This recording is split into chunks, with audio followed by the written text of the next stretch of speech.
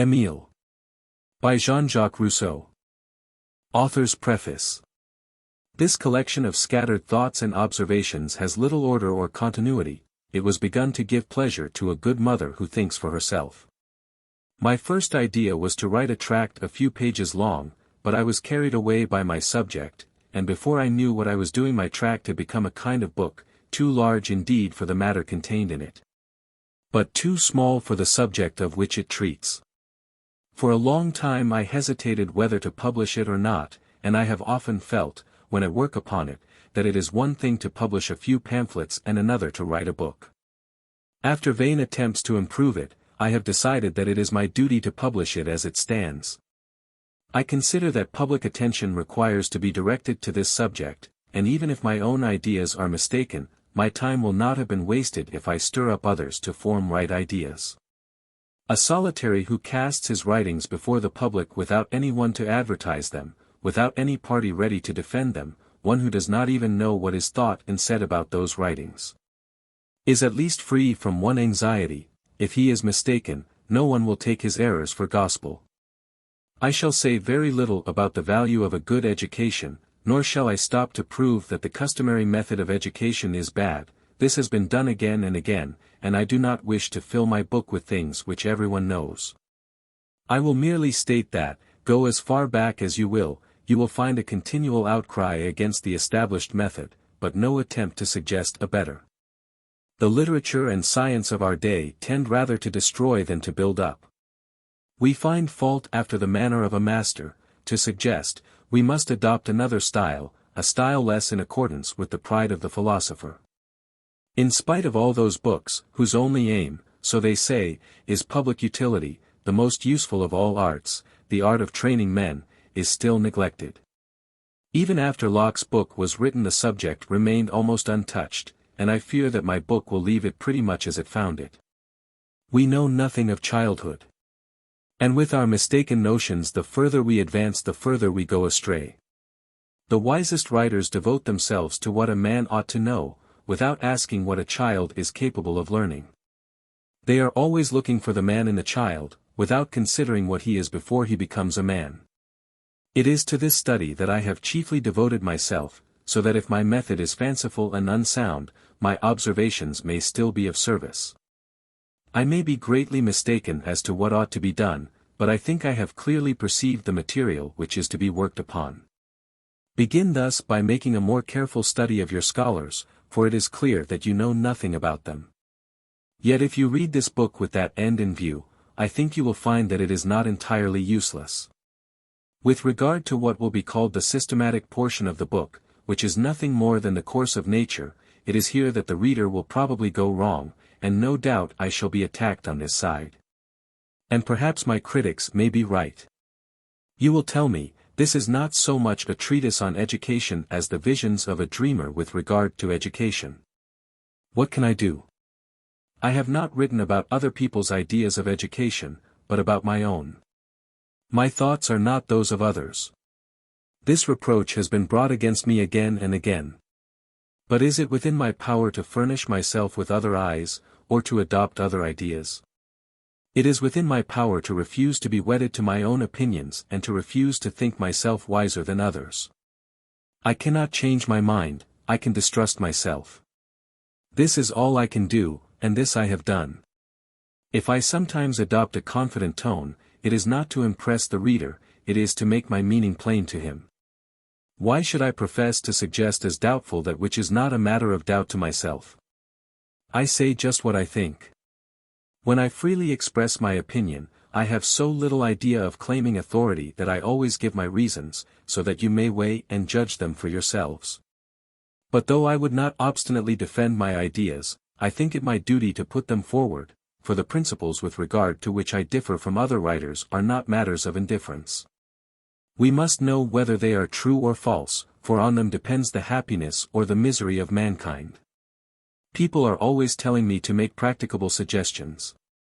You might as well tell me to suggest what people are doing already, or at least to suggest improvements which may be incorporated with the wrong methods at present in use. There are matters with regard to which such a suggestion is far more chimerical than my own, for in such a connection the good is corrupted and the bad is none the better for it. I would rather follow exactly the established method than adopt a better method by halves. There would be fewer contradictions in the man, he cannot aim at one and the same time at two different objects. Fathers and mothers, what you desire that you can do. May I count on your goodwill? There are two things to be considered with regard to any scheme.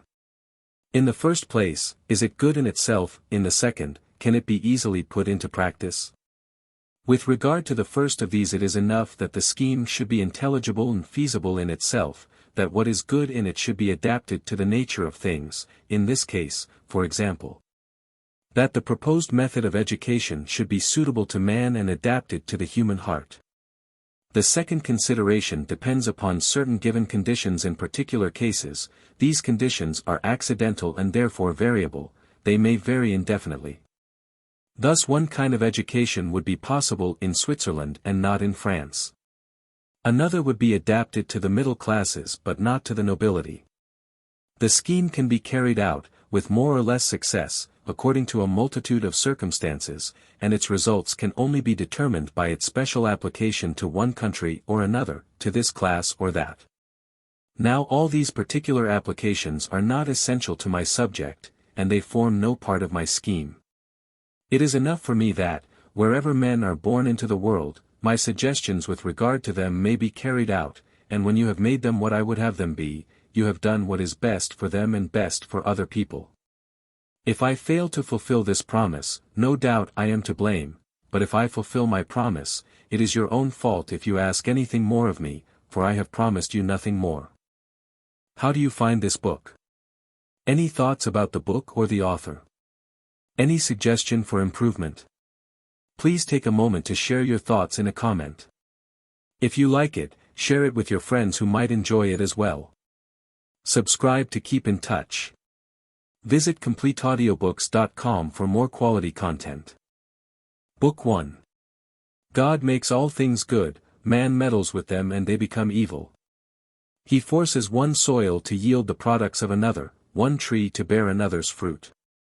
He confuses and confounds time, place, and natural conditions.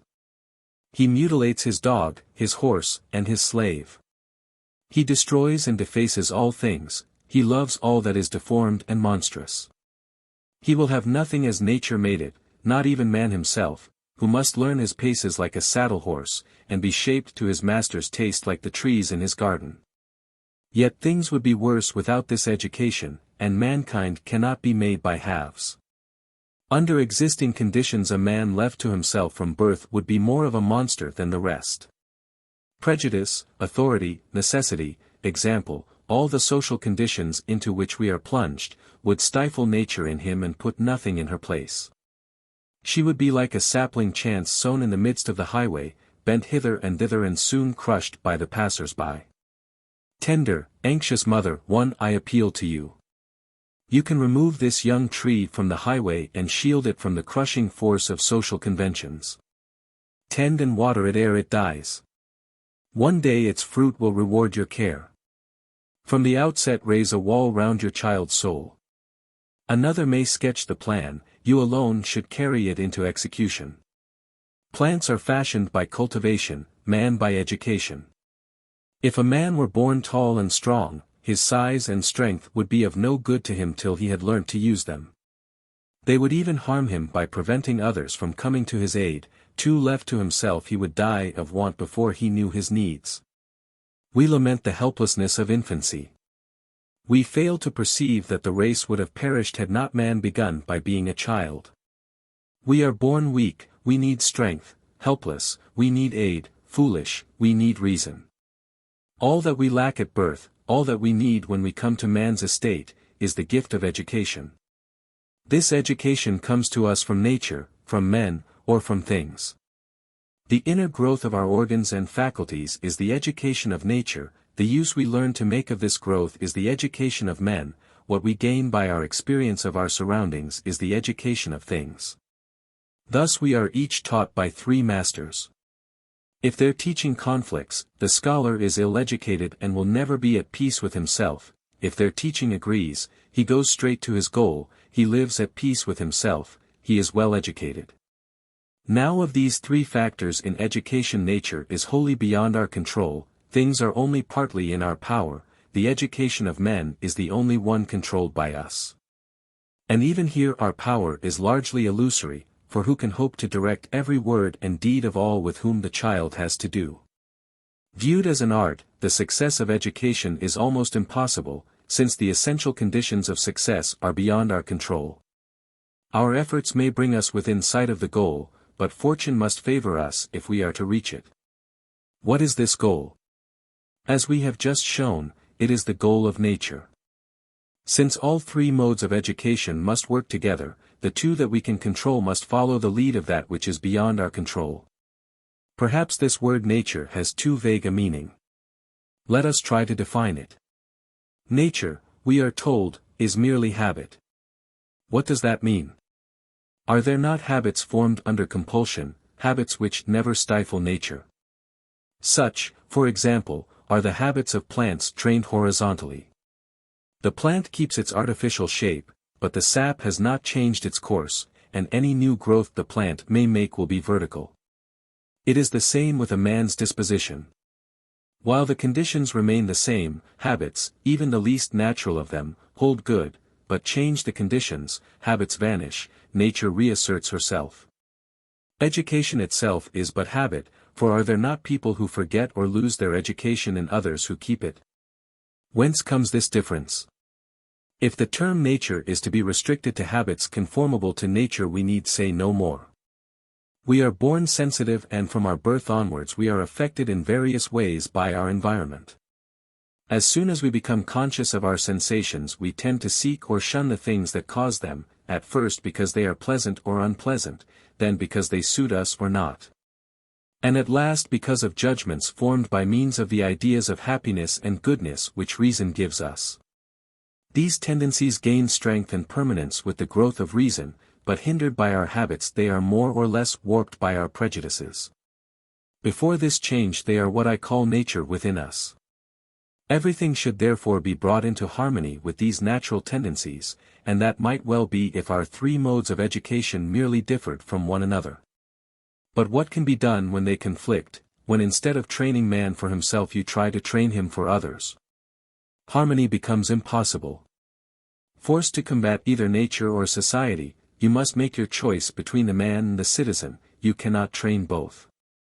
The smaller social group, firmly united in itself and dwelling apart from others, tends to withdraw itself from the larger society. Every patriot hates foreigners, they are only men, and nothing to him. 3. This defect is inevitable, but of little importance. The great thing is to be kind to our neighbors. Among strangers the Spartan was selfish, grasping, and unjust, but unselfishness, justice, and harmony ruled his home life. Distrust those cosmopolitans who search out remote duties in their books and neglect those that lie nearest. Such philosophers will love the Tartars to avoid loving their neighbor. The natural man lives for himself. He is the unit, the whole, dependent only on himself and on his like. The citizen is but the numerator of a fraction, whose value depends on its denominator, his value depends upon the whole, that is, on the community. Good social institutions are those best fitted to make a man unnatural, to exchange his independence for dependence, to merge the unit in the group, so that he no longer regards himself as one, but as a part of the whole, and is only conscious of the common life. A citizen of Rome was neither Caius nor Lucius, he was a Roman, he ever loved his country better than his life. The captive Regulus professed himself a Carthaginian. As a foreigner he refused to take his seat in the Senate except at his master's bidding. He scorned the attempt to save his life. He had his will, and returned in triumph to a cruel death. There is no great likeness between Regulus and the men of our own day. The Spartan Pedaretes presented himself for admission to the council of the 300 and was rejected. He went away rejoicing that there were 300 Spartans better than himself. I suppose he was in earnest, there is no reason to doubt it. That was a citizen. A Spartan mother had 5 sons with the army. A helot arrived. Trembling she asked his news. Your 5 sons are slain. Vile slave, was that what I asked thee? We have won the victory. She hastened to the temple to render thanks to the gods. That was a citizen. He who would preserve the supremacy of natural feelings in social life knows not what he asks. Ever at war with himself, hesitating between his wishes and his duties, he will be neither a man nor a citizen. He will be of no use to himself nor to others. He will be a man of our day, a Frenchman, an Englishman, one of the great middle class. To be something, to be himself, and always at one with himself, a man must act as he speaks, must know what course he ought to take, and must follow that course with vigor and persistence. When I meet this miracle it will be time enough to decide whether he is a man or a citizen, or how he contrives to be both. 2 conflicting types of educational systems spring from these conflicting aims.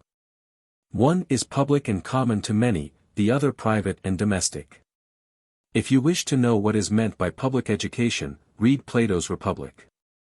Those who merely judge books by their titles take this for a treatise on politics, but it is the finest treatise on education ever written. In popular estimation the Platonic Institute stands for all that is fanciful and unreal. For my own part one should have thought the system of Lycurgus far more impracticable had he merely committed it to writing. Plato only sought to purge man's heart, Lycurgus turned it from its natural course. The public institute does not and cannot exist, for there is neither country nor patriot. The very words should be struck out of our language. The reason does not concern us at present, so that though I know it I refrain from stating it.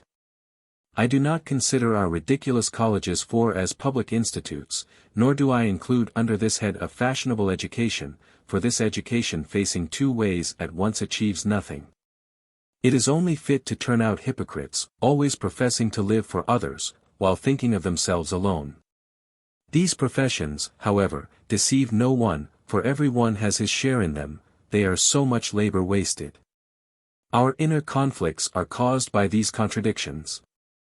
Drawn this way by nature and that way by man, compelled to yield to both forces, we make a compromise and reach neither goal. We go through life, struggling and hesitating, and die before we have found peace, useless alike to ourselves and to others. There remains the education of the home or of nature. But how will a man live with others if he is educated for himself alone? If the twofold aims could be resolved into one by removing the man's self-contradictions, one great obstacle to his happiness would be gone. To judge of this you must see the man full-grown, you must have noted his inclinations, watched his progress, followed his steps, in a word you must really know a natural man. When you have read this work, I think you will have made some progress in this inquiry. What must be done to train this exceptional man? We can do much, but the chief thing is to prevent anything being done. To sail against the wind we merely follow one tack and another, to keep our position in a stormy sea we must cast anchor. Beware, young pilot, lest your boat slip its cable or drag its anchor before you know it. In the social order where each has his own place a man must be educated for it. If such a one leave his own station he is fit for nothing else. His education is only useful when fate agrees with his parents' choice. If not, education harms the scholar, if only by the prejudices it has created. In Egypt, where the son was compelled to adopt his father's calling, education had at least a settled aim. Where social grades remain fixed, but the men who form them are constantly changing, no one knows whether he is not harming his son by educating him for his own class. In the natural order men are all equal and their common calling is that of manhood, so that a well-educated man cannot fail to do well in that calling and those related to it. It matters little to me whether my pupil is intended for the army, the church, or the law. Before his parents chose a calling for him nature called him to be a man. Life is the trade I would teach him. When he leaves me, I grant you, he will be neither a magistrate, a soldier, nor a priest, he will be a man. All that becomes a man he will learn as quickly as another. In vain will fate change his station, he will always be in his right place. Occupavi te, fortuna, accipi, omnes que additus tuas interclusi, ut ad me asperare non posses. The real object of our study is man and his environment. To my mind, those of us who can best endure the good and evil of life are the best educated. Hence it follows that true education consists less in precept than in practice. We begin to learn when we begin to live. Our education begins with ourselves. Our first teacher is our nurse. The ancients used the word education in a different sense. It meant nurture. Educit obstetrix, says Varro. Educat nutrix, instituit pedagogus, docet magister. Thus, education, discipline, and instruction are three things as different in their purpose as the dame, the usher, and the teacher. But these distinctions are undesirable, and the child should only follow one guide. We must therefore look at the general rather than the particular, and consider our scholar as man in the abstract, man exposed to all the changes and chances of mortal life. If men were born attached to the soil of our country, if one season lasted all the year round, if every man's fortune were so firmly grasped that he could never lose it, then the established method of education would have certain advantages. The child brought up to his own calling would never leave it, he could never have to face the difficulties of any other condition.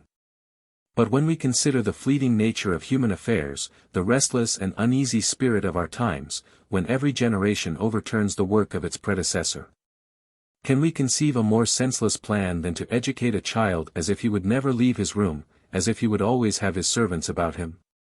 If the wretched creature takes a single step up or down, he is lost. This is not teaching him to bear pain, it is training him to feel it. People think only of preserving their child's life. This is not enough, he must be taught to preserve his own life when he is a man, to bear the buffets of fortune, to brave wealth and poverty, to live at need among the snows of Iceland or on the scorching rocks of Malta. In vain you guard against death, he must needs die, and even if you do not kill him with your precautions, they are mistaken. Teach him to live rather than to avoid death. Life is not breath, but action, the use of our senses, our mind, our faculties, every part of ourselves which makes us conscious of our being. Life consists less in length of days than in the keen sense of living. A man may be buried at 100 and may never have lived at all. He would have fared better had he died young. Our wisdom is slavish prejudice, our customs consist in control, constraint, compulsion.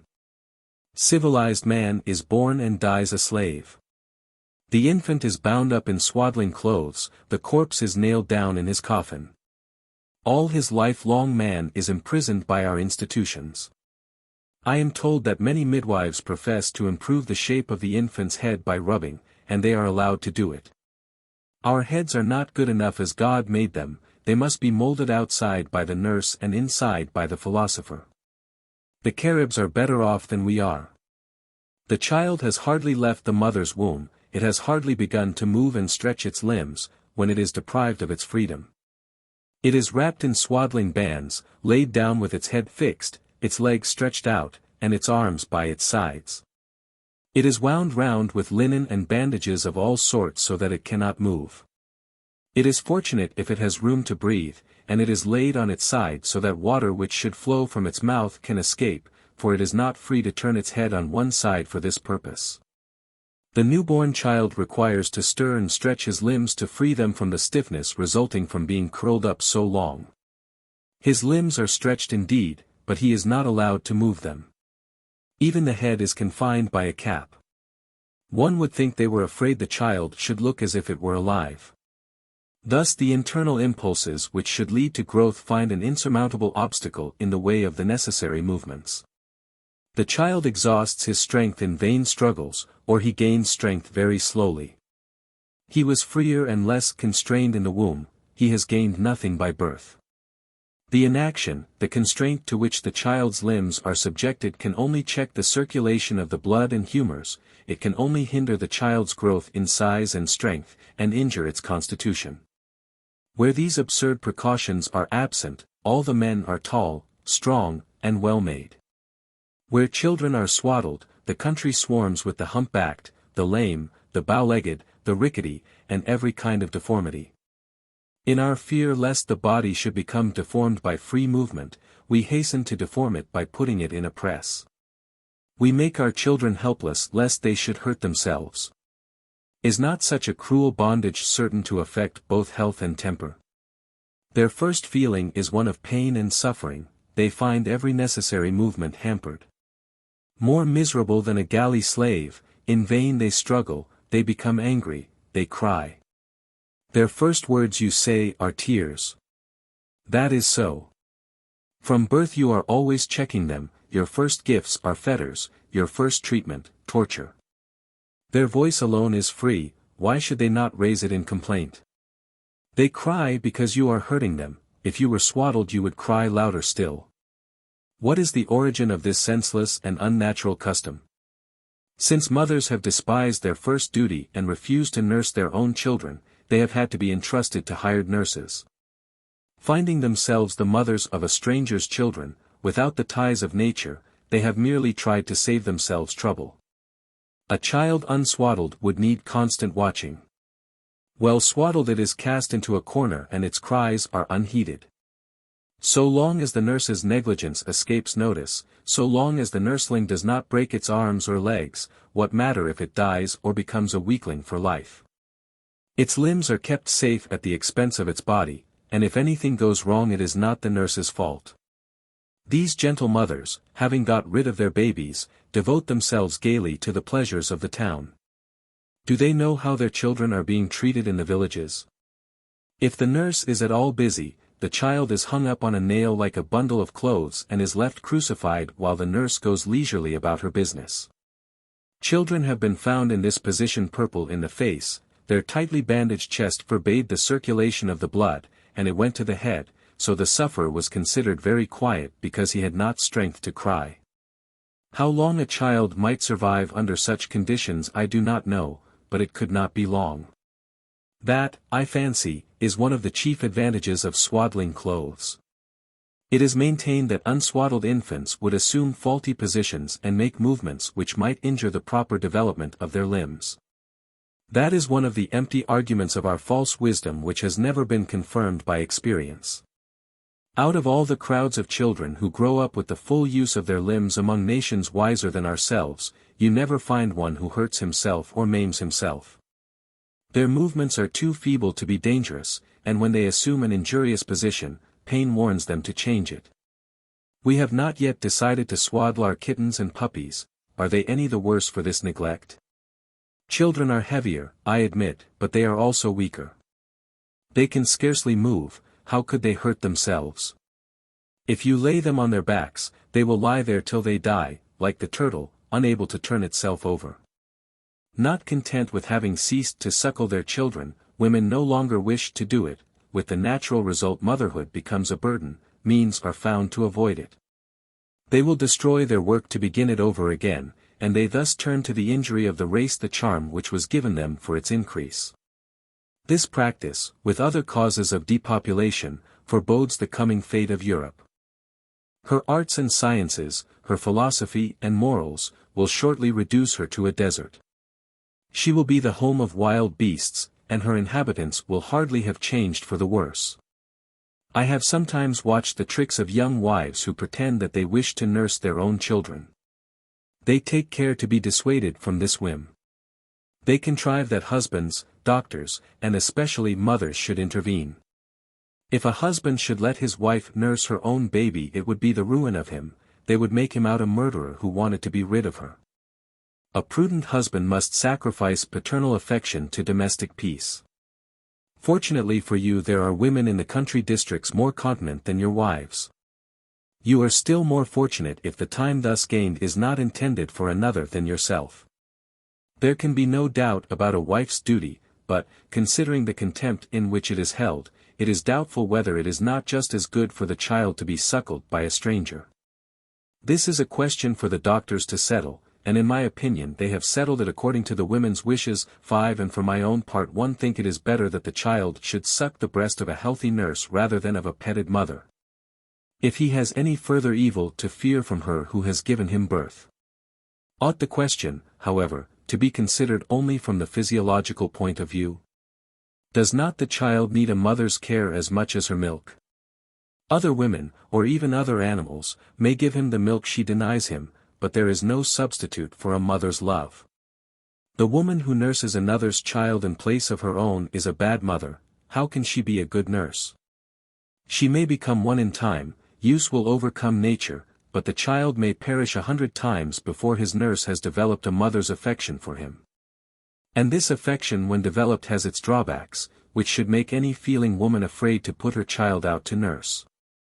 Is she prepared to divide her mother's rights, or rather to abdicate them in favor of a stranger? To see her child loving another more than herself, to feel that the affection he retains for his own mother is a favor, while his love for his foster mother is a duty, for is not some affection due where there has been a mother's care?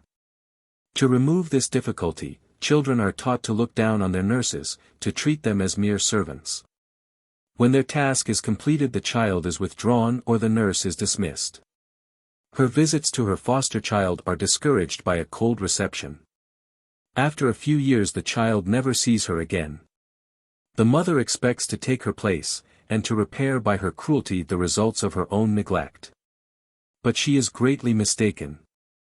She is making an ungrateful foster child, not an affectionate son. She is teaching him ingratitude, and she is preparing him to despise at a later day the mother who bore him, as he now despises his nurse. How emphatically would I speak if it were not so hopeless to keep struggling in vain on behalf of a real reform. More depends on this than you realize. Would you restore all men to their primal duties, begin with the mothers. The results will surprise you. Every evil follows in the train of this first sin. The whole moral order is disturbed, nature is quenched in every breast, the home becomes gloomy, the spectacle of a young family no longer stirs the husband's love and the stranger's reverence. The mother whose children are out of sight wins scanty esteem, there is no home life, the ties of nature are not strengthened by those of habit, fathers, mothers, children, brothers, and sisters cease to exist. They are almost strangers. How should they love one another? Each thinks of himself first.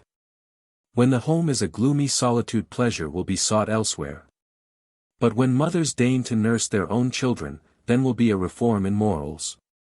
Natural feeling will revive in every heart, there will be no lack of citizens for the state, this first step by itself will restore mutual affection.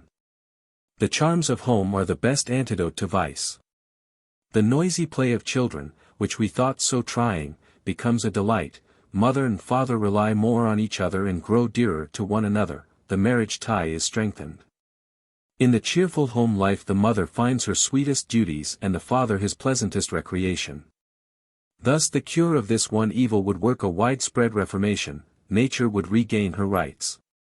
When women become good mothers, men will be good husbands and fathers. My words are vain. When we are sick of worldly pleasures we do not return to the pleasures of the home. Women have ceased to be mothers, they do not and will not return to their duty. Could they do it if they would? The contrary custom is firmly established. Each would have to overcome the opposition of her neighbors, league together against the example which some have never given and others do not desire to follow. Yet there are still a few young women of good natural disposition who refuse to be the slaves of fashion and rebel against the clamor of other women, who fulfill the sweet task imposed on them by nature. Would that the reward in store for them might draw others to follow their example.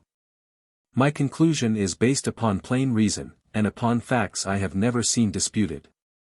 And I venture to promise these worthy mothers the firm and steadfast affection of their husbands and the truly filial love of their children and the respect of all the world. Childbirth will be easy and will leave no ill results, their health will be strong and vigorous, and they will see their daughters follow their example, and find that example quoted as a pattern to others. No mother, no child. Their duties are reciprocal, and when ill done by the one they will be neglected by the other. The child should love his mother before he knows what he owes her. If the voice of instinct is not strengthened by habit it soon dies, the heart is stillborn. From the outset we have strayed from the path of nature. There is another byway which may tempt our feet from the path of nature. The mother may lavish excessive care on her child instead of neglecting him, she may make an idol of him, she may develop and increase his weakness to prevent him feeling it. She wards off every painful experience in the hope of withdrawing him from the power of nature, and fails to realize that for every trifling ill from which she preserves him the future holds in store many accidents and dangers. And that it is a cruel kindness to prolong the child's weakness when the grown man must bear fatigue. Thetis, so the story goes, plunged her son in the waters of Styx to make him invulnerable. The truth of this allegory is apparent. The cruel mothers I speak of do otherwise. They plunge their children into softness, and they are preparing suffering for them, they open the way to every kind of ill, which their children will not fail to experience after they grow up. Fix your eyes on nature, follow the path traced by her. She keeps children at work, she hardens them by all kinds of difficulties, she soon teaches them the meaning of pain and grief. They cut their teeth and are feverish, sharp colics bring on convulsions, they are choked by fits of coughing and tormented by worms, evil humors corrupt the blood, germs of various kinds ferment in it, causing dangerous eruptions. Sickness and danger play the chief part in infancy. 1/2 of the children who are born die before their 8th year. The child who has overcome hardships has gained strength, and as soon as he can use his life he holds it more securely. This is nature's law, why contradict it? Do you not see that in your efforts to improve upon her handiwork you are destroying it, her cares are wasted? To do from without what she does within is according to you to increase the danger twofold. On the contrary, it is the way to avert it. Experience shows that children delicately nurtured are more likely to die. Provided we do not overdo it, there is less risk in using their strength than in sparing it. Accustom them therefore to the hardships they will have to face, train them to endure extremes of temperature, climate, and condition, hunger, thirst, and weariness. Dip them in the waters of Styx. Before bodily habits become fixed you may teach what habits you will without any risk, but once habits are established any change is fraught with peril. A child will bear changes which a man cannot bear, the muscles of the one are soft and flexible, they take whatever direction you give them without any effort. The muscles of the grown man are harder and they only change their accustomed mode of action when subjected to violence. So we can make a child strong without risking his life or health, and even if there were some risk, it should not be taken into consideration. Since human life is full of dangers, can we do better than face them at a time when they can do the least harm? A child's worth increases with his years. To his personal value must be added the cost of the care bestowed upon him. For himself there is not only loss of life, but the consciousness of death. We must therefore think most of his future in our efforts for his preservation. He must be protected against the ills of youth before he reaches them, for if the value of life increases until the child reaches an age when he can be useful. What madness to spare some suffering in infancy only to multiply his pain when he reaches the age of reason. Is that what our Master teaches us? Man is born to suffer, pain is the means of his preservation.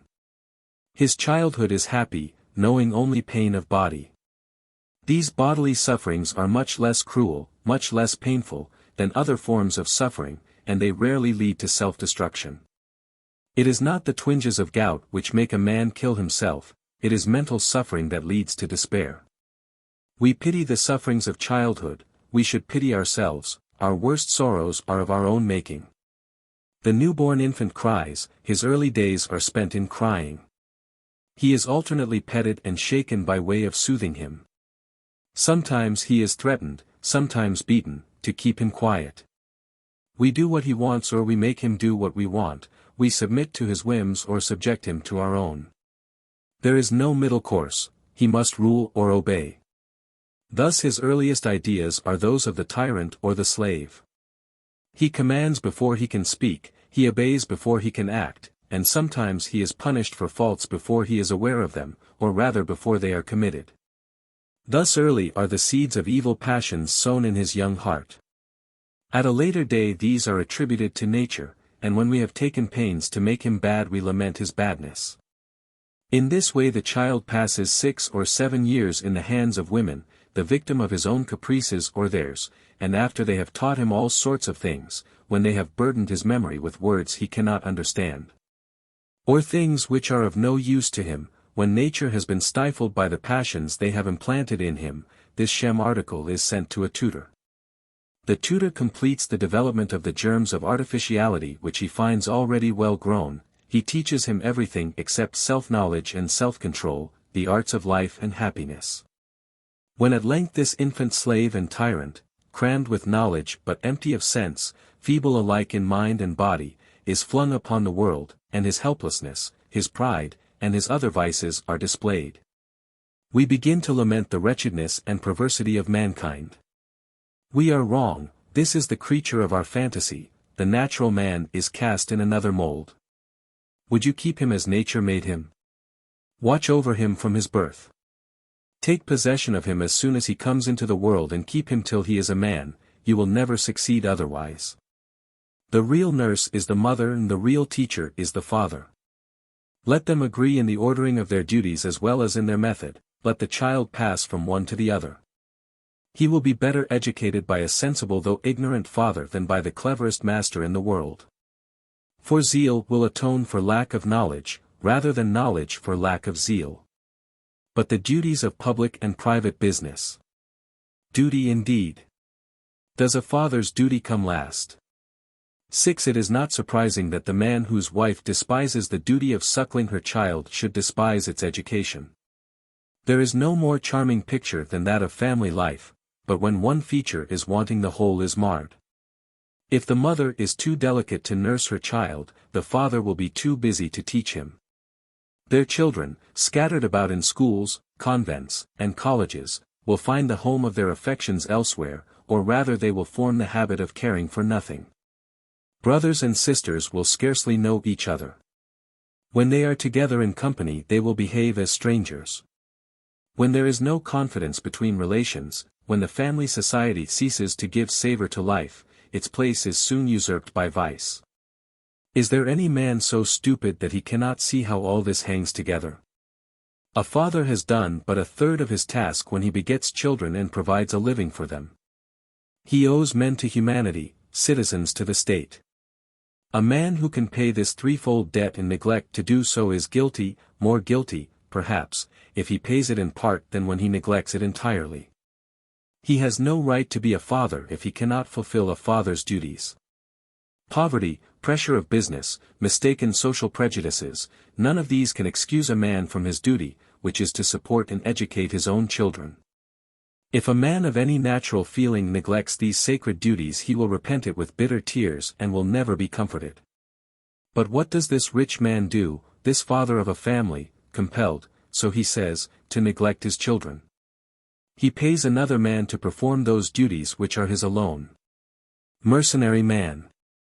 Do you expect to purchase a second father for your child? Do not deceive yourself. It is not even a master you have hired for him, it is a flunky, who will soon train such another as himself. There is much discussion as to the characteristics of a good tutor. My first requirement, and it implies a good many more, is that he should not take up his task for reward. There are callings so great that they cannot be undertaken for money without showing our unfitness for them. Such callings are those of the soldier and the teacher. But who must train my child? I have just told you, you should do it yourself. I cannot. You cannot. Then find a friend. I see no other course. A tutor. What a noble soul! Indeed, for the training of a man one must either be a father or more than man. It is this duty you would calmly hand over to a hireling. The more you think of it the harder you will find it. The tutor must have been trained for his pupil, his servants must have been trained for their master, so that all who come near him may have received the impression which is to be transmitted to him. We must pass from education to education, I know not how far. How can a child be well educated by one who has not been well educated himself? Can such a one be found? I know not. In this age of degradation who knows the height of virtue to which man's soul may attain? But let us assume that this prodigy has been discovered. We shall learn what he should be from the consideration of his duties. I fancy the father who realizes the value of a good tutor will contrive to do without one, for it will be harder to find one than to become such a tutor himself. He need search no further, nature herself having done half the work. Someone whose rank alone is known to me suggested that I should educate his son. He did me a great honor, no doubt, but far from regretting my refusal, he ought to congratulate himself on my prudence. Had the offer been accepted, and had I been mistaken in my method, there would have been an education ruined. Had I succeeded, things would have been worse. His son would have renounced his title and refused to be a prince. I feel too deeply the importance of a tutor's duties and my own unfitness, ever to accept such a post, whoever offered it, and even the claims of friendship would be only an additional motive for my refusal. Few, I think, will be tempted to make me such an offer when they have read this book, and I beg anyone who would do so to spare his pains. I have had enough experience of the task to convince myself of my own unfitness, and my circumstances would make it impossible, even if my talents were such as to fit me for it. I have thought it my duty to make this public declaration to those who apparently refuse to do me the honor of believing in the sincerity of my determination. If I am unable to undertake the more useful task, I will at least venture to attempt the easier one. I will follow the example of my predecessors and take up, not the task, but my pen, and instead of doing the right thing I will try to say it. I know that in such an undertaking the author, who ranges at will among theoretical systems, utters many fine precepts impossible to practice. And even when he says what is practicable it remains undone for want of details and examples as to its application. I have therefore decided to take an imaginary pupil, to assume on my own part the age, health, knowledge, and talents required for the work of his education, to guide him from birth to manhood, when he needs no guide but himself. This method seems to me useful for an author who fears lest he may stray from the practical to the visionary, for as soon as he departs from common practice he has only to try his method on his pupil. He will soon know, or the reader will know for him, whether he is following the development of the child and the natural growth of the human heart. This is what I have tried to do. Lest my book should be unduly bulky, I have been content to state those principles the truth of which is self-evident. But as to the rules which call for proof, I have applied them to Emile or to others, and I have shown, in very great detail, how my theories may be put into practice. Such at least is my plan. The reader must decide whether I have succeeded. At first I have said little about Emile, for my earliest maxims of education, though very different from those generally accepted, are so plain that it is hard for a man of sense to refuse to accept them, but as I advance, my scholar, educated after another fashion than yours, is no longer an ordinary child, he needs a special system. Then he appears upon the scene more frequently, and towards the end I never lose sight of him for a moment, until, whatever he may say, he needs me no longer. I pass over the qualities required in a good tutor. I take them for granted, and assume that I am endowed with them. As you read this book you will see how generous I have been to myself. I will only remark that, contrary to the received opinion, a child's tutor should be young, as young indeed as a man may well be who is also wise. Were it possible, he should become a child himself, that he may be the companion of his pupil and win his confidence by sharing his games. Childhood and age have too little in common for the formation of a really firm affection. Children sometimes flatter old men, they never love them. People seek a tutor who has already educated one pupil. This is too much. One man can only educate one pupil. If two were essential to success, what right would he have to undertake the first? With more experience you may know better what to do, but you are less capable of doing it. Once this task has been well done, you will know too much of its difficulties to attempt it a second time. If ill done, the first attempt augurs badly for the second. It is one thing to follow a young man about for 4 years, another to be his guide for 25. You find a tutor for your son when he is already formed. I want one for him before he is born. Your man may change his pupil every 5 years. Mine will never have but one pupil. You distinguish between the teacher and the tutor. Another piece of folly. Do you make any distinction between the pupil and the scholar? There is only one science for children to learn, the duties of man. This science is one, and, whatever Xenophon may say of the education of the Persians, it is indivisible. Besides, I prefer to call the man who has this knowledge master rather than teacher, since it is a question of guidance rather than instruction. He must not give precepts, he must let the scholar find them out for himself. If the master is to be so carefully chosen, he may well choose his pupil, above all when he proposes to set a pattern for others. This choice cannot depend on the child's genius or character, as I adopt him before he is born, and they are only known when my task is finished. If I had my choice I would take a child of ordinary mind, such as I assume in my pupil. It is ordinary people who have to be educated, and their education alone can serve as a pattern for the education of their fellows. The others find their way alone. The birthplace is not a matter of indifference in the education of man. It is only in temperate climes that he comes to his full growth. The disadvantages of extremes are easily seen. A man is not planted in one place like a tree, to stay there the rest of his life, and to pass from one extreme to another you must travel twice as far as he who starts halfway. If the inhabitant of a temperate climate passes in turn through both extremes his advantage is plain, for although he may be changed as much as he who goes from one extreme to the other, he only removes halfway from his natural condition. A Frenchman can live in New Guinea or in Lapland, but a Negro cannot live in Tornea nor a Samoyed in Benin. It seems also as if the brain were less perfectly organized in the two extremes. Neither the Negroes nor the Laps are as wise as Europeans. So if I want my pupil to be a citizen of the world I will choose him in the temperate zone, in France for example, rather than elsewhere. In the north with its barren soil men devour much food, in the fertile south they eat little. This produces another difference, the one is industrious, the other contemplative. Society shows us, in one and the same spot, a similar difference between rich and poor.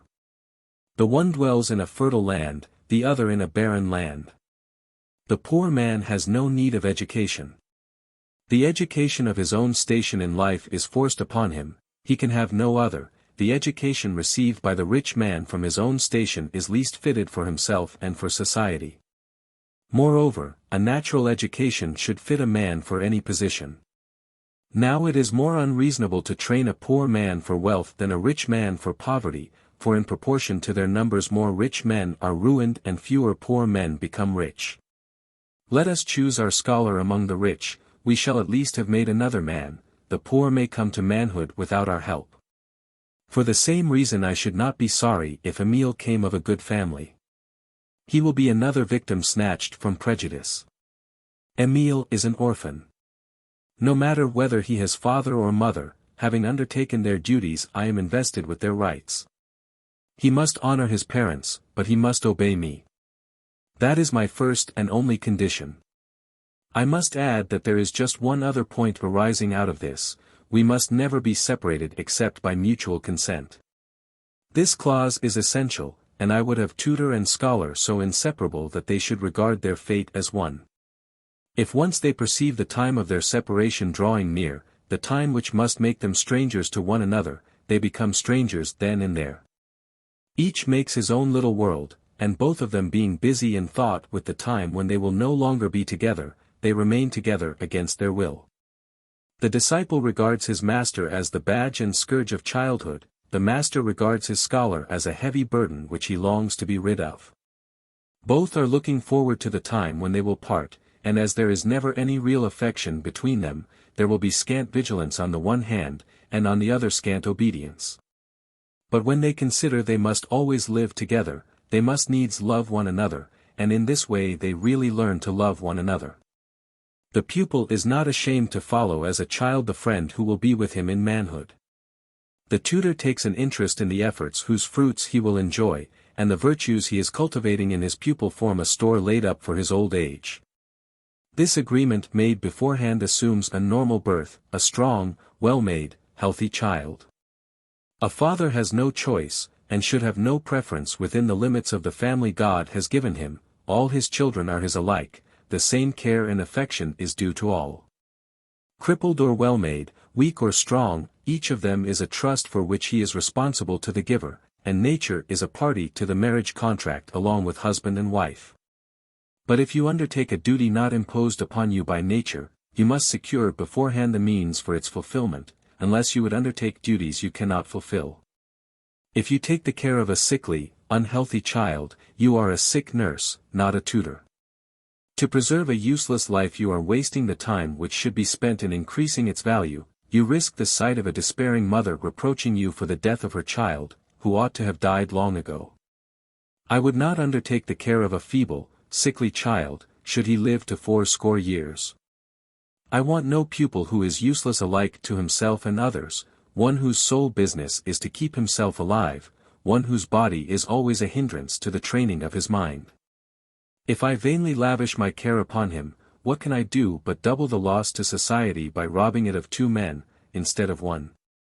Let another tend this weakling for me, I am quite willing, I approve his charity, but I myself have no gift for such a task.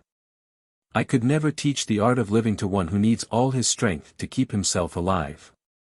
The body must be strong enough to obey the mind, a good servant must be strong. I know that intemperance stimulates the passions. In course of time it also destroys the body. Fasting and penance often produce the same results in an opposite way. The weaker the body, the more imperious its demands, the stronger it is, the better it obeys.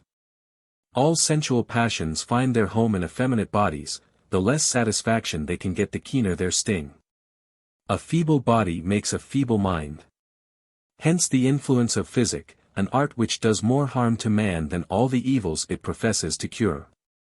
I do not know what the doctors cure us of, but I know this, they infect us with very deadly diseases, cowardice, timidity, credulity, the fear of death.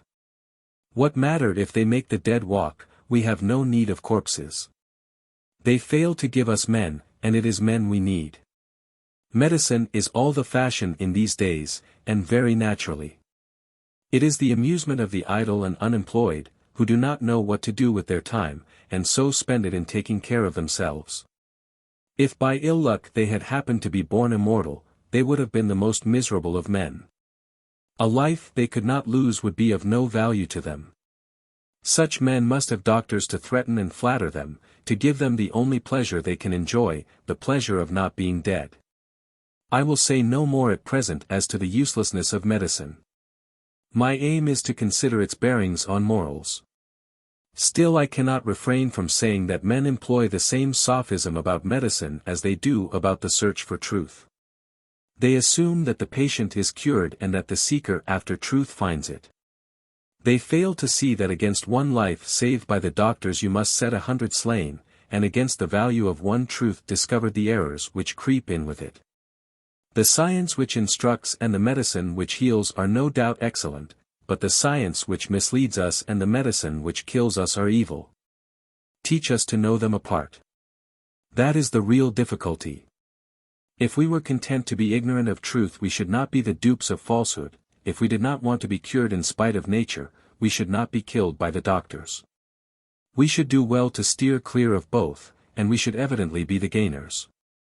I do not deny that medicine is useful to some men, I assert that it is fatal to mankind.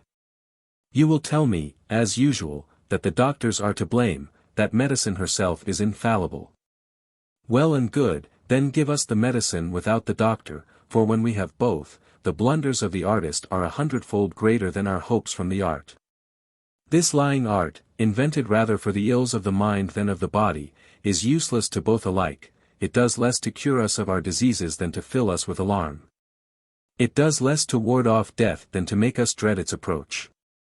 It exhausts life rather than prolongs it. Should it even prolong life it would only be to the prejudice of the race, since it makes us set its precautions before society and our fears before our duties. It is the knowledge of danger that makes us afraid. If we thought ourselves invulnerable we should know no fear. The poet armed Achilles against danger and so robbed him of the merit of courage. On such terms any man would be an Achilles. Would you find a really brave man? Seek him where there are no doctors, where the results of disease are unknown, and where death is little thought of. By nature a man bears pain bravely and dies in peace. It is the doctors with their rules, the philosophers with their precepts, the priests with their exhortations, who debase the heart and make us afraid to die. Give me a pupil who has no need of these, or I will have nothing to do with him. No one else shall spoil my work, I will educate him myself or not at all. That wise man, Locke, who had devoted part of his life to the study of medicine, advises us to give no drugs to the child, whether as a precaution, or on account of slight ailments. I will go farther, and will declare that, as I never call in a doctor for myself, I will never send for one for Emile, unless his life is clearly in danger, when the doctor can but kill him. I know the doctor will make capital out of my delay. If the child dies, he was called in too late; if he recovers, it is his doing. So be it, let the doctor boast, but do not call him in except in extremity. As the child does not know how to be cured, he knows how to be ill. The one art takes the place of the other and is often more successful, it is the art of nature. When a beast is ill, it keeps quiet and suffers in silence, but we see fewer sickly animals than sick men. How many men have been slain by impatience, fear, anxiety, and above all by medicine, men whom disease would have spared, and time alone have cured. I shall be told that animals, who live according to nature, are less liable to disease than ourselves. Well, that way of living is just what I mean to teach my pupil, he should profit by it in the same way. Hygiene is the only useful part of medicine, and hygiene is rather a virtue than a science. Temperance and industry are man's true remedies, work sharpens his appetite and temperance teaches him to control it. To learn what system is most beneficial you have only to study those races remarkable for health, strength, and length of days. If common observation shows us that medicine neither increases health nor prolongs life, it follows that this useless art is worse than useless, since it wastes time, men, and things on what is pure loss. Not only must we deduct the time spent, not in using life, but preserving it, but if this time is spent in tormenting ourselves it is worse than wasted, it is so much to the bad. And to reckon fairly a corresponding share must be deducted from what remains to us. A man who lives 10 years for himself and others without the help of doctors lives more for himself and others than one who spends 30 years as their victim. I have tried both, so I think I have a better right than most to draw my own conclusions. For these reasons I decline to take any but a strong and healthy pupil, and these are my principles for keeping him in health. I will not stop to prove at length the value of manual labor and bodily exercise for strengthening the health and constitution, no one denies it. Nearly all the instances of long life are to be found among the men who have taken most exercise, who have endured fatigue and labor. 7 Neither will I enter into details as to the care I shall take for this alone. It will be clear that it forms such an essential part of my practice that it is enough to get hold of the idea without further explanation.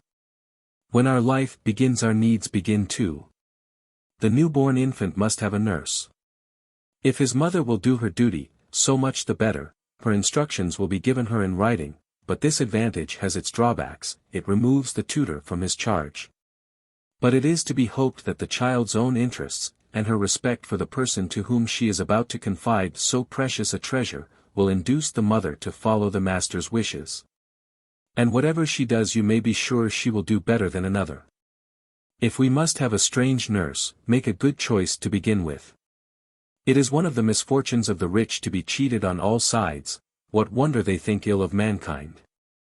It is riches that corrupt men, and the rich are rightly the first to feel the defects of the only tool they know. Everything is ill done for them, except what they do themselves, and they do next to nothing. When a nurse must be selected the choice is left to the doctor. What happens? The best nurse is the one who offers the highest bribe. I shall not consult the doctor about Emile's nurse, I shall take care to choose her myself. I may not argue about it so elegantly as the surgeon, but I shall be more reliable, I shall be less deceived by my zeal than the doctor by his greed. There is no mystery about this choice. Its rules are well known, but I think we ought probably to pay more attention to the age of the milk as well as its quality. The first milk is watery, it must be almost an aperient, to purge the remains of the meconium curdled in the bowels of the newborn child. Little by little the milk thickens and supplies more solid food as the child is able to digest it. It is surely not without cause that nature changes the milk in the female of every species according to the age of the offspring. Thus a newborn child requires a nurse who has recently become mother. There is, I know, a difficulty here, but as soon as we leave the path of nature there are difficulties in the way of all well-doing. The wrong course is the only right one under the circumstances, so we take it.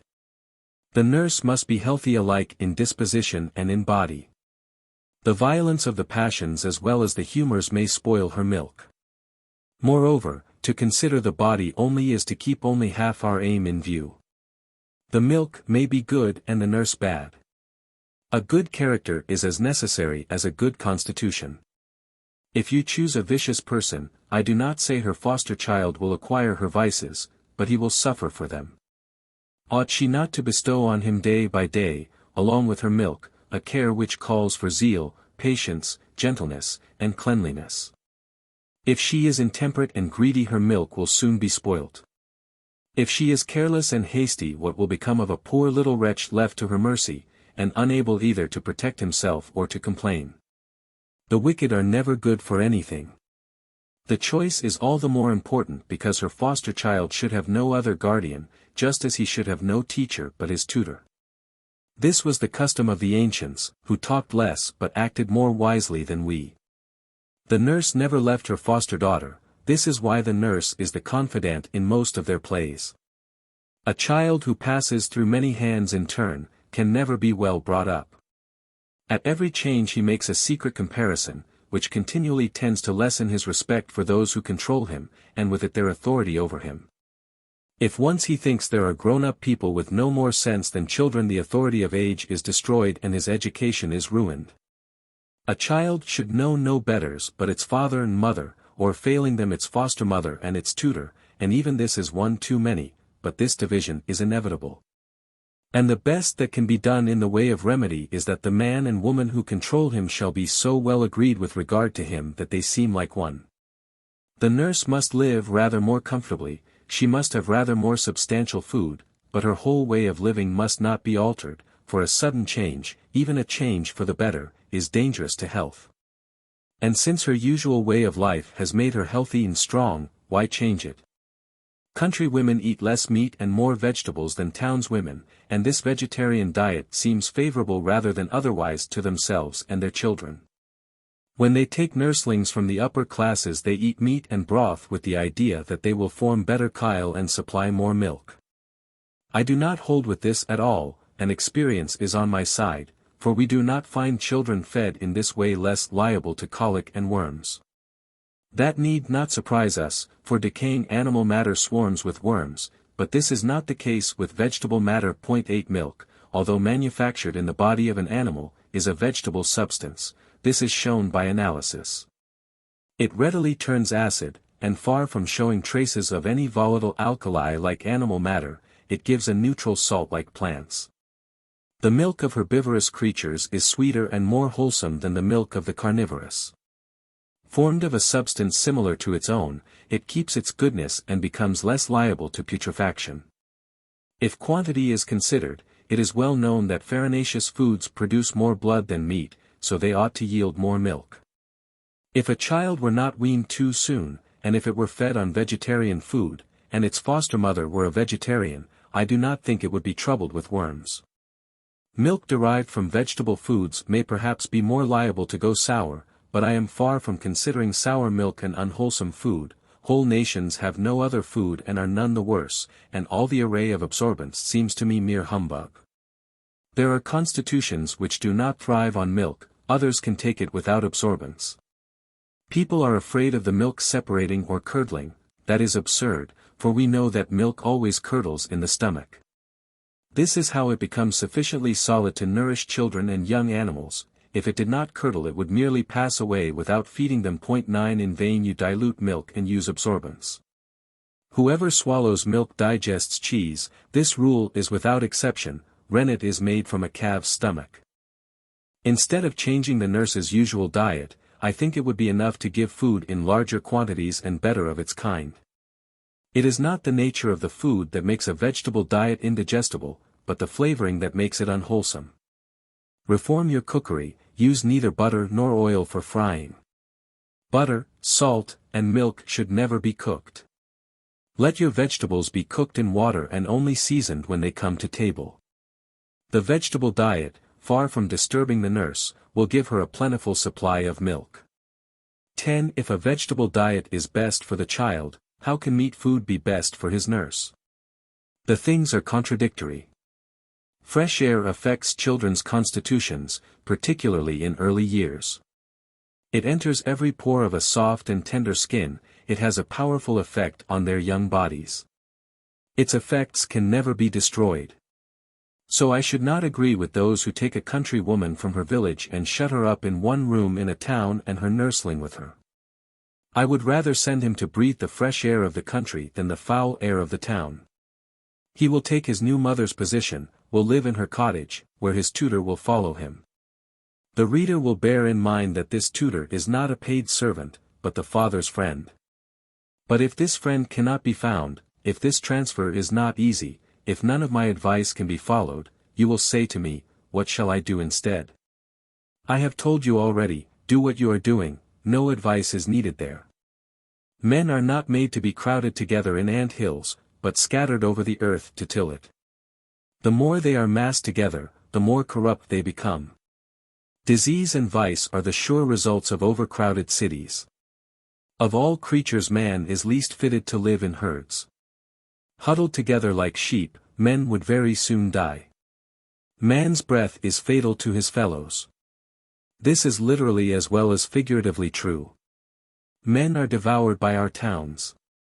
In a few generations the race dies out or becomes degenerate, it needs renewal, and it is always renewed from the country. Send your children to renew themselves, so to speak, send them to regain in the open fields the strength lost in the foul air of our crowded cities.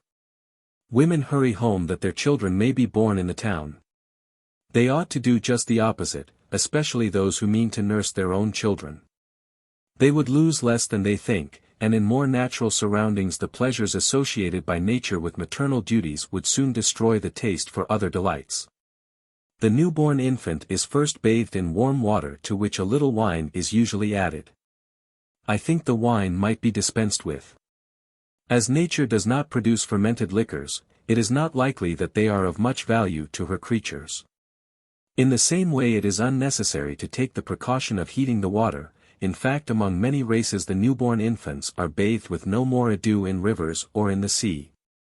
Our children, made tender before birth by the softness of their parents, come into the world with a constitution already enfeebled, which cannot be at once exposed to all the trials required to restore it to health.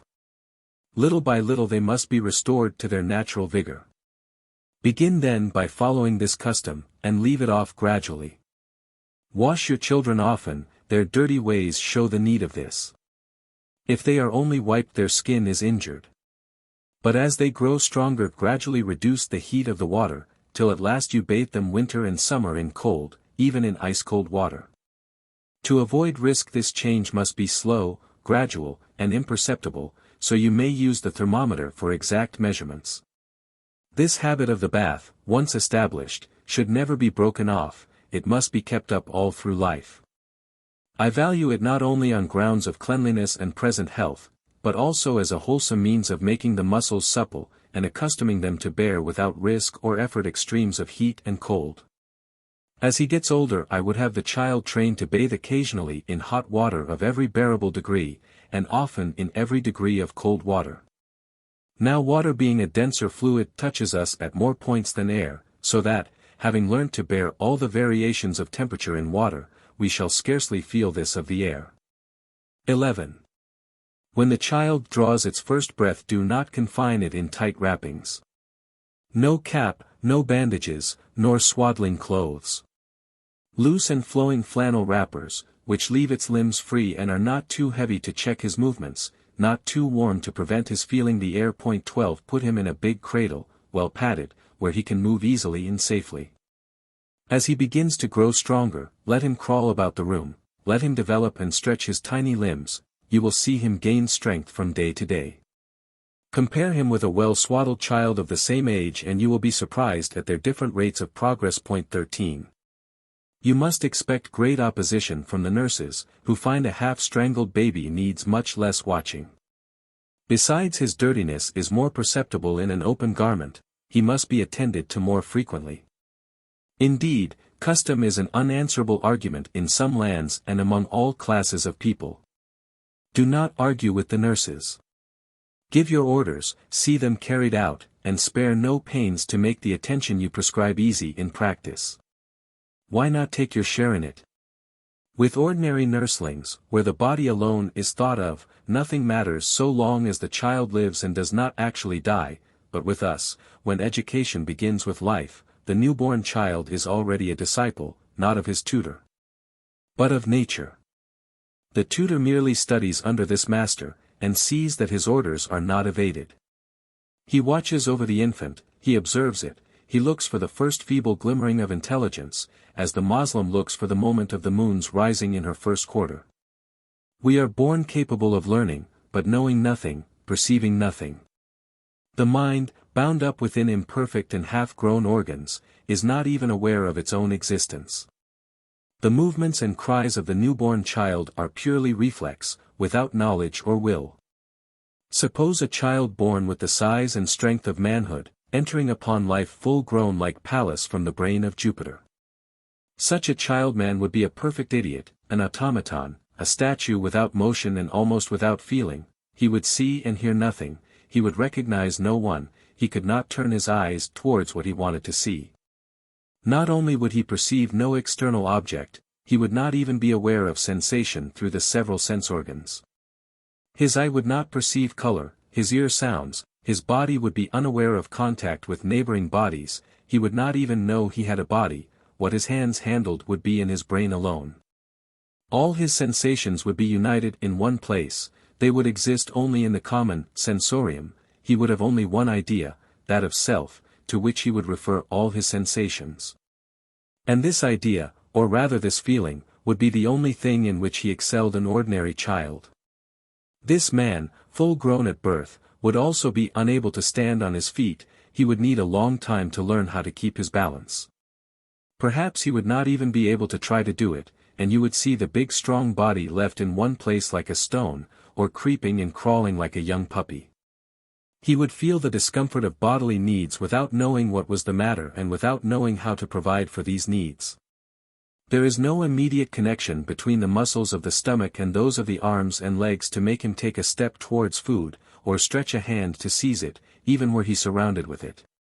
And as his body would be full grown and his limbs well developed, he would be without the perpetual restlessness and movement of childhood, so that he might die of hunger without stirring to seek food. However little you may have thought about the order and development of our knowledge, you cannot deny that such a one would be in the state of almost primitive ignorance and stupidity natural to man before he has learnt anything from experience or from his fellows.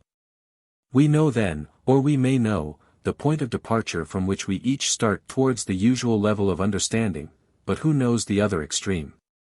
Each progresses more or less according to his genius, his taste, his needs, his talents, his zeal, and his opportunities for using them. No philosopher, so far as I know, has dared to say to man, thus far shalt thou go and no further. We know not what nature allows us to be, none of us has measured the possible difference between man and man. Is there a mind so dead that this thought has never kindled it, that has never said in his pride, how much have I already done, how much more may I achieve? Why should I lag behind my fellows? As I said before, man's education begins at birth. Before he can speak or understand he is learning. Experience precedes instruction, when he recognizes his nurse he has learnt much. The knowledge of the most ignorant man would surprise us if we had followed his course from birth to the present time. If all human knowledge were divided into two parts, one common to all, the other peculiar to the learned, the latter would seem very small compared with the former. But we scarcely heed this general experience, because it is acquired before the age of reason. Moreover, knowledge only attracts attention by its rarity, as in algebraic equations common factors count for nothing. Even animals learn much. They have senses and must learn to use them, they have needs, they must learn to satisfy them, they must learn to eat, walk, or fly. Quadrupeds which can stand on their feet from the first cannot walk for all that. From their first attempts it is clear that they lack confidence. Canaries who escape from their cage are unable to fly, having never used their wings. Living and feeling creatures are always learning. If plants could walk they would need senses and knowledge, else their species would die out. The child's first mental experiences are purely affective, he is only aware of pleasure and pain. It takes him a long time to acquire the definite sensations which show him things outside himself, but before these things present and withdraw themselves, so to speak, from his sight, taking size and shape for him. The recurrence of emotional experiences is beginning to subject the child to the rule of habit. You see his eyes constantly follow the light, and if the light comes from the side the eyes turn towards it, so that one must be careful to turn his head towards the light lest he should squint. He must also be accustomed from the first to the dark, or he will cry if he misses the light. Food and sleep, too, exactly measured, become necessary at regular intervals, and soon desire is no longer the effect of need, but of habit, or rather habit adds a fresh need to those of nature. You must be on your guard against this. The only habit the child should be allowed to contract is that of having no habits. Let him be carried on either arm, let him be accustomed to offer either hand, to use one or other indifferently. Let him not want to eat, sleep, or do anything at fixed hours, nor be unable to be left alone by day or night. Prepare the way for his control of his liberty and the use of his strength by leaving his body its natural habit, by making him capable of lasting self-control, of doing all that he wills when his will is formed. As soon as the child begins to take notice, what is shown him must be carefully chosen. The natural man is interested in all new things. He feels so feeble that he fears the unknown. The habit of seeing fresh things without ill effects destroys this fear. Children brought up in clean houses where there are no spiders are afraid of spiders, and this fear often lasts through life. I never saw peasants, man, woman, or child, afraid of spiders. Since the mere choice of things shown him may make the child timid or brave, why should not his education begin before he can speak or understand? I would have him accustomed to see fresh things, ugly, repulsive, and strange beasts, but little by little, and far off till he is used to them, until having seen others handle them he handles them himself. If in childhood he sees toads, snakes, and crayfish, he will not be afraid of any animal when he is grown up. Those who are continually seeing terrible things think nothing of them. All children are afraid of masks. I begin by showing Emile a mask with a pleasant face, then someone puts this mask before his face, I begin to laugh, they all laugh too, and the child with them. By degrees I accustom him to less pleasing masks, and at last hideous ones. If I have arranged my stages skillfully, far from being afraid of the last mask, he will laugh at it as he did at the first. After that I am not afraid of people frightening him with masks. When Hector bids farewell to Andromache, the young Astyanax, startled by the nodding plumes on the helmet, does not know his father, he flings himself weeping upon his nurse's bosom and wins from his mother a smile mingled with tears. What must be done to stay this terror? Just what Hector did, put the helmet on the ground and caress the child. In a calmer moment one would do more, one would go up to the helmet, play with the plumes, let the child feel them. At last the nurse would take the helmet and place it laughingly on her own head, if indeed a woman's hand dare touch the armor of Hector. If Emile must get used to the sound of a gun, I first fire a pistol with a small charge. He is delighted with this sudden flash, this sort of lightning. I repeat the process with more powder, gradually I add a small charge without a wad, then a larger. In the end I accustom him to the sound of a gun, to fireworks, cannon, and the most terrible explosions. I have observed that children are rarely afraid of thunder unless the peals are really terrible and actually hurt the ear, otherwise this fear only comes to them when they know that thunder sometimes hurts or kills. When reason begins to cause fear, let us reassure them. By slow and careful stages man and child learn to fear nothing. In the dawn of life, when memory and imagination have not begun to function, the child only attends to what affects its senses. His sense experiences are the raw material of thought, they should, therefore, be presented to him in fitting order, so that memory may at a future time present them in the same order to his understanding. But as he only attends to his sensations, it is enough, at first, to show him clearly the connection between these sensations and the things which cause them. He wants to touch and handle everything. Do not check these movements which teach him invaluable lessons. Thus he learns to perceive the heat, cold, hardness, softness, weight, or lightness of bodies, to judge their size and shape and all their physical properties, by looking, feeling, 14 listening, and, above all, by comparing sight and touch. By judging with the eye what sensation they would cause to his hand. It is only by movement that we learn the difference between self and not self, it is only by our own movements that we gain the idea of space. The child has not this idea, so he stretches out his hand to seize the object within his reach or that which is 100 paces from him. You take this as a sign of tyranny, an attempt to bid the thing draw near, or to bid you bring it. Nothing of the kind, it is merely that the object first seen in his brain, then before his eyes, now seems close to his arms, and he has no idea of space beyond his reach. Be careful, therefore, to take him about, to move him from place to place, and to let him perceive the change in his surroundings, so as to teach him to judge of distances. When he begins to perceive distances, then you must change your plan, and only carry him when you please, not when he pleases, for as soon as he is no longer deceived by his senses, there is another motive for his effort. This change is remarkable and calls for explanation. The discomfort caused by real needs is shown by signs, when the help of others is required. Hence the cries of children, they often cry, it must be so. Since they are only conscious of feelings, when those feelings are pleasant they enjoy them in silence, when they are painful they say so in their own way and demand relief. Now when they are awake they can scarcely be in a state of indifference, either they are asleep or else they are feeling something. All our languages are the result of art. It has long been a subject of inquiry whether there ever was a natural language common to all, no doubt there is, and it is the language of children before they begin to speak. This language is inarticulate, but it has tone, stress, and meaning. The use of our own language has led us to neglect it so far as to forget it altogether. Let us study children and we shall soon learn it afresh from them. Nurses can teach us this language. They understand all their nurslings say to them, they answer them, and keep up long conversations with them, and though they use words, these words are quite useless. It is not the hearing of the word, but its accompanying intonation that is understood.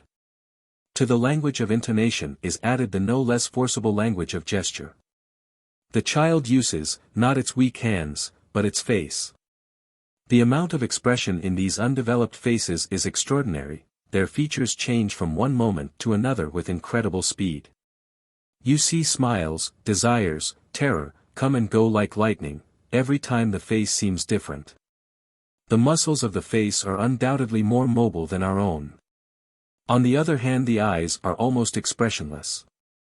Such must be the sort of signs they use at an age when their only needs are those of the body. Grimaces are the sign of sensation, the glance expresses sentiment. As man's first state is one of want and weakness, his first sounds are cries and tears. The child feels his needs and cannot satisfy them, he begs for help by his cries. Is he hungry or thirsty? There are tears. Is he too cold or too hot? More tears, he needs movement and is kept quiet, more tears, he wants to sleep and is disturbed, he weeps. The less comfortable he is, the more he demands change. He has only one language because he has, so to say, only one kind of discomfort. In the imperfect state of his sense organs he does not distinguish their several impressions, all ills produce one feeling of sorrow. These tears, which you think so little worthy of your attention, give rise to the first relation between man and his environment. Here is forged the first link in the long chain of social order. When the child cries he is uneasy, he feels some need which he cannot satisfy, you watch him, seek this need, find it, and satisfy it. If you can neither find it nor satisfy it, the tears continue and become tiresome. The child is petted to quiet him, he is rocked or sung to sleep. If he is obstinate, the nurse becomes impatient and threatens him. Cruel nurses sometimes strike him. What strange lessons for him at his first entrance into life! I shall never forget seeing one of these troublesome crying children thus beaten by his nurse. He was silent at once. I thought he was frightened, and said to myself, this will be a servile being from whom nothing can be got but by harshness. I was wrong, the poor wretch was choking with rage, he could not breathe, he was black in the face. A moment later there were bitter cries, every sign of the anger, rage, and despair of this age was in his tones. I thought he would die. Had I doubted the innate sense of justice and injustice in man's heart, this one instance would have convinced me. I am sure that a drop of boiling liquid falling by chance on that child's hand would have hurt him less than that blow, slight in itself, but clearly given with the intention of hurting him. This tendency to anger, vexation, and rage needs great care. Boerhaave thinks that most of the diseases of children are of the nature of convulsions, because the head being larger in proportion and the nervous system more extensive than in adults, they are more liable to nervous irritation. Take the greatest care to remove from them any servants who tease, annoy, or vex them. They are 100-fold more dangerous and more fatal than fresh air and changing seasons. When children only experience resistance in things and never in the will of man, they do not become rebellious or passionate, and their health is better. This is one reason why the children of the poor, who are freer and more independent, are generally less frail and weakly, more vigorous than those who are supposed to be better brought up by being constantly thwarted. But you must always remember that it is one thing to refrain from thwarting them, but quite another to obey them. The child's first tears are prayers, beware lest they become commands. He begins by asking for aid, he ends by demanding service. Thus from his own weakness, the source of his first consciousness of dependence, springs the later idea of rule and tyranny. But as this idea is aroused rather by his needs than by our services, we begin to see moral results whose causes are not in nature. Thus we see how important it is, even at the earliest age, to discern the secret meaning of the gesture or cry. When the child tries to see something without speaking, he thinks he can reach the object, for he does not rightly judge its distance. When he cries and stretches out his hands he no longer misjudges the distance, he bids the object approach, or orders you to bring it to him. In the first case bring it to him slowly, in the second do not even seem to hear his cries. The more he cries the less you should heed him. He must learn in good time not to give commands to men, for he is not their master, nor to things, for they cannot hear him. Thus when the child wants something you mean to give him, it is better to carry him to it rather than to bring the thing to him. From this he will draw a conclusion suited to his age, and there is no other way of suggesting it to him. The Abbé Saint-Pierre calls men big children, one might also call children little men. These statements are true, but they require explanation. But when Hobbes calls the wicked a strong child, his statement is contradicted by facts. All wickedness comes from weakness. The child is only naughty because he is weak, make him strong and he will be good. If we could do everything we should never do wrong. Of all the attributes of the Almighty, goodness is that which it would be hardest to dissociate from our conception of him. All nations who have acknowledged a good and an evil power, have always regarded the evil as inferior to the good. Otherwise their opinion would have been absurd. Compare this with the creed of the Savoyard clergyman later on in this book. Reason alone teaches us to know good and evil. Therefore conscience, which makes us love the one and hate the other, though it is independent of reason, cannot develop without it. Before the age of reason we do good or ill without knowing it, and there is no morality in our actions, although there is sometimes in our feeling with regard to other people's actions in relation to ourselves. A child wants to overturn everything he sees. He breaks and smashes everything he can reach, he seizes a bird as he seizes a stone, and strangles it without knowing what he is about. Why so? In the first place philosophy will account for this by inbred sin, man's pride, love of power, selfishness, spite. Perhaps it will say in addition to this that the child's consciousness of his own weakness makes him eager to use his strength, to convince himself of it. But watch that broken-down old man reduced in the downward course of life to the weakness of a child. Not only is he quiet and peaceful, he would have all about him quiet and peaceful too. The least change disturbs and troubles him, he would like to see universal calm. How is it possible that similar feebleness and similar passions should produce such different effects in age and in infancy, if the original cause were not different? And where can we find this difference in cause except in the bodily condition of the two? The active principle, common to both, is growing in one case and declining in the other, it is being formed in the one and destroyed in the other. One is moving towards life, the other towards death. The failing activity of the old man is centered in his heart, the child's overflowing activity spreads abroad. He feels, if we may say so, strong enough to give life to all about him. To make or to destroy, it is all one to him, change is what he seeks, and all change involves action. If he seems to enjoy destructive activity, it is only that it takes time to make things and very little time to break them, so that the work of destruction accords better with his eagerness. While the author of nature has given children this activity, he takes care that it shall do little harm by giving them small power to use it. But as soon as they can think of people as tools to be used, they use them to carry out their wishes and to supplement their own weakness. This is how they become tiresome, masterful, imperious, naughty, and unmanageable.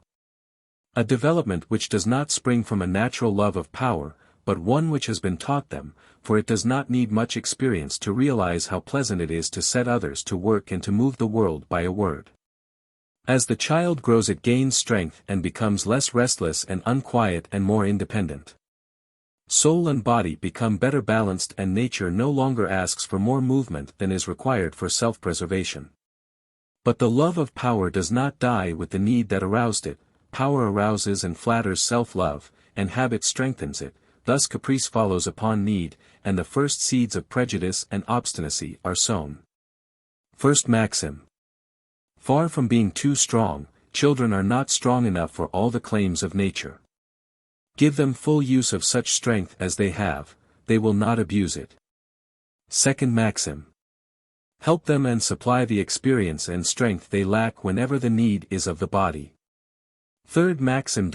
In the help you give them, confine yourself to what is really needful, without granting anything to caprice or unreason. For they will not be tormented by caprice if you do not call it into existence, seeing it is no part of nature. Fourth maxim. Study carefully their speech and gestures, so that at an age when they are incapable of deceit you may discriminate between those desires which come from nature and those which spring from perversity. The spirit of these rules is to give children more real liberty and less power, to let them do more for themselves and demand less of others. So that by teaching them from the first to confine their wishes within the limits of their powers, they will scarcely feel the want of whatever is not in their power. This is another very important reason for leaving children's limbs and bodies perfectly free, only taking care that they do not fall, and keeping anything that might hurt them out of their way. The child whose body and arms are free will certainly cry much less than a child tied up in swaddling clothes. He who knows only bodily needs, only cries when in pain. And this is a great advantage, for then we know exactly when he needs help, and if possible we should not delay our help for an instant. But if you cannot relieve his pain, stay where you are and do not flatter him by way of soothing him. Your caresses will not cure his colic, but he will remember what he must do to win them, and if he once finds out how to gain your attention at will, he is your master, the whole education is spoilt. Their movements being less constrained, children will cry less wearied with their tears, people will not take so much trouble to check them. With fewer threats and promises, they will be less timid and less obstinate, and will remain more nearly in their natural state. Ruptures are produced less by letting children cry than by the means taken to stop them, and my evidence for this is the fact that the most neglected children are less liable to them than others. I am very far from wishing that they should be neglected, on the contrary, it is of the utmost importance that their wants should be anticipated, so that they need not proclaim their wants by crying. But neither would I have unwise care bestowed on them. Why should they think it wrong to cry when they find they can get so much by it? When they have learned the value of their silence, they take good care not to waste it. In the end they will so exaggerate its importance that no one will be able to pay its price, then worn out with crying they become exhausted, and are at length silent. Prolonged crying on the part of a child neither swaddled nor out of health, a child who lacks nothing, is merely the result of habit or obstinacy. Such tears are no longer the work of nature, but the work of the child's nurse, who could not resist its importunity and so has increased it, without considering that while she quiets the child today she is teaching him to cry louder tomorrow. Moreover, when caprice or obstinacy is the cause of their tears, there is a sure way of stopping them by distracting their attention by some pleasant or conspicuous object which makes them forget that they want to cry. Most nurses excel in this art, and rightly used it is very useful. But it is of the utmost importance that the child should not perceive that you mean to distract his attention, and that he should be amused without suspecting you are thinking about him. Now this is what most nurses cannot do. Most children are weaned too soon. The time to wean them is when they cut their teeth. This generally causes pain and suffering. At this time the child instinctively carries everything he gets hold of to his mouth to chew it. To help forward this process he is given as a plaything some hard object such as ivory or a wolf's tooth. I think this is a mistake. Hard bodies applied to the gums do not soften them. Far from it, they make the process of cutting the teeth more difficult and painful. Let us always take instinct as our guide. We never see puppies practicing their budding teeth on pebbles, iron, or bones, but on wood, leather, rags, soft materials which yield to their jaws, and on which the tooth leaves its mark. We can do nothing simply, not even for our children. Toys of silver, gold, coral, cut crystal, rattles of every price and kind, what vain and useless appliances! Away with them all. Let us have no corals or rattles.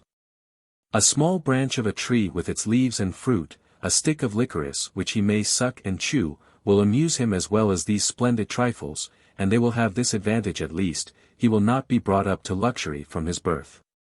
It is admitted that pap is not a very wholesome food.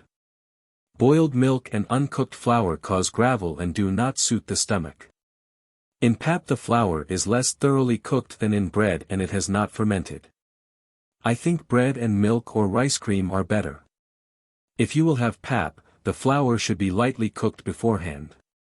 In my own country they make a very pleasant and wholesome soup from flour thus heated. Meat broth or soup is not a very suitable food and should be used as little as possible. The child must first get used to chewing his food. This is the right way to bring the teeth through, and when the child begins to swallow, the saliva mixed with the food helps digestion. I would have them first chew dried fruit or crusts. I should give them as playthings little bits of dry bread or biscuits, like the Piedmont bread, known in the country as grisses.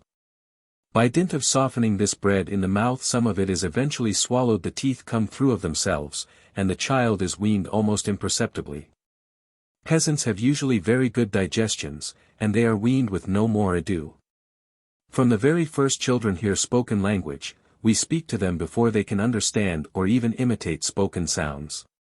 The vocal organs are still stiff, and only gradually lend themselves to the reproduction of the sounds heard. It is even doubtful whether these sounds are heard distinctly as we hear them. The nurse may amuse the child with songs and with very merry and varied intonation, but I object to her bewildering the child with a multitude of vain words of which it understands nothing but her tone of voice. I would have the first words he hears few in number, distinctly and often repeated, while the words themselves should be related to things which can first be shown to the child. That fatal facility in the use of words we do not understand begins earlier than we think. In the schoolroom the scholar listens to the verbiage of his master as he listened in the cradle to the babble of his nurse. I think it would be a very useful education to leave him in ignorance of both. All sorts of ideas crowd in upon us when we try to consider the development of speech and the child's first words. Whatever we do they all learn to talk in the same way, and all philosophical speculations are utterly useless. To begin with, they have, so to say, a grammar of their own, whose rules and syntax are more general than our own. If you attend carefully you will be surprised to find how exactly they follow certain analogies, very much mistaken if you like, but very regular. These forms are only objectionable because of their harshness or because they are not recognized by custom. I have just heard a child severely scolded by his father for saying, "Mon père, ijety." Now we see that this child was following the analogy more closely than our grammarians, for as they say to him, "Vas why should he not say, ijety?" Notice too the skillful way in which he avoids the hiatus in ijey or yrije. Is it the poor child's fault that we have so unskillfully deprived the phrase of this determinative adverb, why, because we did not know what to do with it? It is an intolerable piece of pedantry and most superfluous attention to detail to make a point of correcting all children's little sins against the customary expression, for they always cure themselves with time. Always speak correctly before them, let them never be so happy with any one as with you, and be sure that their speech will be imperceptibly modeled upon yours without any correction on your part. But a much greater evil, and one far less easy to guard against, is that they are urged to speak too much, as if people were afraid they would not learn to talk of themselves. This indiscreet zeal produces an effect directly opposite to what is meant. They speak later and more confusedly. The extreme attention paid to everything they say makes it unnecessary for them to speak distinctly, and as they will scarcely open their mouths, many of them contract a vicious pronunciation and a confused speech, which last all their life and make them almost unintelligible. I have lived much among peasants, and I never knew one of them lisp, man or woman, boy or girl. Why is this? Are their speech organs differently made from our own? No, but they are differently used. There is a hillock facing my window on which the children of the place assemble for their games. Although they are far enough away, I can distinguish perfectly what they say, and often get good notes for this book. Every day my ear deceives me as to their age. I hear the voices of children of 10, I look and see the height and features of children of 3 or 4. This experience is not confined to me. The townspeople who come to see me, and whom I consult on this point, all fall into the same mistake. This results from the fact that, up to 5 or 6, children in town, brought up in a room and under the care of a nursery governess, do not need to speak above a whisper to make themselves heard. As soon as their lips move people take pains to make out what they mean.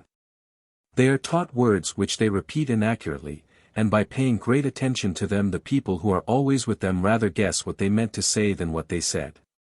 It is quite a different matter in the country. A peasant woman is not always with her child, he is obliged to learn to say very clearly and loudly what he wants, if he is to make himself understood. Children scattered about the fields at a distance from their fathers, mothers and other children, gain practice in making themselves heard at a distance, and in adapting the loudness of the voice to the distance which separates them from those to whom they want to speak. This is the real way to learn pronunciation, not by stammering out a few vowels into the ear of an attentive governess.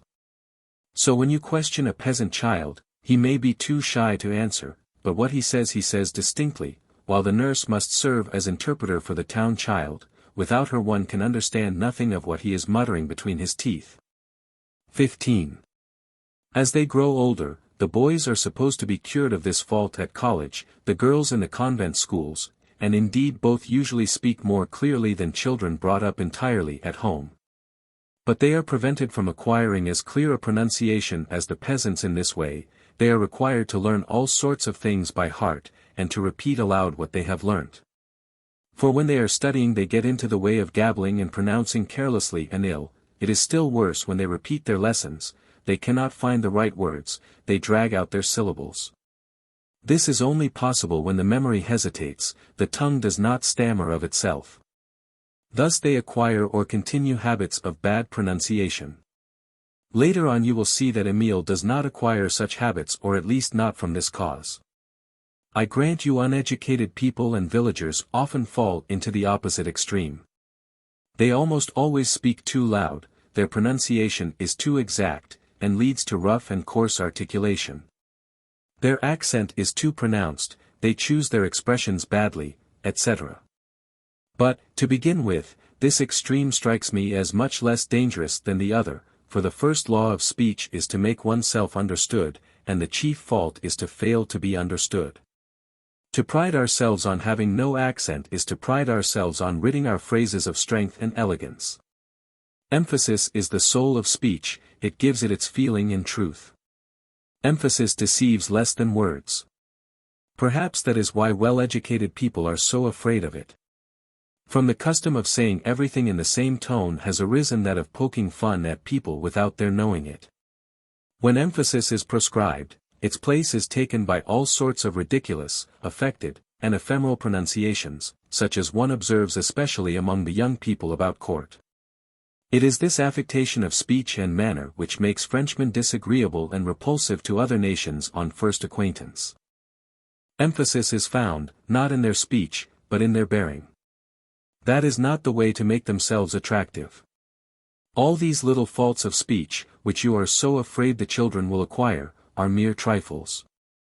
They may be prevented or corrected with the greatest ease, but the faults which are taught them when you make them speak in a low, indistinct, and timid voice, when you are always criticizing their tone and finding fault with their words, are never cured. A man who has only learnt to speak in society of fine ladies could not make himself heard at the head of his troops, and would make little impression on the rabble in a riot. First teach the child to speak to men. He will be able to speak to the women when required. Brought up in all the rustic simplicity of the country, your children will gain a more sonorous voice. They will not acquire the hesitating stammer of town children, neither will they acquire the expressions nor the tone of the villagers, or if they do they will easily lose them.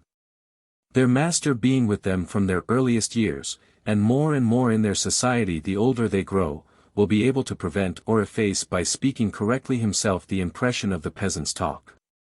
Emile will speak the purest French I know, but he will speak it more distinctly and with a better articulation than myself.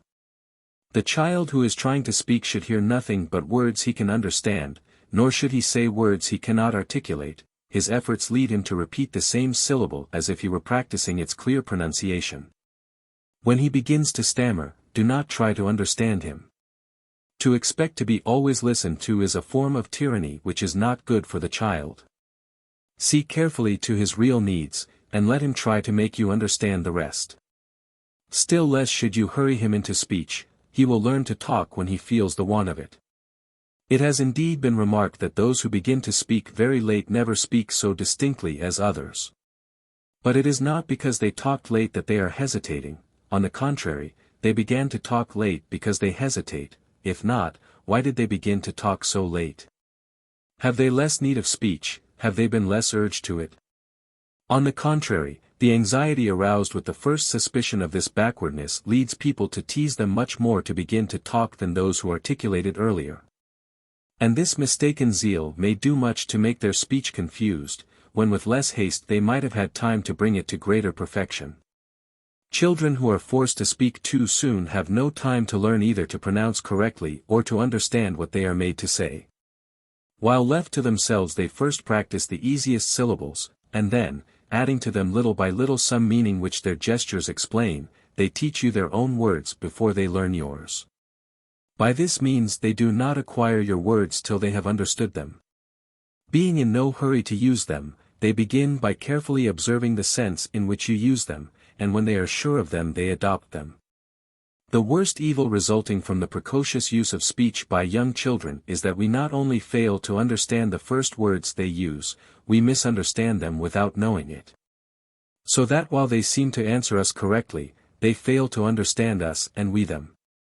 This is the most frequent cause of our surprise at children's sayings. We attribute to them ideas which they did not attach to their words. This lack of attention on our part to the real meaning which words have for children seems to me the cause of their earliest misconceptions. And these misconceptions, even when corrected, color their whole course of thought for the rest of their life. I shall have several opportunities of illustrating these by examples later on. Let the child's vocabulary, therefore, be limited. It is very undesirable that he should have more words than ideas, that he should be able to say more than he thinks. One of the reasons why peasants are generally shrewder than townsfolk is, I think, that their vocabulary is smaller.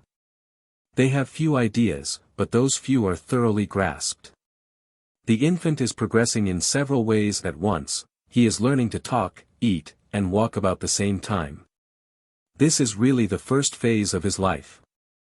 Up till now, he was little more than he was before birth. He had neither feeling nor thought, he was barely capable of sensation, he was unconscious of his own existence. Vivit, eti est vitae nescius ipsi sui. Ovid. Book 2. We have now reached the second phase of life. Infancy, strictly so-called, is over, for the words infans and puer are not synonymous. The latter includes the former, which means literally, one who cannot speak. Thus Valerius speaks of puerum infantum. But I shall continue to use the word child, French enfant, according to the custom of our language till an age for which there is another term. When children begin to talk they cry less. This progress is quite natural, one language supplants another.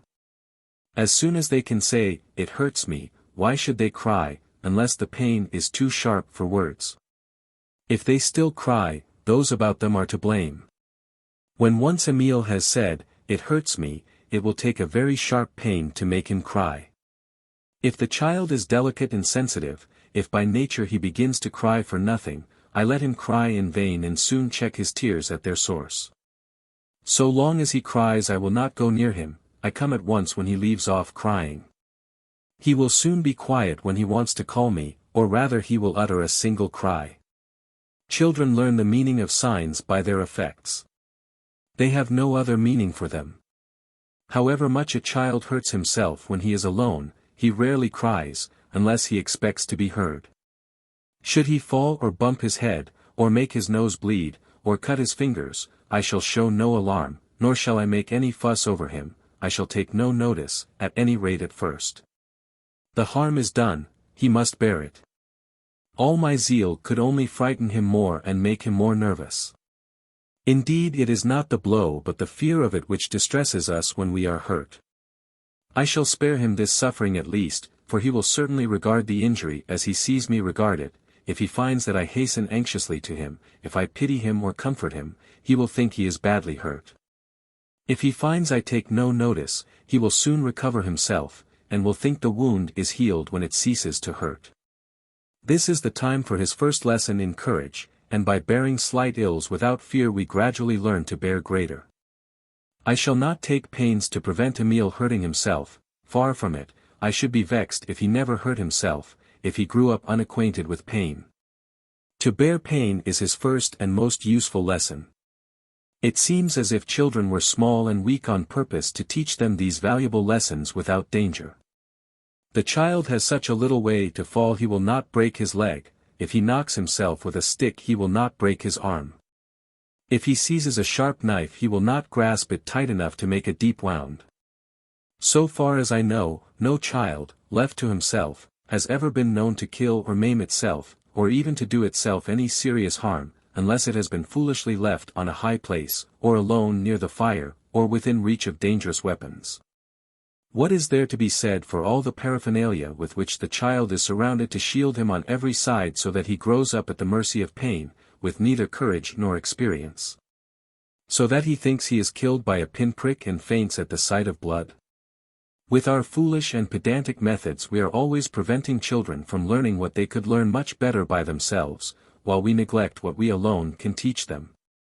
Can anything be sillier than the pains taken to teach them to walk, as if there were anyone who was unable to walk when he grows up through his nurse's neglect? How many we see walking badly all their life because they were ill-taught. Emile shall have no head-pads, no go-karts, no leading strings, or at least as soon as he can put one foot before another he shall only be supported along pavements, and he shall be taken quickly across them. 16 Instead of keeping him mewed up in a stuffy room, take him out into a meadow every day, let him run about, let him struggle and fall again and again, the oftener the better, he will learn all the sooner to pick himself up. The delights of liberty will make up for many bruises. My pupil will hurt himself oftener than yours, but he will always be merry. Your pupils may receive fewer injuries, but they are always thwarted, constrained, and sad. I doubt whether they are any better off. As their strength increases, children have also less need for tears. They can do more for themselves, they need the help of others less frequently. With strength comes the sense to use it. It is with this second phase that the real personal life has its beginning, it is then that the child becomes conscious of himself. During every moment of his life memory calls up the feeling of self. He becomes really one person, always the same, and therefore capable of joy or sorrow. Hence we must begin to consider him as a moral being. Although we know approximately the limits of human life and our chances of attaining those limits, nothing is more uncertain than the length of the life of any one of us. Very few reach old age. The chief risks occur at the beginning of life. The shorter our past life, the less we must hope to live. Of all the children who are born, scarcely one half reach adolescence, and it is very likely your pupil will not live to be a man. What is to be thought, therefore, of that cruel education which sacrifices the present to an uncertain future, that burdens a child with all sorts of restrictions and begins by making him miserable, in order to prepare him for some far-off happiness which he may never enjoy? Even if I considered that education wise in its aims, how could I view without indignation those poor wretches subjected to an intolerable slavery and condemned like galley slaves to endless toil, with no certainty that they will gain anything by it? The age of harmless mirth is spent in tears, punishments, threats, and slavery. You torment the poor thing for his good, you fail to see that you are calling death to snatch him from these gloomy surroundings. Who can say how many children fall victims to the excessive care of their fathers and mothers? They are happy to escape from this cruelty. This is all that they gain from the ills they are forced to endure, they die without regretting, having known nothing of life but its sorrows. Men, be kind to your fellow men. This is your first duty, kind to every age and station, kind to all that is not foreign to humanity. What wisdom can you find that is greater than kindness? Love childhood, indulge its sports, its pleasures, its delightful instincts. Who has not sometimes regretted that age when laughter was ever on the lips, and when the heart was ever at peace? Why rob these innocents of the joys which pass so quickly, of that precious gift which they cannot abuse? Why fill with bitterness the fleeting days of early childhood, days which will no more return for them than for you? Fathers, can you tell when death will call your children to him? Do not lay up sorrow for yourselves by robbing them of the short span which nature has allotted to them. As soon as they are aware of the joy of life, let them rejoice in it, so that whenever God calls them they may not die without having tasted the joy of life. How people will cry out against me! I hear from afar the shouts of that false wisdom which is ever dragging us onwards, counting the present as nothing, and pursuing without a pause a future which flies as we pursue. That false wisdom which removes us from our place and never brings us to any other. Now is the time, you say, to correct his evil tendencies. We must increase suffering in childhood, when it is less keenly felt, to lessen it in manhood. But how do you know that you can carry out all these fine schemes? How do you know that all this fine teaching with which you overwhelm the feeble mind of the child will not do him more harm than good in the future? How do you know that you can spare him anything by the vexations you heap upon him now? Why inflict on him more ills than befit his present condition unless you are quite sure that these present ills will save him future ill? And what proof can you give me that those evil tendencies you profess to cure are not the result of your foolish precautions rather than of nature? What a poor sort of foresight, to make a child wretched in the present with the more or less doubtful hope of making him happy at some future day. If such blundering thinkers fail to distinguish between liberty and license, between a merry child and a spoilt darling, let them learn to discriminate. Let us not forget what befits our present state in the pursuit of vain fancies. Mankind has its place in the sequence of things, childhood has its place in the sequence of human life, the man must be treated as a man and the child as a child. Give each his place, and keep him there. Control human passions according to man's nature, that is all we can do for his welfare. The rest depends on external forces, which are beyond our control. Absolute good and evil are unknown to us. In this life they are blended together. We never enjoy any perfectly pure feeling, nor do we remain for more than a moment in the same state. The feelings of our minds, like the changes in our bodies, are in a continual flux. Good and ill are common to all, but in varying proportions. The happiest is he who suffers least, the most miserable is he who enjoys least. Ever more sorrow than joy, this is the lot of all of us. Man's happiness in this world is but a negative state, it must be reckoned by the fewness of his ills. Every feeling of hardship is inseparable from the desire to escape from it, every idea of pleasure from the desire to enjoy it. All desire implies a want, and all wants are painful.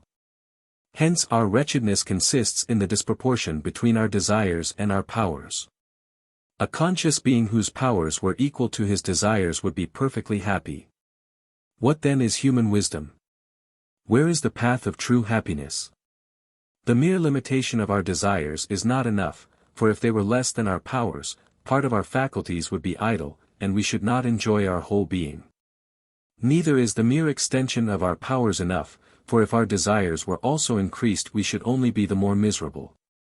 True happiness consists in decreasing the difference between our desires and our powers, in establishing a perfect equilibrium between the power and the will. Then only, when all its forces are employed, will the soul be at rest and man will find himself in his true position. In this condition, nature, who does everything for the best, has placed him from the first. To begin with, she gives him only such desires as are necessary for self-preservation and such powers as are sufficient for their satisfaction. All the rest she has stored in his mind as a sort of reserve, to be drawn upon at need. It is only in this primitive condition that we find the equilibrium between desire and power, and then alone man is not unhappy. As soon as his potential powers of mind begin to function, imagination, more powerful than all the rest, awakes, and precedes all the rest. It is imagination which enlarges the bounds of possibility for us, whether for good or ill, and therefore stimulates and feeds desires by the hope of satisfying them. But the object which seemed within our grasp flies quicker than we can follow. When we think we have grasped it, it transforms itself and is again far ahead of us. We no longer perceive the country we have traversed, and we think nothing of it. That which lies before us becomes vaster and stretches still before us. Thus we exhaust our strength, yet never reach our goal, and the nearer we are to pleasure, the further we are from happiness. On the other hand, the more nearly a man's condition approximates to this state of nature the less difference is there between his desires and his powers, and happiness is therefore less remote. Lacking everything, he is never less miserable. For misery consists, not in the lack of things, but in the needs which they inspire. The world of reality has its bounds, the world of imagination is boundless, as we cannot enlarge the one, let us restrict the other. For all the sufferings which really make us miserable arise from the difference between the real and the imaginary. Health, strength, and a good conscience excepted, all the good things of life are a matter of opinion. Except bodily suffering and remorse, all our woes are imaginary. You will tell me this is a commonplace, I admit it, but its practical application is no commonplace, and it is with practice only that we are now concerned. What do you mean when you say, man is weak? The term weak implies a relation of the creature to whom it is applied. An insect or a worm whose strength exceeds its needs is strong. An elephant, a lion, a conqueror, a hero, a god himself, whose needs exceed his strength is weak. The rebellious angel who fought against his own nature was weaker than the happy mortal who is living at peace according to nature. When man is content to be himself he is strong indeed, when he strives to be more than man he is weak indeed. But do not imagine that you can increase your strength by increasing your powers. Not so. If your pride increases more rapidly your strength is diminished. Let us measure the extent of our sphere and remain in its center like the spider in its web. We shall have strength sufficient for our needs, we shall have no cause to lament our weakness, for we shall never be aware of it. The other animals possess only such powers as are required for self-preservation, man alone has more. Is it not very strange that this superfluity should make him miserable? In every land a man's labor yields more than a bare living. If he were wise enough to disregard this surplus he would always have enough, for he would never have too much. Great needs, said Favrin, spring from great wealth, and often the best way of getting what we want is to get rid of what we have. By striving to increase our happiness we change it into wretchedness. If a man were content to live, he would live happy, and he would therefore be good, for what would he have to gain by vice? If we were immortal we should all be miserable. No doubt it is hard to die, but it is sweet to think that we shall not live forever, and that a better life will put an end to the sorrows of this world. If we had the offer of immortality here below, who would accept the sorrowful gift? 17. What resources, what hopes, what consolation would be left against the cruelties of fate and man's injustice? The ignorant man never looks before, he knows little of the value of life and does not fear to lose it. The wise man sees things of greater worth and prefers them to it. Half knowledge and sham wisdom set us thinking about death and what lies beyond it, and they thus create the worst of our ills. The wise man bears life's ills all the better because he knows he must die. Life would be too dearly bought did we not know that sooner or later death will end it. Our moral ills are the result of prejudice, crime alone excepted, and that depends on ourselves. Our bodily ills either put an end to themselves or to us. Time or death will cure them, but the less we know how to bear it, the greater is our pain, and we suffer more in our efforts to cure our diseases than if we endured them. Live according to nature, be patient, get rid of the doctors. You will not escape death, but you will only die once, while the doctors make you die daily through your diseased imagination. Their lying art, instead of prolonging your days, robs you of all delight in them. I am always asking what real good this art has done to mankind. True, the doctors cure some who would have died, but they kill millions who would have lived. If you are wise you will decline to take part in this lottery when the odds are so great against you. Suffer, die, or get better, but whatever you do, live while you are alive. Human institutions are one mass of folly and contradiction. As our life loses its value we set a higher price upon it. The old regret life more than the young, they do not want to lose all they have spent in preparing for its enjoyment. At 60 it is cruel to die when one has not begun to live. Man is credited with a strong desire for self-preservation, and this desire exists, but we fail to perceive that this desire, as felt by us, is largely the work of man. In a natural state man is only eager to preserve his life while he has the means for its preservation. When self-preservation is no longer possible, he resigns himself to his fate and dies without vain torments. Nature teaches us the first law of resignation. Savages, like wild beasts, make very little struggle against death, and meet it almost without a murmur. When this natural law is overthrown reason establishes another, but few discern it, and man's resignation is never so complete as nature's. Prudence. Prudence which is ever bidding us look forward into the future, a future which in many cases we shall never reach. Here is the real source of all our troubles. How mad it is for so short-lived a creature as man to look forward into a future to which he rarely attains, while he neglects the present which is his. This madness is all the more fatal since it increases with years, and the old, always timid, prudent, and miserly, prefer to do without necessaries today that they may have luxuries at 100. Thus we grasp everything, we cling to everything. We are anxious about time, place, people, things, all that is and will be. We ourselves are but the least part of ourselves. We spread ourselves, so to speak, over the whole world, and all this vast expanse becomes sensitive. No wonder our woes increase when we may be wounded on every side. How many princes make themselves miserable for the loss of lands they never saw, and how many merchants lament in Paris over some misfortune in the Indies? Is it nature that carries men so far from their real selves? Is it her will that each should learn his fate from others and even be the last to learn it, so that a man dies happy or miserable before he knows what he is about? There is a healthy, cheerful, strong, and vigorous man. It does me good to see him, his eyes tell of content and well-being, he is the picture of happiness. A letter comes by post. The happy man glances at it, it is addressed to him, he opens it and reads it. In a moment he is changed, he turns pale and falls into a swoon. When he comes to himself he weeps, laments, and groans, he tears his hair, and his shrieks re-echo through the air. You would say he was in convulsions. Fool, what harm has this bit of paper done you? What limb has it torn away? What crime has it made you commit? What change has it wrought in you to reduce you to this state of misery? Had the letter miscarried, had some kindly hand thrown it into the fire, it strikes me that the fate of this mortal, at once happy and unhappy, would have offered us a strange problem. His misfortunes, you say, were real enough. Granted. But he did not feel them. What of that? His happiness was imaginary. I admit it, health, wealth, a contented spirit, are mere dreams. We no longer live in our own place, we live outside it. What does it profit us to live in such fear of death, when all that makes life worth living is our own? Oh, man! Live your own life and you will no longer be wretched. Keep to your appointed place in the order of nature and nothing can tear you from it.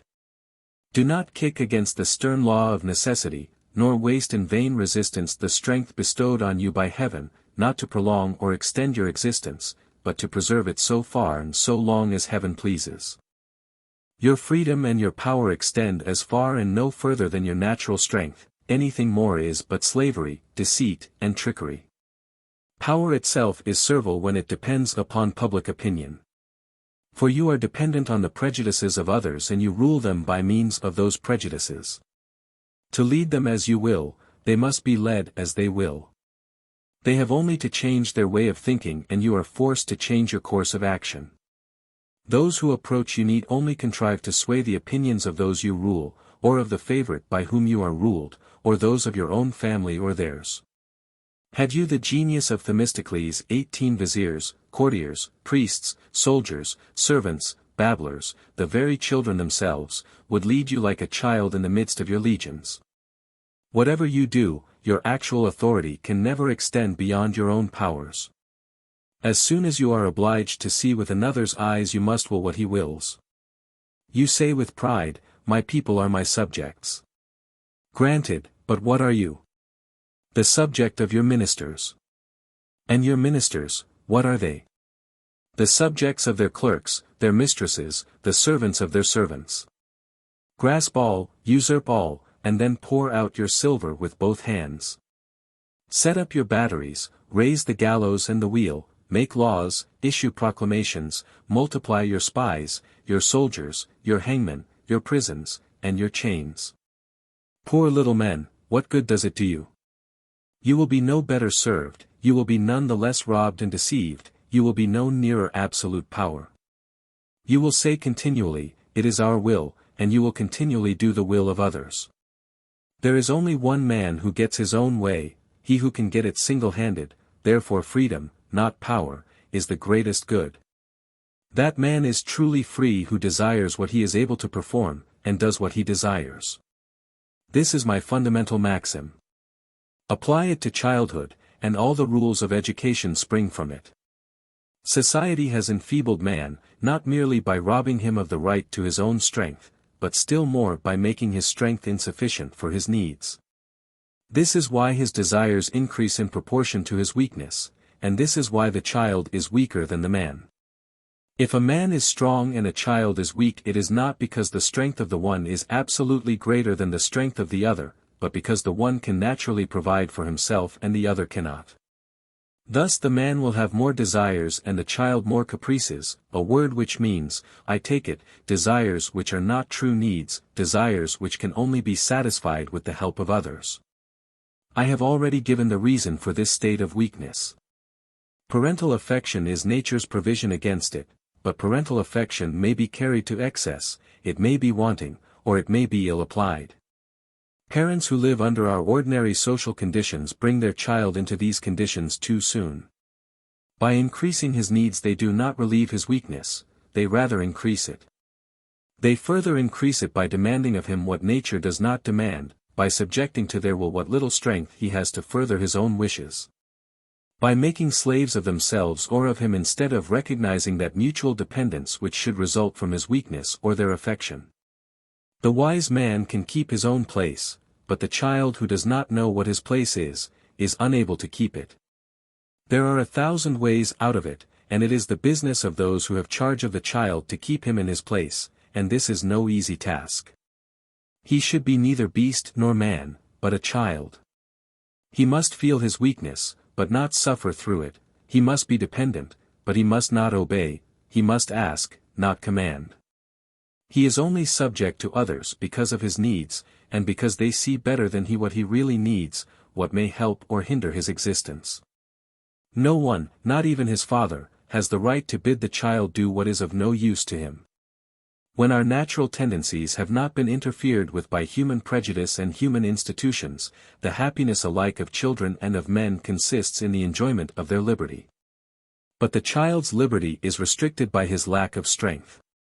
He who does as he likes is happy provided he is self-sufficing. It is so with the man who is living in a state of nature. He who does what he likes is not happy if his desires exceed his strength. It is so with a child in like conditions.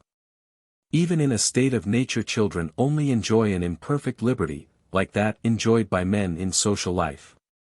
Each of us, unable to dispense with the help of others, becomes so far weak and wretched. We were meant to be men, laws and customs thrust us back into infancy. The rich and great, the very kings themselves are but children. They see that we are ready to relieve their misery, this makes them childishly vain, and they are quite proud of the care bestowed on them, a care which they would never get if they were grown men. These are weighty considerations, and they provide a solution for all the conflicting problems of our social system. There are two kinds of dependence: dependence on things, which is the work of nature, and dependence on men, which is the work of society. Dependence on things, being non-moral, does no injury to liberty and begets no vices. Dependence on men, being out of order 19 gives rise to every kind of vice, and through this master and slave become mutually depraved. If there is any cure for this social evil, it is to be found in the substitution of law for the individual. In arming the general will with a real strength beyond the power of any individual will. If the laws of nations, like the laws of nature, could never be broken by any human power, dependence on men would become dependence on things. All the advantages of a state of nature would be combined with all the advantages of social life in the commonwealth. The liberty which preserves a man from vice would be united with the morality which raises him to virtue. Keep the child dependent on things only. By this course of education you will have followed the order of nature. Let his unreasonable wishes meet with physical obstacles only, or the punishment which results from his own actions, lessons which will be recalled when the same circumstances occur again. It is enough to prevent him from wrong-doing without forbidding him to do wrong. Experience or lack of power should take the place of law. Give him, not what he wants, but what he needs. Let there be no question of obedience for him or tyranny for you. Supply the strength he lacks just so far as is required for freedom, not for power, so that he may receive your services with a sort of shame, and look forward to the time when he may dispense with them and may achieve the honor of self-help. Nature provides for the child's growth in her own fashion, and this should never be thwarted. Do not make him sit still when he wants to run about, nor run when he wants to be quiet. If we did not spoil our children's wills by our blunders, their desires would be free from caprice. Let them run, jump, and shout to their heart's content. All their own activities are instincts of the body for its growth in strength. But you should regard with suspicion those wishes which they cannot carry out for themselves, those which others must carry out for them. Then you must distinguish carefully between natural and artificial needs, between the needs of budding caprice and the needs which spring from the overflowing life just described. I have already told you what you ought to do when a child cries for this thing or that.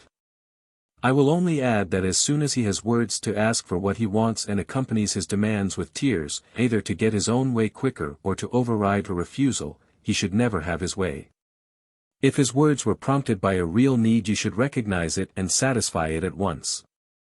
But to yield to his tears is to encourage him to cry, to teach him to doubt your kindness, and to think that you are influenced more by his importunity than your own goodwill. If he does not think you kind, he will soon think you unkind. If he thinks you weak he will soon become obstinate, what you mean to give must be given at once. Be chary of refusing, but, having refused, do not change your mind. Above all, beware of teaching the child empty phrases of politeness, which serve as spells to subdue those around him to his will, and to get him what he wants at once. The artificial education of the rich never fails to make them politely imperious, by teaching them the words to use so that no one will dare to resist them.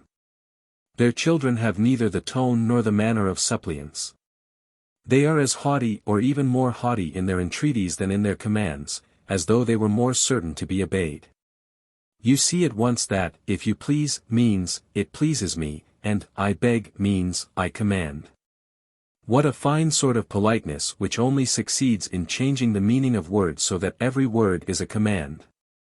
For my own part, I would rather Emile were rude than haughty, that he should say, do this, as a request, rather than, please, as a command. What concerns me is his meaning, not his words.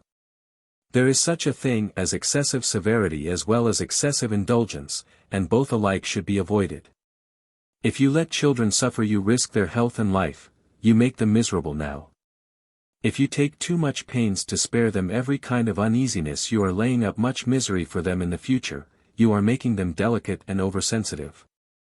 You are taking them out of their place among men, a place to which they must sooner or later return, in spite of all your pains.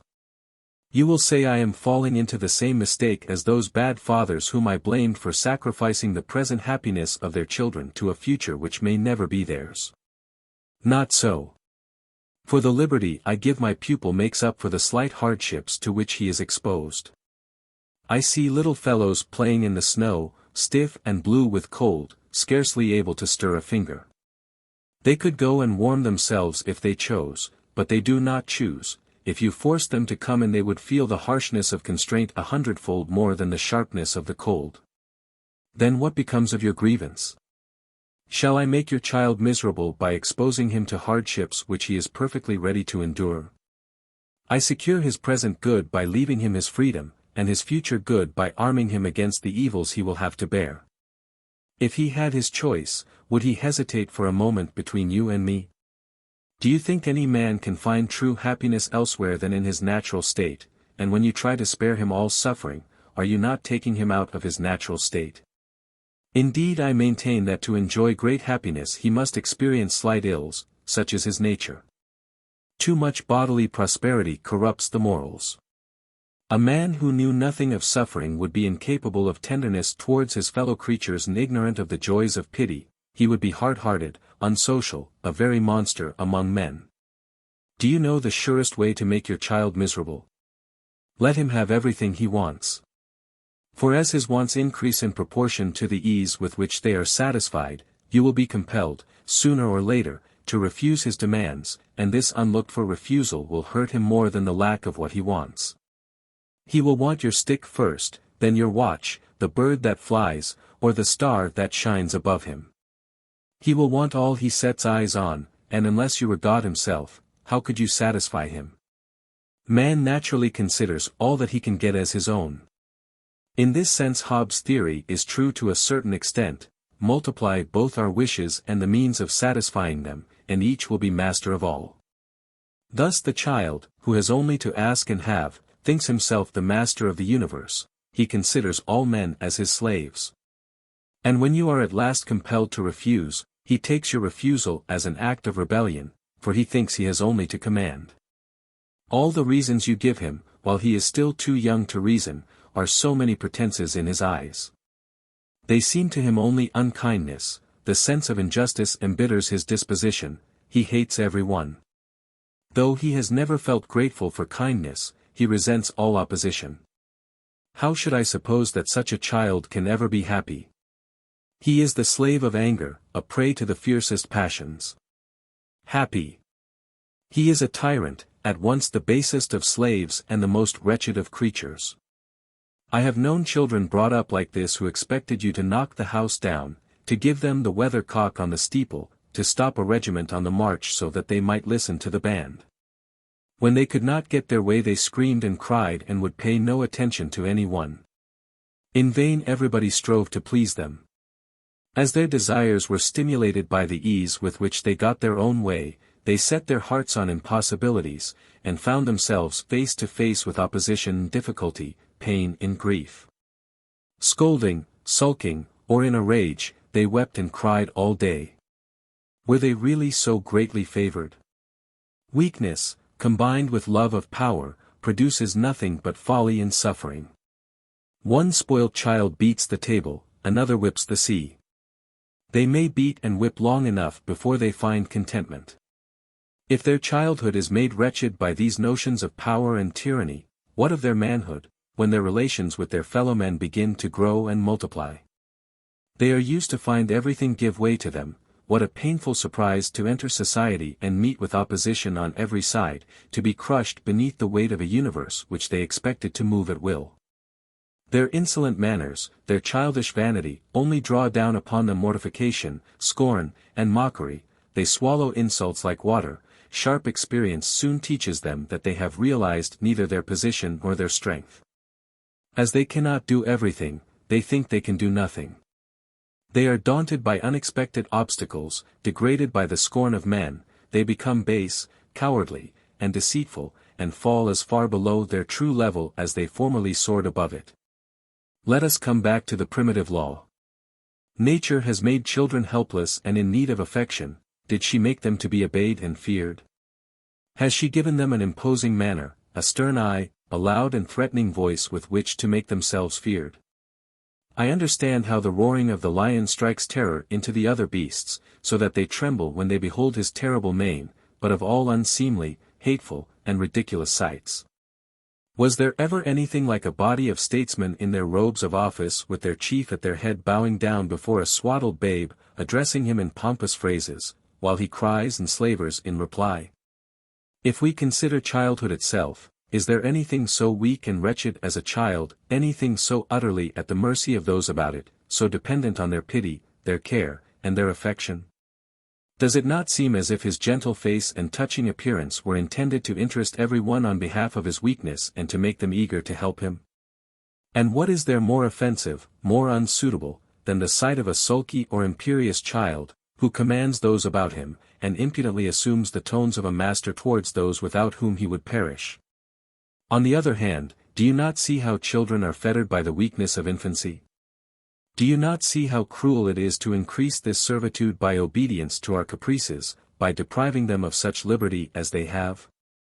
A liberty which they can scarcely abuse, a liberty the loss of which will do so little good to them or us. If there is nothing more ridiculous than a haughty child, there is nothing that claims our pity like a timid child. With the age of reason the child becomes the slave of the community, then why forestall this by slavery in the home? Let this brief hour of life be free from a yoke which nature has not laid upon it. Leave the child the use of his natural liberty, which, for a time at least, secures him from the vices of the slave. Bring me those harsh masters, and those fathers who are the slaves of their children, bring them both with their frivolous objections, and before they boast of their own methods let them for once learn the method of nature. I return to practical matters. I have already said your child must not get what he asks, but what he needs. 20 He must never act from obedience, but from necessity. The very words obey and command will be excluded from his vocabulary, still more those of duty and obligation, but the word strength, necessity, weakness, and constraint must have a large place in it. Before the age of reason it is impossible to form any idea of moral beings or social relations. So avoid, as far as may be, the use of words which express these ideas, lest the child at an early age should attach wrong ideas to them, ideas which you cannot or will not destroy when he is older. The first mistaken idea he gets into his head is the germ of error and vice. It is the first step that needs watching. Act in such a way that while he only notices external objects his ideas are confined to sensations. Let him only see the physical world around him. If not, you may be sure that either he will pay no heed to you at all, or he will form fantastic ideas of the moral world of which you prate, ideas which you will never efface as long as he lives. Reason with children, was Locke's chief maxim. It is in the height of fashion at present, and I hardly think it is justified by its results, those children who have been constantly reasoned with strike me as exceedingly silly. Of all man's faculties, reason, which is, so to speak, compounded of all the rest, is the last and choicest growth, and it is this you would use for the child's early training. To make a man reasonable is the coping stone of a good education, and yet you profess to train a child through his reason. You begin at the wrong end, you make the end the means. If children understood reason they would not need education, but by talking to them from their earliest age in a language they do not understand you accustom them to be satisfied with words, to question all that is said to them, to think themselves as wise as their teachers. You train them to be argumentative and rebellious, and whatever you think you gain from motives of reason, you really gain from greediness, fear, or vanity with which you are obliged to reinforce your reasoning. Most of the moral lessons which are and can be given to children may be reduced to this formula: Master, you must not do that. Child, why not? Master, because it is wrong. Child, wrong. What is wrong? Master, what is forbidden you? Child, why is it wrong to do what is forbidden? Master, you will be punished for disobedience. Child, I will do it when no one is looking. Master, we shall watch you. Child, I will hide. Master, we shall ask you what you were doing. Child, I shall tell a lie. Master, you must not tell lies. Child, why must not I tell lies? Master, because it is wrong, etc. That is the inevitable circle. Go beyond it, and the child will not understand you. What sort of use is there in such teaching? I should greatly like to know what you would substitute for this dialogue. It would have puzzled Locke himself. It is no part of a child's business to know right and wrong, to perceive the reason for a man's duties. Nature would have them children before they are men. If we try to invert this order we shall produce a forced fruit, immature and flavorless, fruit which will be rotten before it is ripe. We shall have young doctors and old children. Childhood has its own ways of seeing, thinking, and feeling. Nothing is more foolish than to try and substitute our ways, and I should no more expect judgment in a 10-year-old child than I should expect him to be 5 feet high. Indeed, what use would reason be to him at that age? It is the curb of strength, and the child does not need the curb.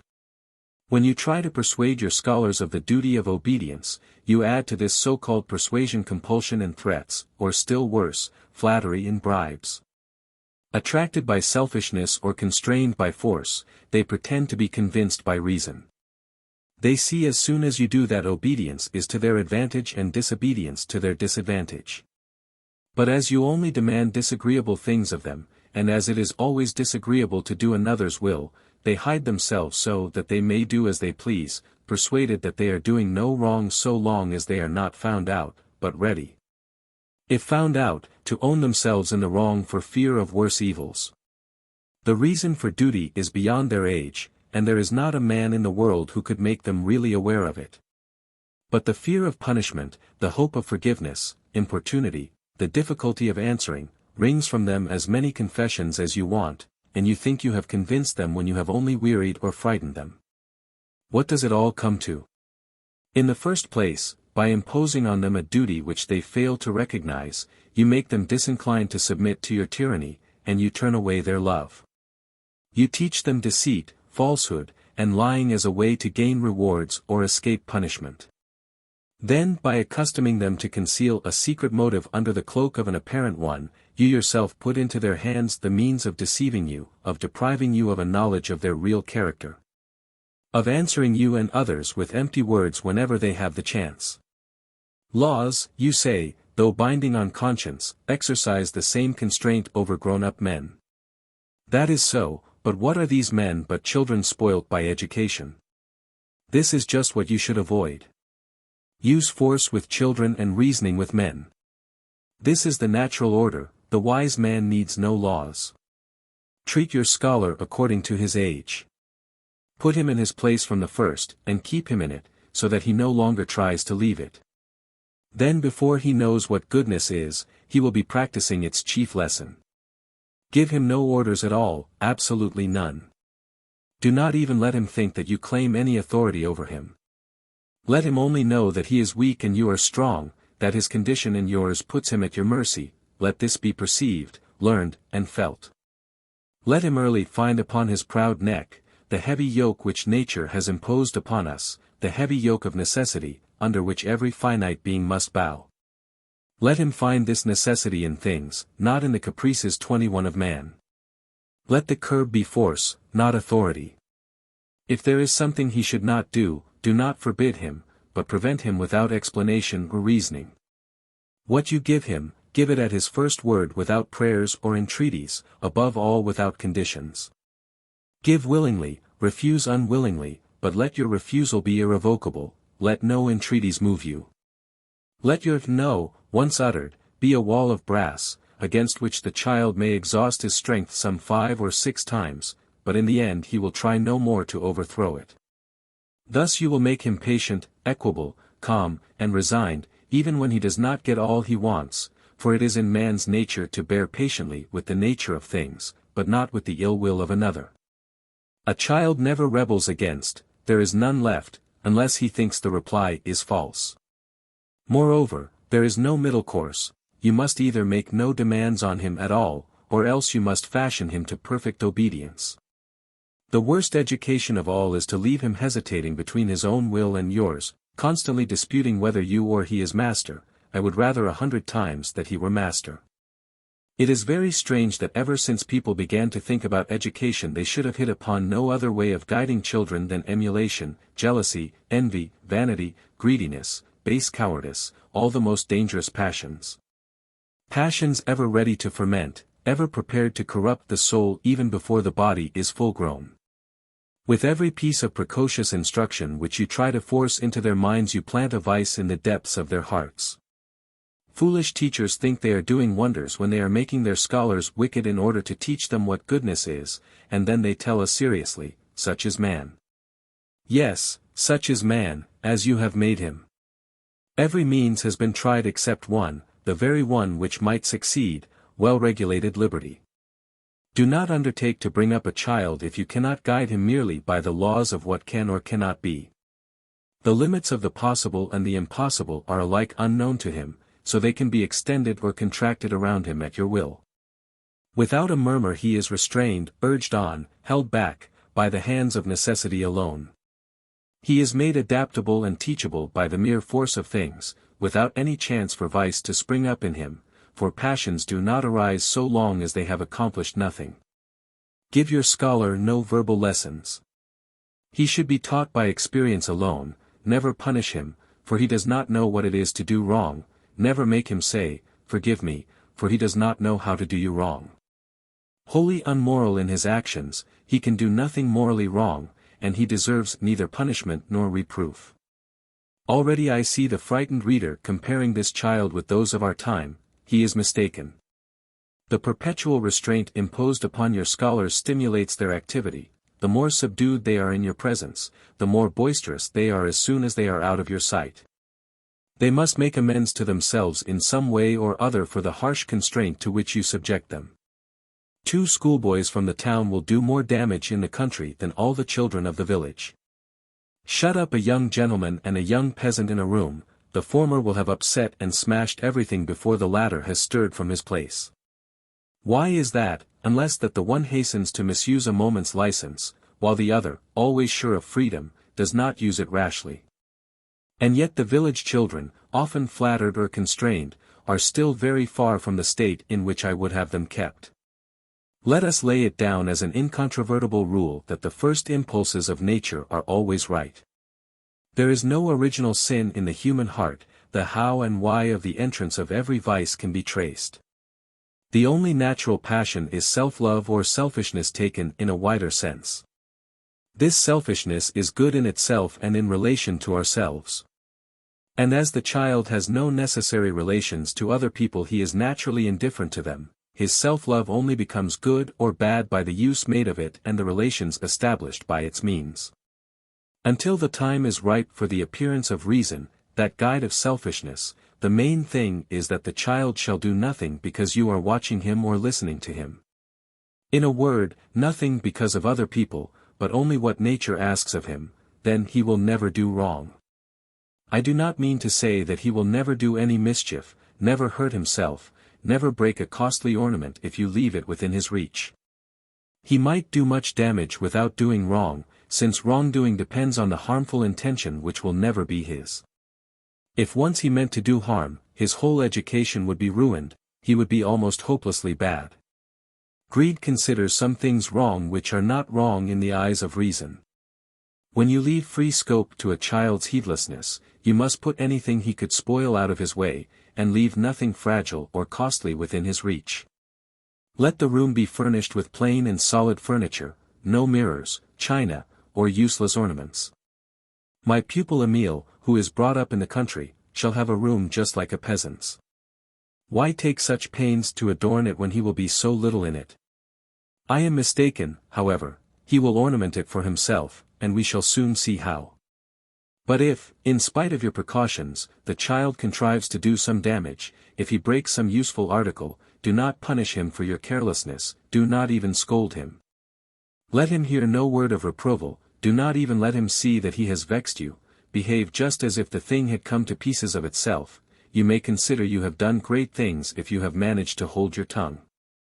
May I venture at this point to state the greatest, the most important, the most useful rule of education? It is, do not save time, but lose it. I hope that everyday readers will excuse my paradoxes. You cannot avoid paradox if you think for yourself, and whatever you may say I would rather fall into paradox than into prejudice. The most dangerous period in human life lies between birth and the age of 12. It is the time when errors and vices spring up, while as yet there is no means to destroy them. When the means of destruction are ready, the roots have gone too deep to be pulled up. If the infant sprang at one bound from its mother's breast to the age of reason, the present type of education would be quite suitable, but its natural growth calls for quite a different training. The mind should be left undisturbed till its faculties have developed. For while it is blind it cannot see the torch you offer it, nor can it follow through the vast expanse of ideas a path so faintly traced by reason that the best eyes can scarcely follow it. Therefore the education of the earliest years should be merely negative. It consists, not in teaching virtue or truth, but in preserving the heart from vice and from the spirit of error. If only you could let well alone, and get others to follow your example. If you could bring your scholar to the age of 12 strong and healthy, but unable to tell his right hand from his left, the eyes of his understanding would be open to reason as soon as you began to teach him. Free from prejudices and free from habits, there would be nothing in him to counteract the effects of your labors. In your hands he would soon become the wisest of men. By doing nothing to begin with, you would end with a prodigy of education. Reverse the usual practice and you will almost always do right. Fathers and teachers who want to make the child, not a child but a man of learning, think it never too soon to scold, correct, reprove, threaten, bribe, teach, and reason. Do better than they, be reasonable, and do not reason with your pupil, more especially do not try to make him approve what he dislikes. For if reason is always connected with disagreeable matters, you make it distasteful to him, you discredit it at an early age in a mind not yet ready to understand it. Exercise his body, his limbs, his senses, his strength, but keep his mind idle as long as you can. Distrust all opinions which appear before the judgment to discriminate between them. Restrain and ward off strange impressions. And to prevent the birth of evil do not hasten to do well, for goodness is only possible when enlightened by reason. Regard all delays as so much time gained, you have achieved much, you approach the boundary without loss. Leave childhood to ripen in your children. In a word, beware of giving anything they need today if it can be deferred without danger to tomorrow. There is another point to be considered which confirms the suitability of this method. It is the child's individual bent, which must be thoroughly known before we can choose the fittest moral training. Every mind has its own form, in accordance with which it must be controlled, and the success of the pains taken depends largely on the fact that he is controlled in this way and no other. Oh, wise man, take time to observe nature. Watch your scholar well before you say a word to him. First leave the germ of his character free to show itself, do not constrain him in anything, the better to see him as he really is. Do you think this time of liberty is wasted? On the contrary, your scholar will be the better employed, for this is the way you yourself will learn not to lose a single moment when time is of more value. If, however, you begin to act before you know what to do, you act at random. You may make mistakes, and must retrace your steps. Your haste to reach your goal will only take you further from it. Do not imitate the miser who loses much lest he should lose a little. Sacrifice a little time in early childhood, and it will be repaid you with usury when your scholar is older. The wise physician does not hastily give prescriptions at first sight, but he studies the constitution of the sick man before he prescribes anything. The treatment is begun later, but the patient is cured, while the hasty doctor kills him. But where shall we find a place for our child so as to bring him up as a senseless being, an automaton? Shall we keep him in the moon, or on a desert island? Shall we remove him from human society? Will he not always have around him the sight and the pattern of the passions of other people? Will he never see children of his own age? Will he not see his parents, his neighbors, his nurse, his governess, his manservant, his tutor himself, who after all will not be an angel? Here we have a real and serious objection. But did I tell you that an education according to nature would be an easy task? Oh, men! Is it my fault that you have made all good things difficult? I admit that I am aware of these difficulties, perhaps they are insuperable. But nevertheless it is certain that we do to some extent avoid them by trying to do so. I am showing what we should try to attain. I do not say we can attain it, but I do say that whoever comes nearest to it is nearest to success. Remember, you must be a man yourself before you try to train a man. You yourself must set the pattern he shall copy. While the child is still unconscious there is time to prepare his surroundings, so that nothing shall strike his eye but what is fit for his sight. Gain the respect of everyone, begin to win their hearts, so that they may try to please you. You will not be master of the child if you cannot control everyone about him, and this authority will never suffice unless it rests upon respect for your goodness. There is no question of squandering one's means and giving money right and left. I never knew money win love. You must neither be harsh nor niggardly, nor must you merely pity misery when you can relieve it. But in vain will you open your purse if you do not open your heart along with it. The hearts of others will always be closed to you. You must give your own time, attention, affection, your very self. For whatever you do, people always perceive that your money is not you. There are proofs of kindly interest which produce more results and are really more useful than any gift. How many of the sick and wretched have more need of comfort than of charity? How many of the oppressed need protection rather than money? Reconcile those who are at strife, prevent lawsuits, incline children to duty, fathers to kindness. Promote happy marriages, prevent annoyances, freely use the credit of your pupils' parents on behalf of the weak who cannot obtain justice, the weak who are oppressed by the strong. Be just, human, kindly. Do not give alms alone, give charity. Works of mercy do more than money for the relief of suffering. Love others and they will love you, serve them and they will serve you, be their brother and they will be your children. This is one reason why I want to bring up Emile in the country, far from those miserable lackeys, the most degraded of men except their masters. Far from the vile morals of the town, whose gilded surface makes them seductive and contagious to children. While the vices of peasants, unadorned and in their naked grossness, are more fitted to repel than to seduce, when there is no motive for imitating them. In the village a tutor will have much more control over the things he wishes to show the child. His reputation, his words, his example, will have a weight they would never have in the town. He is of use to every one, so every one is eager to oblige him, to win his esteem, to appeal before the disciple what the master would have him be. If vice is not corrected, public scandal is at least avoided, which is all that our present purpose requires. Cease to blame others for your own faults, children are corrupted less by what they see than by your own teaching. With your endless preaching, moralizing, and pedantry, for one idea you give your scholars, believing it to be good, you give them 20 more which are good for nothing. You are full of what is going on in your own minds, and you fail to see the effect you produce on theirs. In the continual flow of words with which you overwhelm them, do you think there is none which they get hold of in a wrong sense? Do you suppose they do not make their own comments on your long-winded explanations, that they do not find material for the construction of a system they can understand, one which they will use against you when they get the chance? Listen to a little fellow who has just been under instruction, let him chatter freely, ask questions, and talk at his ease, and you will be surprised to find the strange forms your arguments have assumed in his mind.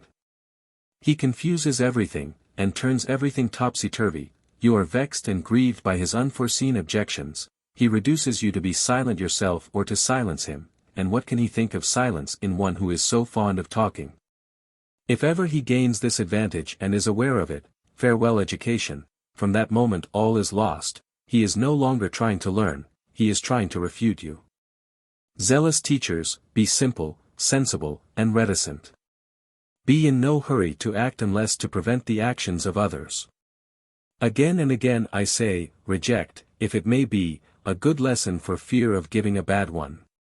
Beware of playing the tempter in this world, which nature intended as an earthly paradise for men, and do not attempt to give the innocent child the knowledge of good and evil. Since you cannot prevent the child learning by what he sees outside himself, restrict your own efforts to impressing those examples on his mind in the form best suited for him. The explosive passions produce a great effect upon the child when he sees them, their outward expression is very marked, he is struck by this and his attention is arrested. Anger especially is so noisy in its rage that it is impossible not to perceive it if you are within reach. You need not ask yourself whether this is an opportunity for a pedagogue to frame a fine disquisition. What? No fine disquisition, nothing, not a word. Let the child come to you, impressed by what he has seen, he will not fail to ask you questions. The answer is easy, it is drawn from the very things which have appealed to his senses. He sees a flushed face, flashing eyes, a threatening gesture, he hears cries, everything shows that the body is ill at ease. Tell him plainly, without affectation or mystery, this poor man is ill, he is in a fever. You may take the opportunity of giving him in a few words some idea of disease and its effects, for that too belongs to nature, and is one of the bonds of necessity which he must recognize. By means of this idea, which is not false in itself, may he not early acquire a certain aversion to giving way to excessive passions, which he regards as diseases. And do you not think that such a notion, given at the right moment, will produce a more wholesome effect than the most tedious sermon? But consider the after effects of this idea. You have authority, if ever you find it necessary, to treat the rebellious child as a sick child. To keep him in his room, in bed if need be, to diet him, to make him afraid of his growing vices, to make him hate and dread them without ever regarding as a punishment the strict measures you will perhaps have to use for his recovery. If it happens that you yourself in a moment's heat depart from the calm and self-control which you should aim at, do not try to conceal your fault, but tell him frankly, with a gentle reproach, my dear, you have hurt me. Moreover, it is a matter of great importance that no notice should be taken in his presence of the quaint sayings which result from the simplicity of the ideas in which he is brought up, nor should they be quoted in a way he can understand. A foolish laugh may destroy 6 months' work and do irreparable damage for life. I cannot repeat too often that to control the child one must often control oneself. I picture my little Emile at the height of a dispute between two neighbors going up to the fiercest of them and saying in a tone of pity, "You are ill, I am very sorry for you." This speech will no doubt have its effect on the spectators and perhaps on the disputants. Without laughter, scolding, or praise I should take him away, willing or no, before he could see this result, or at least before he could think about it. And I should make haste to turn his thoughts to other things, so that he would soon forget all about it. I do not propose to enter into every detail, but only to explain general rules and to give illustrations in cases of difficulty. I think it is impossible to train a child up to the age of 12 in the midst of society, without giving him some idea of the relations between one man and another, and of the morality of human actions. It is enough to delay the development of these ideas as long as possible, and when they can no longer be avoided to limit them to present needs. So that he may neither think himself master of everything or do harm to others without knowing or caring. There are calm and gentle characters which can be led a long way in their first innocence without any danger, but there are also stormy dispositions whose passions develop early. You must hasten to make men of them lest you should have to keep them in chains. Our first duties are to ourselves, our first feelings are centered on self, all our instincts are at first directed to our own preservation and our own welfare. Thus the first notion of justice springs not from what we owe to others, but from what is due to us. Here is another error in popular methods of education. If you talk to children of their duties, and not of their rights, you are beginning at the wrong end, and telling them what they cannot understand, what cannot be of any interest to them. If I had to train a child such as I have just described, I should say to myself, a child never attacks people 22 only things, and he soon learns by experience to respect those older and stronger than himself. Things, however, do not defend themselves. Therefore the first idea he needs is not that of liberty but of property, and that he may get this idea he must have something of his own. It is useless to enumerate his clothes, furniture, and playthings. Although he uses these he knows not how or why he has come by them. To tell him they were given him is little better, for giving implies having, so here is property before his own, and it is the principle of property that you want to teach him. Moreover, giving is a convention, and the child as yet has no idea of conventions. I hope my reader will note, in this and many other cases, how people think they have taught children thoroughly, when they have only thrust on them words which have no intelligible meaning to them. 23. We must therefore go back to the origin of property, for that is where the first idea of it must begin. The child, living in the country, will have got some idea of field work, eyes and leisure suffice for that, and he will have both. In every age, and especially in childhood, we want to create, to copy, to produce, to give all the signs of power and activity. He will hardly have seen the gardener at work twice, sowing, planting, and growing vegetables, before he will want to garden himself. According to the principles I have already laid down, I shall not thwart him. On the contrary, I shall approve of his plan, share his hobby, and work with him, not for his pleasure but my own, at least, so he thinks. I shall be his under-gardener, and dig the ground for him till his arms are strong enough to do it. He will take possession of it by planting a bean, and this is surely a more sacred possession, and one more worthy of respect, than that of Núñez Balboa, who took possession of South America in the name of the King of Spain. By planting his banner on the coast of the Southern Sea. We water the beans every day, we watch them coming up with the greatest delight. Day by day I increase this delight by saying, those belong to you.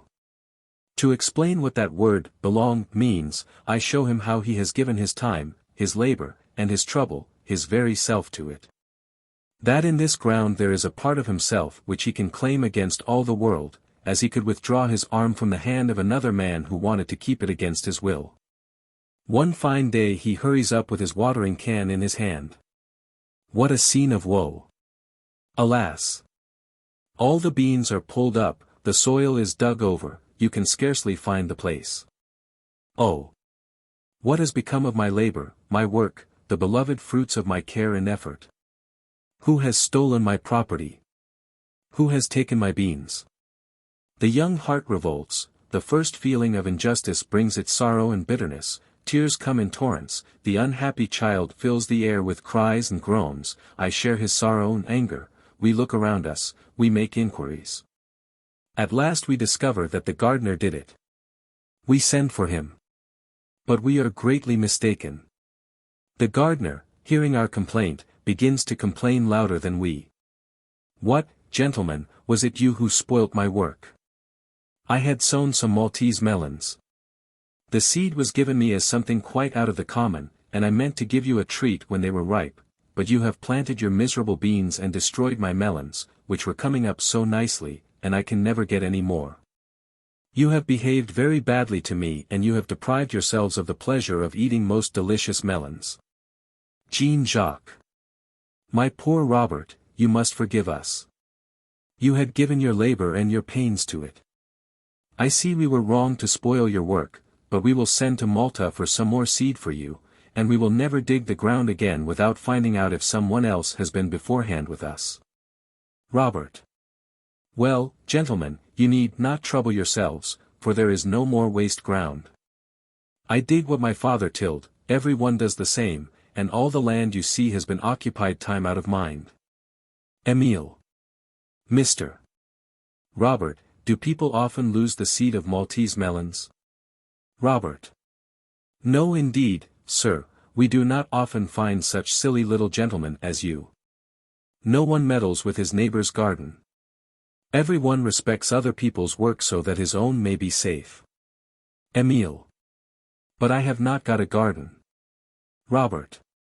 I don't care, if you spoil mine I won't let you walk in it, for you see I do not mean to lose my labor. Jean-Jacques. Could not we suggest an arrangement with this kind Robert? Let him give my young friend and myself a corner of his garden to cultivate, on condition that he has half the crop. Robert. You may have it free.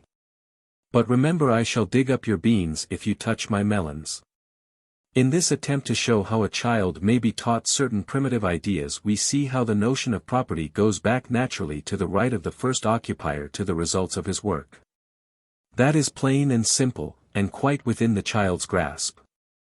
From that to the rights of property in exchange there is but a step, after which you must stop short. You also see that an explanation which I can give in writing in a couple of pages may take a year in practice, for in the course of moral ideas we cannot advance too slowly, nor plant each step too firmly.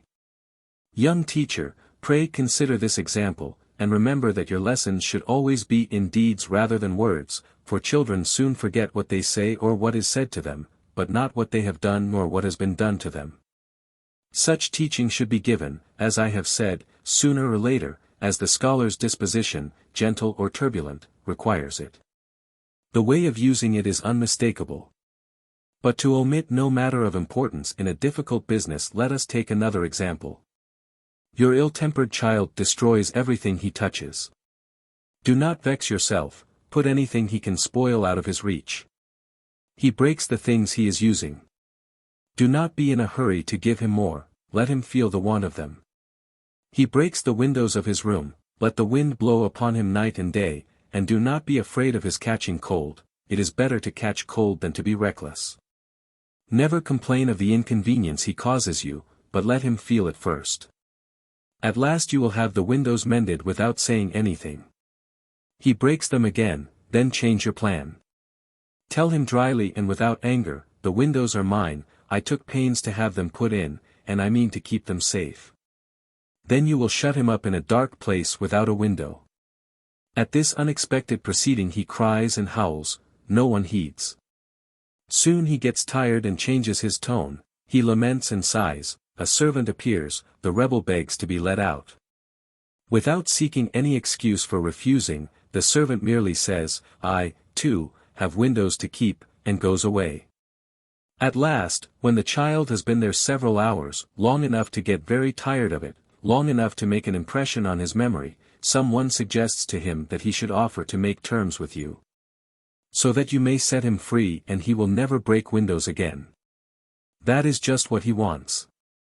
He will send and ask you to come and see him, you will come, he will suggest his plan, and you will agree to it at once, saying, that is a very good idea, it will suit us both, why didn't you think of it sooner? Then without asking for any affirmation or confirmation of his promise, you will embrace him joyfully and take him back at once to his own room, considering this agreement as sacred as if he had confirmed it by a formal oath. What idea do you think he will form from these proceedings, as to the fulfillment of a promise and its usefulness? If I am not greatly mistaken, there is not a child upon earth, unless he is utterly spoilt already, who could resist this treatment, or one who would ever dream of breaking windows again on purpose. Follow out the whole train of thought. The naughty little fellow hardly thought when he was making a hole for his beans that he was hewing out a cell in which his own knowledge would soon imprison him. 24.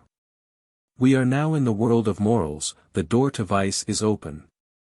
Deceit and falsehood are born along with conventions and duties. As soon as we can do what we ought not to do, we try to hide what we ought not to have done. As soon as self-interest makes us give a promise, a greater interest may make us break it. It is merely a question of doing it with impunity. We naturally take refuge in concealment and falsehood. As we have not been able to prevent vice, we must punish it. The sorrows of life begin with its mistakes. I have already said enough to show that children should never receive punishment merely as such, it should always come as the natural consequence of their fault. Thus you will not exclaim against their falsehood, you will not exactly punish them for lying, but you will arrange that all the ill effects of lying, such as not being believed when we speak the truth, or being accused of what we have not done in spite of our protests, shall fall on their heads when they have told a lie. But let us explain what lying means to the child. There are two kinds of lies, one concerns an accomplished fact, the other concerns a future duty. The first occurs when we falsely deny or assert that we did or did not do something, or, to put it in general terms, when we knowingly say what is contrary to facts.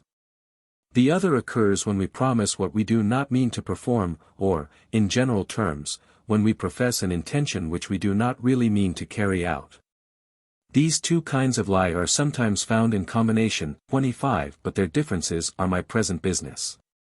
He who feels the need of help from others, he who is constantly experiencing their kindness, has nothing to gain by deceiving them.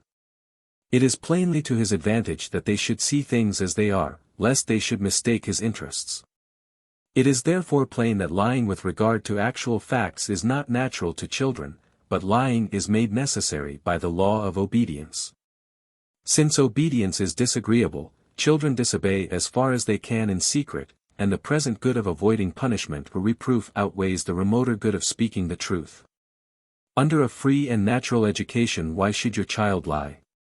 What has he to conceal from you? You do not thwart him, you do not punish him, you demand nothing from him. Why should he not tell everything to you as simply as to his little playmate? He cannot see anything more risky in the one course than in the other. The lie concerning duty is even less natural, since promises to do or refrain from doing are conventional agreements which are outside the state of nature and detract from our liberty. Moreover, all promises made by children are in themselves void. When they pledge themselves they do not know what they are doing, for their narrow vision cannot look beyond the present. A child can hardly lie when he makes a promise. For he is only thinking how he can get out of the present difficulty, any means which has not an immediate result is the same to him.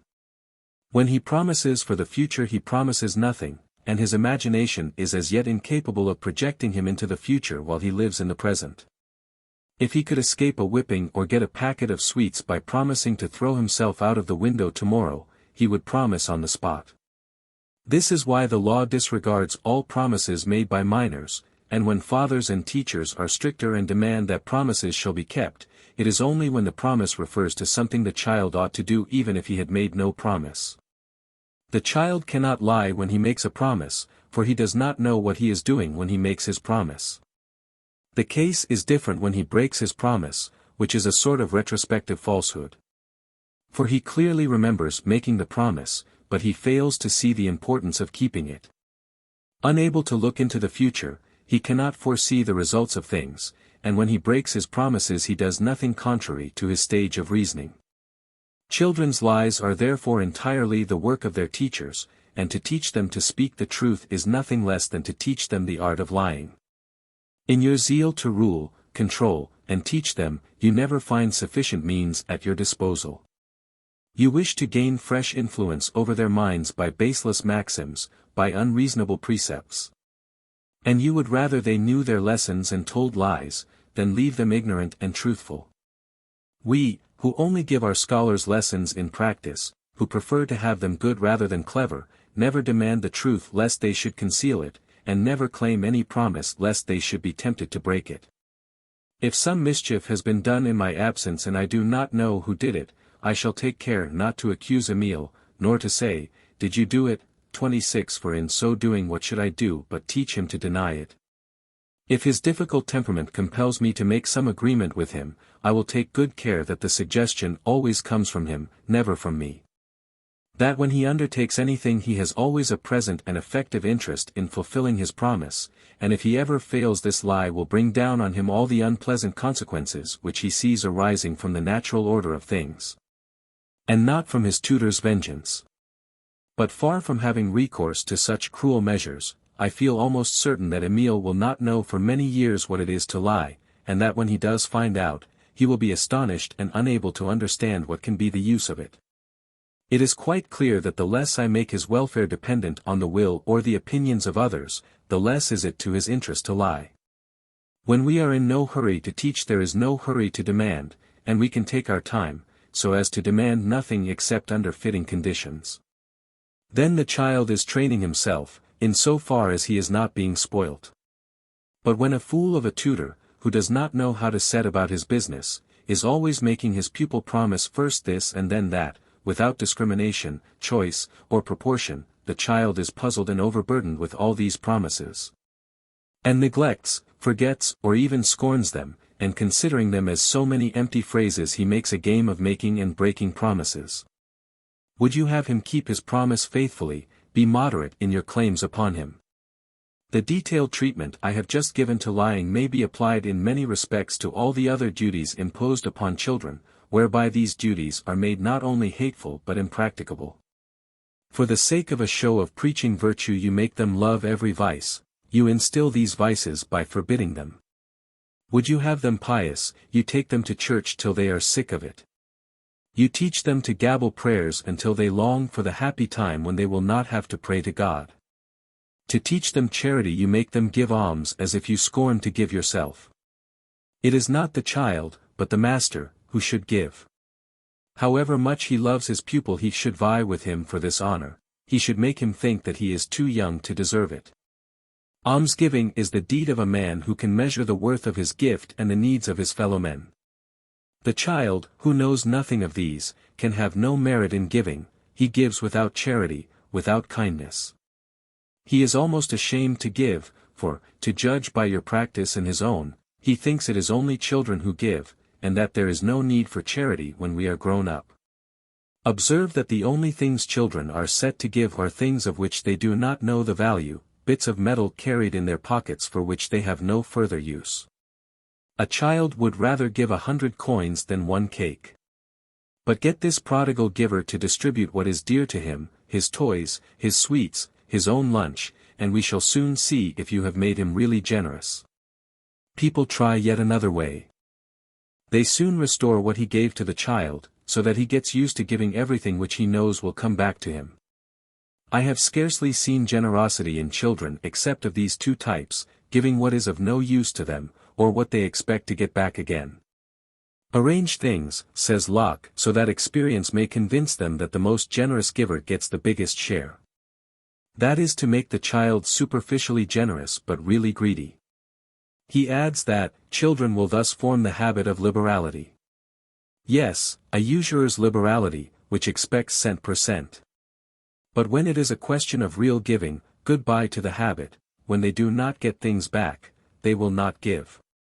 It is the habit of the mind, not of the hands, that needs watching. All the other virtues taught to children are like this, and to preach these baseless virtues you waste their youth in sorrow.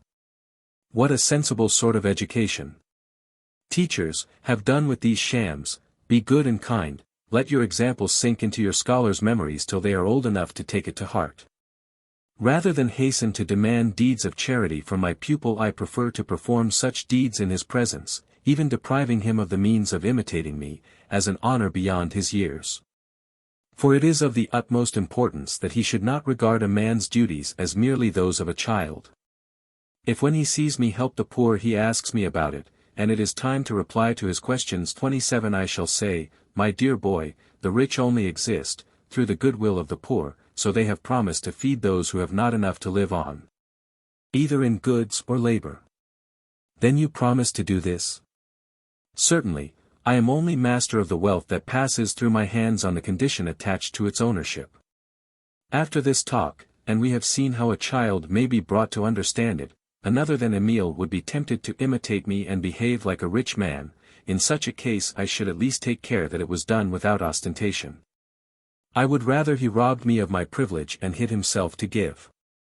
It is a fraud suitable to his age, and the only one I could forgive in him. I know that all these imitative virtues are only the virtues of a monkey, and that a good action is only morally good when it is done as such and not because of others. But at an age when the heart does not yet feel anything, you must make children copy the deeds you wish to grow into habits, until they can do them with understanding and for the love of what is good. Man imitates, as do the beasts. The love of imitating is well regulated by nature. In society it becomes a vice. The monkey imitates man, whom he fears, and not the other beasts, which he scorns. He thinks what is done by his betters must be good. Among ourselves, our harlequins imitate all that is good to degrade it and bring it into ridicule. Knowing their owner's baseness, they try to equal what is better than they are, or they strive to imitate what they admire, and their bad taste appears in their choice of models. They would rather deceive others or win applause for their own talents than become wiser or better. Imitation has its roots in our desire to escape from ourselves. If I succeed in my undertaking, Emile will certainly have no such wish. So we must dispense with any seeming good that might arise from it. Examine your rules of education.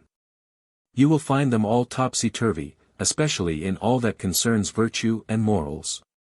The only moral lesson which is suited for a child, the most important lesson for every time of life, is this: never hurt anybody. The very rule of well-doing, if not subordinated to this rule, is dangerous, false, and contradictory.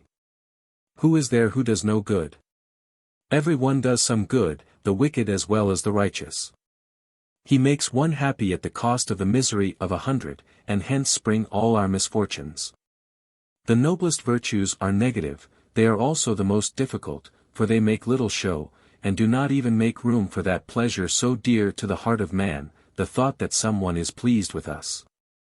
If there be a man who does no harm to his neighbors, what good must he have accomplished? What a bold heart, what a strong character it needs! It is not in talking about this maxim, but in trying to practice it, that we discover both its greatness and its difficulty. 28. This will give you some slight idea of the precautions I would have you take in giving children instruction which cannot always be refused without risk to themselves or others, or the far greater risk of the formation of bad habits, which would be difficult to correct later on. But be sure this necessity will not often arise with children who are properly brought up, for they cannot possibly become rebellious, spiteful, untruthful, or greedy, unless the seeds of these vices are sown in their hearts.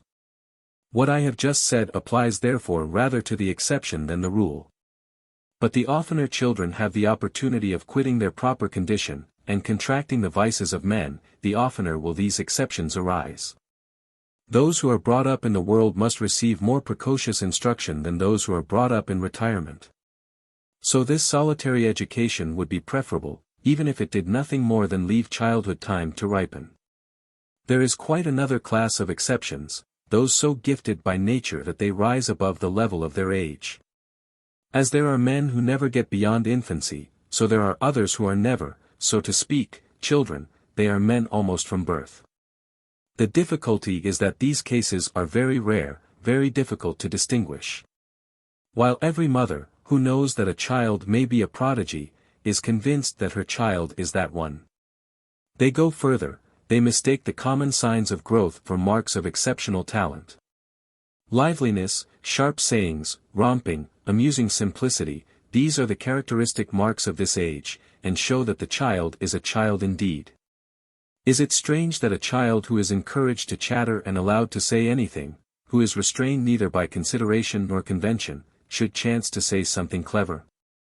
Were he never to hit the mark, his case would be stranger than that of the astrologer who, among 1,000 errors, occasionally predicts the truth. They lie so often, said Henry IV, that at last they say what is true. If you want to say something clever, you have only to talk long enough. May Providence watch over those fine folk who have no other claim to social distinction. The finest thoughts may spring from a child's brain, or rather the best words may drop from his lips, just as diamonds of great worth may fall into his hands, while neither the thoughts nor the diamonds are his own. At that age neither can be really his. The child's sayings do not mean to him what they mean to us, the ideas he attaches to them are different. His ideas, if indeed he has any ideas at all, have neither order nor connection. There is nothing sure, nothing certain, in his thoughts. Examine your so-called prodigy.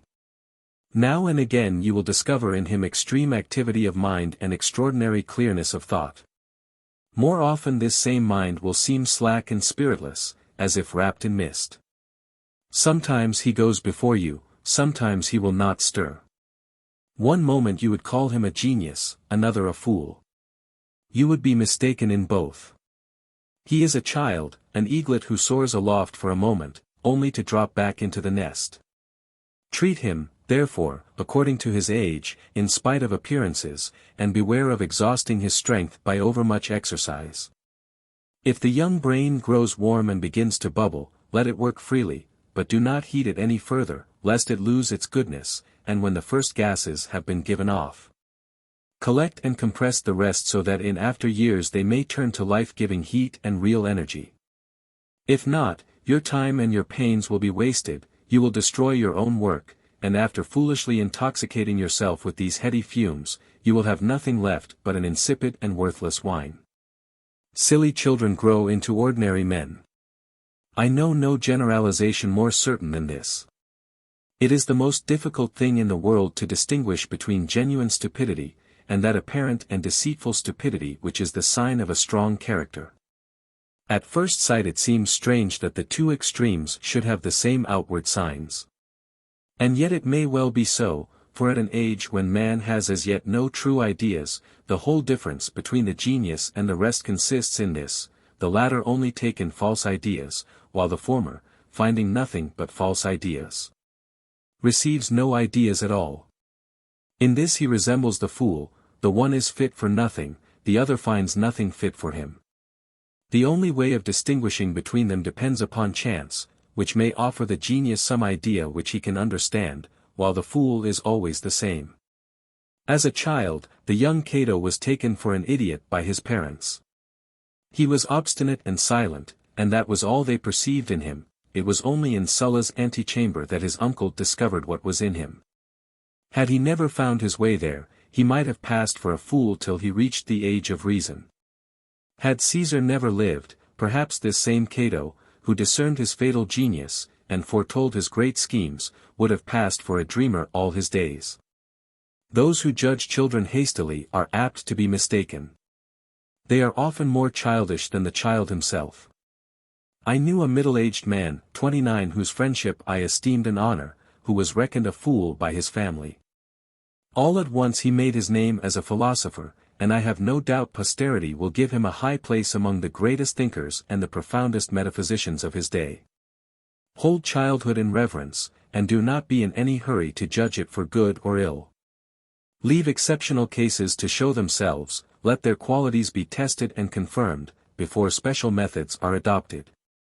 Give nature time to work before you take over her business, lest you interfere with her dealings. You assert that you know the value of time and are afraid to waste it. You fail to perceive that it is a greater waste of time to use it ill than to do nothing, and that a child ill-taught is further from virtue than a child who has learnt nothing at all. You are afraid to see him spending his early years doing nothing. What? Is it nothing to be happy, nothing to run and jump all day? He will never be so busy again all his life long. Plato, in his Republic, which is considered so stern, teaches the children only through festivals, games, songs, and amusements. It seems as if he had accomplished his purpose when he had taught them to be happy. And Seneca, speaking of the Roman lads in olden days, says, they were always on their feet, they were never taught anything which kept them sitting. Were they any the worse for it in manhood? Do not be afraid, therefore, of this so-called idleness. What would you think of a man who refused to sleep lest he should waste part of his life? You would say, he is mad, he is not enjoying his life, he is robbing himself of part of it. To avoid sleep he is hastening his death. Remember that these two cases are alike, and that childhood is the sleep of reason. The apparent ease with which children learn is their ruin. You fail to see that this very facility proves that they are not learning. Their shining, polished brain reflects, as in a mirror, the things you show them, but nothing sinks in. The child remembers the words and the ideas are reflected back. His hearers understand them, but to him they are meaningless. Although memory and reason are wholly different faculties, the one does not really develop apart from the other. Before the age of reason the child receives images, not ideas. And there is this difference between them: images are merely the pictures of external objects, while ideas are notions about those objects determined by their relations. An image when it is recalled may exist by itself in the mind, but every idea implies other ideas. When we image we merely perceive, when we reason we compare. Our sensations are merely passive, our notions or ideas spring from an active principle which judges. The proof of this will be given later. I maintain, therefore, that as children are incapable of judging, they have no true memory. They retain sounds, form, sensation, but rarely ideas, and still more rarely relations. You tell me they acquire some rudiments of geometry, and you think you prove your case. Not so, it is mine you prove. You show that far from being able to reason themselves, children are unable to retain the reasoning of others.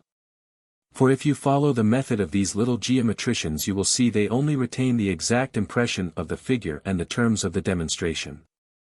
They cannot meet the slightest new objection. If the figure is reversed they can do nothing. All their knowledge is on the sensation level, nothing has penetrated to their understanding. Their memory is little better than their other powers, for they always have to learn over again, when they are grown up, what they learnt as children. I am far from thinking, however, that children have no sort of reason. 30 On the contrary, I think they reason very well with regard to things that affect their actual and sensible well-being. But people are mistaken as to the extent of their information, and they attribute to them knowledge they do not possess, and make them reason about things they cannot understand. Another mistake is to try to turn their attention to matters which do not concern them in the least, such as their future interest, their happiness when they are grown up. The opinion people will have of them when they are men, terms which are absolutely meaningless when addressed to creatures who are entirely without foresight. But all the forced studies of these poor little wretches are directed towards matters utterly remote from their minds. You may judge how much attention they can give to them. The pedagogues, who make a great display of the teaching they give their pupils, are paid to say just the opposite, yet their actions show that they think just as I do. For what do they teach? Words. Words. Words. Among the various sciences they boast of teaching their scholars, they take good care never to choose those which might be really useful to them, for then they would be compelled to deal with things and would fail utterly. The sciences they choose are those we seem to know when we know their technical terms: heraldry, geography, chronology, languages, etc. Studies so remote from man, and even more remote from the child, that it is a wonder if he can ever make any use of any part of them. You will be surprised to find that I reckon the study of languages among the useless lumber of education. But you must remember that I am speaking of the studies of the earliest years, and whatever you may say, I do not believe any child under 12 or 15 ever really acquired 2 languages. If the study of languages were merely the study of words, that is, of the symbols by which language expresses itself, then this might be a suitable study for children. But languages, as they change the symbols, also modify the ideas which the symbols express. Minds are formed by language, thoughts take their color from its ideas. Reason alone is common to all. Every language has its own form, a difference which may be partly cause and partly effect of differences in national character. This conjecture appears to be confirmed by the fact that in every nation under the sun speech follows the changes of manners, and is preserved or altered along with them. By use the child acquires one of these different forms, and it is the only language he retains till the age of reason. To acquire two languages he must be able to compare their ideas, and how can he compare ideas he can barely understand? Everything may have 1,000 meanings to him, but each idea can only have one form, so he can only learn one language. You assure me he learns several languages. I deny it.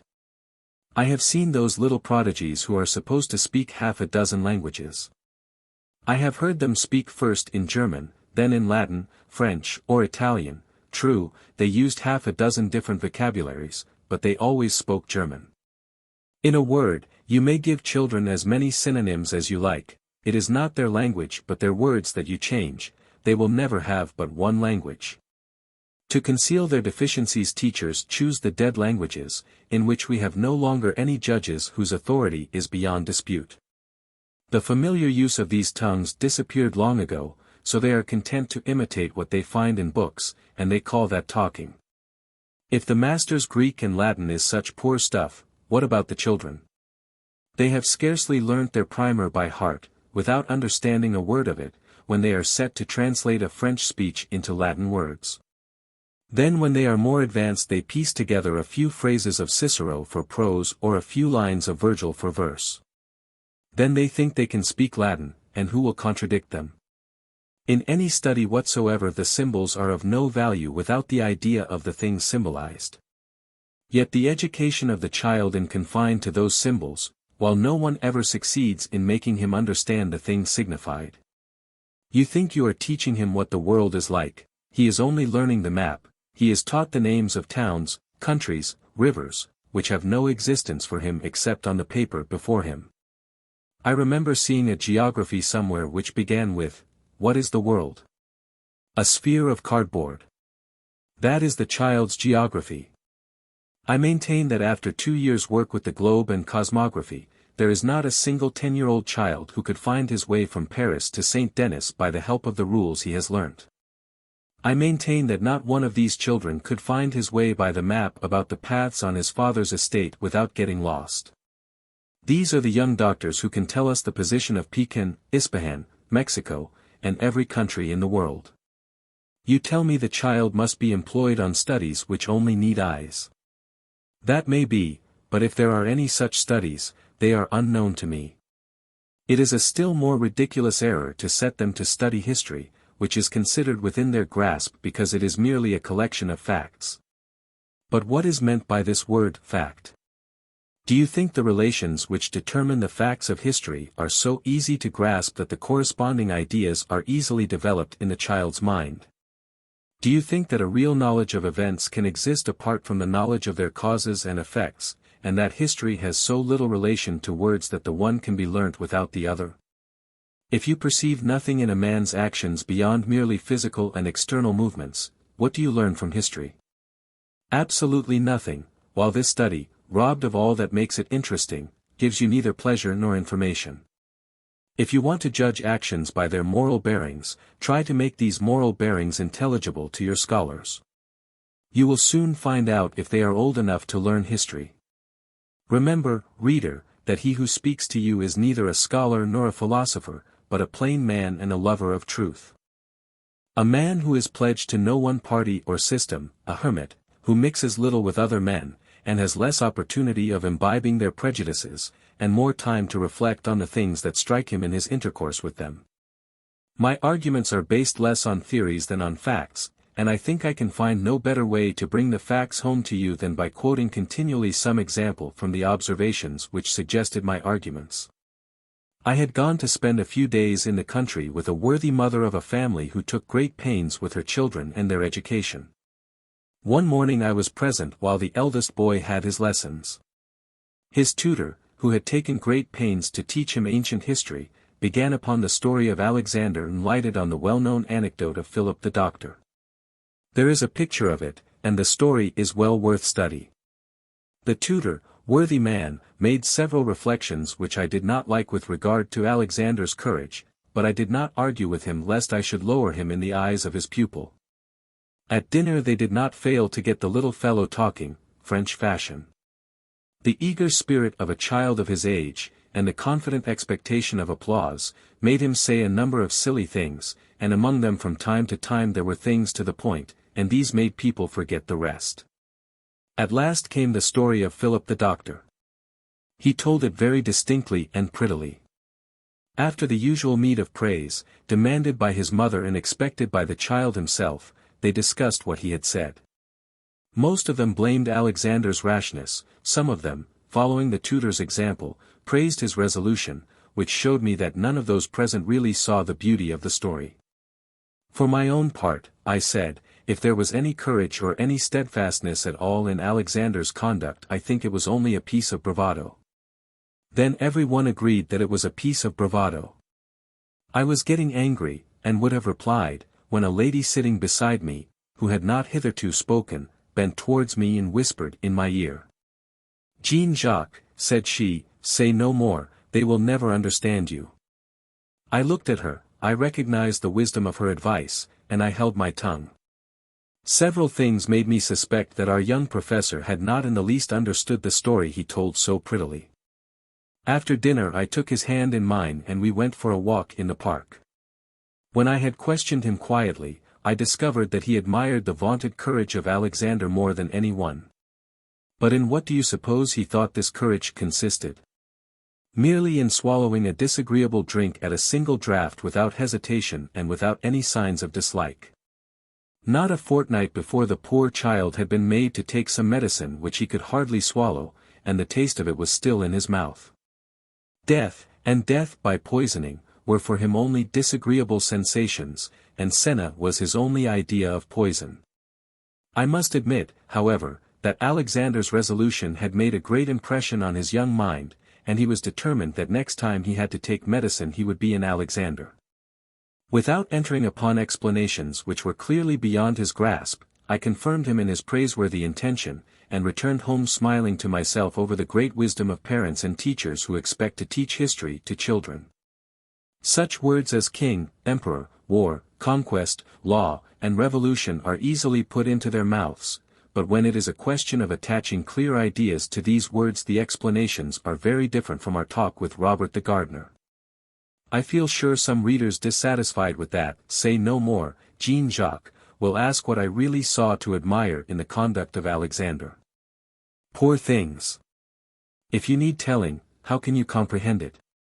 Alexander believed in virtue, he staked his head, he staked his own life on that faith, his great soul was fitted to hold such a faith. To swallow that draught was to make a noble profession of the faith that was in him. Never did mortal man recite a finer creed. If there is an Alexander in our own days, show me such deeds. If children have no knowledge of words, there is no study that is suitable for them. If they have no real ideas they have no real memory, for I do not call that a memory which only recalls sensations. What is the use of inscribing on their brains a list of symbols which mean nothing to them?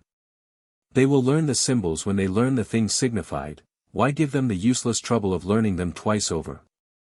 And yet what dangerous prejudices are you implanting when you teach them to accept as knowledge words which have no meaning for them? The first meaningless phrase, the first thing taken for granted on the word of another person without seeing its use for himself, this is the beginning of the ruin of the child's judgment. He may dazzle the eyes of fools long enough before he recovers from such a loss. 31. No, if nature has given the child this plasticity of brain which fits him to receive every kind of impression, it was not that you should imprint on it the names and dates of kings, the jargon of heraldry, the globe and geography. All those words without present meaning or future use for the child, which flood of words overwhelms his sad and barren childhood. But by means of this plasticity all the ideas he can understand and use, all that concern his happiness and will some day throw light upon his duties, should be traced at an early age in indelible characters upon his brain. To guide him to live in such a way as befits his nature and his powers. Without the study of books, such a memory as the child may possess is not left idle. Everything he sees and hears makes an impression on him, he keeps a record of men's sayings and doings, and his whole environment is the book from which he unconsciously enriches his memory, till his judgment is able to profit by it.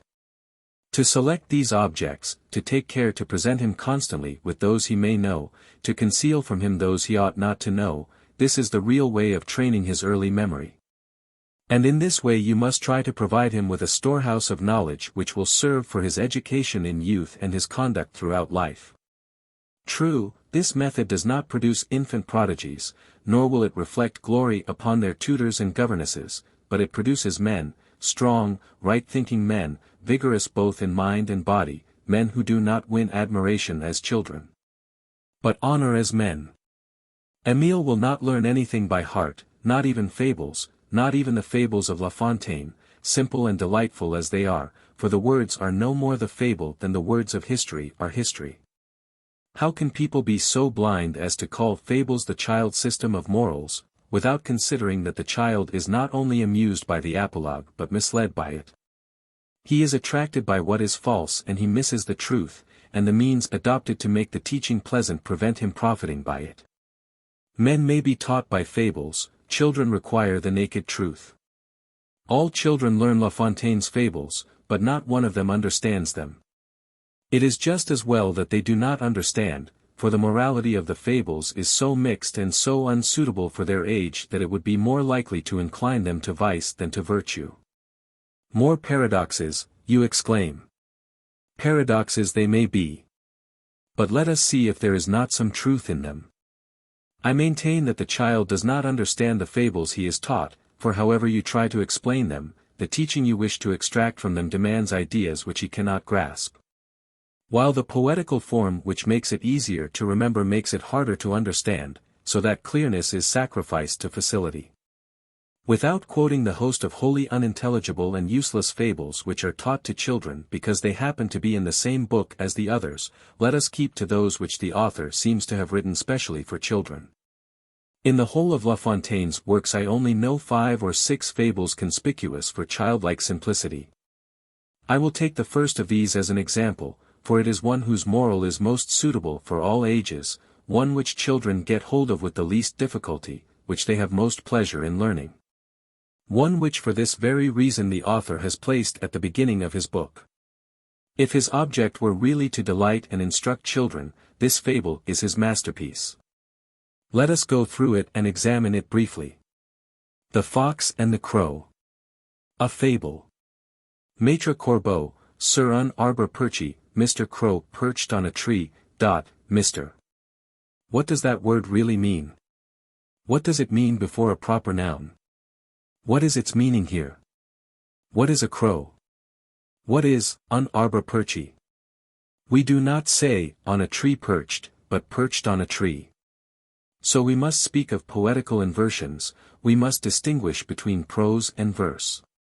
Tenait dans son bec un fromage, held a cheese in his beak. What sort of a cheese? Swiss, Brie, or Dutch? If the child has never seen crows, what is the good of talking about them? If he has seen crows, will he believe that they can hold a cheese in their beak? Your illustrations should always be taken from nature. Maître Renard, par l'odeur à lèche, Mr. Fox, attracted by the smell, another master. But the title suits the fox, who is master of all the tricks of his trade.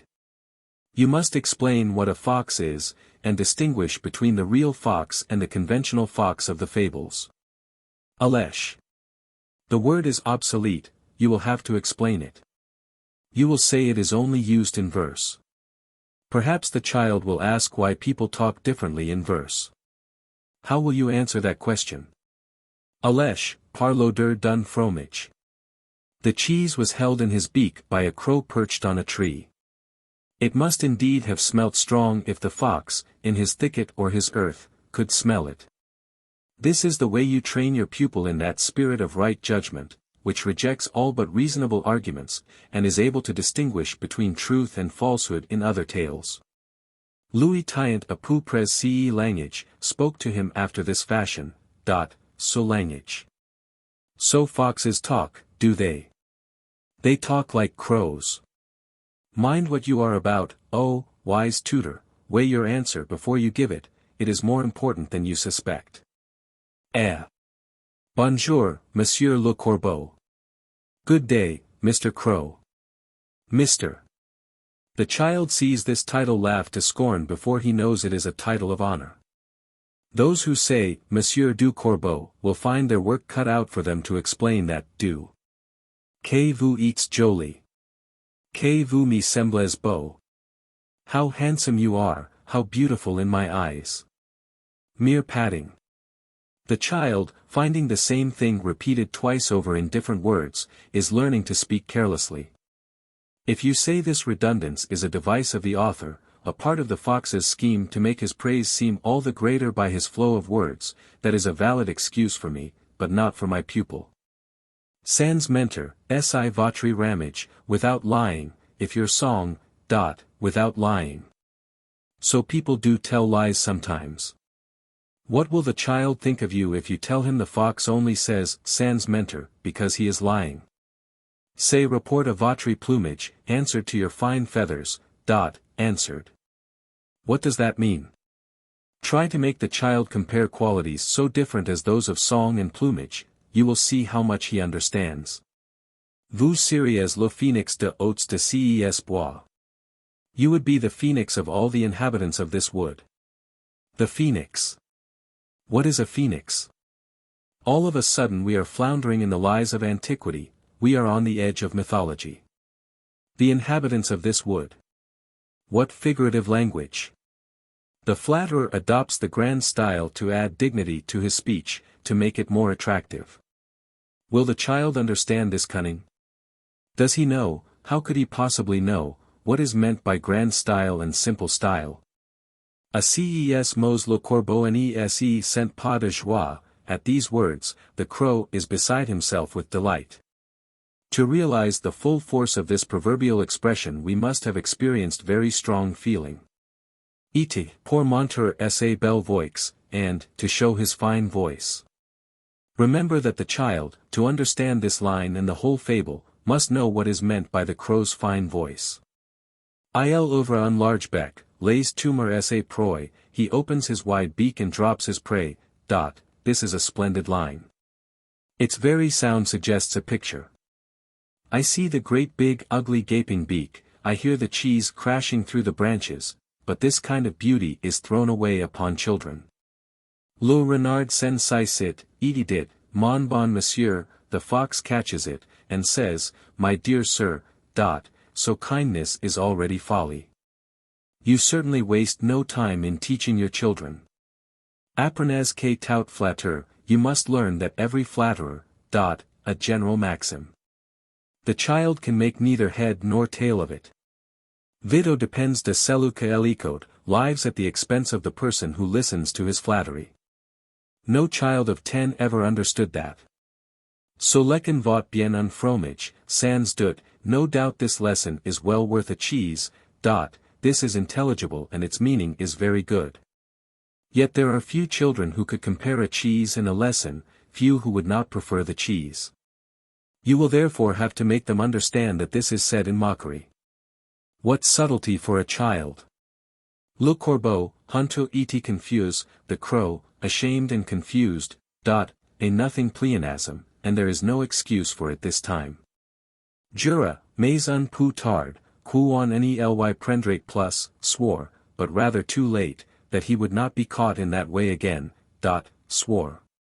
What master will be such a fool as to try to explain to a child the meaning of an oath? What a host of details!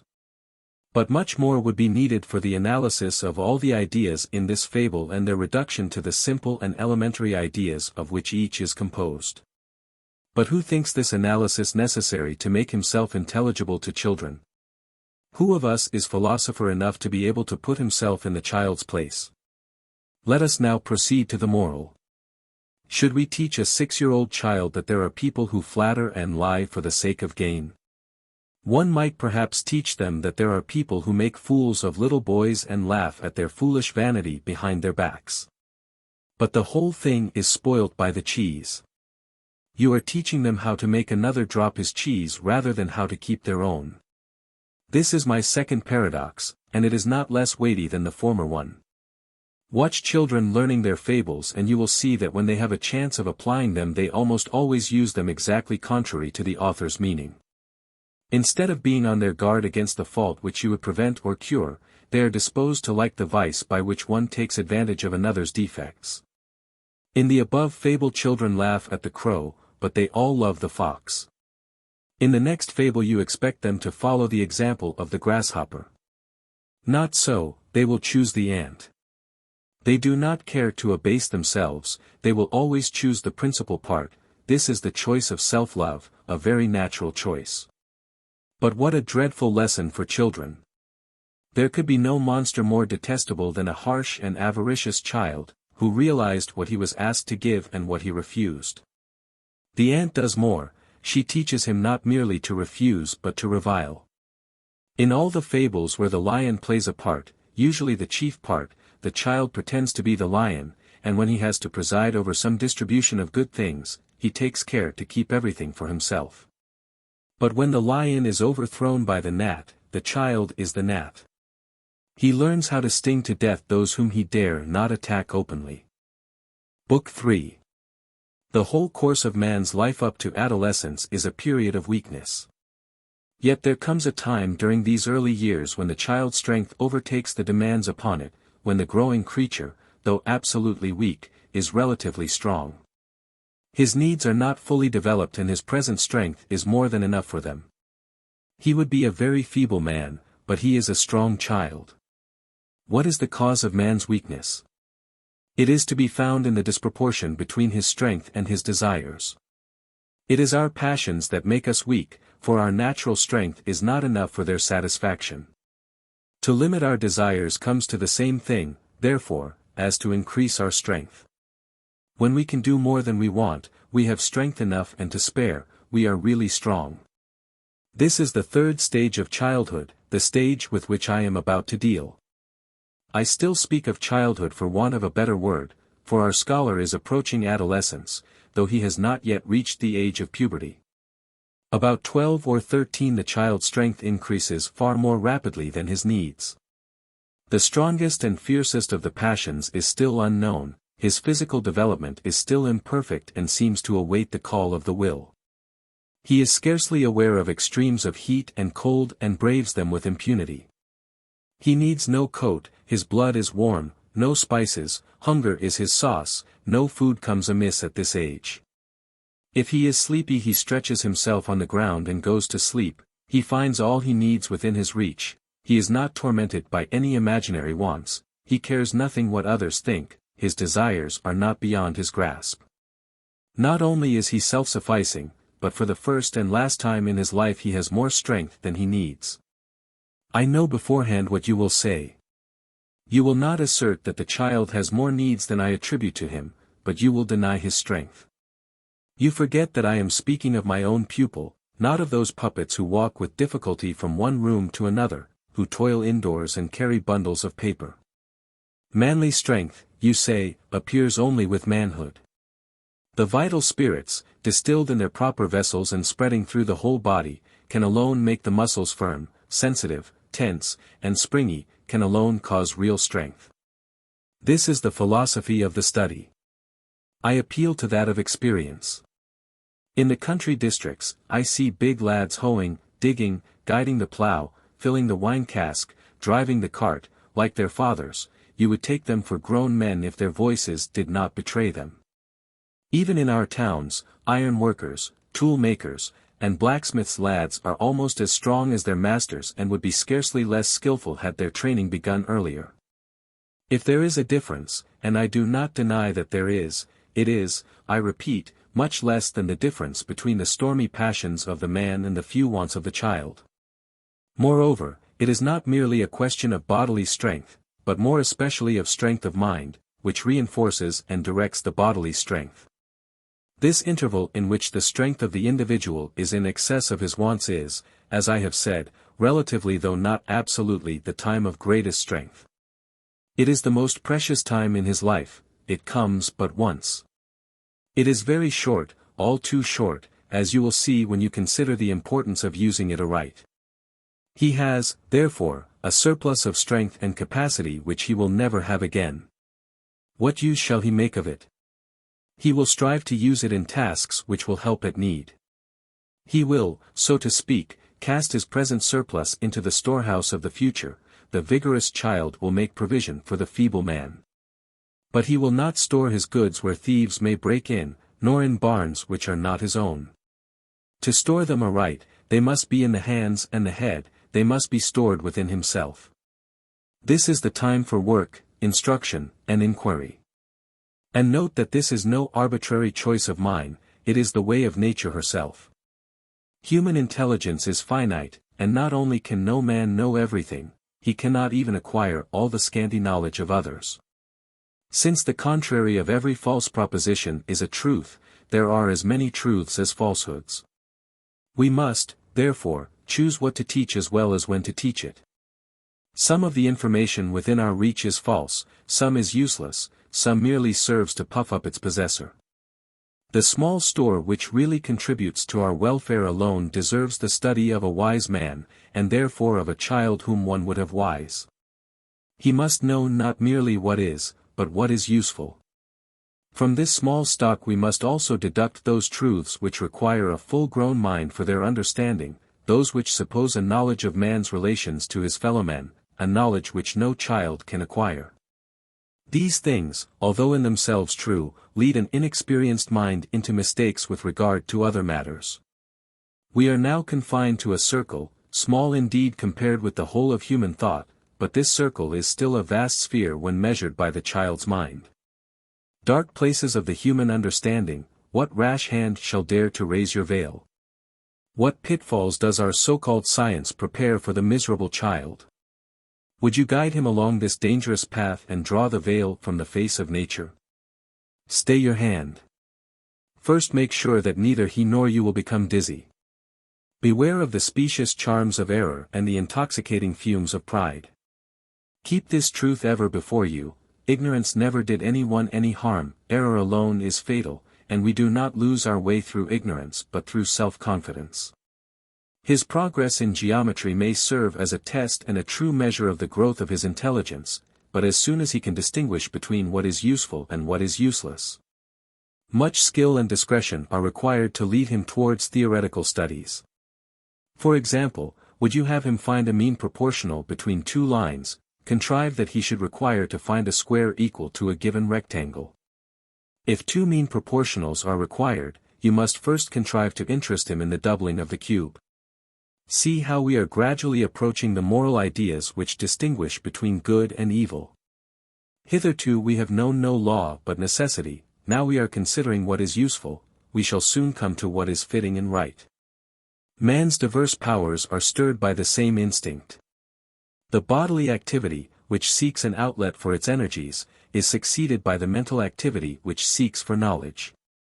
Children are first restless, then curious. And this curiosity, rightly directed, is the means of development for the age with which we are dealing.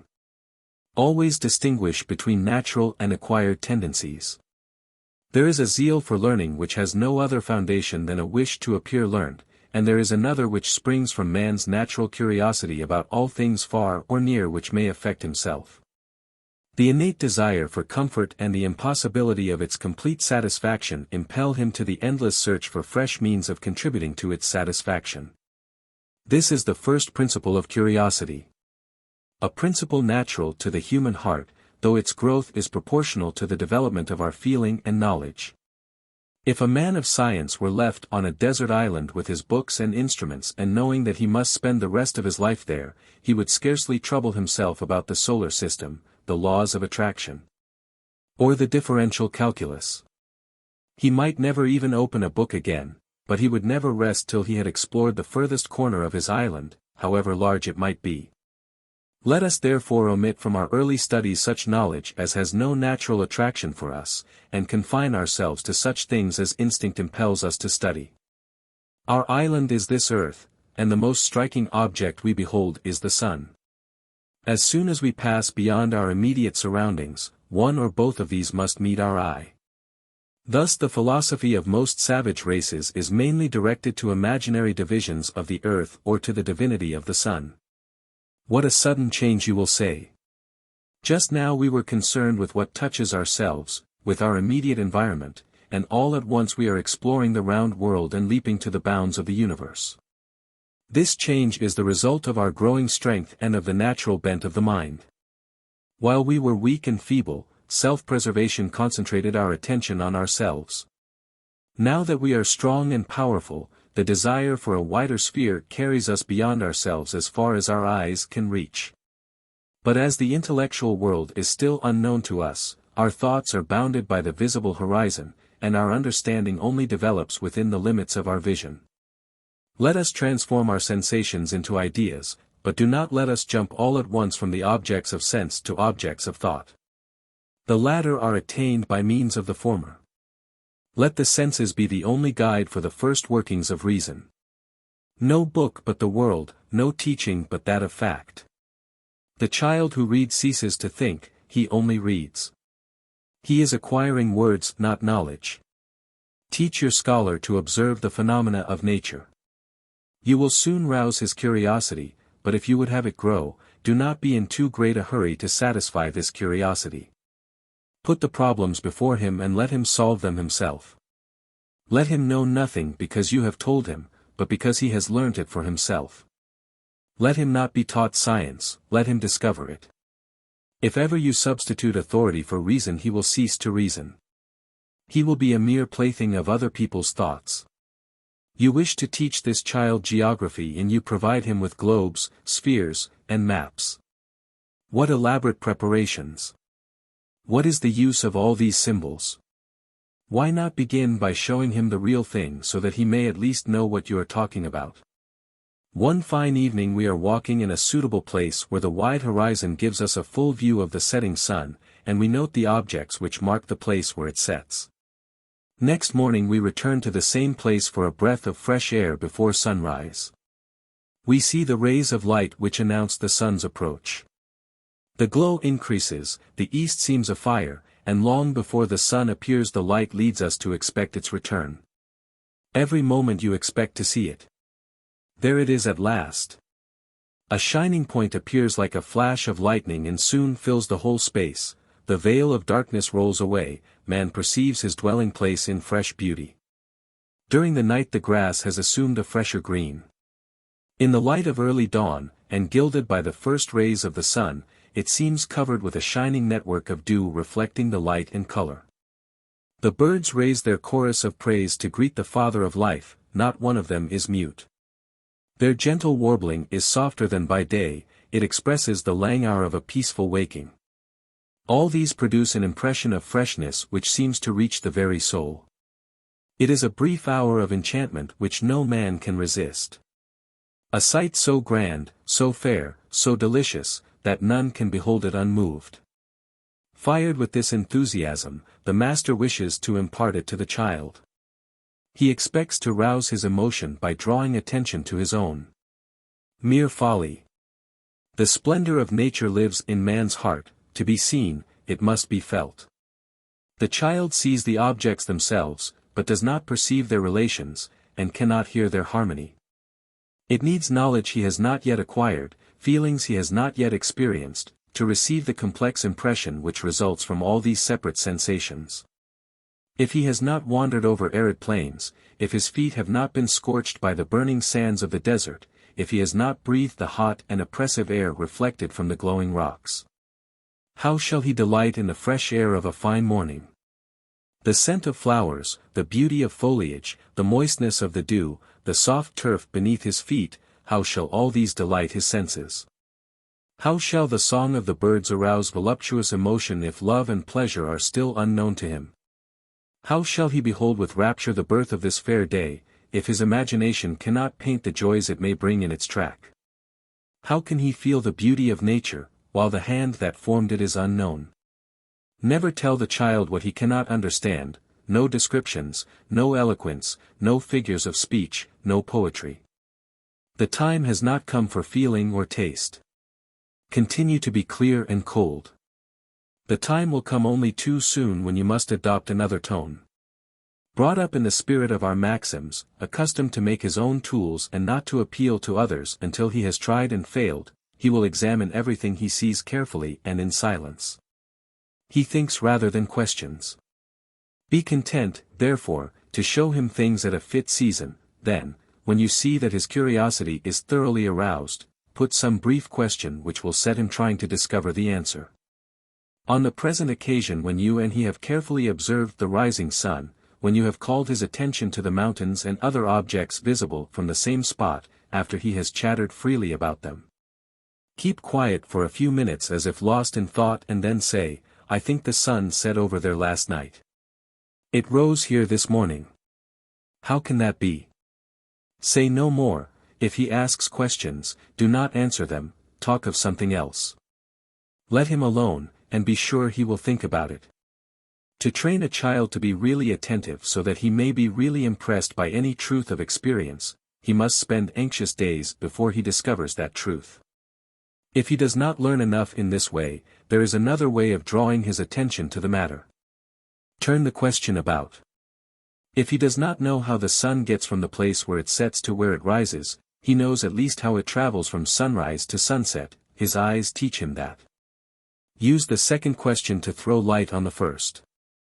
Either your pupil is a regular dunce or the analogy is too clear to be missed. This is his first lesson in cosmography. As we always advance slowly from one sensible idea to another, and as we give time enough to each for him to become really familiar with it before we go on to another, and lastly as we never force our scholar's attention, we are still a long way from a knowledge of the course of the sun or the shape of the earth. But as all the apparent movements of the celestial bodies depend on the same principle, and the first observation leads on to all the rest, less effort is needed, though more time, to proceed from the diurnal revolution to the calculation of eclipses, than to get a thorough understanding of day and night.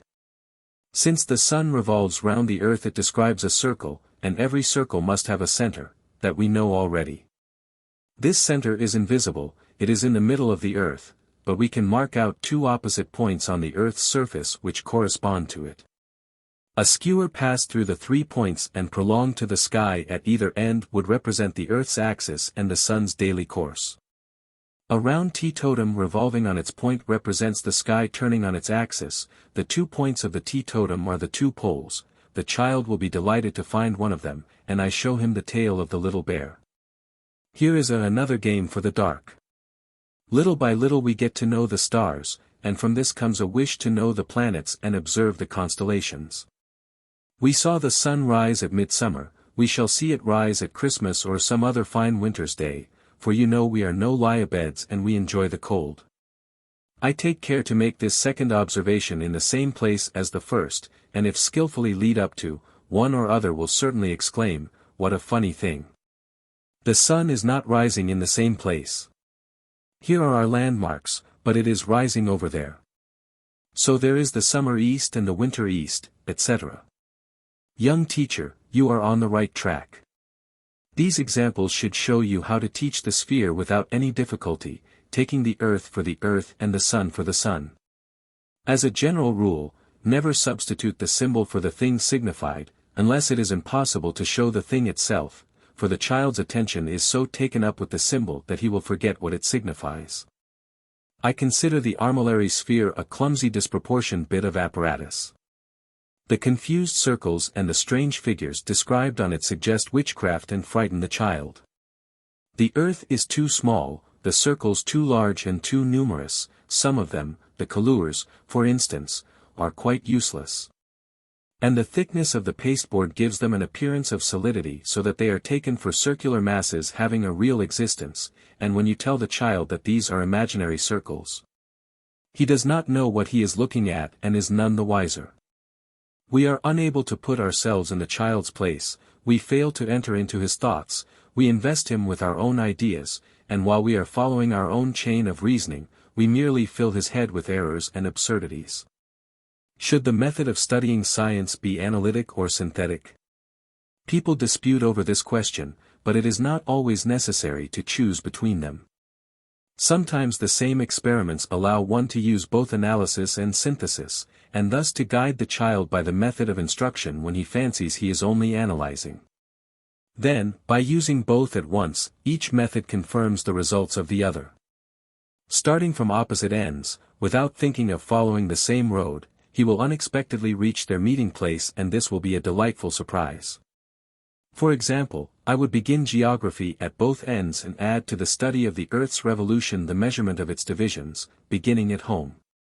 While the child is studying the sphere and is thus transported to the heavens, bring him back to the divisions of the globe and show him his own home. His geography will begin with the town he lives in and his father's country house, then the places between them, the rivers near them, and then the sun's aspect and how to find one's way by its aid. This is the meeting place. Let him make his own map, a very simple map, at first containing only 2 places, others may be added from time to time, as he is able to estimate their distance and position. You see at once what a good start we have given him by making his eye his compass. No doubt he will require some guidance in spite of this, but very little, and that little without his knowing it. If he goes wrong, let him alone, do not correct his mistakes, hold your tongue till he finds them out for himself and corrects them, or at most arrange something, as opportunity offers, which may show him his mistakes. If he never makes mistakes he will never learn anything thoroughly. Moreover, what he needs is not an exact knowledge of local topography, but how to find out for himself. No matter whether he carries maps in his head provided he understands what they mean, and has a clear idea of the art of making them. See what a difference there is already between the knowledge of your scholars and the ignorance of mine. They learn maps, he makes them. Here are fresh ornaments for his room. Remember that this is the essential point in my method, do not teach the child many things, but never to let him form inaccurate or confused ideas. I care not if he knows nothing provided he is not mistaken, and I only acquaint him with truths to guard him against the errors he might put in their place.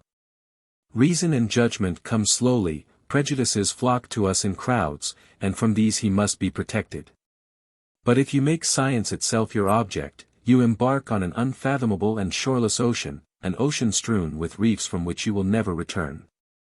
When I see a man in love with knowledge, yielding to its charms and flitting from one branch to another unable to stay his steps, he seems to me like a child gathering shells on the seashore, now picking them up, then throwing them aside for others which he sees beyond them, then taking them again, till overwhelmed by their number and unable to choose between them, he flings them all away and returns empty-handed. Time was long during early childhood, we only tried to pass our time for fear of using it ill, now it is the other way, we have not time enough for all that would be of use. The passions, remember, are drawing near, and when they knock at the door your scholar will have no ear for anything else. The peaceful age of intelligence is so short, it flies so swiftly, there is so much to be done, that it is madness to try to make your child learn. It is not your business to teach him the various sciences, but to give him a taste for them and methods of learning them when this taste is more mature. That is assuredly a fundamental principle of all good education. This is also the time to train him gradually to prolonged attention to a given object, but this attention should never be the result of constraint, but of interest or desire. You must be very careful that it is not too much for his strength, and that it is not carried to the point of tedium. Watch him, therefore, and whatever happens, stop before he is tired, for it matters little what he learns. It does matter that he should do nothing against his will. If he asks questions, let your answers be enough to whet his curiosity but not enough to satisfy it. Above all, when you find him talking at random and overwhelming you with silly questions instead of asking for information, at once refuse to answer. For it is clear that he no longer cares about the matter in hand, but wants to make you a slave to his questions. Consider his motives rather than his words. This warning, which was scarcely needed before, becomes of supreme importance when the child begins to reason. There is a series of abstract truths by means of which all the sciences are related to common principles and are developed each in its turn. This relationship is the method of the philosophers. We are not concerned with it at present. There is quite another method by which every concrete example suggests another and always points to the next in the series. This succession, which stimulates the curiosity and so arouses the attention required by every object in turn, is the order followed by most men, and it is the right order for all children. To take our bearings so as to make our maps we must find meridians. 2 points of intersection between the equal shadows morning and evening supply an excellent meridian for a 13-year-old astronomer. But these meridians disappear, it takes time to trace them, and you are obliged to work in one place. So much trouble and attention will at last become irksome. We foresaw this and are ready for it. Again I must enter into minute and detailed explanations. I hear my readers murmur, but I am prepared to meet their disapproval. I will not sacrifice the most important part of this book to your impatience. You may think me as long-winded as you please, I have my own opinion as to your complaints. Long ago my pupil and I remarked that some substances such as amber, glass, and wax, when well rubbed, attracted straws, while others did not. We accidentally discover a substance which has a more unusual property, that of attracting filings or other small particles of iron from a distance and without rubbing. How much time do we devote to this game to the exclusion of everything else? At last we discover that this property is communicated to the iron itself, which is, so to speak, endowed with life. We go to the fair one day 42 and a conjurer has a wax duck floating in a basin of water, and he makes it follow a bit of bread. We are greatly surprised, but we do not call him a wizard, never having heard of such persons. As we are continually observing effects whose causes are unknown to us, we are in no hurry to make up our minds, and we remain in ignorance till we find an opportunity of learning. When we get home we discuss the duck till we try to imitate it. We take a needle thoroughly magnetized, we embed it in white wax, shaped as far as possible like a duck, with the needle running through the body, so that its eye forms the beak. We put the duck in water and put the end of a key near its beak, and you will readily understand our delight when we find that our duck follows the key just as the duck at the fair followed the bit of bread. Another time we may note the direction assumed by the duck when left in the basin. For the present we are wholly occupied with our work and we want nothing more. The same evening we return to the fair with some bread specially prepared in our pockets, and as soon as the conjurer has performed his trick, my little doctor, who can scarcely sit still, exclaims, "The trick is quite easy, I can do it myself." "Do it then." He at once takes the bread with a bit of iron hidden in it from his pocket, his heart throbs as he approaches the table and holds out the bread, his hand trembles with excitement. The duck approaches and follows his hand. The child cries out and jumps for joy. The applause, the shouts of the crowd, are too much for him, he is beside himself. The conjurer, though disappointed, embraces him, congratulates him, begs the honor of his company on the following day, and promises to collect a still greater crowd to applaud his skill. My young scientist is very proud of himself and is beginning to chatter, but I check him at once and take him home overwhelmed with praise. The child counts the minutes till tomorrow with absurd anxiety. He invites everyone he meets, he wants all mankind to behold his glory, he can scarcely wait till the appointed hour. He hurries to the place, the hall is full already, as he enters his young heart swells with pride. Other tricks are to come first. The conjurer surpasses himself and does the most surprising things. The child sees none of these, he wriggles, perspires, and hardly breathes, the time is spent in fingering with a trembling hand the bit of bread in his pocket. His turn comes at last, the master announces it to the audience with all ceremony, he goes up looking somewhat shamefaced and takes out his bit of bread. O fleeting joys of human life! The duck, so tame yesterday, is quite wild today. Instead of offering its beak it turns tail and swims away, it avoids the bread and the hand that holds it as carefully as it followed them yesterday. After many vain attempts accompanied by derisive shouts from the audience, the child complains that he is being cheated, that is not the same duck, and he defies the conjurer to attract it. The conjurer, without further words, takes a bit of bread and offers it to the duck, which at once follows it and comes to the hand which holds it. The child takes the same bit of bread with no better success. The duck mocks his efforts and swims round the basin. Overwhelmed with confusion he abandons the attempt, ashamed to face the crowd any longer. Then the conjurer takes the bit of bread the child brought with him and uses it as successfully as his own. He takes out the bit of iron before the audience, another laugh at our expense, then with this same bread he attracts the duck as before. He repeats the experiment with a piece of bread cut by a third person in full view of the audience. He does it with his glove, with his fingertip. Finally he goes into the middle of the room and in the emphatic tones used by such persons he declares that his duck will obey his voice as readily as his hand. He speaks and the duck obeys. He bids him go to the right and he goes, to come back again and he comes. The movement is as ready as the command.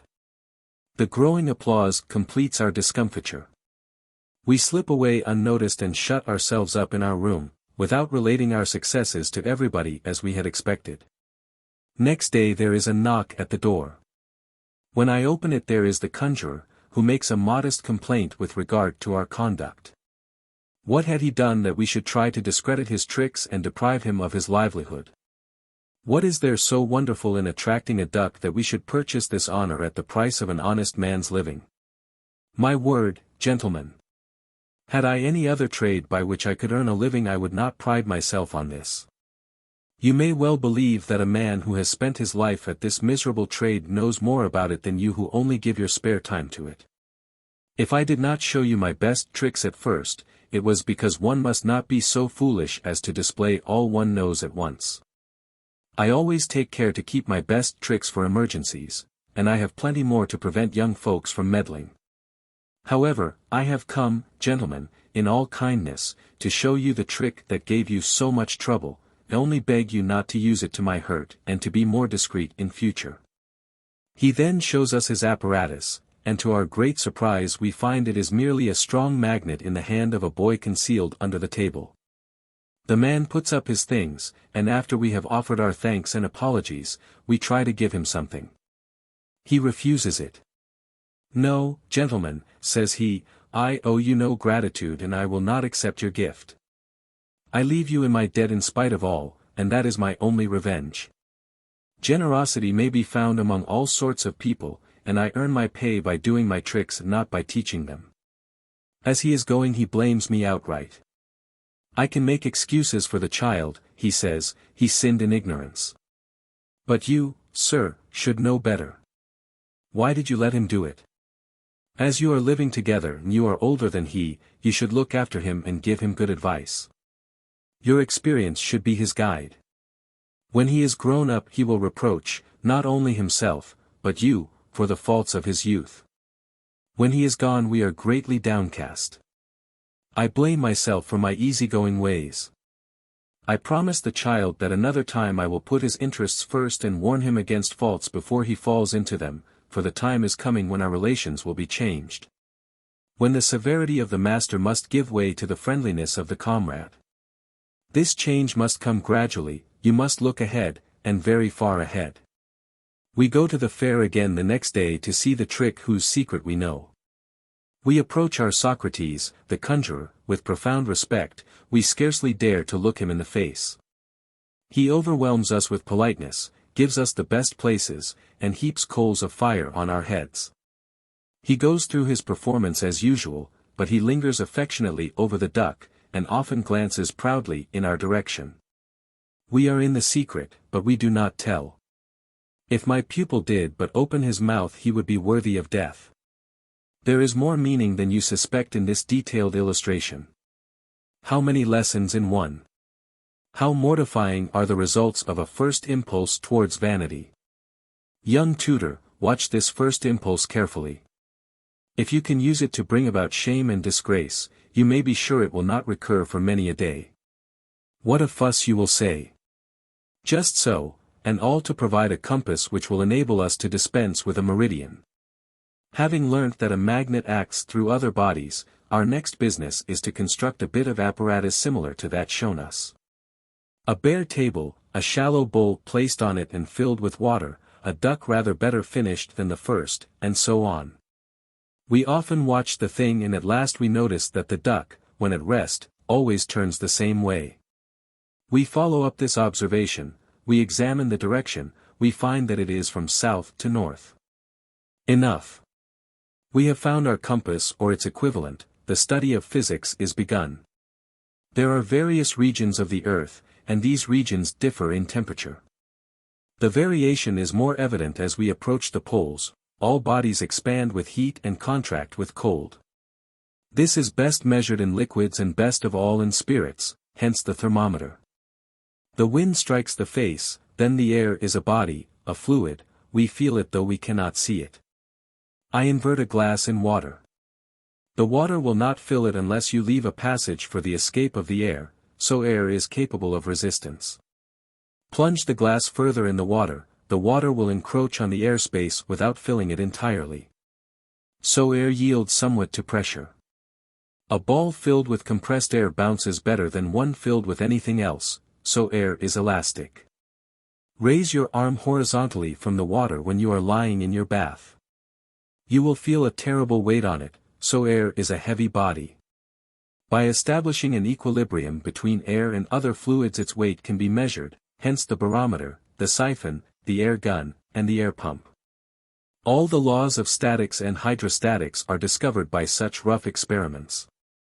For none of these would I take the child into a physical cabinet, I dislike that array of instruments and apparatus.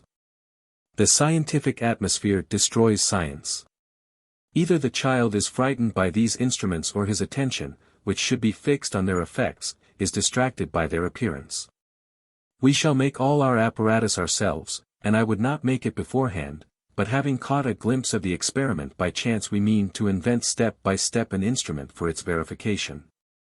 I would rather our apparatus was somewhat clumsy and imperfect, but our ideas clear as to what the apparatus ought to be, and the results to be obtained by means of it. For my first lesson in statics, instead of fetching a balance, I lay a stick across the back of a chair, I measure the two parts when it is balanced, add equal or unequal weights to either end. By pulling or pushing it as required, I find at last that equilibrium is the result of a reciprocal proportion between the amount of the weights and the length of the levers. Thus my little physicist is ready to rectify a balance before ever he sees one. Undoubtedly the notions of things thus acquired for oneself are clearer and much more convincing than those acquired from the teaching of others. And not only is our reason not accustomed to a slavish submission to authority, but we develop greater ingenuity in discovering relations, connecting ideas and inventing apparatus. Than when we merely accept what is given us and allow our minds to be enfeebled by indifference, like the body of a man whose servants always wait on him, dress him and put on his shoes, whose horse carries him, till he loses the use of his limbs. Boileau used to boast that he had taught Racine the art of rhyming with difficulty. Among the many short cuts to science, we badly need someone to teach us the art of learning with difficulty. The most obvious advantage of these slow and laborious inquiries is this: the scholar, while engaged in speculative studies, is actively using his body, gaining suppleness of limb, and training his hands to labor so that he will be able to make them useful when he is a man. Too much apparatus, designed to guide us in our experiments and to supplement the exactness of our senses, makes us neglect to use those senses. The theodolite makes it unnecessary to estimate the size of angles. The eye which used to judge distances with much precision, trusts to the chain for its measurements, the steel yard dispenses with the need of judging weight by the hand as I used to do. The more ingenious our apparatus, the coarser and more unskillful are our senses.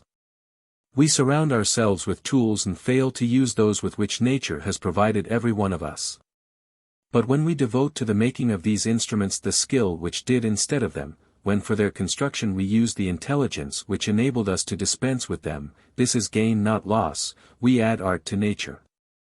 We gain ingenuity without loss of skill. If instead of making a child stick to his books I employ him in a workshop, his hands work for the development of his mind. While he fancies himself a workman he is becoming a philosopher. Moreover, this exercise has other advantages of which I shall speak later, and you will see how, through philosophy and sport, one may rise to the real duties of man. I have said already that purely theoretical science is hardly suitable for children, even for children approaching adolescence. But without going far into theoretical physics, take care that all their experiments are connected together by some chain of reasoning, so that they may follow an orderly sequence in the mind, and may be recalled at need. For it is very difficult to remember isolated facts or arguments, when there is no cue for their recall.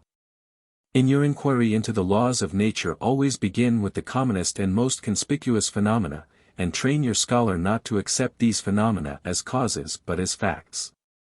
I take a stone and pretend to place it in the air. I open my hand, the stone falls.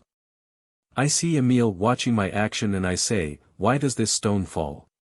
What child will hesitate over this question? None, not even Emile, unless I have taken great pains to teach him not to answer. Every one will say, the stone falls because it is heavy. And what do you mean by heavy? That which falls. So the stone falls because it falls. Here is a poser for my little philosopher. This is his first lesson in systematic physics, and whether he learns physics or no, it is a good lesson in common sense. As the child develops in intelligence, other important considerations require us to be still more careful in our choice of his occupations. As soon as he has sufficient self-knowledge to understand what constitutes his well-being, as soon as he can grasp such far-reaching relations as to judge what is good for him and what is not, then he is able to discern the difference between work and play, and to consider the latter merely as relaxation. The objects of real utility may be introduced into his studies and may lead him to more prolonged attention than he gave to his games. The ever-recurring law of necessity soon teaches a man to do what he does not like, so as to avert evils which he would dislike still more. Such is the use of foresight, and this foresight, well or ill used, is the source of all the wisdom or the wretchedness of mankind. Every one desires happiness, but to secure it he must know what happiness is. For the natural man, happiness is as simple as his life. It consists in the absence of pain, health, freedom. The necessaries of life are its elements. The happiness of the moral man is another matter, but it does not concern us at present. I cannot repeat too often that it is only objects which can be perceived by the senses which can have any interest for children, especially children whose vanity has not been stimulated nor their minds corrupted by social conventions. As soon as they foresee their needs before they feel them, their intelligence has made a great step forward. They are beginning to know the value of time. They must then be trained to devote this time to useful purposes, but this usefulness should be such as they can readily perceive and should be within the reach of their age and experience. What concerns the moral order and the customs of society should not yet be given them, for they are not in a condition to understand it. It is folly to expect them to attend to things vaguely described as good for them, when they do not know what this good is, things which they are assured will be to their advantage when they are grown up. Though for the present they take no interest in this so-called advantage, which they are unable to understand. Let the child do nothing because he is told. Nothing is good for him but what he recognizes as good. When you are always urging him beyond his present understanding, you think you are exercising a foresight which you really lack.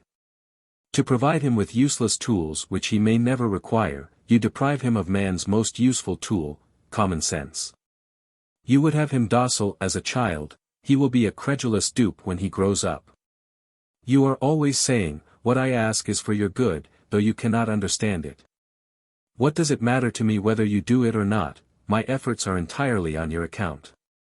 All these fine speeches with which you hope to make him good, are preparing the way, so that the visionary, the tempter, the charlatan, the rascal, and every kind of fool may catch him in his snare or draw him into his folly. A man must know many things which seem useless to a child, but need the child learn, or can he indeed learn, all that the man must know? Try to teach the child what is of use to a child and you will find that it takes all his time. Why urge him to the studies of an age he may never reach, to the neglect of those studies which meet his present needs? But, you ask, will it not be too late to learn what he ought to know when the time comes to use it? I cannot tell. But this I do know, it is impossible to teach it sooner, for our real teachers are experience and emotion, and man will never learn what befits a man except under its own conditions. A child knows he must become a man. All the ideas he may have as to man's estate are so many opportunities for his instruction, but he should remain in complete ignorance of those ideas which are beyond his grasp. My whole book is one continued argument in support of this fundamental principle of education. As soon as we have contrived to give our pupil an idea of the word useful, we have got an additional means of controlling him, for this word makes a great impression on him, provided that its meaning for him is a meaning relative to his own age. And provided he clearly sees its relation to his own well-being. This word makes no impression on your scholars because you have taken no pains to give it a meaning they can understand, and because other people always undertake to supply their needs so that they never require to think for themselves. And do not know what utility is. What is the use of that? In future this is the sacred formula, the formula by which he and I test every action of our lives. This is the question with which I invariably answer all his questions. It serves to check the stream of foolish and tiresome questions with which children weary those about them. These incessant questions produce no result, and their object is rather to get a hold over you than to gain any real advantage. A pupil, who has been really taught only to want to know what is useful, questions like Socrates, he never asks a question without a reason for it, for he knows he will be required to give his reason before he gets an answer. See what a powerful instrument I have put into your hands for use with your pupil. As he does not know the reason for anything, you can reduce him to silence almost at will. And what advantages do your knowledge and experience give you to show him the usefulness of what you suggest? For, make no mistake about it, when you put this question to him, you are teaching him to put it to you, and you must expect that whatever you suggest to him in the future he will follow your own example and ask, what is the use of this? Perhaps this is the greatest of the tutor's difficulties. If you merely try to put the child off when he asks a question, and if you give him a single reason he is not able to understand, if he finds that you reason according to your own ideas, not his, he will think what you tell him is good for you but not for him. You will lose his confidence and all your labor is thrown away. But what master will stop short and confess his faults to his pupil? We all make it a rule never to own to the faults we really have. Now I would make it a rule to admit even the faults I have not, if I could not make my reasons clear to him. As my conduct will always be intelligible to him, he will never doubt me and I shall gain more credit by confessing my imaginary faults than those who conceal their real defects. In the first place, do not forget that it is rarely your business to suggest what he ought to learn, it is for him to want to learn, to seek and to find it. You should put it within his reach, you should skillfully awaken the desire and supply him with means for its satisfaction. So your questions should be few and well chosen, and as he will always have more questions to put to you than you to him, you will always have the advantage and will be able to ask all the oftener, what is the use of that question? Moreover, as it matters little what he learns provided he understands it and knows how to use it, as soon as you cannot give him a suitable explanation, give him none at all. Do not hesitate to say, I have no good answer to give you. I was wrong, let us drop the subject. If your teaching was really ill chosen, there is no harm in dropping it altogether. If it was not, with a little care you will soon find an opportunity of making its use apparent to him. I do not like verbal explanations. Young people pay little heed to them, nor do they remember them. Things. I cannot repeat it too often. We lay too much stress upon words, we teachers babble, and our scholars follow our example. Suppose we are studying the course of the sun and the way to find our bearings, when all at once Emile interrupts me with the question, what is the use of that? What a fine lecture I might give, how many things I might take occasion to teach him in reply to his question, especially if there is any one there. I might speak of the advantages of travel, the value of commerce, the special products of different lands and the peculiar customs of different nations, the use of the calendar, the way to reckon the seasons for agriculture, the art of navigation. How to steer our course at sea, how to find our way without knowing exactly where we are. Politics, natural history, astronomy, even morals and international law are involved in my explanation, so as to give my pupil some idea of all these sciences and a great wish to learn them. When I have finished I shall have shown myself a regular pedant, I shall have made a great display of learning, and not one single idea has he understood. He is longing to ask me again, what is the use of taking one's bearings? But he dare not for fear of vexing me. He finds it pays best to pretend to listen to what he is forced to hear. This is the practical result of our fine systems of education. But Emile is educated in a simpler fashion. We take so much pains to teach him a difficult idea that he will have heard nothing of all this. At the first word he does not understand, he will run away, he will prance about the room, and leave me to speechify by myself. Let us seek a more commonplace explanation. My scientific learning is of no use to him. We were observing the position of the forest to the north of Montmorency when he interrupted me with the usual question, "What is the use of that?" "You are right," I said.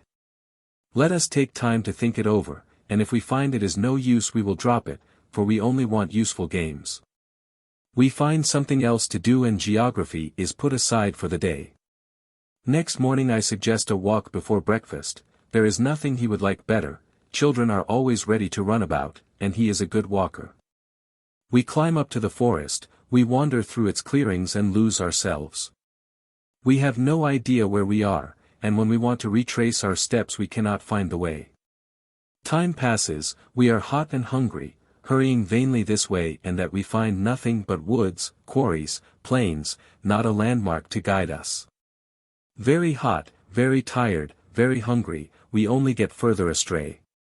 At last we sit down to rest and to consider our position. I assume that Emile has been educated like an ordinary child. He does not think, he begins to cry. He has no idea we are close to Montmorency, which is hidden from our view by a mere thicket, but this thicket is a forest to him. A man of his size is buried among bushes. After a few minutes' silence I begin anxiously. Jean-Jacques. My dear Emile, what shall we do? Get out. Emile. I am sure I do not know. I am tired, I am hungry, I am thirsty. I cannot go any further. Jean-Jacques. Do you suppose I am any better off? I would cry too if I could make my breakfast off tears. Crying is no use, we must look about us. Let us see your watch. What time is it? Emile. It is noon and I am so hungry. Jean-Jacques. Just so, it is noon and I am so hungry too. Emile. You must be very hungry indeed. Jean-Jacques. Unluckily my dinner won't come to find me. It is 12 o'clock. This time yesterday we were observing the position of the forest from Montmorency. If only we could see the position of Montmorency from the forest. Emile. But yesterday we could see the forest, and here we cannot see the town. Jean-Jacques. That is just it. If we could only find it without seeing it. Emile. Oh. My dear friend. Jean-Jacques. Did not we say the forest was? Emile. North of Montmorency. Jean-Jacques. Then Montmorency must lie. Emile. South of the forest. Jean-Jacques. We know how to find the north at midday. Emile. Yes, by the direction of the shadows. Jean-Jacques. But the south? Emile. What shall we do? Jean-Jacques. The south is opposite the north. Emile. That is true, we need only find the opposite of the shadows. That is the south. That is the south. Montmorency must be over there. Let us look for it there. Jean-Jacques. Perhaps you are right, let us follow this path through the wood. Emile. Clapping his hands. Oh, I can see Montmorency. There it is, quite plain, just in front of us. Come to luncheon, come to dinner, make haste. Astronomy is some use after all. Be sure that he thinks this if he does not say it, no matter which, provided I do not say it myself.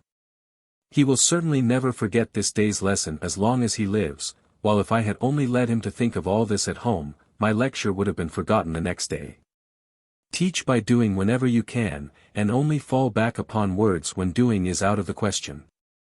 The reader will not expect me to have such a poor opinion of him as to supply him with an example of every kind of study. But, whatever is taught, I cannot too strongly urge the tutor to adapt his instances to the capacity of his scholar, for once more I repeat the risk is not in what he does not know, but in what he thinks he knows. I remember how I once tried to give a child a taste for chemistry. After showing him several metallic precipitates, I explained how ink was made. I told him how its blackness was merely the result of fine particles of iron separated from the vitriol and precipitated by an alkaline solution. In the midst of my learned explanation, the little rascal pulled me up short with the question I myself had taught him. I was greatly puzzled. After a few moments' thought I decided what to do. I sent for some wine from the cellar of our landlord, and some very cheap wine from a wine merchant.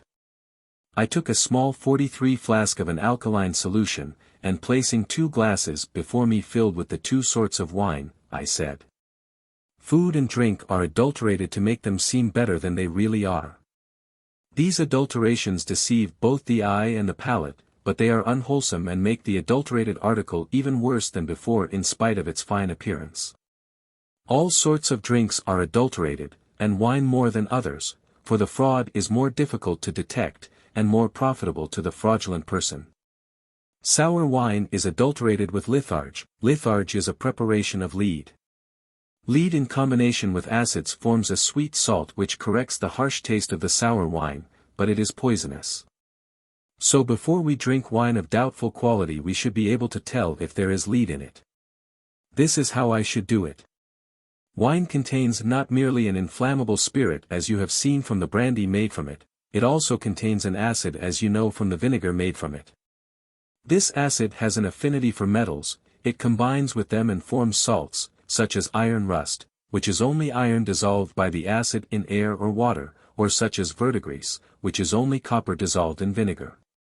But this acid has a still greater affinity for alkalis than for metals, so that when we add alkalis to the above-mentioned salts, the acid sets free the metal with which it had combined, and combines with the alkali. Then the metal, set free by the acid which held it in solution, is precipitated and the liquid becomes opaque. If then there is litharge in either of these glasses of wine, the acid holds the litharge in solution. When I pour into it an alkaline solution, the acid will be forced to set the lead free in order to combine with the alkali. The lead, no longer held in solution, will reappear, the liquor will become thick, and after a time the lead will be deposited at the bottom of the glass. If there is no lead 44 nor other metal in the wine, the alkali will slowly 45 combine with the acid, all will remain clear and there will be no precipitate. Then I poured my alkaline solution first into one glass and then into the other. The wine from our own house remained clear and unclouded, the other at once became turbid, and an hour later the lead might be plainly seen, precipitated at the bottom of the glass. This, said I, is a pure natural wine and fit to drink. The other is adulterated and poisonous. You wanted to know the use of knowing how to make ink. If you can make ink you can find out what wines are adulterated. I was very well pleased with my illustration, but I found it made little impression on my pupil. When I had time to think about it I saw I had been a fool, for not only was it impossible for a child of 12 to follow my explanations, but the usefulness of the experiment did not appeal to him. He had tasted both glasses of wine and found them both good, so he attached no meaning to the word adulterated, which I thought I had explained so nicely. Indeed, the other words, unwholesome and poison, had no meaning whatever for him. He was in the same condition as the boy who told the story of Philip and his doctor. It is the condition of all children. The relation of causes and effects whose connection is unknown to us, good and ill of which we have no idea, the needs we have never felt, have no existence for us. It is impossible to interest ourselves in them sufficiently to make us do anything connected with them. At 15 we become aware of the happiness of a good man, as at 30 we become aware of the glory of paradise. If we had no clear idea of either we should make no effort for their attainment, and even if we had a clear idea of them, we should make little or no effort unless we desired them and unless we felt we were made for them. It is easy to convince a child that what you wish to teach him is useful, but it is useless to convince if you cannot also persuade. Pure reason may lead us to approve or censure, but it is feeling which leads to action, and how shall we care about that which does not concern us? Never show a child what he cannot see. Since mankind is almost unknown to him, and since you cannot make a man of him, bring the man down to the level of the child. While you are thinking what will be useful to him when he is older, talk to him of what he knows he can use now. Moreover, As soon as he begins to reason, let there be no comparison with other children, no rivalry, no competition, not even in running races. I would far rather he did not learn anything than have him learn it through jealousy or self-conceit. Year by year I shall just note the progress he had made, I shall compare the results with those of the following year, I shall say, you have grown so much. That is the ditch you jumped, the weight you carried, the distance you flung a pebble, the race you ran without stopping to take breath, etc. Let us see what you can do now. In this way he is stimulated to further effort without jealousy. He wants to excel himself as he ought to do, I see no reason why he should not emulate his own performances. I hate books, they only teach us to talk about things we know nothing about. Hermes, they say, engraved the elements of science on pillars lest a deluge should destroy them. Had he imprinted them on men's hearts they would have been preserved by tradition. Well-trained minds are the pillars on which human knowledge is most deeply engraved. Is there no way of correlating so many lessons scattered through so many books, no way of focusing them on some common object, easy to see, interesting to follow, and stimulating even to a child? Could we but discover a state in which all man's needs appear in such a way as to appeal to the child's mind, a state in which the ways of providing for these needs are as easily developed. The simple and stirring portrayal of this state should form the earliest training of the child's imagination. Eager philosopher, I see your own imagination at work. Spare yourself the trouble, this state is already known, it is described, with due respect to you, far better than you could describe it, at least with greater truth and simplicity. Since we must have books, there is one book which, to my thinking, supplies the best treatise on an education according to nature. This is the first book Emile will read. For a long time it will form his whole library, and it will always retain an honored place. It will be the text to which all our talks about natural science are but the commentary. It will serve to test our progress towards a right judgment, and it will always be read with delight, so long as our taste is unspoilt. What is this wonderful book? Is it Aristotle? Pliny? Buffon? No, it is Robinson Crusoe.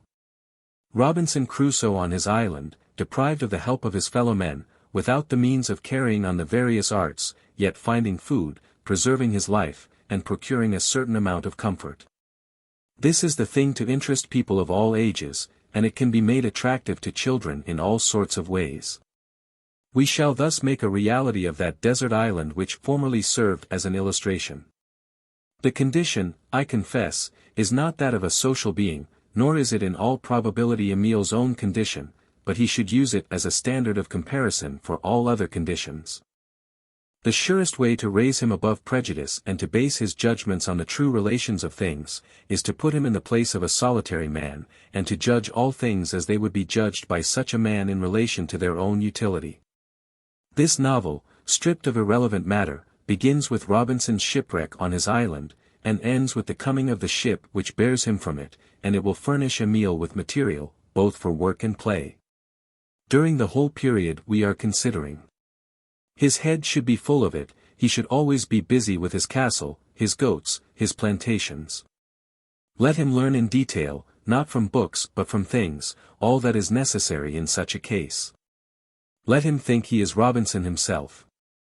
Let him see himself clad in skins, wearing a tall cap, a great cutlass, all the grotesque get-up of Robinson Crusoe, even to the umbrella which he will scarcely need. He should anxiously consider what steps to take, will this or that be wanting? He should examine his hero's conduct, has he omitted nothing, is there nothing he could have done better? He should carefully note his mistakes, so as not to fall into them himself in similar circumstances, for you may be sure he will plan out just such a settlement for himself. This is the genuine castle in the air of this happy age, when the child knows no other happiness but food and freedom.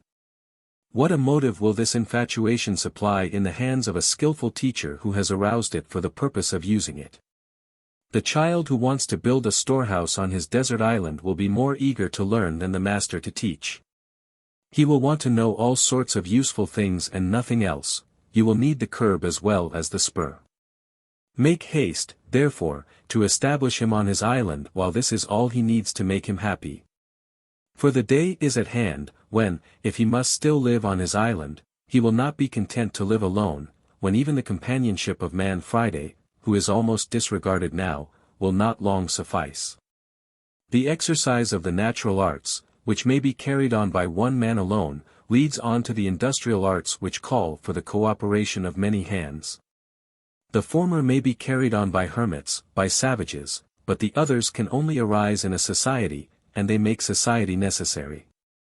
So long as only bodily needs are recognized, man is self-sufficing. With superfluity comes the need for division and distribution of labor, for though one man working alone can earn a man's living, 100 men working together can earn the living of 200. As soon as some men are idle, others must work to make up for their idleness. Your main object should be to keep out of your scholar's way all idea of such social relations as he cannot understand, but when the development of knowledge compels you to show him the mutual dependence of mankind. Instead of showing him its moral side, turn all his attention at first towards industry and the mechanical arts which make men useful to one another.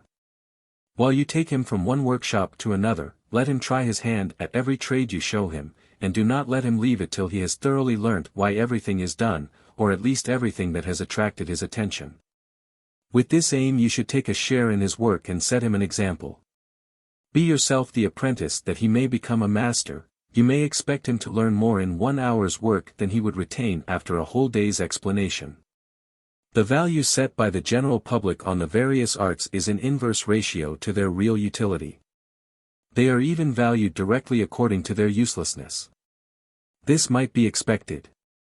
The most useful arts are the worst paid, for the number of workmen is regulated by the demand, and the work which everybody requires must necessarily be paid at a rate which puts it within the reach of the poor. On the other hand, those great people who are called artists, not artisans, who labor only for the rich and idle, put a fancy price on their trifles. And as the real value of this vain labor is purely imaginary, the price itself adds to their market value, and they are valued according to their costliness. The rich think so much of these things, not because they are useful, but because they are beyond the reach of the poor. Nullo habere bona, nisi cabus populus inviderit. What will become of your pupils if you let them acquire this foolish prejudice, if you share it yourself? If, for instance, they see you show more politeness in a jeweler's shop than in a locksmith's, what idea will they form of the true worth of the arts and the real value of things when they see, on the one hand, a fancy price and, on the other, the price of real utility, and that the more a thing costs the less it is worth? As soon as you let them get hold of these ideas, you may give up all attempt at further education. In spite of you they will be like all the other scholars. You have wasted 14 years. Emile, bent on furnishing his island, will look at things from another point of view. Robinson would have thought more of a toolmaker's shop than all Sade's trifles put together. He would have reckoned the toolmaker a very worthy man, and Sade little more than a charlatan. My son will have to take the world as he finds it. He will not live among the wise but among fools. He must therefore be acquainted with their follies, since they must be led by this means. A real knowledge of things may be a good thing in itself, but the knowledge of men and their opinions is better, for in human society man is the chief tool of man, and the wisest man is he who best knows the use of this tool. What is the good of teaching children an imaginary system, just the opposite of the established order of things, among which they will have to live? First teach them wisdom, then show them the follies of mankind. These are the specious maxims by which fathers, who mistake them for prudence, strive to make their children the slaves of the prejudices in which they are educated, and the puppets of the senseless crowd, which they hope to make subservient to their passions. How much must be known before we attain to a knowledge of man? This is the final study of the philosopher, and you expect to make it the first lesson of the child. Before teaching him our sentiments, first teach him to judge of their worth. Do you perceive folly when you mistake it for wisdom? To be wise we must discern between good and evil. How can your child know men, when he can neither judge of their judgments nor unravel their mistakes? It is a misfortune to know what they think, without knowing whether their thoughts are true or false. First teach him things as they really are, afterwards you will teach him how they appear to us. He will then be able to make a comparison between popular ideas and truth, and be able to rise above the vulgar crowd, for you are unaware of the prejudices you adopt, and you do not lead a nation when you are like it. But if you begin to teach the opinions of other people before you teach how to judge of their worth, of one thing you may be sure, your pupil will adopt those opinions whatever you may do, and you will not succeed in uprooting them. I am therefore convinced that to make a young man judge rightly, you must form his judgment rather than teach him your own. So far you see I have not spoken to my pupil about men, he would have too much sense to listen to me.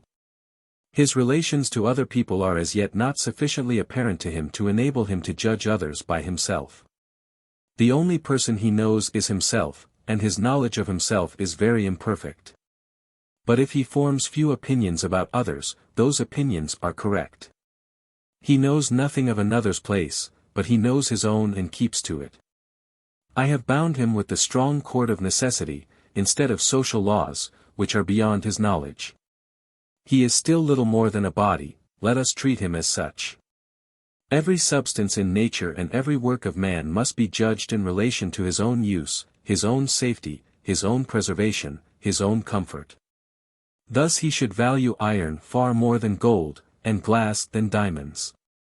In the same way he has far more respect for a shoemaker or a mason than for a L'Empereur, a Leblanc, or all the jewelers in Europe. In his eyes a confectioner is a really great man, and he would give the whole Academy of Sciences for the smallest pastry cook in Lombard Street. Goldsmiths, engravers, gilders, and embroiderers, he considers lazy people, who play at quite useless games. He does not even think much of a clockmaker. The happy child enjoys time without being a slave to it. He uses it, but he does not know its value. The freedom from passion which makes every day alike to him, makes any means of measuring time unnecessary. When I assumed that Emile had a watch 46 just as I assumed that he cried, it was a commonplace Emile that I chose to serve my purpose and make myself understood. The real Emile, a child so different from the rest, would not serve as an illustration for anything. There is an order no less natural and even more accurate, by which the arts are valued according to bonds of necessity which connect them. The highest class consists of the most independent, the lowest of those most dependent on others. This classification, which suggests important considerations on the order of society in general, is like the preceding one in that it is subject to the same inversion in popular estimation. So that the use of raw material is the work of the lowest and worst paid trades, while the oftener the material changes hands, the more the work rises in price and in honor. I do not ask whether industry is really greater and more deserving of reward when engaged in the delicate arts which give the final shape to these materials, than in the labor which first gave them to man's use.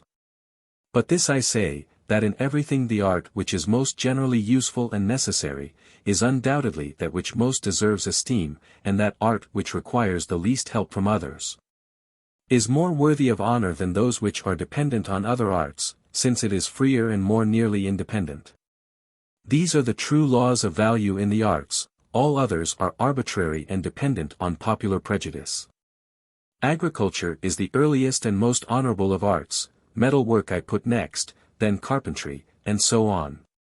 This is the order in which the child will put them, if he has not been spoilt by vulgar prejudices. What valuable considerations Emile will derive from his Robinson in such matters! What will he think when he sees the arts only brought to perfection by subdivision, by the infinite multiplication of tools? He will say, all those people are as silly as they are ingenious. One would think they were afraid to use their eyes and their hands, they invent so many tools instead. To carry on one trade they become the slaves of many others, every single workman needs a whole town. My friend and I try to gain skill. We only make tools we can take about with us. These people, who are so proud of their talents in Paris, would be no use at all on our island, they would have to become apprentices. Reader, do not stay to watch the bodily exercises and manual skill of our pupil, but consider the bent we are giving to his childish curiosity, consider his common sense, his inventive spirit, his foresight. Consider what a head he will have on his shoulders. He will want to know all about everything he sees or does, to learn the why and the wherefore of it, from tool to tool he will go back to the first beginning, taking nothing for granted. He will decline to learn anything that requires previous knowledge which he has not acquired. If he sees a spring made, he will want to know how they got the steel from the mine. If he sees the pieces of a chest put together, he will want to know how the tree was out down. When at work he will say of each tool, if I had not got this, how could I make one like it, or how could I get along without it? It is, however, difficult to avoid another error. When the master is very fond of certain occupations, he is apt to assume that the child shares his tastes. Beware lest you are carried away by the interest of your work, while the child is bored by it, but is afraid to show it. The child must come first, and you must devote yourself entirely to him. Watch him, study him constantly, without his knowing it. Consider his feelings beforehand, and provide against those which are undesirable. Keep him occupied in such a way that he not only feels the usefulness of the thing, but takes a pleasure in understanding the purpose which his work will serve. The solidarity of the arts consists in the exchange of industry, that of commerce in the exchange of commodities, that of banks in the exchange of money or securities. All these ideas hang together, and their foundation has already been laid in early childhood with the help of Robert the gardener. All we have now to do is to substitute general ideas for particular, and to enlarge these ideas by means of numerous examples, so as to make the child understand the game of business itself. Brought home to him by means of particular instances of natural history with regard to the special products of each country, by particular instances of the arts and sciences which concern navigation and the difficulties of transport. Greater or less in proportion to the distance between places, the position of land, seas, rivers, etc. There can be no society without exchange, no exchange without a common standard of measurement, no common standard of measurement without equality. Hence the first law of every society is some conventional equality either in men or things. Conventional equality between men, a very different thing from natural equality, leads to the necessity for positive law, i.e., government and kings. A child's political knowledge should be clear and restricted. He should know nothing of government in general, beyond what concerns the rights of property, of which he has already some idea. Conventional equality between things has led to the invention of money, for money is only one term in a comparison between the values of different sorts of things, and in this sense money is the real bond of society, but anything may be money. In former days it was cattle. Shells are used among many tribes at the present day. Sparta used iron, Sweden, leather, while we use gold and silver. Metals, being easier to carry, have generally been chosen as the middle term of every exchange, and these metals have been made into coin to save the trouble of continual weighing and measuring. For the stamp on the coin is merely evidence that the coin is of given weight. And the sole right of coining money is vested in the ruler because he alone has the right to demand the recognition of his authority by the whole nation. The stupidest person can perceive the use of money when it is explained in this way. It is difficult to make a direct comparison between various things, for instance, between cloth and corn. But when we find a common measure, in money, it is easy for the manufacturer and the farmer to estimate the value of the goods they wish to exchange in terms of this common measure. If a given quantity of cloth is worth a given sum of money, and a given quantity of corn is worth the same sum of money, then the seller, receiving the corn in exchange for his cloth, makes a fair bargain. Thus by means of money it becomes possible to compare the values of goods of various kinds. Be content with this, and do not touch upon the moral effects of this institution. In everything you must show clearly the use before the abuse. If you attempt to teach children how the sign has led to the neglect of the thing signified, how money is the source of all the false ideas of society, how countries rich in silver must be poor in everything else, you will be treating these children as philosophers, and not only as philosophers but as wise men, for you are professing to teach them what very few philosophers have grasped. What a wealth of interesting objects, towards which the curiosity of our pupil may be directed without ever quitting the real and material relations he can understand, and without permitting the formation of a single idea beyond his grasp. The teacher's art consists in this, to turn the child's attention from trivial details and to guide his thoughts continually towards relations of importance which he will one day need to know, that he may judge rightly of good and evil in human society. The teacher must be able to adapt the conversation with which he amuses his pupil to the turn already given to his mind. A problem which another child would never heed will torment Emile half a year. We are going to dine with wealthy people. When we get there everything is ready for a feast, many guests, many servants, many dishes, dainty and elegant china. There is something intoxicating in all these preparations for pleasure and festivity when you are not used to them. I see how they will affect my young pupil. While dinner is going on, while course follows course, and conversation is loud around us, I whisper in his ear, "How many hands do you suppose the things on this table passed through before they got here?" What a crowd of ideas is called up by these few words.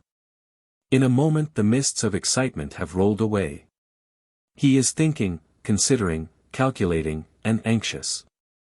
The child is philosophizing, while philosophers, excited by wine or perhaps by female society, are babbling like children. If he asks questions I decline to answer and put him off to another day. He becomes impatient, he forgets to eat and drink, he longs to get away from table and talk as he pleases. What an object of curiosity, what a text for instruction. Nothing has so far succeeded in corrupting his healthy reason. What will he think of luxury when he finds that every quarter of the globe has been ransacked, that some 2 million men have labored for years, that many lives have perhaps been sacrificed? And all to furnish him with fine clothes to be worn at midday and laid by in the wardrobe at night. Be sure you observe what private conclusions he draws from all his observations. If you have watched him less carefully than I suppose, his thoughts may be tempted in another direction. He may consider himself a person of great importance in the world, when he sees so much labor concentrated on the preparation of his dinner. If you suspect his thoughts will take this direction you can easily prevent it, or at any rate promptly efface the false impression. As yet he can only appropriate things by personal enjoyment, he can only judge of their fitness or unfitness by their outward effects. Compare a plain rustic meal, preceded by exercise, seasoned by hunger, freedom, and delight, with this magnificent but tedious repast. This will suffice to make him realize that he has got no real advantage from the splendor of the feast, that his stomach was as well satisfied when he left the table of the peasant, as when he left the table of the banker. From neither had he gained anything he could really call his own. Just fancy what a tutor might say to him on such an occasion. Consider the 2 dinners and decide for yourself which gave you most pleasure, which seemed the merriest, at which did you eat and drink most heartily, which was the least tedious and required least change of courses. Yet note the difference, this black bread you so enjoy is made from the peasant's own harvest. His wine is dark in color and of a common kind, but wholesome and refreshing, it was made in his own vineyard.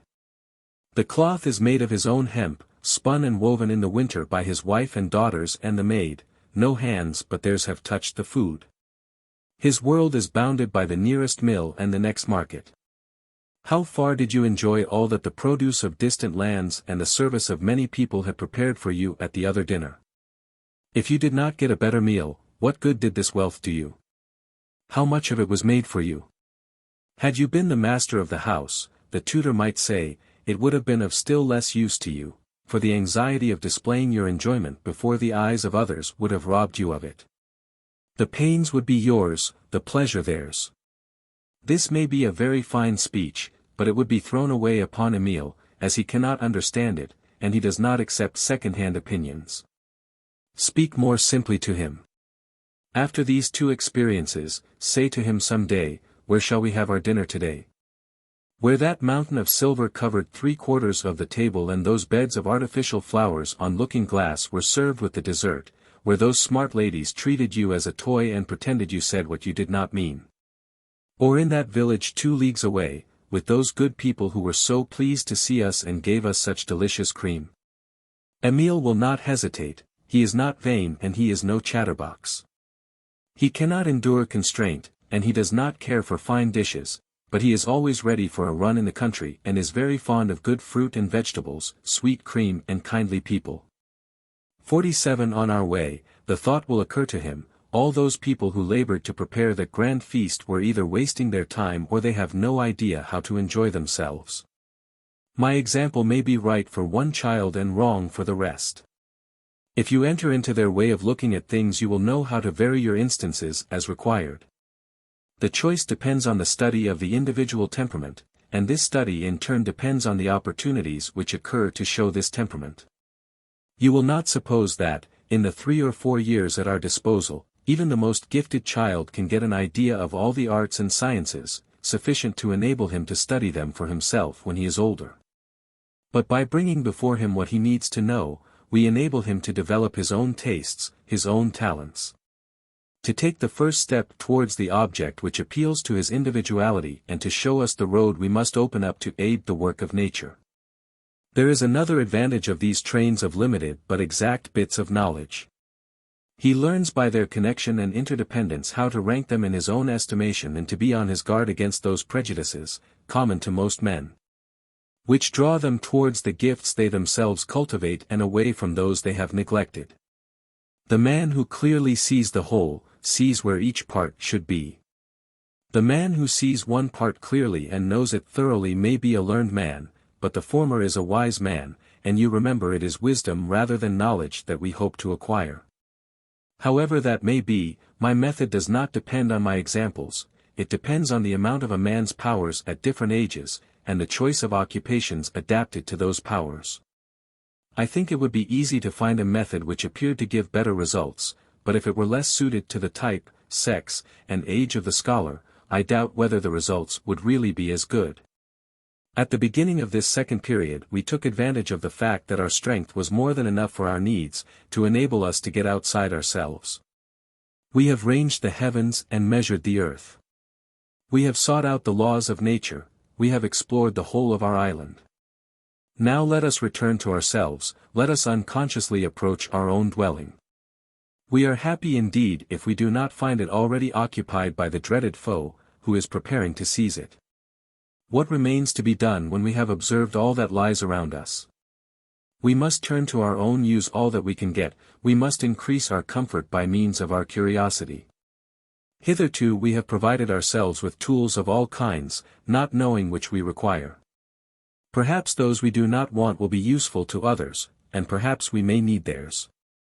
Thus we discover the use of exchange, but for this we must know each other's needs, what tools other people use, what they can offer in exchange. Given 10 men, each of them has 10 different requirements. To get what he needs for himself each must work at 10 different trades, but considering our different talents, one will do better at this trade, another at that. Each of them, fitted for one thing, will work at all, and will be badly served. Let us form these 10 men into a society, and let each devote himself to the trade for which he is best adapted, and let him work at it for himself and for the rest. Each will reap the advantage of the other's talents, just as if they were his own, by practice each will perfect his own talent, and thus all the 10, well provided for, will still have something to spare for others. This is the plain foundation of all our institutions. It is not my aim to examine its results here, I have done so in another book, Discours sur l'Inégalité. According to this principle, anyone who wanted to consider himself as an isolated individual, self-sufficing and independent of others, could only be utterly wretched. He could not even continue to exist, for finding the whole earth appropriated by others while he had only himself, how could he get the means of subsistence? When we leave the state of nature we compel others to do the same. No one can remain in a state of nature in spite of his fellow creatures, and to try to remain in it when it is no longer practicable, would really be to leave it, for self-preservation is nature's first law.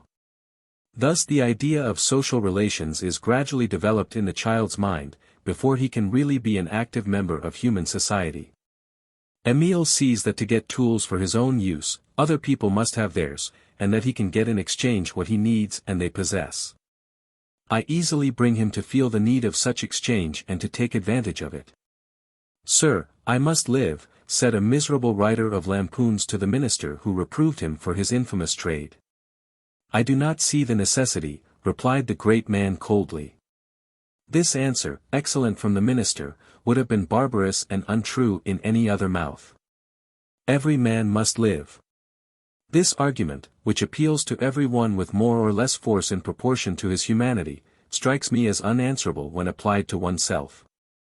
Since our dislike of death is the strongest of those aversions nature has implanted in us, it follows that everything is permissible to the man who has no other means of living.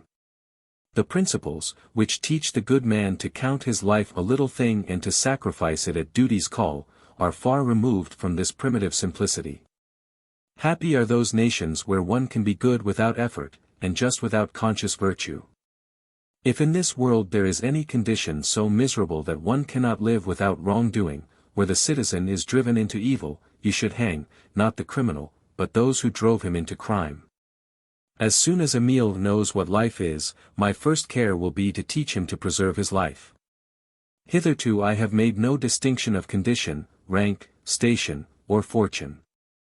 Nor shall I distinguish between them in the future, since man is the same in every station. The rich man's stomach is no bigger than the poor man's, nor is his digestion any better, the master's arm is neither longer nor stronger than the slave's. A great man is no taller than one of the people, and indeed the natural needs are the same to all, and the means of satisfying them should be equally within the reach of all. Fit a man's education to his real self, not to what is no part of him.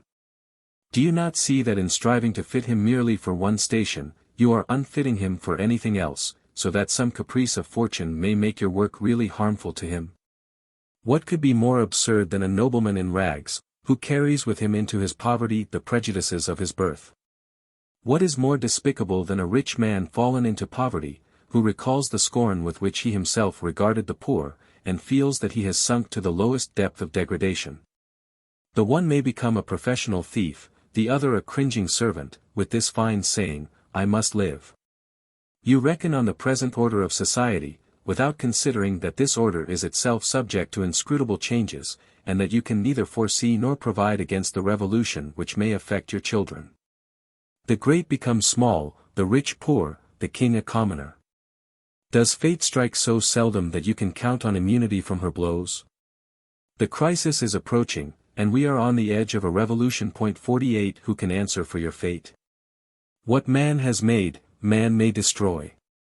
Nature's characters alone are ineffaceable, and nature makes neither the prince, the rich man, nor the nobleman. This satrap whom you have educated for greatness, what will become of him in his degradation? This farmer of the taxes who can only live on gold, what will he do in poverty? This haughty fool who cannot use his own hands, who prides himself on what is not really his, what will he do when he is stripped of all? In that day, happy will he be who can give up the rank which is no longer his, and be still a man in fate's despite.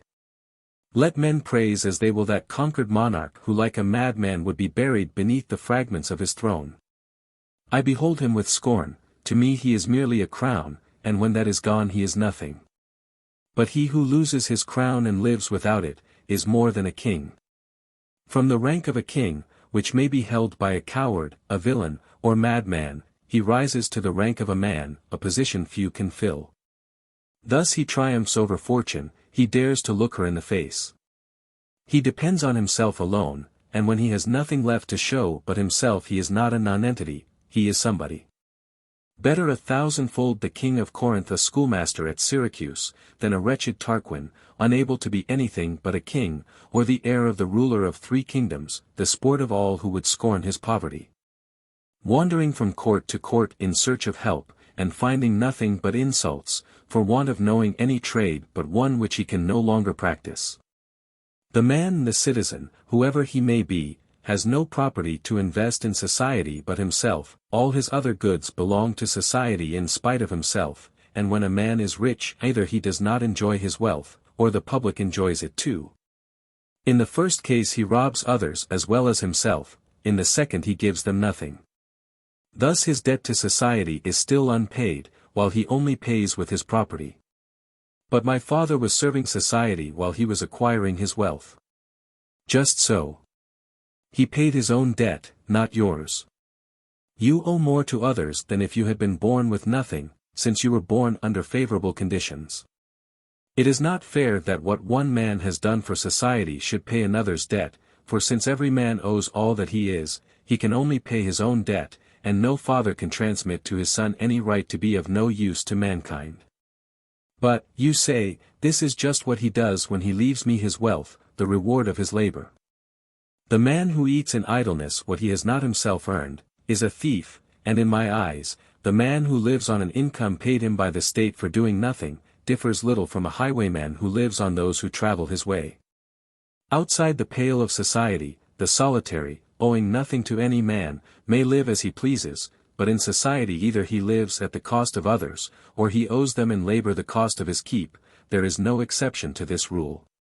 Man in society is bound to work, rich or poor, weak or strong, every idler is a thief. Now of all the pursuits by which a man may earn his living, the nearest to a state of nature is manual labor. Of all stations that of the artisan is least dependent on fortune. The artisan depends on his labor alone, he is a free man while the plowman is a slave, for the latter depends on his field where the crops may be destroyed by others. An enemy, a prince, a powerful neighbor, or a lawsuit may deprive him of his field, through this field he may be harassed in all sorts of ways. But if the artisan is ill-treated his goods are soon packed and he takes himself off. Yet agriculture is the earliest, the most honest of trades, and more useful than all the rest, and therefore more honorable for those who practice it. I do not say to Emile, study agriculture, he is already familiar with it. He is acquainted with every kind of rural labor, it was his first occupation, and he returns to it continually. So I say to him, cultivate your father's lands, but if you lose this inheritance, or if you have none to lose, what will you do? Learn a trade. A trade for my son. My son a working man. What are you thinking of, sir? Madam, my thoughts are wiser than yours, you want to make him fit for nothing but a lord, a marquis, or a prince, and some day he may be less than nothing. I want to give him a rank which he cannot lose, a rank which will always do him honor. I want to raise him to the status of a man, and, whatever you may say, he will have fewer equals in that rank than in your own. The letter killeth, the spirit giveth life. Learning a trade matters less than overcoming the prejudices he despises. You will never be reduced to earning your livelihood, so much the worse for you. No matter. Work for honor, not for need, stoop to the position of a working man, to rise above your own. To conquer fortune and everything else, begin by independence. To rule through public opinion, begin by ruling over it. Remember I demand no talent, only a trade, a genuine trade, a mere mechanical art, in which the hands work harder than the head, a trade which does not lead to fortune but makes you independent of her. In households far removed from all danger of want I have known fathers carry prudence to such a point as to provide their children not only with ordinary teaching but with knowledge by means of which they could get a living if anything happened. These far-sighted parents thought they were doing a great thing. It is nothing, for the resources they fancy they have secured depend on that very fortune of which they would make their children independent. So that unless they found themselves in circumstances fitted for the display of their talents, they would die of hunger as if they had none.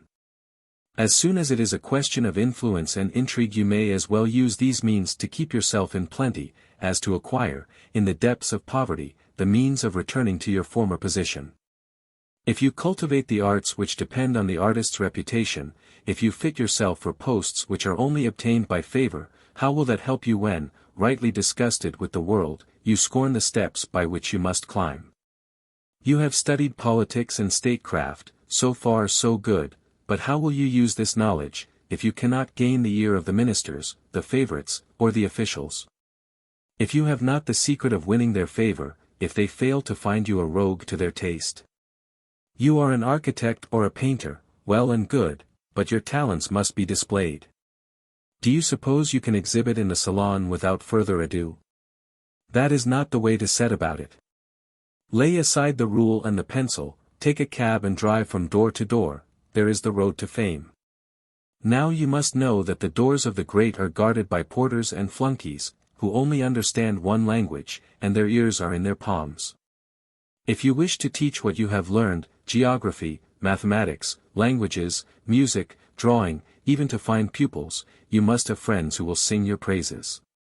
Learning, remember, gains more credit than skill, and with no trade but your own none will believe in your skill. See how little you can depend on these fine resources, and how many other resources are required before you can use what you have got. And what will become of you in your degradation? Misfortune will make you worse rather than better. More than ever the sport of public opinion, how will you rise above the prejudices on which your fate depends? How will you despise the vices and the baseness from which you get your living? You were dependent on wealth, now you are dependent on the wealthy, you are still a slave and a poor man into the bargain. Poverty without freedom, can a man sink lower than this? But if instead of this recondite learning adapted to feed the mind, not the body, you have recourse, at need, to your hands and your handiwork, there is no call for deceit, your trade is ready when required. Honor and honesty will not stand in the way of your living. You need no longer cringe and lie to the great, nor creep and crawl before rogues, a despicable flatterer of both, a borrower or a thief, for there is little to choose between them when you are penniless. Other people's opinions are no concern of yours, you need not pay court to any one, there is no fool to flatter, no flunky to bribe, no woman to win over. Let rogues conduct the affairs of state. In your lowly rank you can still be an honest man and yet get a living. You walk into the first workshop of your trade. Master, I want work. Comrade, take your place and work. Before dinner time you have earned your dinner. If you are sober and industrious, before the week is out you will have earned your keep for another week, you will have lived in freedom, health, truth, industry, and righteousness. Time is not wasted when it brings these returns. Emile shall learn a trade. An honest trade, at least, you say. What do you mean by honest? Is not every useful trade honest? I would not make an embroiderer, a gilder, a polisher of him, like Locke's young gentleman. Neither would I make him a musician, an actor, or an author. 49 With the exception of these and others like them, let him choose his own trade, I do not mean to interfere with his choice. I would rather have him a shoemaker than a poet, I would rather he paved streets than painted flowers on china. But, you will say, policemen, spies, and hangmen are useful people. There would be no use for them if it were not for the government. But let that pass. I was wrong. It is not enough to choose an honest trade, it must be a trade which does not develop detestable qualities in the mind, qualities incompatible with humanity. To return to our original expression, let us choose an honest trade, but let us remember there can be no honesty without usefulness. A famous writer of this century, whose books are full of great schemes and narrow views, was under a vow, like the other priests of his communion, not to take a wife.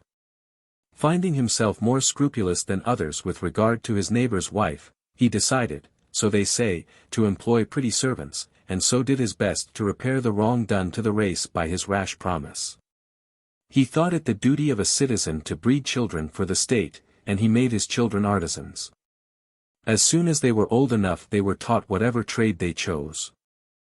Only idle or useless trades were excluded, such as that of the wigmaker who is never necessary, and may any day cease to be required, so long as nature does not get tired of providing us with hair. This spirit shall guide our choice of trade for Emile, or rather, not our choice but his, for the maxims he has imbibed make him despise useless things, and he will never be content to waste his time on vain labors. His trade must be of use to Robinson on his island. When we review with the child the productions of art and nature, when we stimulate his curiosity and follow its lead, we have great opportunities of studying his tastes and inclinations, and perceiving the first spark of genius. If he has any decided talent in any direction. You must, however, be on your guard against the common error which mistakes the effects of environment for the ardor of genius, or imagines there is a decided bent towards any one of the arts. When there is nothing more than that spirit of emulation, common to men and monkeys, which impels them instinctively to do what they see others doing, without knowing why. The world is full of artisans, and still fuller of artists, who have no native gift for their calling, into which they were driven in early childhood, either through the conventional ideas of other people, or because those about them were deceived by an appearance of zeal, which would have led them to take to any other art they saw practiced. One hears a drum and fancies he is a general, another sees a building and wants to be an architect. Every one is drawn towards the trade he sees before him if he thinks it is held in honor. I once knew a footman who watched his master drawing and painting and took it into his head to become a designer and artist. He seized a pencil which he only abandoned for a paintbrush, to which he stuck for the rest of his days. Without teaching or rules of art he began to draw everything he saw. 3 whole years were devoted to these daubs, from which nothing but his duties could stir him, nor was he discouraged by the small progress resulting from his very mediocre talents. I have seen him spend the whole of a broiling summer in a little anteroom towards the south, a room where one was suffocated merely passing through it. There he was, seated or rather nailed all day to his chair, before a globe, drawing it again and yet again, with invincible obstinacy till he had reproduced the rounded surface to his own satisfaction. At last with his master's help and under the guidance of an artist he got so far as to abandon his livery and live by his brush. Perseverance does instead of talent up to a certain point, he got so far, but no further. This honest lad's perseverance and ambition are praiseworthy, he will always be respected for his industry and steadfastness of purpose, but his paintings will always be third-rate. Who would not have been deceived by his zeal and taken it for real talent? There is all the difference in the world between a liking and an aptitude. To make sure of real genius or real taste in a child calls for more accurate observations than is generally suspected, for the child displays his wishes not his capacity, and we judge by the former instead of considering the latter. I wish some trustworthy person would give us a treatise on the art of child study. This art is well worth studying, but neither parents nor teachers have mastered its elements. Perhaps we are laying too much stress on the choice of a trade. As it is a manual occupation, Emile's choice is no great matter, and his apprenticeship is more than half accomplished already, through the exercises which have hitherto occupied him. What would you have him do? He is ready for anything. He can handle the spade and hoe, he can use the lathe, hammer, plane, or file, he is already familiar with these tools which are common to many trades. He only needs to acquire sufficient skill in the use of any one of them to rival the speed, the familiarity, and the diligence of good workmen, and he will have a great advantage over them in suppleness of body and limb. So that he can easily take any position and can continue any kind of movements without effort. Moreover, his senses are acute and well practiced, he knows the principles of the various trades. To work like a master of his craft he only needs experience, and experience comes with practice. To which of these trades which are open to us will he give sufficient time to make himself master of it? That is the whole question. Give a man a trade befitting his sex, to a young man a trade befitting his age. Sedentary indoor employments, which make the body tender and effeminate, are neither pleasing nor suitable. No lad ever wanted to be a tailor. It takes some art to attract a man to this woman's work. 50 The same hand cannot hold the needle and the sword. If I were king I would only allow needlework and dressmaking to be done by women and cripples who are obliged to work at such trades. If eunuchs were required I think the Easterns were very foolish to make them on purpose. Why not take those provided by nature, that crowd of base persons without natural feeling? There would be enough and to spare. The weak, feeble, timid man is condemned by nature to a sedentary life, he is fit to live among women or in their fashion. Let him adopt one of their trades if he likes. And if there must be eunuchs let them take those men who dishonor their sex by adopting trades unworthy of it. Their choice proclaims a blunder on the part of nature, correct it one way or other, you will do no harm. An unhealthy trade I forbid to my pupil, but not a difficult or dangerous one. He will exercise himself in strength and courage, such trades are for men not women, who claim no share in them. Are not men ashamed to poach upon the women's trades? Luctanter pauci, cumdunt califia pauci. Vos lanum trahitis, calithisc paracta refertis. Velera. Juven. Saturday. 2. v. 55. Women are not seen in shops in Italy, and to persons accustomed to the streets of England and France nothing could look gloomier. When I saw drapers selling ladies' ribbons, pompons, net, and chenille, I thought these delicate ornaments very absurd in the coarse hands fit to blow the bellows and strike the anvil. I said to myself, in this country women should set up as steel polishers and armorers. Let each make and sell the weapons of his or her own sex. Knowledge is acquired through use. I know I have said too much for my agreeable contemporaries, but I sometimes let myself be carried away by my argument.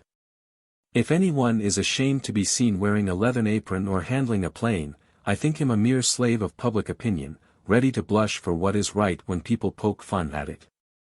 But let us yield to parents' prejudices so long as they do not hurt the children. To honor trades we are not obliged to practice every one of them, so long as we do not think them beneath us. When the choice is ours and we are under no compulsion, why not choose the pleasanter, more attractive and more suitable trade? Metal work is useful, more useful, perhaps, than the rest, but unless for some special reason Emile shall not be a blacksmith, a locksmith, nor an iron worker. I do not want to see him a cyclops at the forge. Neither would I have him a mason, still less a shoemaker.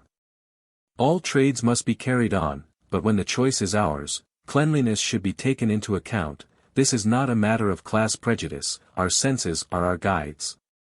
In conclusion, I do not like those stupid trades in which the workmen mechanically perform the same action without pause and almost without mental effort. Weaving, stocking knitting, stone cutting, why employ intelligent men on such work? It is merely one machine employed on another. All things considered, the trade I should choose for my pupil, among the trades he likes, is that of a carpenter. It is clean and useful, it may be carried on at home, it gives enough exercise. It calls for skill and industry, and while fashioning articles for everyday use, there is scope for elegance and taste. If your pupil's talents happen to take a scientific turn, should not blame you if you gave him a trade in accordance with his tastes. For instance, he might learn to make mathematical instruments, glasses, telescopes, etc. When Emile learns his trade I shall learn it too. I am convinced he will never learn anything thoroughly unless we learn it together. So we shall both serve our apprenticeship, and we do not mean to be treated as gentlemen, but as real apprentices who are not there for fun. Why should not we actually be apprenticed? Peter the Great was a ship's carpenter and drummer to his own troops. Was not that prince at least your equal in birth and merit? You understand this is addressed not to Emile but to you, whoever you may be. Unluckily we cannot spend the whole of our time at the workshop. We are not only prentice carpenters but prentice men, a trade whose apprenticeship is longer and more exacting than the rest. What shall we do? Shall we take a master to teach us the use of the plane and engage him by the hour like the dancing master? In that case we should be not apprentices but students, and our ambition is not merely to learn carpentry but to be carpenters. Once or twice a week I think we should spend the whole day at our master's. We should get up when he does, we should be at our work before him, we should take our meals with him, work under his orders, and after having had the honor of supping at his table we may if we please return to sleep upon our own hard beds. This is the way to learn several trades at once, to learn to do manual work without neglecting our apprenticeship to life. Let us do what is right without ostentation, let us not fall into vanity through our efforts to resist it. To pride ourselves on our victory over prejudice is to succumb to prejudice. It is said that in accordance with an old custom of the Ottomans, the Sultan is obliged to work with his hands, and, as everyone knows, the handiwork of a king is a masterpiece. So he royally distributes his masterpieces among the great lords of the port and the price paid is in accordance with the rank of the workman. It is not this so-called abuse to which I object. On the contrary, it is an advantage, and by compelling the lords to share with him the spoils of the people it is so much the less necessary for the prince to plunder the people himself. Despotism needs some such relaxation, and without it that hateful rule could not last. The real evil in such a custom is the idea it gives that poor man of his own worth. Like King Midas he sees all things turn to gold at his touch, but he does not see the ass ears growing. Let us keep Emile's hands from money lest he should become an ass, let him take the work but not the wages.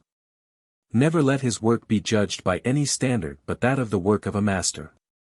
Let it be judged as work, not because it is his. If anything is well done, I say, that is a good piece of work, but do not ask who did it.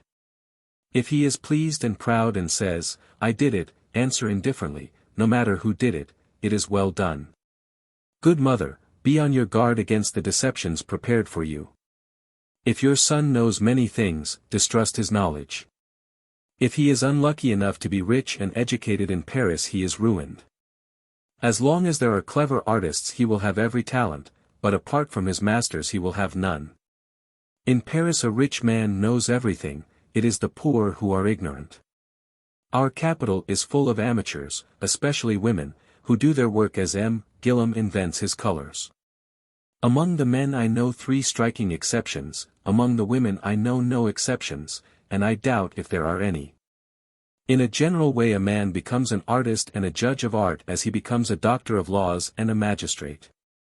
If then it is once admitted that it is a fine thing to have a trade, your children would soon have one without learning it.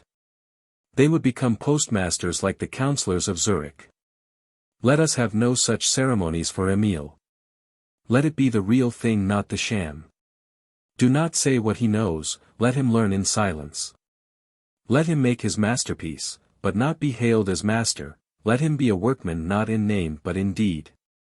If I have made my meaning clear, you ought to realize how bodily exercise and manual work unconsciously arouse thought and reflection in my pupil, and counteract the idleness which might result from his indifference to men's judgments. And his freedom from passion. He must work like a peasant and think like a philosopher, if he is not to be as idle as a savage. The great secret of education is to use exercise of mind and body as relaxation one to the other. But beware of anticipating teaching which demands more maturity of mind. Emile will not long be a workman before he discovers those social inequalities he had not previously observed. He will want to question me in turn on the maxims I have given him, maxims he is able to understand. When he derives everything from me, when he is so nearly in the position of the poor, he will want to know why I am so far removed from it. All of a sudden he may put scathing questions to me. You are rich, you tell me, and I see you are.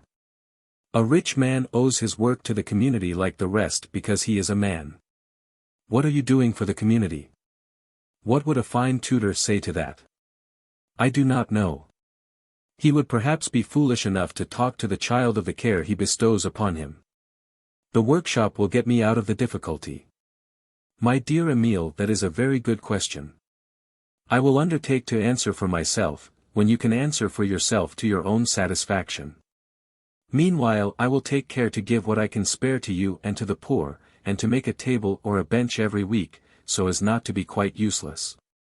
We have come back to ourselves.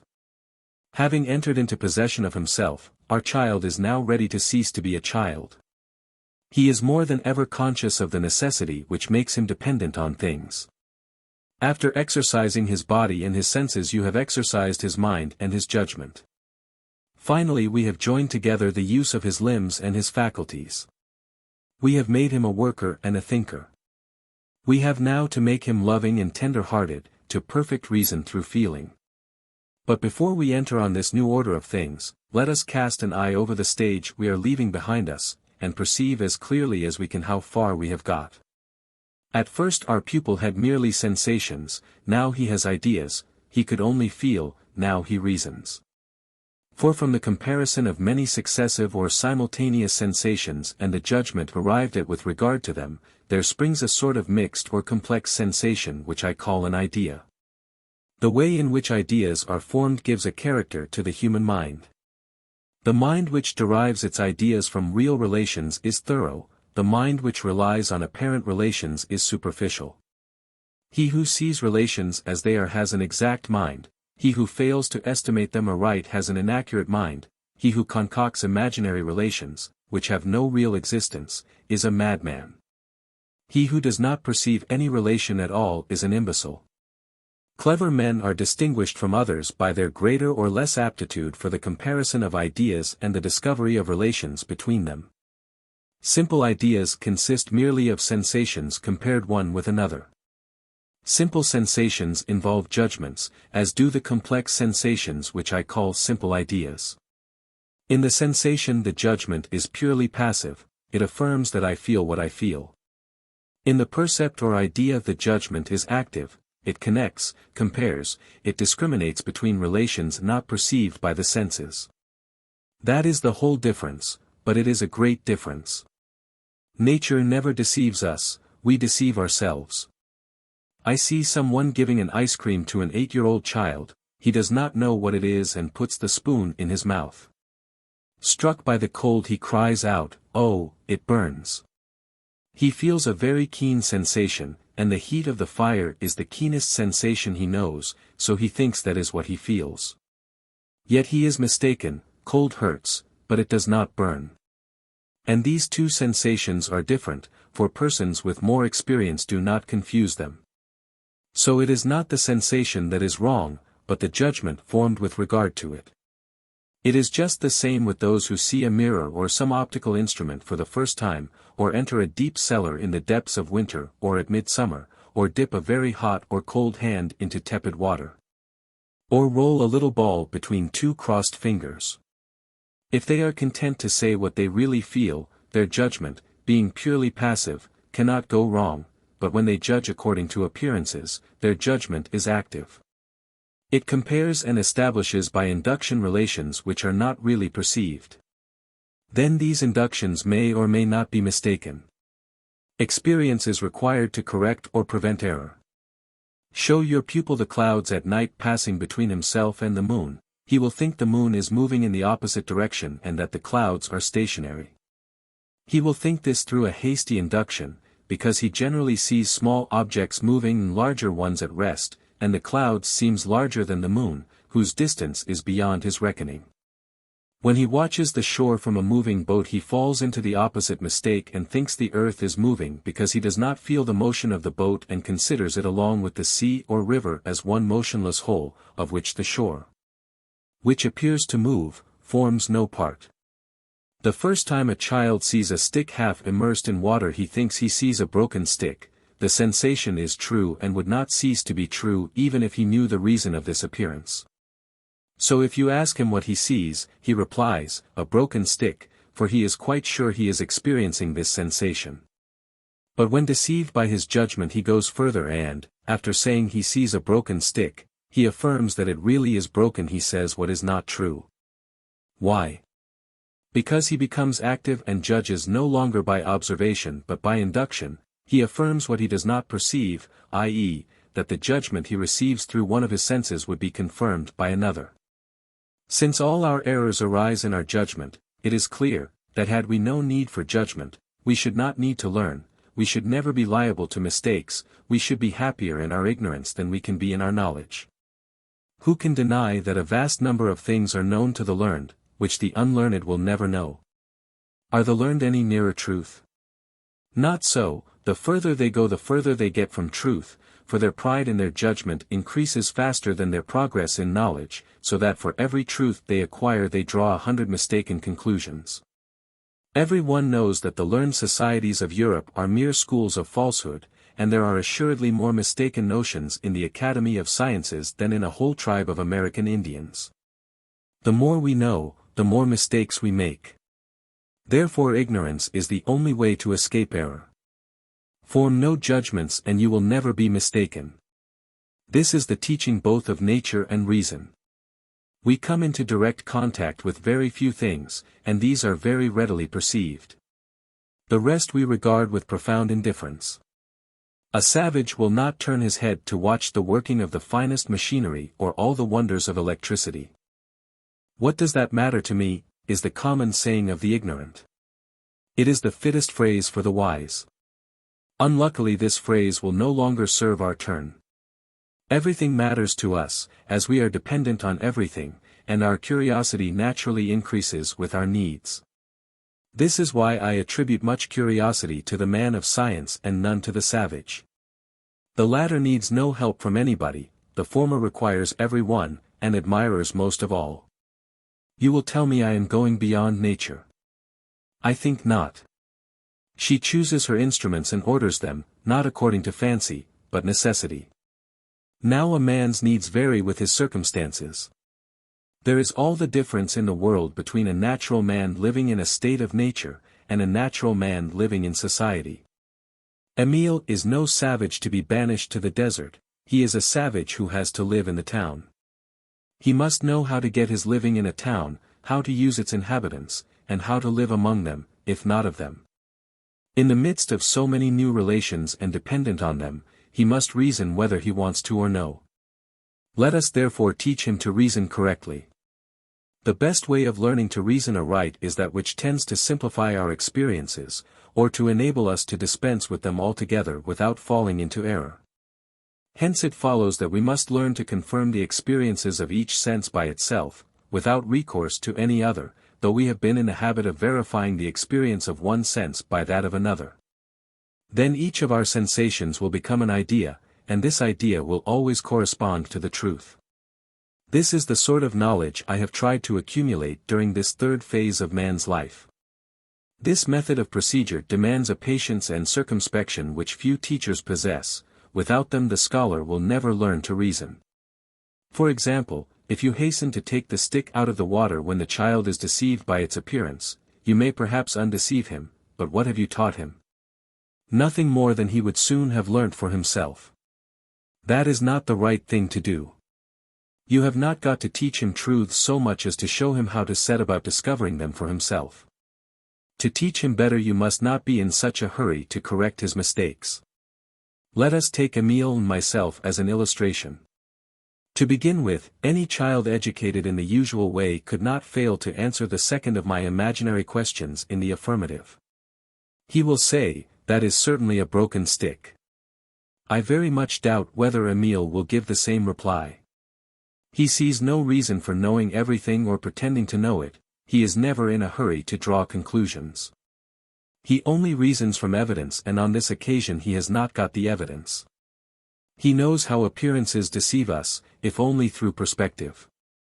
Moreover, he knows by experience that there is always a reason for my slightest questions, though he may not see it at once, so he has not got into the habit of giving silly answers. On the contrary, he is on his guard, he considers things carefully and attentively before answering. He never gives me an answer unless he is satisfied with it himself, and he is hard to please. Lastly, we neither of us take any pride in merely knowing a thing, but only in avoiding mistakes. We should be more ashamed to deceive ourselves with bad reasoning, than to find no explanation at all.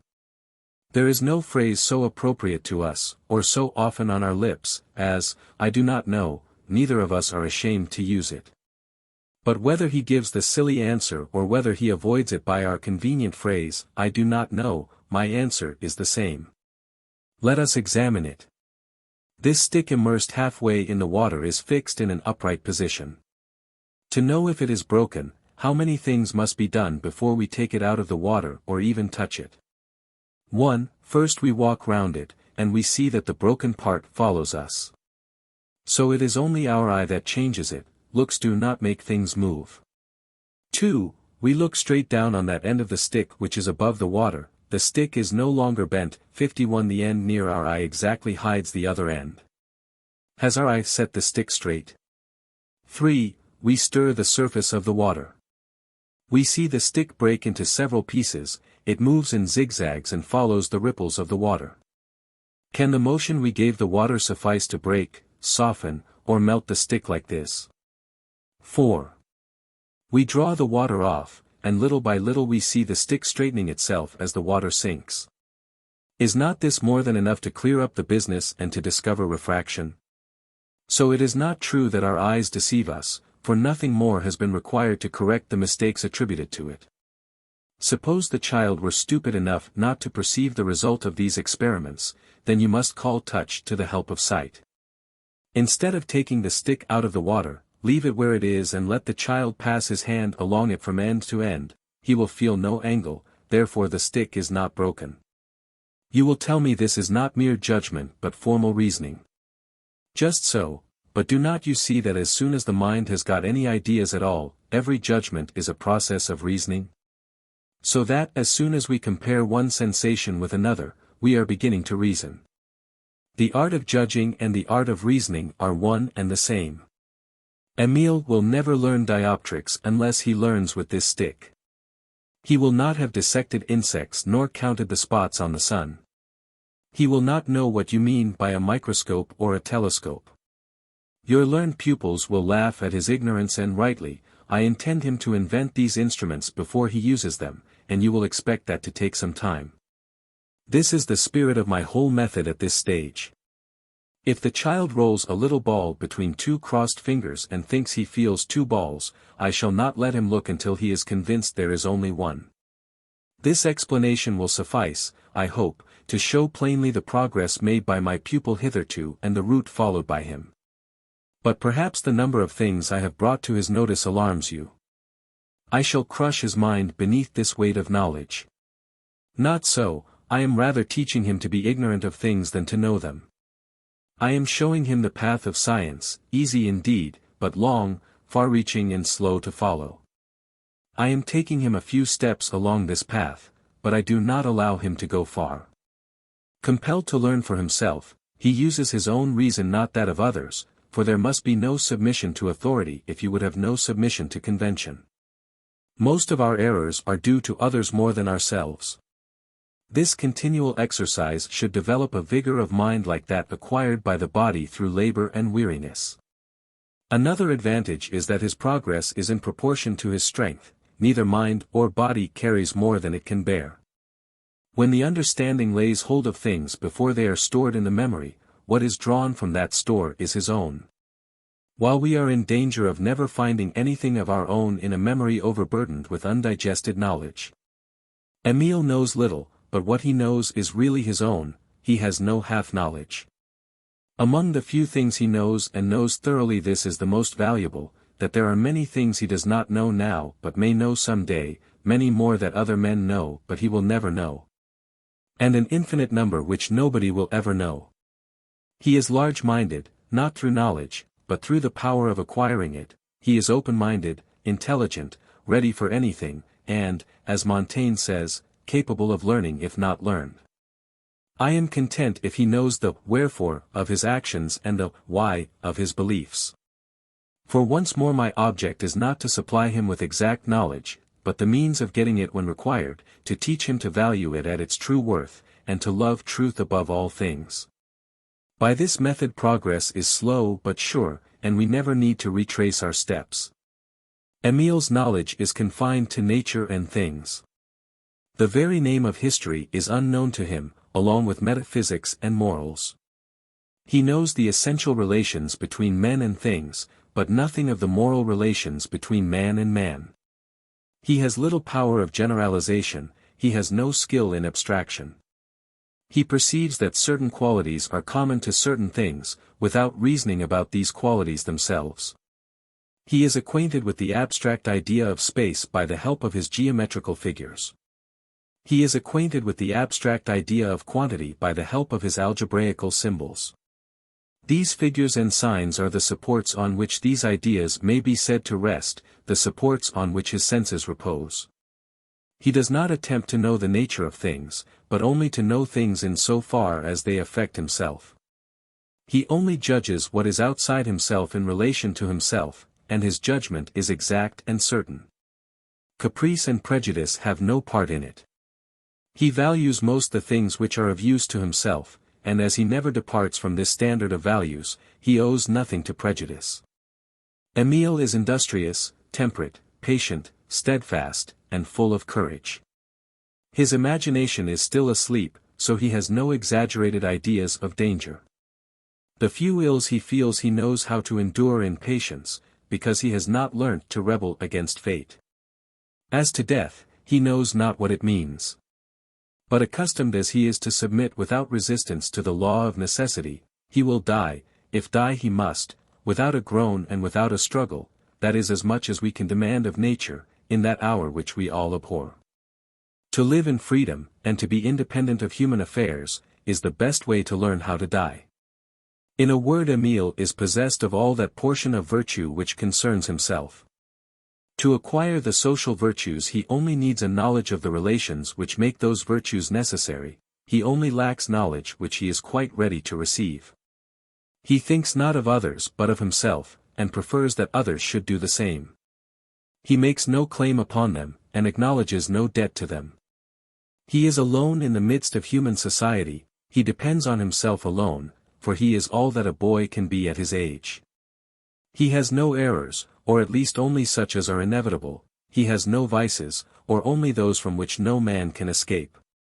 His body is healthy, his limbs are supple, his mind is accurate and unprejudiced, his heart is free and untroubled by passion. Pride, the earliest and the most natural of passions, has scarcely shown itself. Without disturbing the peace of others, he has passed his life contented, happy, and free, so far as nature allows. Do you think that the earlier years of a child, who has reached his 15th year in this condition, have been wasted? Book 4. How swiftly life passes here below. The first quarter of it is gone before we know how to use it, the last quarter finds us incapable of enjoying life. At first we do not know how to live, and when we know how to live it is too late. In the interval between these two useless extremes we waste 3/4 of our time sleeping, working, sorrowing, enduring restraint and every kind of suffering. Life is short, not so much because of the short time it lasts, but because we are allowed scarcely any time to enjoy it. In vain is there a long interval between the hour of death and that of birth. Life is still too short, if this interval is not well spent. We are born, so to speak, twice over, born into existence, and born into life, born a human being, and born a man. Those who regard woman as an imperfect man are no doubt mistaken, but they have external resemblance on their side. Up to the age of puberty children of both sexes have little to distinguish them to the eye, the same face and form, the same complexion and voice, everything is the same, girls are children and boys are children. One name is enough for creatures so closely resembling one another. Males whose development is arrested preserve this resemblance all their lives, they are always big children. And women who never lose this resemblance seem in many respects never to be more than children. But, speaking generally, man is not meant to remain a child. He leaves childhood behind him at the time ordained by nature. And this critical moment, short enough in itself, has far-reaching consequences. As the roaring of the waves precedes the tempest, so the murmur of rising passions announces this tumultuous change. A suppressed excitement warns us of the approaching danger. A change of temper, frequent outbreaks of anger, a perpetual stirring of the mind, make the child almost ungovernable. He becomes deaf to the voice he used to obey, he is a lion in a fever.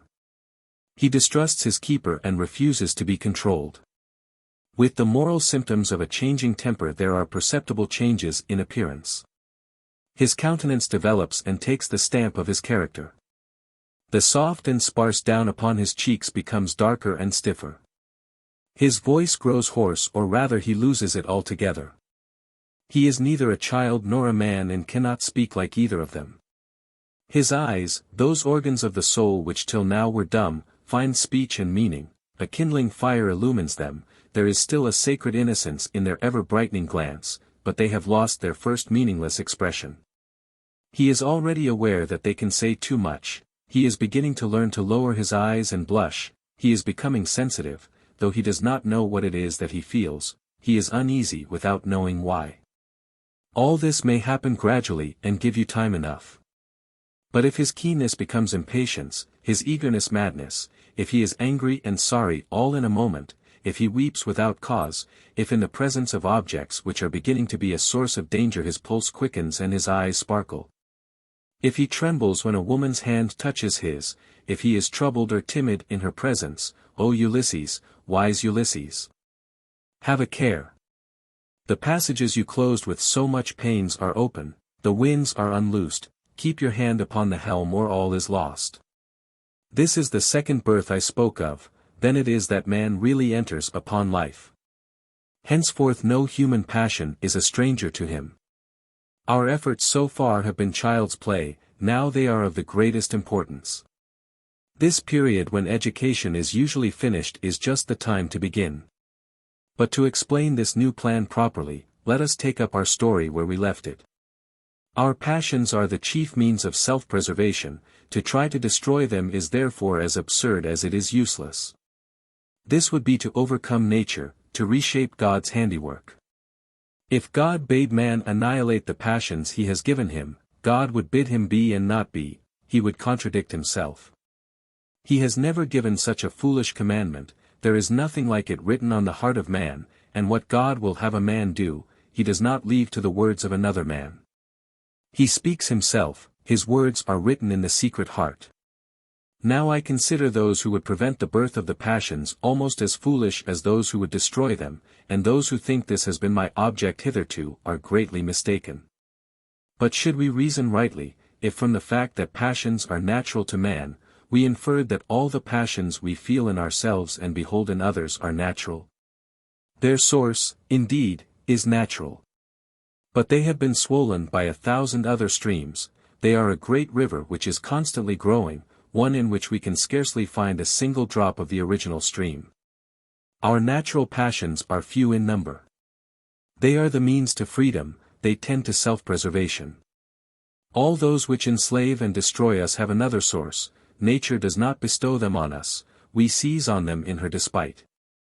The origin of our passions, the root and spring of all the rest, the only one which is born with man, which never leaves him as long as he lives, is self-love. This passion is primitive, instinctive, it precedes all the rest, which are in a sense only modifications of it. In this sense, if you like, they are all natural.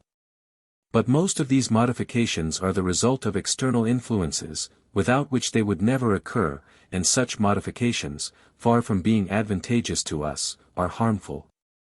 They change the original purpose and work against its end.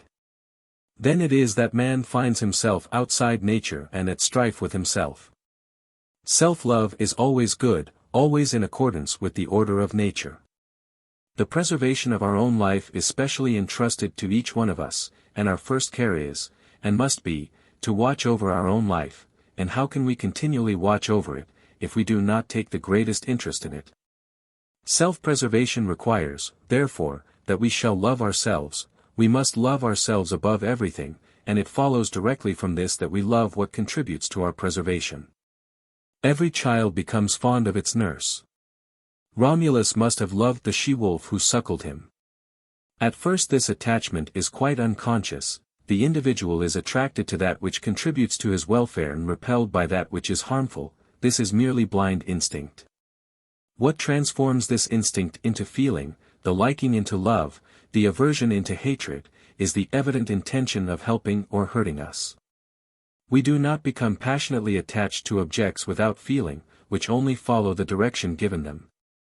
But those from which we expect benefit or injury from their internal disposition, from their will, those we see acting freely for or against us, inspire us with like feelings to those they exhibit towards us. Something does us good, we seek after it, but we love the person who does us good, something harms us and we shrink from it, but we hate the person who tries to hurt us. The child's first sentiment is self-love, his second, which is derived from it, is love of those about him, for in his present state of weakness he is only aware of people through the help and attention received from them. At first his affection for his nurse and his governess is mere habit. He seeks them because he needs them and because he is happy when they are there, it is rather perception than kindly feeling. It takes a long time to discover not merely that they are useful to him, but that they desire to be useful to him, and then it is that he begins to love them. So a child is naturally disposed to kindly feeling because he sees that everyone about him is inclined to help him, and from this experience he gets the habit of a kindly feeling towards his species. But with the expansion of his relations, his needs, his dependence, active or passive, the consciousness of his relations to others is awakened, and leads to the sense of duties and preferences. Then the child becomes masterful, jealous, deceitful, and vindictive. If he is not compelled to obedience, when he does not see the usefulness of what he is told to do, he attributes it to caprice, to an intention of tormenting him, and he rebels. If people give in to him, as soon as anything opposes him he regards it as rebellion, as a determination to resist him, he beats the chair or table for disobeying him. Self-love, which concerns itself only with ourselves, is content to satisfy our own needs, but selfishness, which is always comparing self with others, is never satisfied and never can be. For this feeling, which prefers ourselves to others, requires that they should prefer us to themselves, which is impossible. Thus the tender and gentle passions spring from self-love, while the hateful and angry passions spring from selfishness. So it is the fewness of his needs, the narrow limits within which he can compare himself with others, that makes a man really good. What makes him really bad is a multiplicity of needs and dependence on the opinions of others. It is easy to see how we can apply this principle and guide every passion of children and men towards good or evil. True, man cannot always live alone, and it will be hard therefore to remain good. And this difficulty will increase of necessity as his relations with others are extended. For this reason, above all, the dangers of social life demand that the necessary skill and care shall be devoted to guarding the human heart against the depravity which springs from fresh needs. Man's proper study is that of his relation to his environment. So long as he only knows that environment through his physical nature, he should study himself in relation to things. This is the business of his childhood. When he begins to be aware of his moral nature, he should study himself in relation to his fellow men. This is the business of his whole life, and we have now reached the time when that study should be begun. As soon as a man needs a companion he is no longer an isolated creature, his heart is no longer alone. All his relations with his species, all the affections of his heart, come into being along with this. His first passion soon arouses the rest. The direction of the instinct is uncertain. One sex is attracted by the other, that is the impulse of nature. Choice, preferences, individual likings, are the work of reason, prejudice, and habit. Time and knowledge are required to make us capable of love. We do not love without reasoning or prefer without comparison. These judgments are none the less real, although they are formed unconsciously. True love, whatever you may say, will always be held in honor by mankind. For although its impulses lead us astray, although it does not bar the door of the heart to certain detestable qualities, although it even gives rise to these, yet it always presupposes certain worthy characteristics, without which we should be incapable of love. This choice, which is supposed to be contrary to reason, really springs from reason.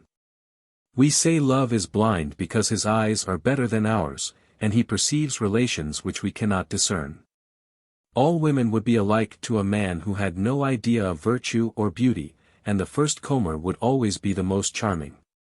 Love does not spring from nature, far from it, it is the curb and law of her desires. It is love that makes one sex indifferent to the other, the loved one alone excepted. We wish to inspire the preference we feel, love must be mutual. To be loved we must be worthy of love. To be preferred we must be more worthy than the rest, at least in the eyes of our beloved. Hence we begin to look around among our fellows, we begin to compare ourselves with them, there is emulation, rivalry, and jealousy. A heart full to overflowing loves to make itself known, from the need of a mistress there soon springs the need of a friend. He who feels how sweet it is to be loved, desires to be loved by everybody. And there could be no preferences if there were not many that fail to find satisfaction. With love and friendship there begin dissensions, enmity, and hatred. I behold deference to other people's opinions enthroned among all these divers passions, and foolish mortals, enslaved by her power, base their very existence merely on what other people think. Expand these ideas and you will see where we get that form of selfishness which we call natural selfishness, and how selfishness ceases to be a simple feeling and becomes pride in great minds, vanity in little ones. And in both feeds continually at our neighbor's cost. Passions of this kind, not having any germ in the child's heart, cannot spring up in it of themselves, it is we who sow the seeds, and they never take root unless by our fault. Not so with the young man, they will find an entrance in spite of us. It is therefore time to change our methods. Let us begin with some considerations of importance with regard to the critical stage under discussion. The change from childhood to puberty is not so clearly determined by nature but that it varies according to individual temperament and racial conditions. Everybody knows the differences which have been observed with regard to this between hot and cold countries, and every one sees that ardent temperaments mature earlier than others. But we may be mistaken as to the causes, and we may often attribute to physical causes what is really due to moral. This is one of the commonest errors in the philosophy of our times. The teaching of nature comes slowly. Man's lessons are mostly premature. In the former case, the senses kindle the imagination, in the latter the imagination kindles the senses. It gives them a precocious activity which cannot fail to enervate the individual and, in the long run, the race. It is a more general and more trustworthy fact than that of climatic influences, that puberty and sexual power is always more precocious among educated and civilized races, than among the ignorant and barbarous. 52 children are preternaturally quick to discern immoral habits under the cloak of decency with which they are concealed. The prim speech imposed upon them, the lessons in good behavior, the veil of mystery you profess to hang before their eyes, serve but to stimulate their curiosity. It is plain, from the way you set about it, that they are meant to learn what you profess to conceal, and of all you teach them this is most quickly assimilated. Consult experience and you will find how far this foolish method hastens the work of nature and ruins the character. This is one of the chief causes of physical degeneration in our towns. The young people, prematurely exhausted, remain small, puny, and misshapen. They grow old instead of growing up, like a vine forced to bear fruit in spring, which fades and dies before autumn. To know how far a happy ignorance may prolong the innocence of children, you must live among rude and simple people. It is a sight both touching and amusing to see both sexes, left to the protection of their own hearts, continuing the sports of childhood in the flower of youth and beauty, showing by their very familiarity the purity of their pleasures. When at length those delightful young people marry, they bestow on each other the first fruits of their person, and are all the dearer therefore. Swarms of strong and healthy children are the pledges of a union which nothing can change, and the fruit of the virtue of their early years. If the age at which a man becomes conscious of his sex is deferred as much by the effects of education as by the action of nature, it follows that this age may be hastened or retarded according to the way in which the child is brought up. And if the body gains or loses strength in proportion as its development is accelerated or retarded, it also follows that the more we try to retard it the stronger and more vigorous will the young man be. I am still speaking of purely physical consequences. You will soon see that this is not all. From these considerations I arrive at the solution of the question so often discussed: should we enlighten children at an early period as to the objects of their curiosity, or is it better to put them off with decent shams? I think we need do neither. In the first place, this curiosity will not arise unless we give it a chance. We must therefore take care not to give it an opportunity. In the next place, questions one is not obliged to answer do not compel us to deceive those who ask them. It is better to bid the child hold his tongue than to tell him a lie. He will not be greatly surprised at this treatment if you have already accustomed him to it in matters of no importance. Lastly, if you decide to answer his questions, let it be with the greatest plainness, without mystery or confusion, without a smile. It is much less dangerous to satisfy a child's curiosity than to stimulate it. Let your answers be always grave, brief, decided, and without trace of hesitation. I need not add that they should be true. We cannot teach children the danger of telling lies to men without realizing, on the man's part, the danger of telling lies to children. A single untruth on the part of the master will destroy the results of his education. Complete ignorance with regard to certain matters is perhaps the best thing for children, but let them learn very early what it is impossible to conceal from them permanently. Either their curiosity must never be aroused, or it must be satisfied before the age when it becomes a source of danger. Your conduct towards your pupil in this respect depends greatly on his individual circumstances, the society in which he moves, the position in which he may find himself, etc. Nothing must be left to chance. And if you are not sure of keeping him in ignorance of the difference between the sexes till he is 16, take care you teach him before he is 10. I do not like people to be too fastidious in speaking with children, nor should they go out of their way to avoid calling a spade, they are always found out if they do. Good manners in this respect are always perfectly simple. But an imagination soiled by vice makes the ear oversensitive and compels us to be constantly refining our expressions. Plain words do not matter, it is lascivious ideas which must be avoided. Although modesty is natural to man, it is not natural to children. Modesty only begins with the knowledge of evil, and how should children without this knowledge of evil have the feeling which results from it? To give them lessons in modesty and good conduct is to teach them that there are things shameful and wicked, and to give them a secret wish to know what these things are. Sooner or later they will find out, and the first spark which touches the imagination will certainly hasten the awakening of the senses. Blushes are the sign of guilt, true innocence is ashamed of nothing. Children have not the same desires as men. But they are subject like them to the same disagreeable needs which offend the senses, and by this means they may receive the same lessons in propriety. Follow the mind of nature which has located in the same place the organs of secret pleasures and those of disgusting needs, she teaches us the same precautions at different ages, sometimes by means of one idea and sometimes by another. To the man through modesty, to the child through cleanliness. I can only find one satisfactory way of preserving the child's innocence, to surround him by those who respect and love him. Without this all our efforts to keep him in ignorance fail sooner or later. A smile, a wink, a careless gesture tells him all we sought to hide, it is enough to teach him to perceive that there is something we want to hide from him. The delicate phrases and expressions employed by persons of politeness assume a knowledge which children ought not to possess, and they are quite out of place with them. But when we truly respect the child's innocence we easily find in talking to him the simple phrases which befit him. There is a certain directness of speech which is suitable and pleasing to innocence. This is the right tone to adopt in order to turn the child from dangerous curiosity. By speaking simply to him about everything you do not let him suspect there is anything left unsaid. By connecting coarse words with the unpleasant ideas which belong to them, you quench the first spark of imagination. You do not forbid the child to say these words or to form these ideas, but without his knowing it you make him unwilling to recall them. And how much confusion is spared to those who speaking from the heart always say the right thing, and say it as they themselves have felt it. Where do little children come from?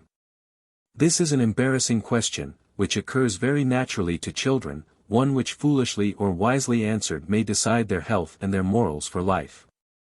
The quickest way for a mother to escape from it without deceiving her son is to tell him to hold his tongue. That will serve its turn if he has always been accustomed to it in matters of no importance, and if he does not suspect some mystery from this new way of speaking. But the mother rarely stops there. It is the married people's secret, she will say, little boys should not be so curious. That is all very well so far as the mother is concerned, but she may be sure that the little boy, piqued by her scornful manner, will not rest till he has found out the married people's secret, which will very soon be the case.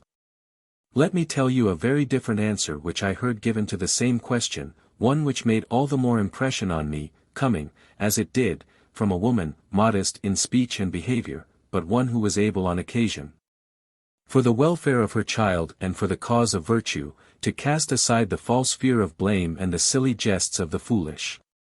Not long before the child had passed a small stone which had torn the passage, but the trouble was over and forgotten.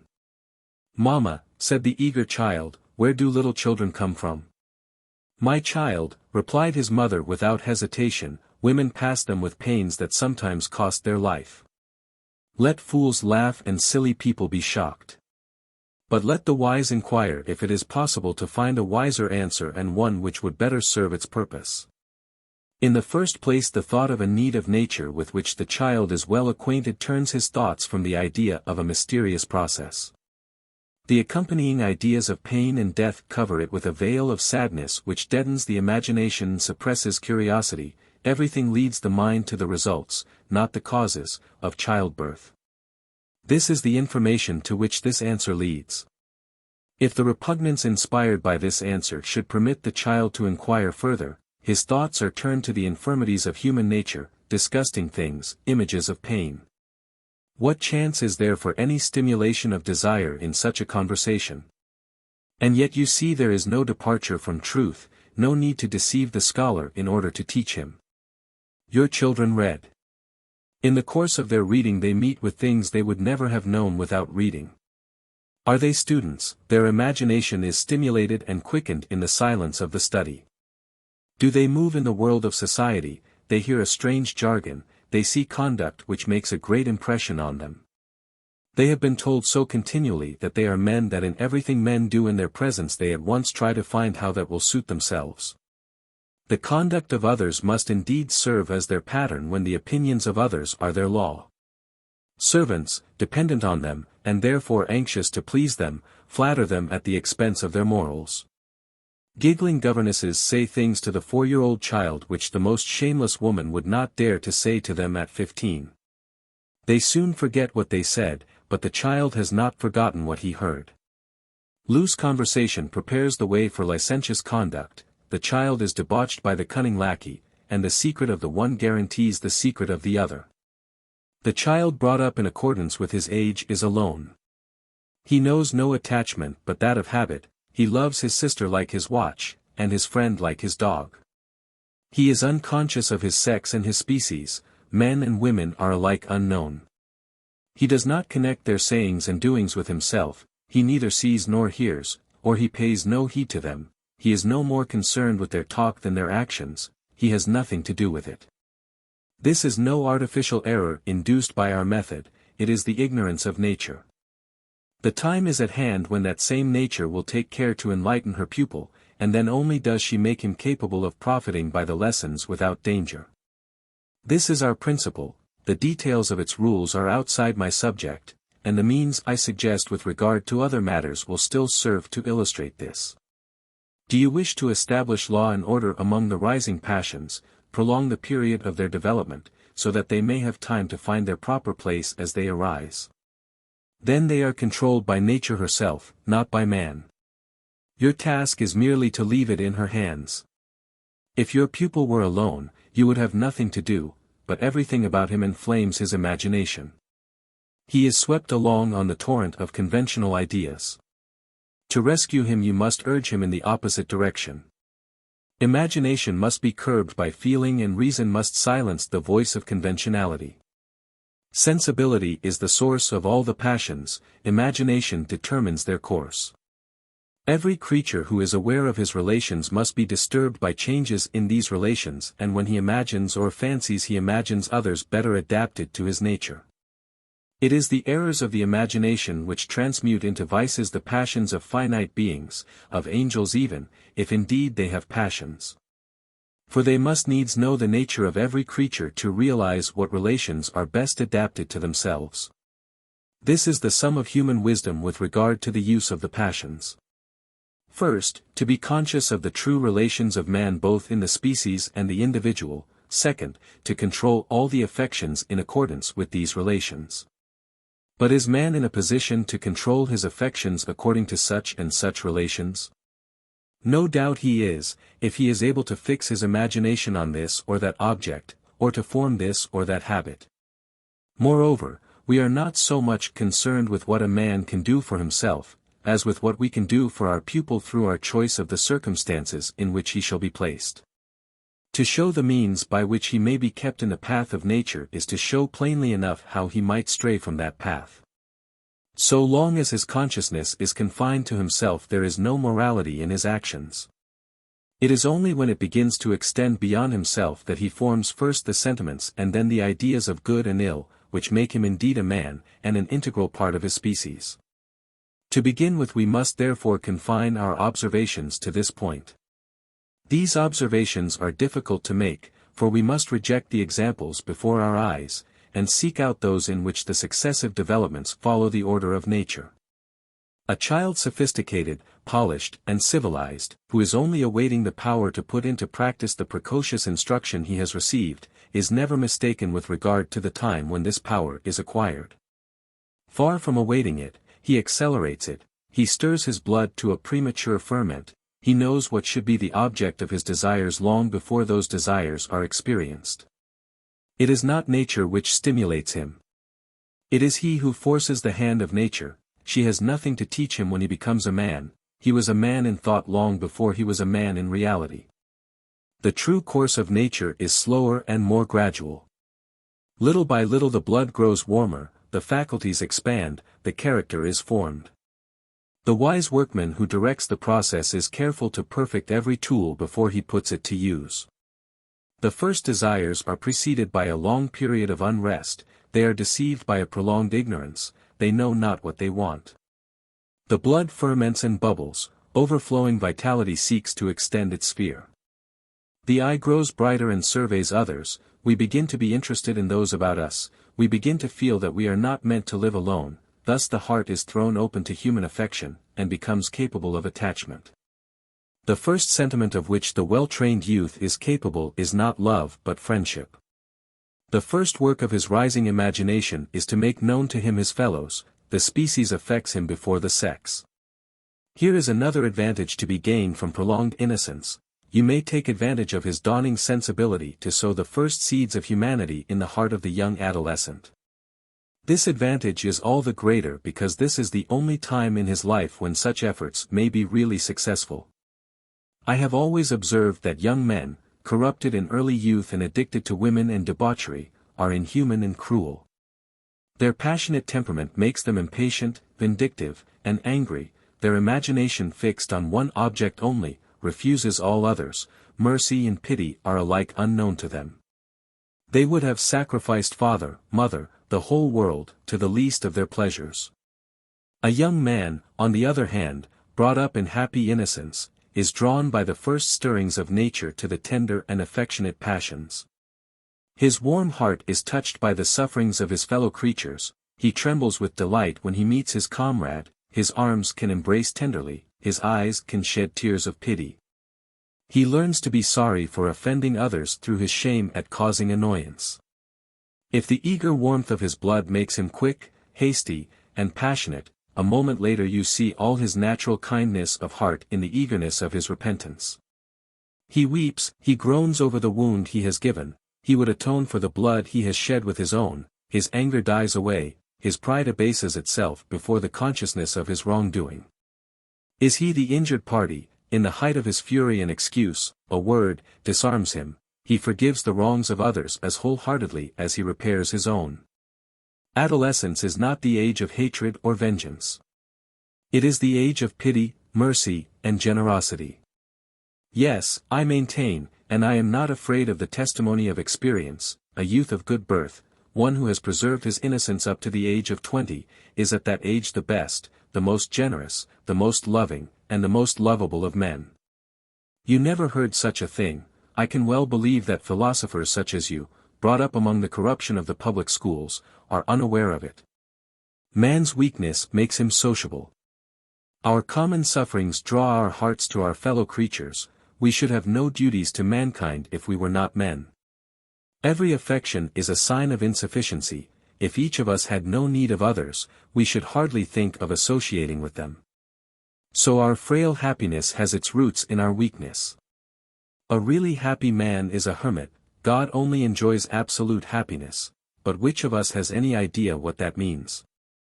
If any imperfect creature were self-sufficing, what would he have to enjoy? To our thinking he would be wretched and alone. I do not understand how one who has need of nothing could love anything, nor do I understand how he who loves nothing can be happy.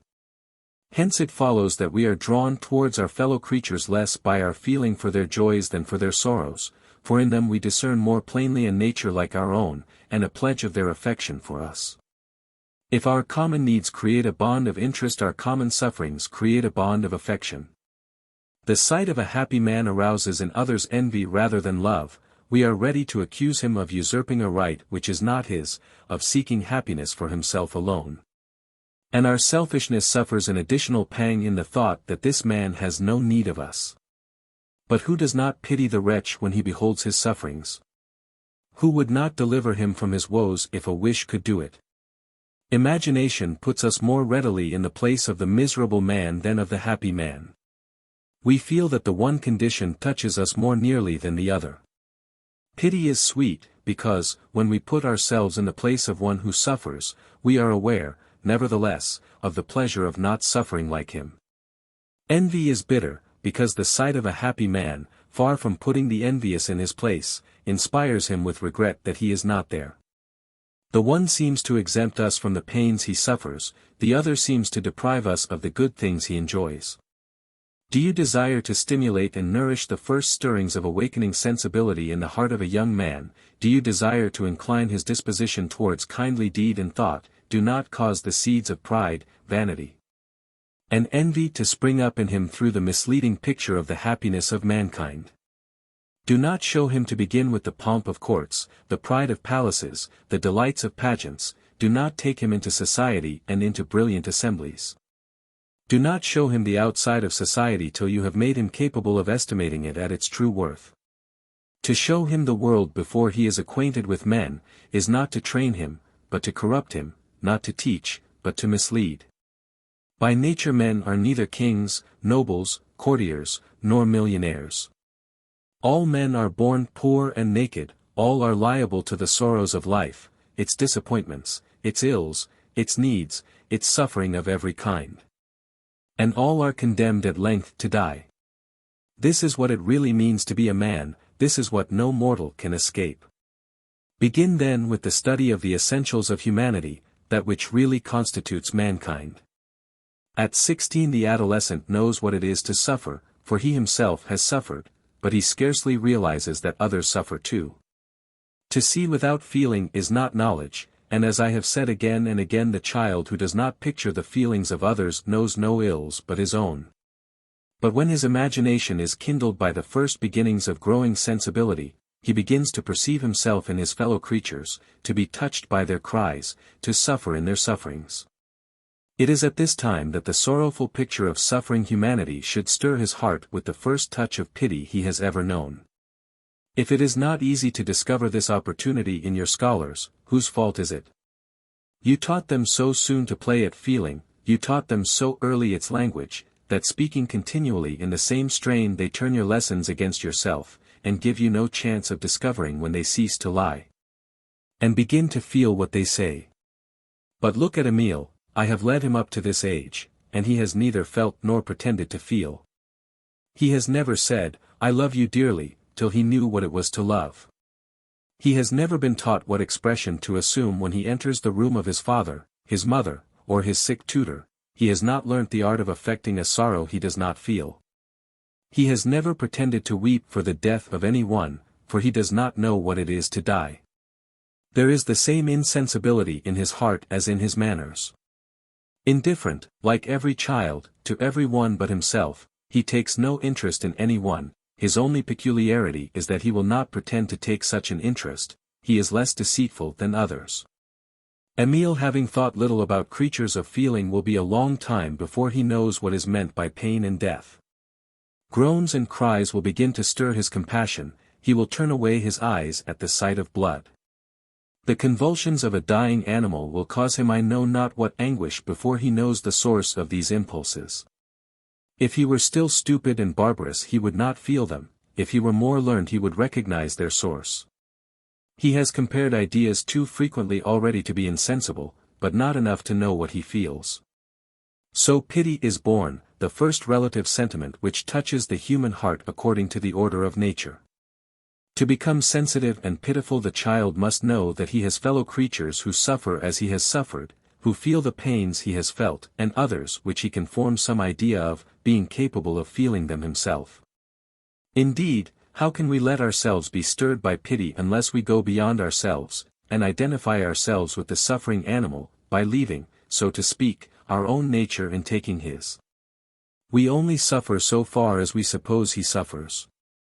The suffering is not ours but his. So no one becomes sensitive till his imagination is aroused and begins to carry him outside himself. What should we do to stimulate and nourish this growing sensibility, to direct it, and to follow its natural bent? Should we not present to the young man objects on which the expansive force of his heart may take effect, objects which dilate it, which extend it to other creatures, which take him outside himself? Should we not carefully remove everything that narrows, concentrates, and strengthens the power of the human self. That is to say, in other words, we should arouse in him kindness, goodness, pity, and beneficence, all the gentle and attractive passions which are naturally pleasing to man. Those passions prevent the growth of envy, covetousness, hatred, all the repulsive and cruel passions which make our sensibility not merely a cipher but a minus quantity, passions which are the curse of those who feel them. I think I can sum up the whole of the preceding reflections in 2 or 3 maxims, definite, straightforward, and easy to understand. First maxim. It is not in human nature to put ourselves in the place of those who are happier than ourselves, but only in the place of those who can claim our pity.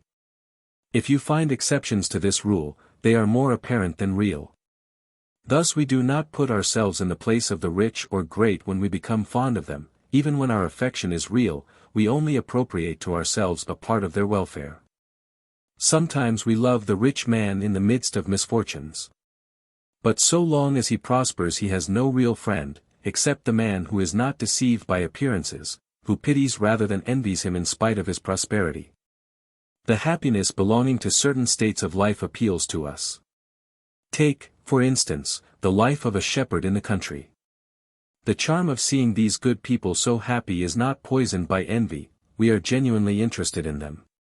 Why is this? Because we feel we can descend into this state of peace and innocence and enjoy the same happiness. It is an alternative which only calls up pleasant thoughts, so long as the wish is as good as the deed. It is always pleasant to examine our stores, to contemplate our own wealth, even when we do not mean to spend it. From this we see that to incline a young man to humanity you must not make him admire the brilliant lot of others. You must show him life in its sorrowful aspects and arouse his fears. Thus it becomes clear that he must force his own way to happiness, without interfering with the happiness of others. Second maxim. We never pity another's woes unless we know we may suffer in like manner ourselves. Non ignara mali, miseris secura disco. Virgil. I know nothing go fine, so full of meaning, so touching, so true as these words. Why have kings no pity on their people? Because they never expect to be ordinary men. Why are the rich so hard on the poor? Because they have no fear of becoming poor. Why do the nobles look down upon the people?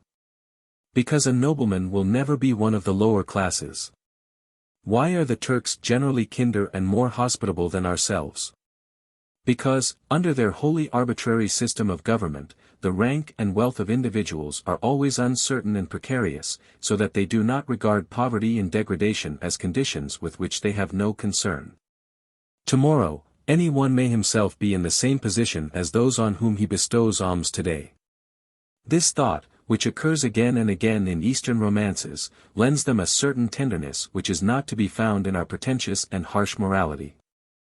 So do not train your pupil to look down from the height of his glory upon the sufferings of the unfortunate, the labors of the wretched, and do not hope to teach him to pity them while he considers them as far removed from himself. Make him thoroughly aware of the fact that the fate of these unhappy persons may one day be his own, that his feet are standing on the edge of the abyss, into which he may be plunged at any moment by 1,000 unexpected irresistible misfortunes. Teach him to put no trust in birth, health, or riches. Show him all the changes of fortune, find him examples, there are only too many of them, in which men of higher rank than himself have sunk below the condition of these wretched ones. Whether by their own fault or another's is for the present no concern of ours. Does he indeed know the meaning of the word fault? Never interfere with the order in which he acquires knowledge, and teach him only through the means within his reach. It needs no great learning to perceive that all the prudence of mankind cannot make certain whether he will be alive or dead in an hour's time, whether before nightfall he will not be grinding his teeth in the pangs of nephritis. Whether a month hence he will be rich or poor, whether in a year's time he may not be rowing an Algerian galley under the lash of the slave-driver. Above all, do not teach him this, like his catechism, in cold blood. Let him see and feel the calamities which overtake men, surprise and startle his imagination with the perils which lurk continually about a man's path. Let him see the pitfalls all about him, and when he hears you speak of them, let him cling more closely to you for fear lest he should fall. You will make him timid and cowardly, do you say? We shall see. Let us make him kindly to begin with, that is what matters most. Third maxim. The pity we feel for others is proportionate, not to the amount of the evil, but to the feelings we attribute to the sufferers. We only pity the wretched so far as we think they feel the need of pity. The bodily effect of our sufferings is less than one would suppose. It is memory that prolongs the pain, imagination which projects it into the future, and makes us really to be pitied. This is, I think, one of the reasons why we are more callous to the sufferings of animals than of men, although a fellow feeling ought to make us identify ourselves equally with either. We scarcely pity the cart horse in his shed, for we do not suppose that while he is eating his hay he is thinking of the blows he has received and the labors in store for him. Neither do we pity the sheep grazing in the field, though we know it is about to be slaughtered, for we believe it knows nothing of the fate in store for it. In this way we also become callous to the fate of our fellow men, and the rich console themselves for the harm done by them to the poor, by the assumption that the poor are too stupid to feel. I usually judge of the value anyone puts on the welfare of his fellow creatures by what he seems to think of them. We naturally think lightly of the happiness of those we despise. It need not surprise you that politicians speak so scornfully of the people, and philosophers profess to think mankind so wicked. The people are mankind, those who do not belong to the people are so few in number that they are not worth counting. Man is the same in every station of life. If that be so, those ranks to which most men belong deserve most honor. All distinctions of rank fade away before the eyes of a thoughtful person. He sees the same passions, the same feelings in the noble and the guttersnipe. There is merely a slight difference in speech, and more or less artificiality of tone. And if there is indeed any essential difference between them, the disadvantage is all on the side of those who are more sophisticated. The people show themselves as they are, and they are not attractive. But the fashionable world is compelled to adopt a disguise. We should be horrified if we saw it as it really is. There is, so our wiseacres tell us, the same amount of happiness and sorrow in every station. This saying is as deadly in its effects as it is incapable of proof. If all are equally happy, why should I trouble myself about any one? Let every one stay where he is. Leave the slave to be ill-treated, the sick man to suffer, and the wretched to perish. They have nothing to gain by any change in their condition. You enumerate the sorrows of the rich, and show the vanity of his empty pleasures. What barefaced sophistry! The rich man's sufferings do not come from his position, but from himself alone when he abuses it. He is not to be pitied were he indeed more miserable than the poor, for his ills are of his own making, and he could be happy if he chose. But the sufferings of the poor man come from external things, from the hardships fate has imposed upon him. No amount of habit can accustom him to the bodily ills of fatigue, exhaustion, and hunger. Neither head nor heart can serve to free him from the sufferings of his condition. How is Epictetus the better for knowing beforehand that his master will break his leg for him? Does he do it any the less?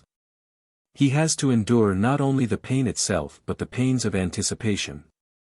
If the people were as wise as we assume them to be stupid, how could they be other than they are?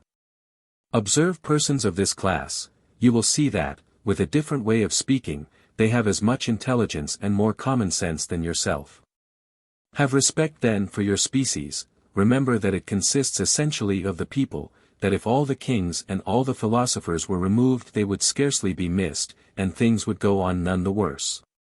In a word, teach your pupil to love all men, even those who fail to appreciate him. Act in such way that he is not a member of any class, but takes his place in all alike. Speak in his hearing of the human race with tenderness, and even with pity, but never with scorn. You are a man, do not dishonor mankind. It is by these ways and others like them, how different from the beaten paths, that we must reach the heart of the young adolescent, and stimulate in him the first impulses of nature. We must develop that heart and open its doors to his fellow creatures, and there must be as little self-interest as possible mixed up with these impulses. Above all, no vanity, no emulation, no boasting, none of those sentiments which force us to compare ourselves with others. For such comparisons are never made without arousing some measure of hatred against those who dispute our claim to the first place, were it only in our own estimation.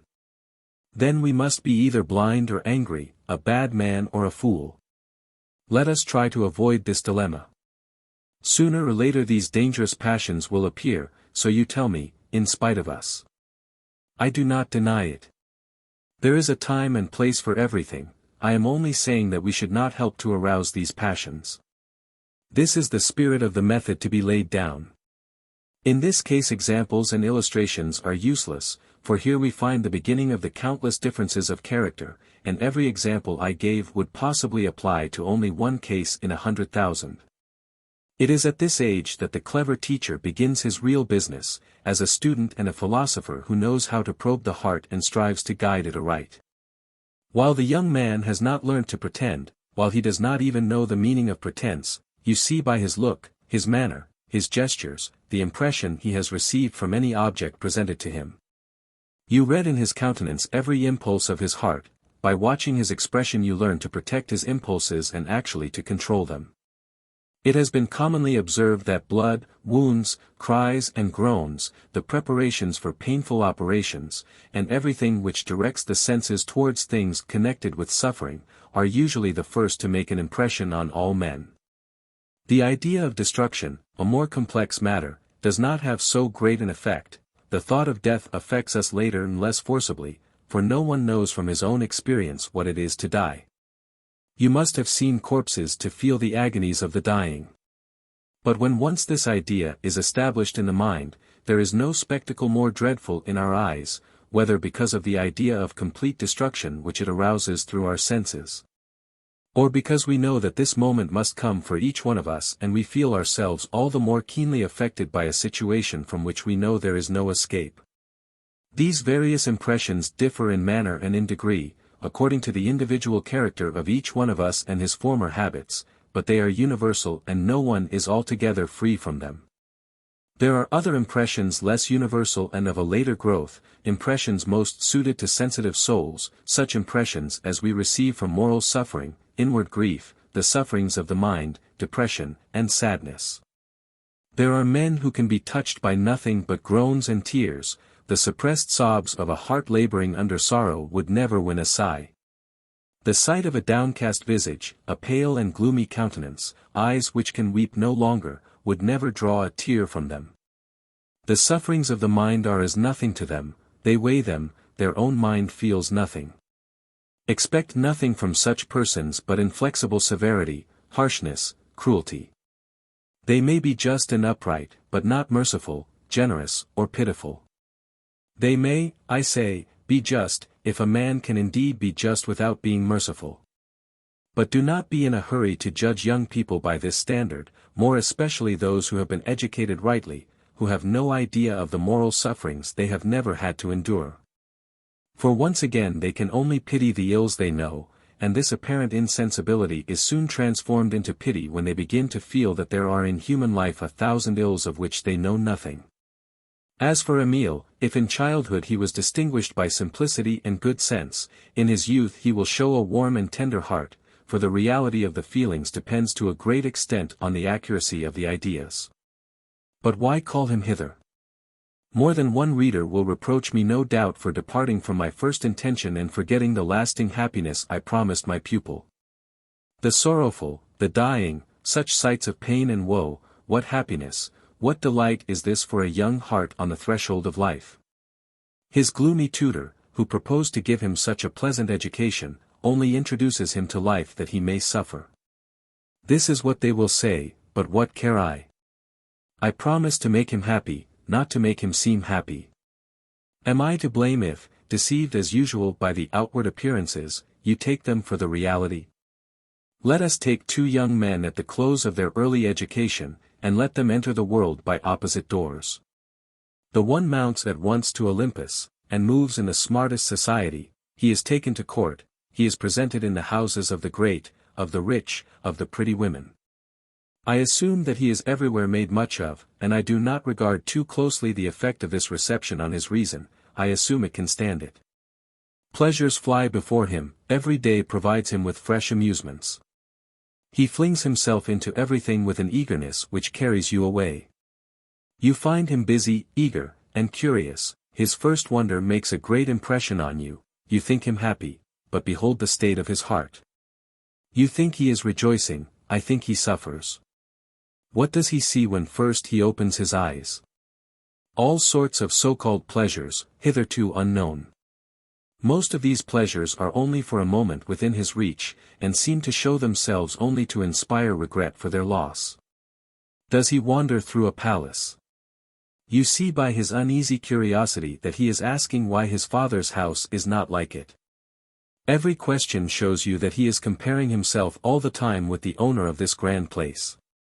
And all the mortification arising from this comparison at once revolts and stimulates his vanity. If he meets a young man better dressed than himself, I find him secretly complaining of his parents' meanness. If he is better dressed than another, he suffers because the latter is his superior in birth or in intellect, and all his gold lace is put to shame by a plain cloth coat. Does he shine unrivaled in some assembly, does he stand on tiptoe that they may see him better? Who is there who does not secretly desire to humble the pride and vanity of the young fop? Everybody is in league against him. The disquieting glances of a solemn man, the biting phrases of some satirical person, do not fail to reach him, and if it were only one man who despised him, the scorn of that one would poison in a moment the applause of the rest. Let us grant him everything, let us not grudge him charm and worth, let him be well-made, witty, and attractive. The women will run after him, but by pursuing him before he is in love with them, they will inspire rage rather than love. He will have successes, but neither rapture nor passion to enjoy them. As his desires are always anticipated, they never have time to spring up among his pleasures, so he only feels the tedium of restraint. Even before he knows it he is disgusted and satiated with the sex formed to be the delight of his own. If he continues its pursuit it is only through vanity, and even should he really be devoted to women, he will not be the only brilliant, the only attractive young man, nor will he always find his mistress's prodigies of fidelity. I say nothing of the vexation, the deceit, the crimes, and the remorse of all kinds, inseparable from such a life. We know that experience of the world disgusts us with it. I am speaking only of the drawbacks belonging to youthful illusions. Hitherto the young man has lived in the bosom of his family and his friends, and has been the sole object of their care. What a change to enter all at once into a region where he counts for so little. To find himself plunged into another sphere, he who has been so long the center of his own. What insults, what humiliation, must he endure, before he loses among strangers the ideas of his own importance which have been formed and nourished among his own people. As a child everything gave way to him, everybody flocked to him. As a young man he must give place to every one, or if he preserves ever so little of his former airs, what harsh lessons will bring him to himself. Accustomed to get everything he wants without any difficulty, his wants are many, and he feels continual privations. He is tempted by everything that flatters him. What others have, he must have too. He covets everything, he envies every one, he would always be master.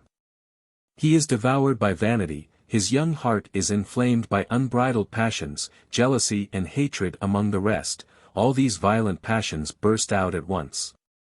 Their sting rankles in him in the busy world, they return with him at night, he comes back dissatisfied with himself, with others. He falls asleep among 1,000 foolish schemes disturbed by 1,000 fancies, and his pride shows him even in his dreams those fancied pleasures. He is tormented by a desire which will never be satisfied. So much for your pupil. Let us turn to mine. If the first thing to make an impression on him is something sorrowful, his first return to himself is a feeling of pleasure. When he sees how many ills he has escaped he thinks he is happier than he fancied. He shares the suffering of his fellow creatures, but he shares it of his own free will and finds pleasure in it. He enjoys at once the pity he feels for their woes and the joy of being exempt from them. He feels in himself that state of vigor which projects us beyond ourselves, and bids us carry elsewhere the superfluous activity of our well-being. To pity another's woes we must indeed know them, but we need not feel them. When we have suffered, when we are in fear of suffering, we pity those who suffer, but when we suffer ourselves, we pity none but ourselves. But if all of us, being subject ourselves to the ills of life, only bestow upon others the sensibility we do not actually require for ourselves, it follows that pity must be a very pleasant feeling, since it speaks on our behalf. And, on the other hand, a hard-hearted man is always unhappy, since the state of his heart leaves him no superfluous sensibility to bestow on the sufferings of others. We are too apt to judge of happiness by appearances. We suppose it is to be found in the most unlikely places, we seek for it where it cannot possibly be. Mirth is a very doubtful indication of its presence. A merry man is often a wretch who is trying to deceive others and distract himself. The men who are jovial, friendly, and contented at their club are almost always gloomy grumblers at home, and their servants have to pay for the amusement they give among their friends. True contentment is neither merry nor noisy. We are jealous of so sweet a sentiment, when we enjoy it we think about it, we delight in it for fear it should escape us. A really happy man says little and laughs little, he hugs his happiness, so to speak, to his heart. Noisy games, violent delight, conceal the disappointment of satiety. But melancholy is the friend of pleasure, tears and pity attend our sweetest enjoyment, and great joys call for tears rather than laughter. If at first the number and variety of our amusement seem to contribute to our happiness, if at first the even tenor of a quiet life seems tedious, when we look at it more closely we discover that the pleasantest habit of mind consists in a moderate enjoyment which leaves little scope for desire and aversion. The unrest of passion causes curiosity and fickleness, the emptiness of noisy pleasures causes weariness. We never weary of our state when we know none more delightful. Savages suffer less than other men from curiosity and from tedium. Everything is the same to them, themselves, not their possessions, and they are never weary. The man of the world almost always wears a mask. He is scarcely ever himself and is almost a stranger to himself. He is ill at ease when he is forced into his own company. Not what he is, but what he seems, is all he cares for. I cannot help picturing in the countenance of the young man I have just spoken of an indefinable but unpleasant impertinence, smoothness, and affectation, which is repulsive to a plain man. And in the countenance of my own pupil a simple and interesting expression which indicates the real contentment and the calm of his mind. An expression which inspires respect and confidence, and seems only to await the establishment of friendly relations to bestow his own confidence in return. It is thought that the expression is merely the development of certain features designed by nature. For my own part one think that over and above this development a man's face is shaped, all unconsciously, by the frequent and habitual influence of certain affections of the heart. These affections are shown on the face, there is nothing more certain. And when they become habitual, they must surely leave lasting traces. This is why I think the expression shows the character, and that we can sometimes read one another without seeking mysterious explanations in powers we do not possess. A child has only two distinct feelings, joy and sorrow, he laughs or he cries, he knows no middle course, and he is constantly passing from one extreme to the other. On account of these perpetual changes there is no lasting impression on the face, and no expression. But when the child is older and more sensitive, his feelings are keener or more permanent, and these deeper impressions leave traces more difficult to erase. And the habitual state of the feelings has an effect on the features which in course of time becomes ineffaceable. Still it is not uncommon to meet with men whose expression varies with their age. I have met with several, and I have always found that those whom I could observe and follow had also changed their habitual temper. This one observation thoroughly confirmed would seem to me decisive, and it is not out of place in a treatise on education, where it is a matter of importance, that we should learn to judge the feelings of the heart by external signs.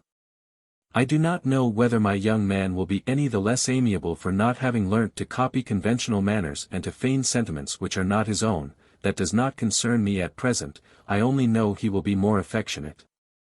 And I find it difficult to believe that he, who cares for nobody but himself, can so far disguise his true feelings as to please as readily as he who finds fresh happiness for himself in his affection for others. But with regard to this feeling of happiness, I think I have said enough already for the guidance of any sensible reader, and to show that I have not contradicted myself. I return to my system, and I say, when the critical age approaches, present to young people spectacles which restrain rather than excite them. Put off their dawning imagination with objects which, far from inflaming their senses, put a check to their activity. Remove them from great cities, where the flaunting attire and the boldness of the women hasten and anticipate the teaching of nature. Where everything presents to their view pleasures of which they should know nothing till they are of an age to choose for themselves. Bring them back to their early home, where rural simplicity allows the passions of their age to develop more slowly, or if their taste for the arts keeps them in town, guard them by means of this very taste from a dangerous idleness. Choose carefully their company, their occupations, and their pleasures, show them nothing but modest and pathetic pictures which are touching but not seductive, and nourish their sensibility without stimulating their senses. Remember also, that the danger of excess is not confined to any one place, and that immoderate passions always do irreparable damage. You need not make your pupil a sick nurse or a brother of pity. You need not distress him by the perpetual sight of pain and suffering, you need not take him from one hospital to another, from the gallows to the prison. He must be softened, not hardened, by the sight of human misery.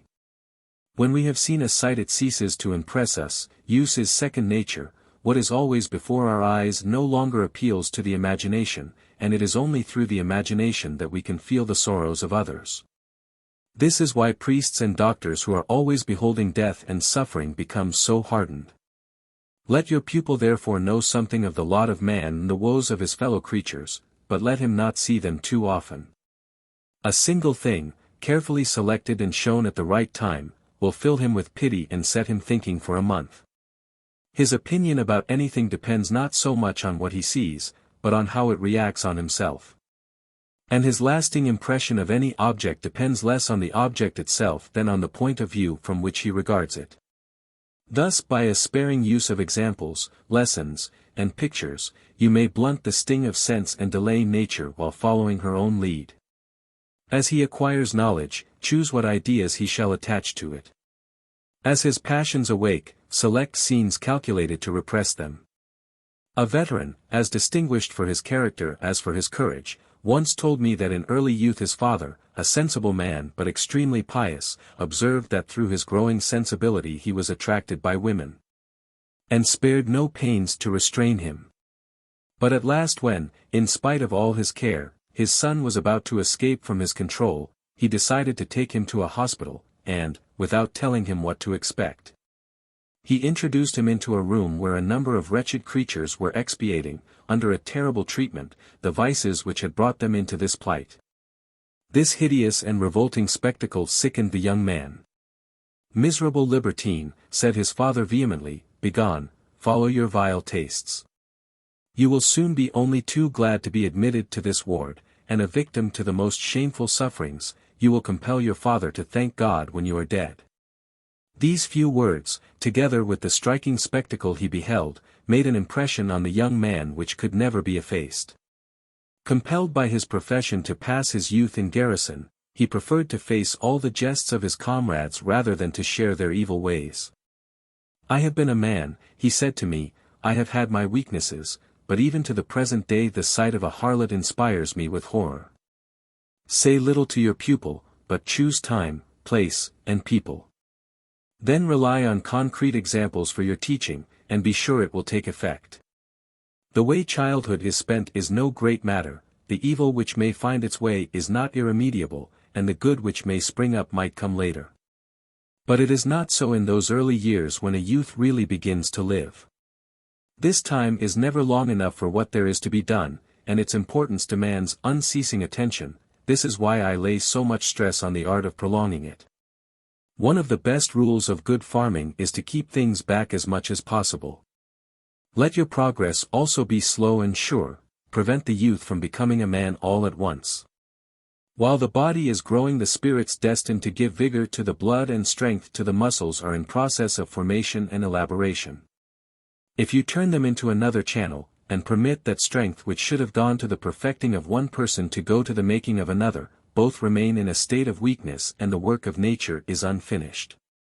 The workings of the mind, in their turn, are affected by this change, and the mind, as sickly as the body, functions languidly and feebly.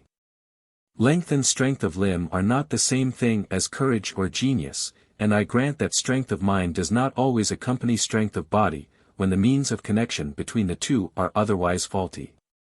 But however well planned they may be, they will always work feebly if for motive power they depend upon an exhausted, impoverished supply of blood, deprived of the substance which gives strength and elasticity to all the springs of the machinery. There is generally more vigor of mind to be found among men whose early years have been preserved from precocious vice, than among those whose evil living has begun at the earliest opportunity. And this is no doubt the reason why nations whose morals are pure are generally superior in sense and courage to those whose morals are bad. The latter shine only through I know not what small and trifling qualities, which they call wit, sagacity, cunning.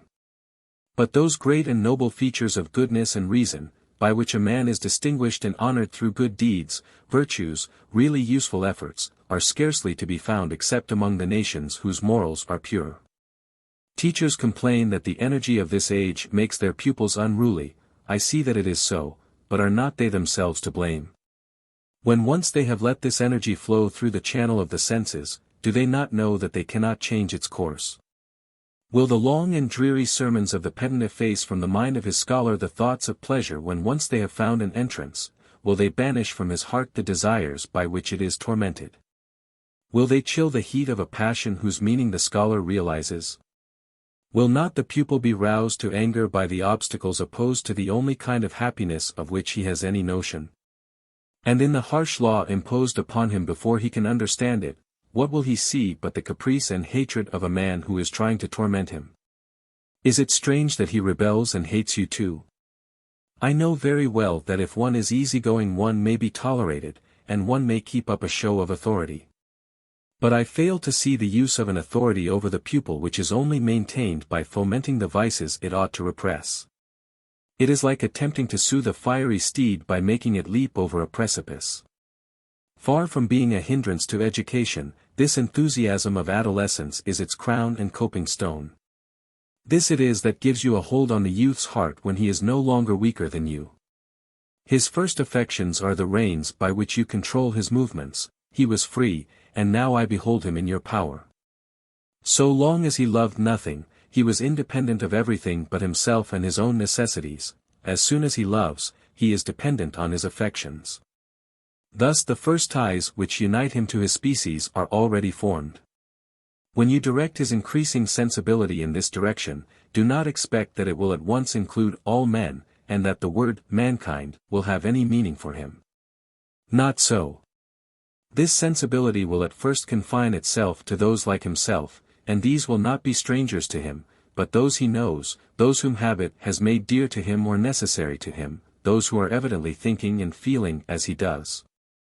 Those whom he perceives to be exposed to the pains he has endured, those who enjoy the pleasures he has enjoyed.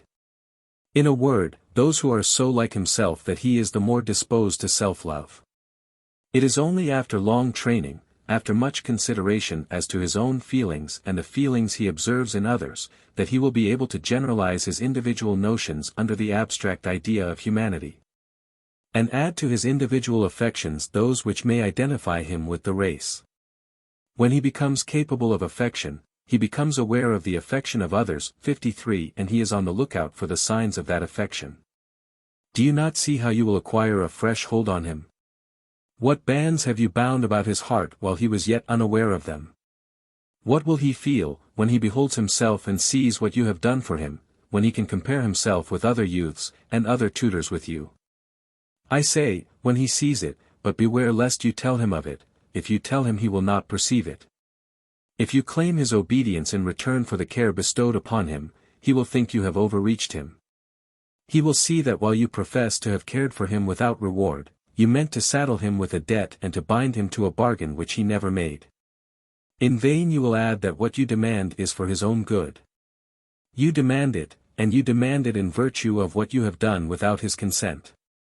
When a man down on his luck accepts the shilling which the sergeant professes to give him, and finds he has enlisted without knowing what he was about, you protest against the injustice.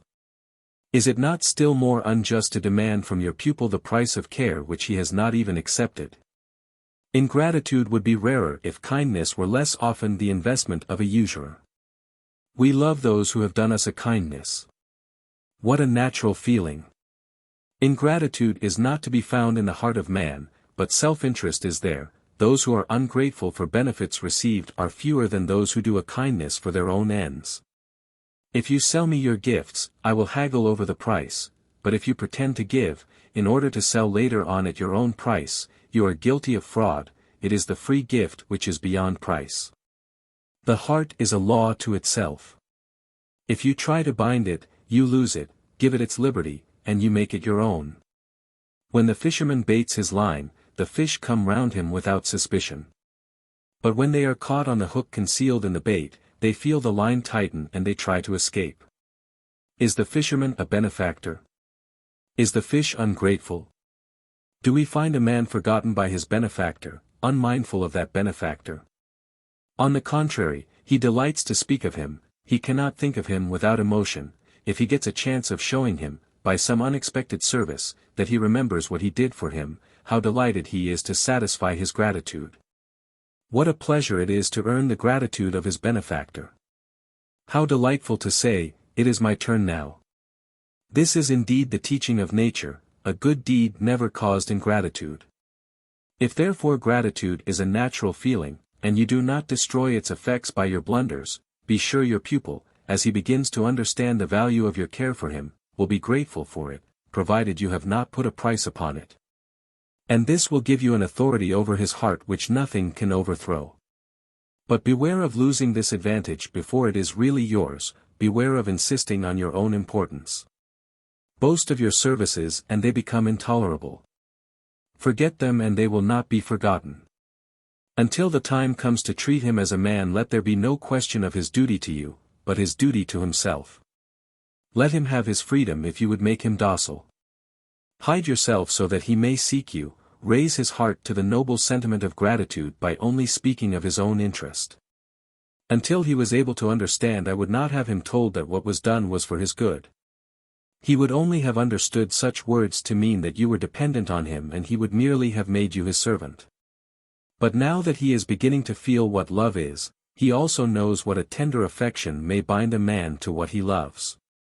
And in the zeal which keeps you busy on his account, he now sees not the bonds of a slave, but the affection of a friend. Now there is nothing which carries so much weight with the human heart as the voice of friendship recognized as such, for we know that it never speaks but for our good. We may think our friend is mistaken, but we never believe he is deceiving us. We may reject his advice now and then, but we never scorn it. We have reached the moral order at last. We have just taken the second step towards manhood.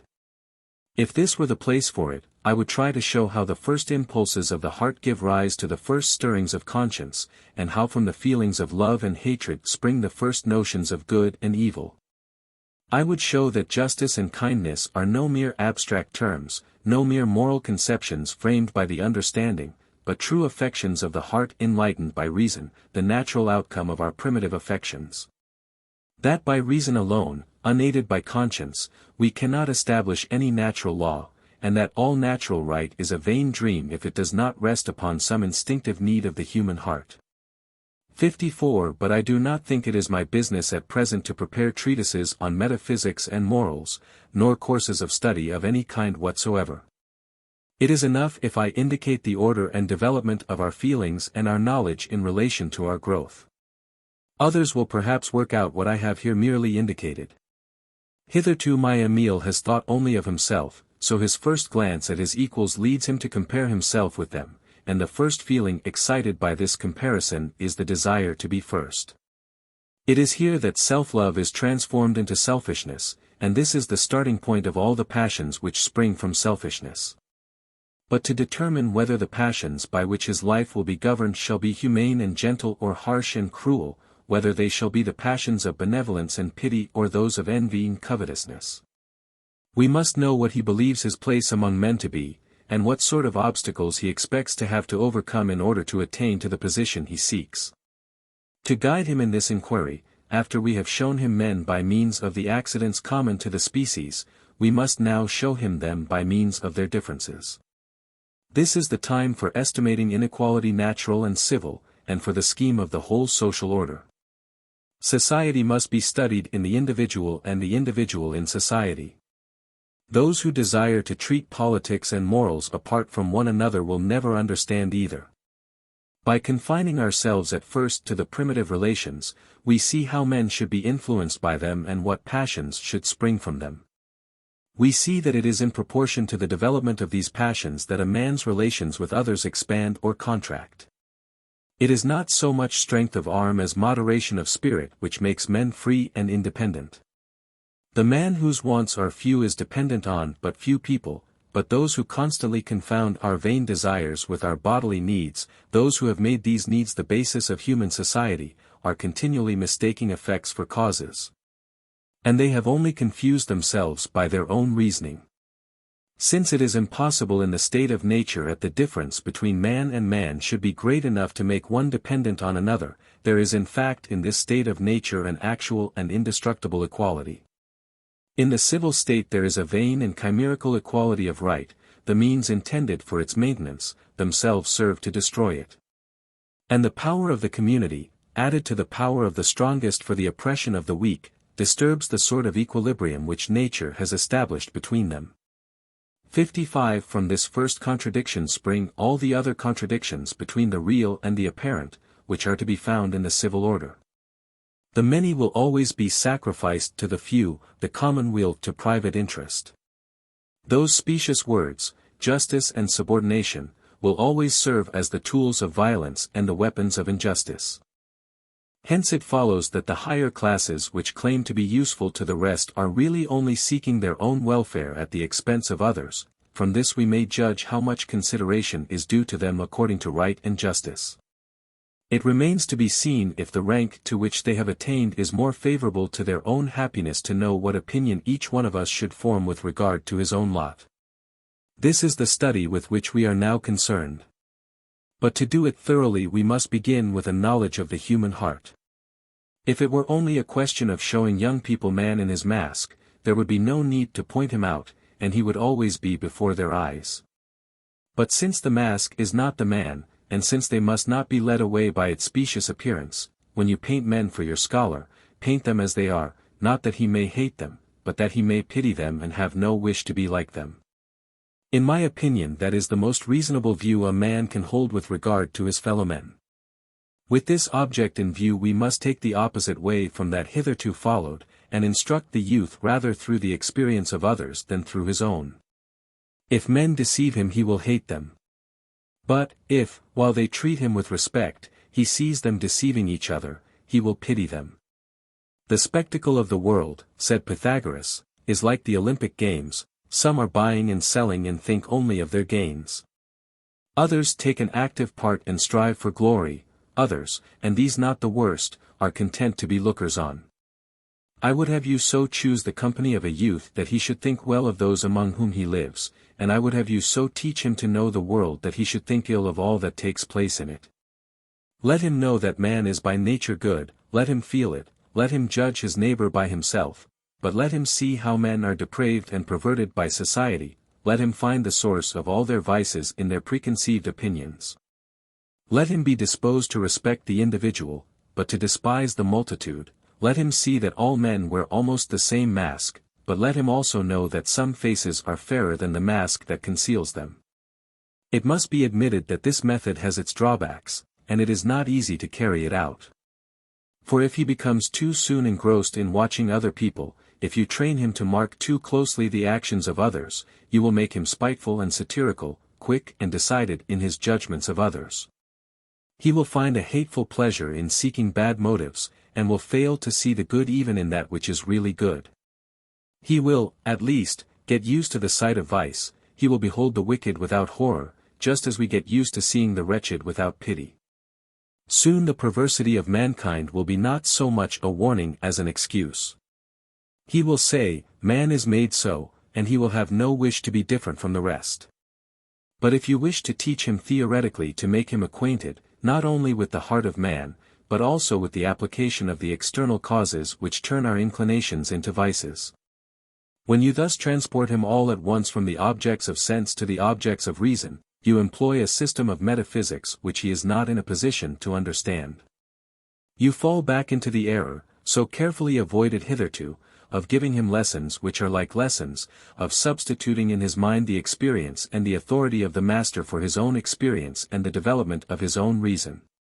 To remove these two obstacles at once, and to bring the human heart within his reach without risk of spoiling his own, I would show him men from afar, in other times or in other places, so that he may behold the scene but cannot take part in it. This is the time for history. With its help he will read the hearts of men without any lessons in philosophy, with its help he will view them as a mere spectator, dispassionate and without prejudice. He will view them as their judge, not as their accomplice or their accuser. To know men you must behold their actions. In society we hear them talk, they show their words and hide their deeds. But in history the veil is drawn aside, and they are judged by their deeds. Their sayings even help us to understand them, for comparing what they say and what they do, we see not only what they are but what they would appear. The more they disguise themselves the more thoroughly they stand revealed. Unluckily this study has its dangers, its drawbacks of several kinds. It is difficult to adopt a point of view which will enable one to judge one's fellow creatures fairly. It is one of the chief defects of history to paint men's evil deeds rather than their good ones. It is revolutions and catastrophes that make history interesting. So long as a nation grows and prospers quietly in the tranquility of a peaceful government, history says nothing. She only begins to speak of nations when, no longer able to be self-sufficing, they interfere with their neighbors' business, or allow their neighbors to interfere with their own. History only makes them famous when they are on the downward path. All our histories begin where they ought to end. We have very accurate accounts of declining nations. What we lack is the history of those nations which are multiplying. They are so happy and so good that history has nothing to tell us of them. And we see indeed in our own times that the most successful governments are least talked of. We only hear what is bad, the good is scarcely mentioned. Only the wicked become famous, the good are forgotten or laughed to scorn, and thus history, like philosophy, is forever slandering mankind. Moreover, it is inevitable that the facts described in history should not give an exact picture of what really happened. They are transformed in the brain of the historian, they are molded by his interests and colored by his prejudices. Who can place the reader precisely in a position to see the event as it really happened? Ignorance or partiality disguises everything. What a different impression may be given merely by expanding or contracting the circumstances of the case without altering a single historical incident. The same object may be seen from several points of view, and it will hardly seem the same thing, yet there has been no change except in the eye that beholds it. Do you indeed do honor to truth when what you tell me is a genuine fact, but you make it appear something quite different? A tree more or less, a rock to the right or to the left, a cloud of dust raised by the wind, how often have these decided the result of a battle without any one knowing it? Does that prevent history from telling you the cause of defeat or victory with as much assurance as if she had been on the spot? But what are the facts to me, while I am ignorant of their causes, and what lessons can I draw from an event, whose true cause is unknown to me? The historian indeed gives me a reason, but he invents it. And criticism itself, of which we hear so much, is only the art of guessing, the art of choosing from among several lies, the lie that is most like truth. Have you ever read Cleopatra or Cassandra or any books of the kind? The author selects some well-known event, he then adapts it to his purpose, adorns it with details of his own invention, with people who never existed, with imaginary portraits, thus he piles fiction on fiction to lend a charm to his story. I see little difference between such romances and your histories, unless it is that the novelist draws more on his own imagination, while the historian slavishly copies what another has imagined. I will also admit, if you please, that the novelist has some moral purpose good or bad, about which the historian scarcely concerns himself. You will tell me that accuracy in history is of less interest than a true picture of men and manners. Provided the human heart is truly portrayed, it matters little that events should be accurately recorded, for after all you say, what does it matter to us what happened 2,000 years ago? You are right if the portraits are indeed truly given according to nature. But if the model is to be found for the most part in the historian's imagination, are you not falling into the very error you intended to avoid? And surrendering to the authority of the historian what you would not yield to the authority of the teacher? If my pupil is merely to see fancy pictures, I would rather draw them myself, they will, at least, be better suited to him. The worst historians for a youth are those who give their opinions. Facts. Facts. And let him decide for himself. This is how he will learn to know mankind. If he is always directed by the opinion of the author, he is only seeing through the eyes of another person, and when those eyes are no longer at his disposal he can see nothing. I leave modern history on one side, not only because it has no character and all our people are alike, but because our historians, wholly taken up with effect, think of nothing but highly colored portraits, which often represent nothing. 56 The old historians generally give fewer portraits and bring more intelligence and common sense to their judgments, but even among them there is plenty of scope for choice, and you must not begin with the wisest but with the simplest. I would not put Polybius or Sallust into the hands of a youth. Tacitus is the author of the old, young men cannot understand him. You must learn to see in human actions the simplest features of the heart of man before you try to sound its depths. You must be able to read facts clearly before you begin to study maxims. Philosophy in the form of maxims is only fit for the experienced. Youth should never deal with the general, all its teaching should deal with individual instances. To my mind Thucydides is the true model of historians. He relates facts without giving his opinion, but he omits no circumstance adapted to make us judge for ourselves. He puts everything that he relates before his reader. Far from interposing between the facts and the readers, he conceals himself. We seem not to read but to see. Unfortunately he speaks of nothing but war, and in his stories we only see the least instructive part of the world, that is to say the battles. The virtues and defects of the retreat of the 10,000 and the commentaries of Caesar are almost the same. The kindly Herodotus, without portraits, without maxims, yet flowing, simple, full of details calculated to delight and interest in the highest degree, would be perhaps the best historian if these very details did not often degenerate into childish folly, better adapted to spoil the taste of youth than to form it. We need discretion before we can read him. I say nothing of Livy, his turn will come, but he is a statesman, a rhetorician, he is everything which is unsuitable for a youth. History in general is lacking because it only takes note of striking and clearly marked facts which may be fixed by names, places, and dates. But the slow evolution of these facts, which cannot be definitely noted in this way, still remains unknown. We often find in some battle, lost or won, the ostensible cause of a revolution which was inevitable before this battle took place. War only makes manifest events already determined by moral causes, which few historians can perceive. The philosophic spirit has turned the thoughts of many of the historians of our times in this direction. But I doubt whether truth has profited by their labors. The rage for systems has got possession of all alike, no one seeks to see things as they are, but only as they agree with his system. Add to all these considerations the fact that history shows us actions rather than men, because she only seizes men at certain chosen times in full dress, she only portrays the statesman when he is prepared to be seen. She does not follow him to his home, to his study, among his family and his friends, she only shows him in state, it is his clothes rather than himself that she describes. I would prefer to begin the study of the human heart with reading the lives of individuals, for then the man hides himself in vain, the historian follows him everywhere. He never gives him a moment's grace nor any corner where he can escape the piercing eye of the spectator, and when he thinks he is concealing himself, then it is that the writer shows him up most plainly.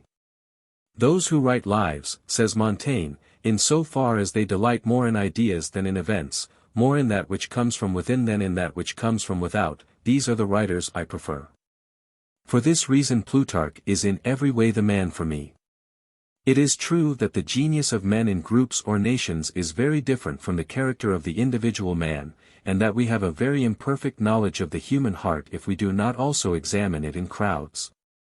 But it is none the less true that to judge of men we must study the individual man, and that he who had a perfect knowledge of the inclinations of each individual might foresee all their combined effects in the body of the nation. We must go back again to the ancients, for the reasons already stated, and also because all the details common and familiar, but true and characteristic, are banished by modern stylists. So that men are as much tricked out by our modern authors in their private life as in public. Propriety, no less strict in literature than in life, no longer permits us to say anything in public which we might not do in public. And as we may only show the man dressed up for his part, we never see a man in our books any more than we do on the stage. The lives of kings may be written 100 times, but to no purpose, we shall never have another Suetonius. The excellence of Plutarch consists in these very details which we are no longer permitted to describe. With inimitable grace he paints the great man in little things. And he is so happy in the choice of his instances that a word, a smile, a gesture, will often suffice to indicate the nature of his hero. With a jest Hannibal cheers his frightened soldiers, and leads them laughing to the battle which will lay Italy at his feet. Agesilaus riding on a stick makes me love the conqueror of the great king. Caesar passing through a poor village and chatting with his friends unconsciously betrays the traitor who professed that he only wished to be Pompey's equal. Alexander swallows a draught without a word, it is the finest moment in his life. Aristides writes his own name on the shell and so justifies his title. Philopoemen, his mantle laid aside, chops firewood in the kitchen of his host. This is the true art of portraiture. Our disposition does not show itself in our features, nor our character in our great deeds, it is trifles that show what we really are. What is done in public is either too commonplace or too artificial, and our modern authors are almost too grand to tell us anything else. M. de Turenne was undoubtedly one of the greatest men of the last century. They have had the courage to make his life interesting by the little details which make us know and love him, but how many details have they felt obliged to omit which might have made us know and love him better still? I will only quote one which I have on good authority, one which Plutarch would never have omitted, and one which Ramsay would never have inserted had he been acquainted with it.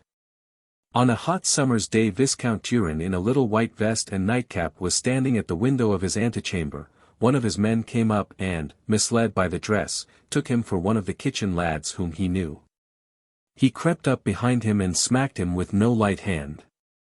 The man he struck turned round hastily. The valet saw it was his master and trembled at the sight of his face. He fell on his knees in desperation. "Sir, I thought it was George." "Well, even if it was George," exclaimed Turenne rubbing the injured part, "you need not have struck so hard. You do not dare to say this, you miserable writers. Remain forever without humanity and without feeling. Steel your hard hearts in your vile propriety, make yourselves contemptible through your high mightiness. But as for you, dear youth, when you read this anecdote, when you are touched by all the kindliness displayed even on the impulse of the moment, read also the littleness of this great man when it was a question of his name and birth. Remember it was this very Turenne who always professed to yield precedence to his nephew, so that all men might see that this child was the head of a royal house. Look on this picture and on that, love nature, despise popular prejudice, and know the man as he was. There are few people able to realize what an effect such reading, carefully directed, will have upon the unspoilt mind of a youth. Weighed down by books from our earliest childhood, accustomed to read without thinking, what we read strikes us even less, because we already bear in ourselves the passions and prejudices with which history and the lives of men are filled. All that they do strikes us as only natural, for we ourselves are unnatural and we judge others by ourselves.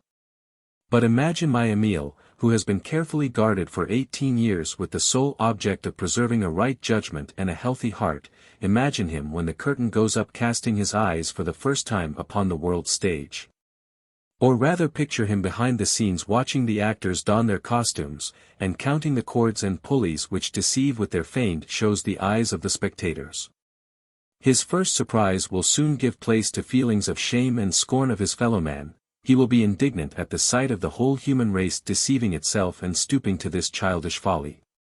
He will grieve to see his brothers tearing each other limb from limb for a mere dream, and transforming themselves into wild beasts because they could not be content to be men. Given the natural disposition of the pupil, there is no doubt that if the master exercises any sort of prudence or discretion in his choice of reading, however little he may put him in the way of reflecting on the subject matter, this exercise will serve as a course in practical philosophy, a philosophy better understood and more thoroughly mastered than all the empty speculations with which the brains of lads are muddled in our schools. After following the romantic schemes of Pyrrhus, Sinas asks him what real good he would gain by the conquest of the world, which he can never enjoy without such great sufferings. This only arouses in us a passing interest as a smart saying. But Emile will think it a very wise thought, one which had already occurred to himself, and one which he will never forget, because there is no hostile prejudice in his mind to prevent it sinking in. When he reads more of the life of this madman, he will find that all his great plans resulted in his death at the hands of a woman, and instead of admiring this pinchbeck heroism, what will he see in the exploits of this great captain and the schemes of this great statesman but so many steps towards that unlucky tile which was to bring life and schemes alike to a shameful death? All conquerors have not been killed, all usurpers have not failed in their plans. To minds imbued with vulgar prejudices many of them will seem happy, but he who looks below the surface and reckons men's happiness by the condition of their hearts will perceive their wretchedness even in the midst of their successes. He will see them panting after advancement and never attaining their prize. He will find them like those inexperienced travelers among the Alps, who think that every height they see is the last, who reach its summit only to find to their disappointment there are loftier peaks beyond. Augustus, when he had subdued his fellow citizens and destroyed his rivals, reigned for 40 years over the greatest empire that ever existed. But all this vast power could not hinder him from beating his head against the walls, and filling his palace with his groans as he cried to Varus to restore his slaughtered legions. If he had conquered all his foes, what good would his empty triumphs have done him, when troubles of every kind beset his path, when his life was threatened by his dearest friends, and when he had to mourn the disgrace or death of all near and dear to him? The wretched man desired to rule the world and failed to rule his own household. What was the result of this neglect? He beheld his nephew, his adopted child, his son-in-law, perish in the flower of youth, his grandson reduced to eat the stuffing of his mattress to prolong his wretched existence for a few hours. His daughter and his granddaughter, after they had covered him with infamy, died, the one of hunger and want on a desert island, the other in prison by the hand of a common archer. He himself, the last survivor of his unhappy house, found himself compelled by his own wife to acknowledge a monster as his heir. Such was the fate of the master of the world, so famous for his glory and his good fortune. I cannot believe that any one of those who admire his glory and fortune would accept them at the same price. I have taken ambition as my example, but the play of every human passion offers similar lessons to any one who will study history to make himself wise and good at the expense of those who went before. The time is drawing near when the teaching of the life of Anthony will appeal more forcibly to the youth than the life of Augustus. Emile will scarcely know where he is among the many strange sights in his new studies. But he will know beforehand how to avoid the illusion of passions before they arise, and seeing how in all ages they have blinded men's eyes, he will be forewarned of the way in which they may one day blind his own should he abandon himself to them. 57 These lessons, I know, are unsuited to him, perhaps at need they may prove scanty and ill-timed, but remember they are not the lessons I wish to draw from this study. To begin with, I had quite another end in view. And indeed, if this purpose is unfulfilled, the teacher will be to blame. Remember that, as soon as selfishness has developed, the self in its relations to others is always with us, and the youth never observes others without coming back to himself and comparing himself with them. From the way young men are taught to study history, I see that they are transformed, so to speak, into the people they behold, that you strive to make a Cicero, a Trajan, or an Alexander of them, to discourage them when they are themselves again. To make every one regret that he is merely himself. There are certain advantages in this plan which I do not deny. But, so far as Emile is concerned, should it happen at any time when he is making these comparisons that he wishes to be any one but himself, were it Socrates or Cato, I have failed entirely. He who begins to regard himself as a stranger will soon forget himself altogether. It is not philosophers who know most about men, they only view them through the preconceived ideas of philosophy, and I know no one so prejudiced as philosophers. A savage would judge us more sanely. The philosopher is aware of his own vices, he is indignant at ours, and he says to himself, we are all bad alike. The savage beholds us unmoved and says, you are mad. He is right, for no one does evil for evil's sake. My pupil is that savage, with this difference, Emile has thought more, he has compared ideas, seen our errors at close quarters, he is more on his guard against himself, and only judges of what he knows. It is our own passions that excite us against the passions of others, it is our self-interest which makes us hate the wicked, if they did us no harm we should pity rather than hate them. We should readily forgive their vices if we could perceive how their own heart punishes those vices. We are aware of the offense, but we do not see the punishment, the advantages are plain, the penalty is hidden. The man who thinks he is enjoying the fruits of his vices is no less tormented by them than if they had not been successful. The object is different, the anxiety is the same, in vain he displays his good fortune and hides his heart. In spite of himself his conduct betrays him, but to discern this, our own heart must be utterly unlike his. We are led astray by those passions which we share, we are disgusted by those that militate against our own interests. And with a want of logic due to these very passions, we blame in others what we fain would imitate. Aversion and self-deception are inevitable when we are forced to endure at another's hands what we ourselves would do in his place. What then is required for the proper study of men? A great wish to know men, great impartiality of judgment, a heart sufficiently sensitive to understand every human passion, and calm enough to be free from passion. If there is any time in our life when this study is likely to be appreciated, it is this that I have chosen for Emile. Before this time men would have been strangers to him, later on he would have been like them.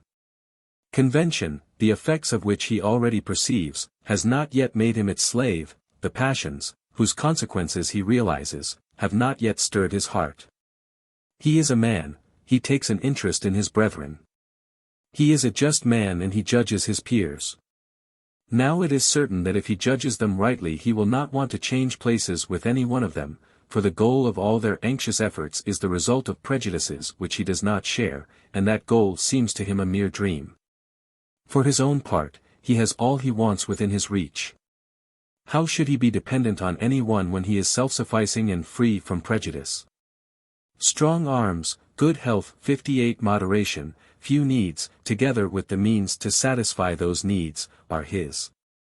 He has been brought up in complete liberty and servitude is the greatest ill he understands. He pities these miserable kings, the slaves of all who obey them, he pities these false prophets fettered by their empty fame, he pities these rich fools, martyrs to their own pomp. He pities these ostentatious voluptuaries, who spend their life in deadly dullness that they may seem to enjoy its pleasures. He would pity the very foe who harmed him, for he would discern his wretchedness beneath his cloak of spite.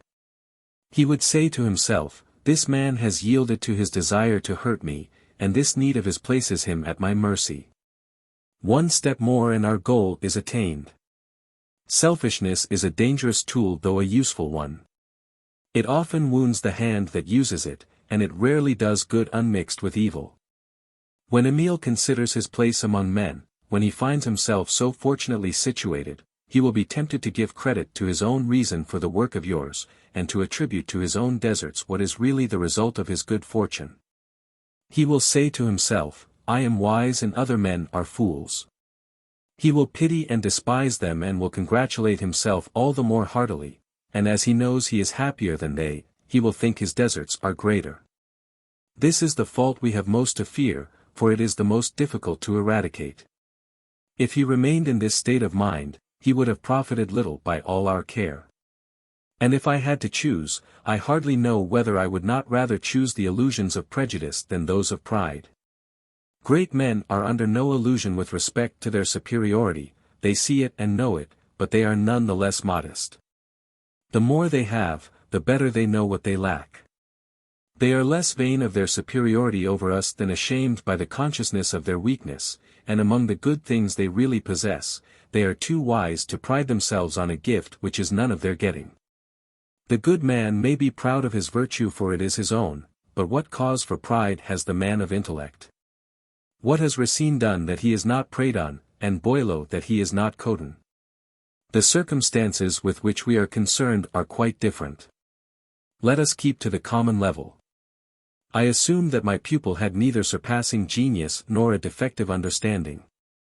I chose him of an ordinary mind to show what education could do for man. Exceptions defy all rules. If, therefore, as a result of my care, Emile prefers his way of living, seeing, and feeling to that of others, he is right. But if he thinks because of this that he is nobler and better born than they, he is wrong, he is deceiving himself, he must be undeceived, or rather let us prevent the mistake, lest it be too late to correct it. Provided a man is not mad, he can be cured of any folly but vanity, there is no cure for this but experience, if indeed there is any cure for it at all, when it first appears we can at least prevent its further growth.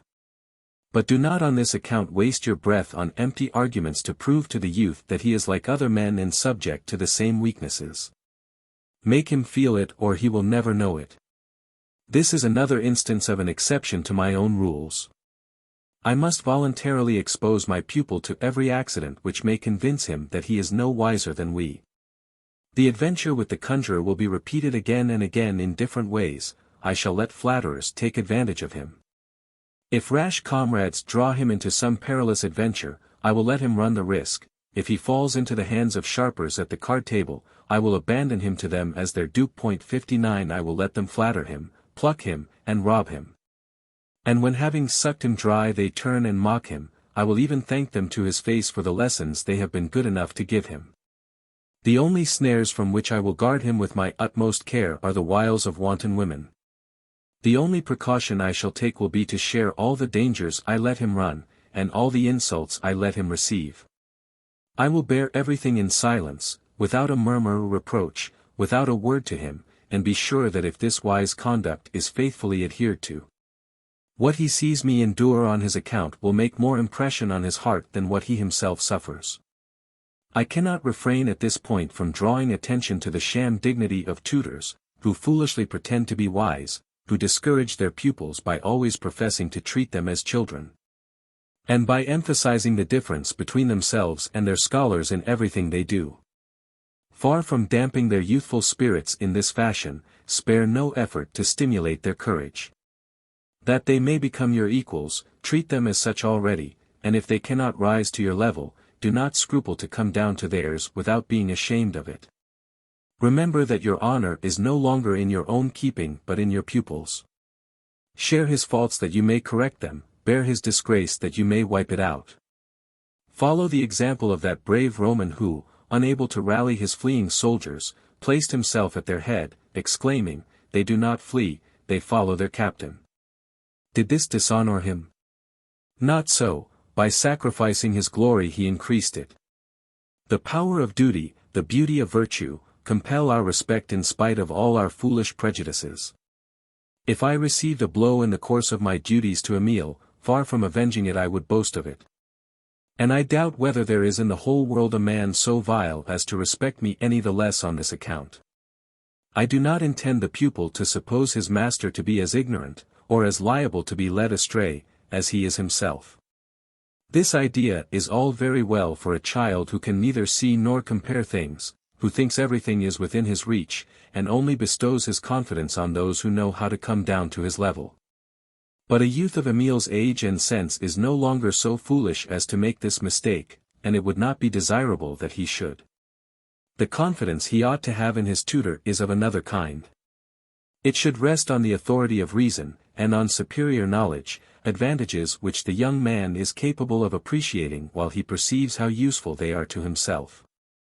Long experience has convinced him that his tutor loves him, that he is a wise and good man who desires his happiness and knows how to procure it.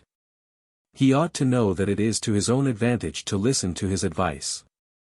But if the master lets himself be taken in like the disciple, he will lose his right to expect deference from him, and to give him instruction. Still less should the pupil suppose that his master is purposely letting him fall into snares or preparing pitfalls for his inexperience. How can we avoid these two difficulties? Choose the best and most natural means. Be frank and straightforward like himself. Warn him of the dangers to which he is exposed, point them out plainly and sensibly, without exaggeration, without temper, without pedantic display, and above all without giving your opinions in the form of orders, until they have become such. And until this imperious tone is absolutely necessary. Should he still be obstinate as he often will be, leave him free to follow his own choice, follow him, copy his example, and that cheerfully and frankly, if possible fling yourself into things, amuse yourself as much as he does. If the consequences become too serious, you are at hand to prevent them, and yet when this young man has beheld your foresight and your kindliness, will he not be at once struck by the one and touched by the other? All his faults are but so many hands with which he himself provides you to restrain him at need. Now under these circumstances the great art of the master consists in controlling events and directing his exhortations so that he may know beforehand when the youth will give in, and when he will refuse to do so.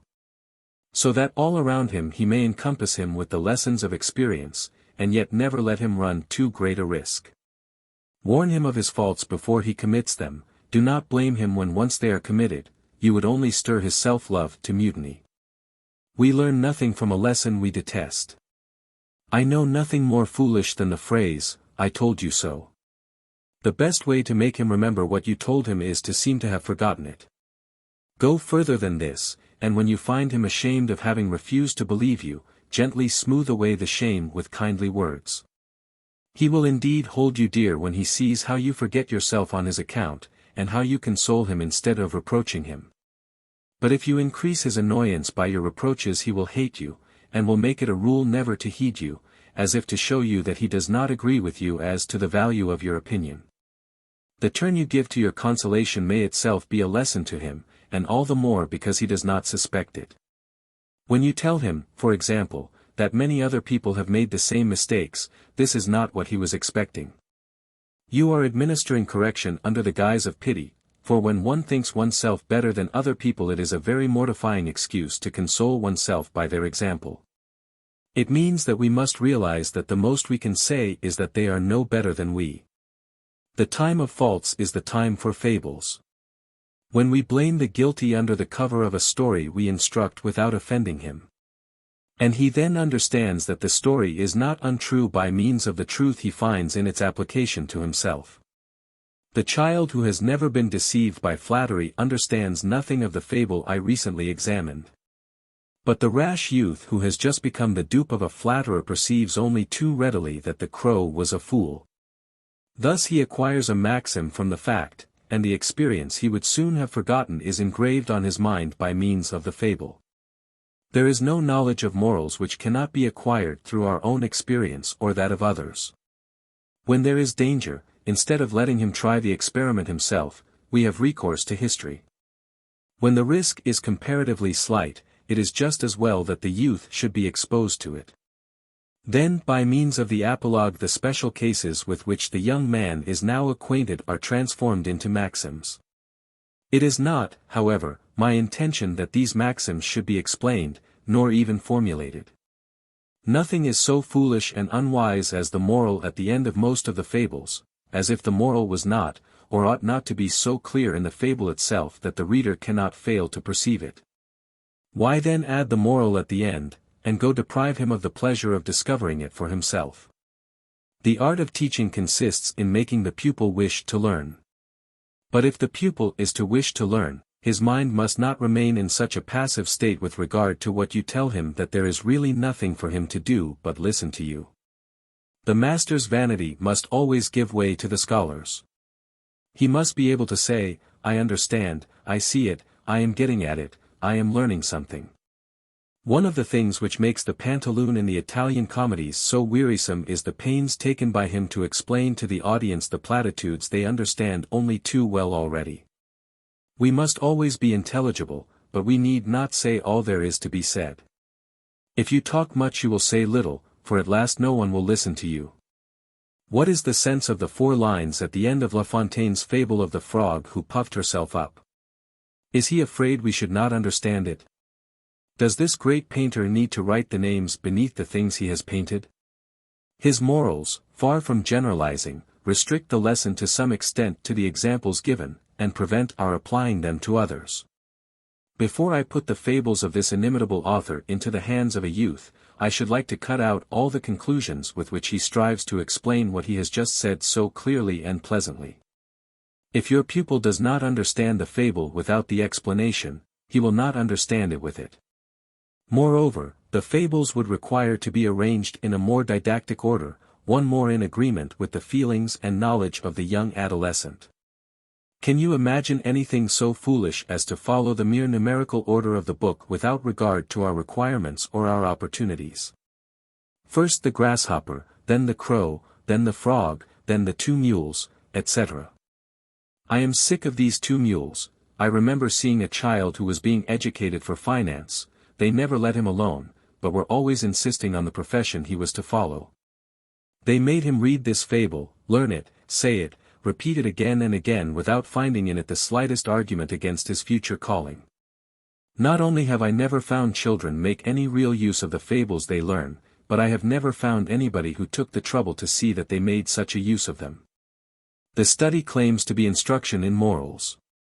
But the real aim of mother and child is nothing but to set a whole party watching the child while he recites his fables.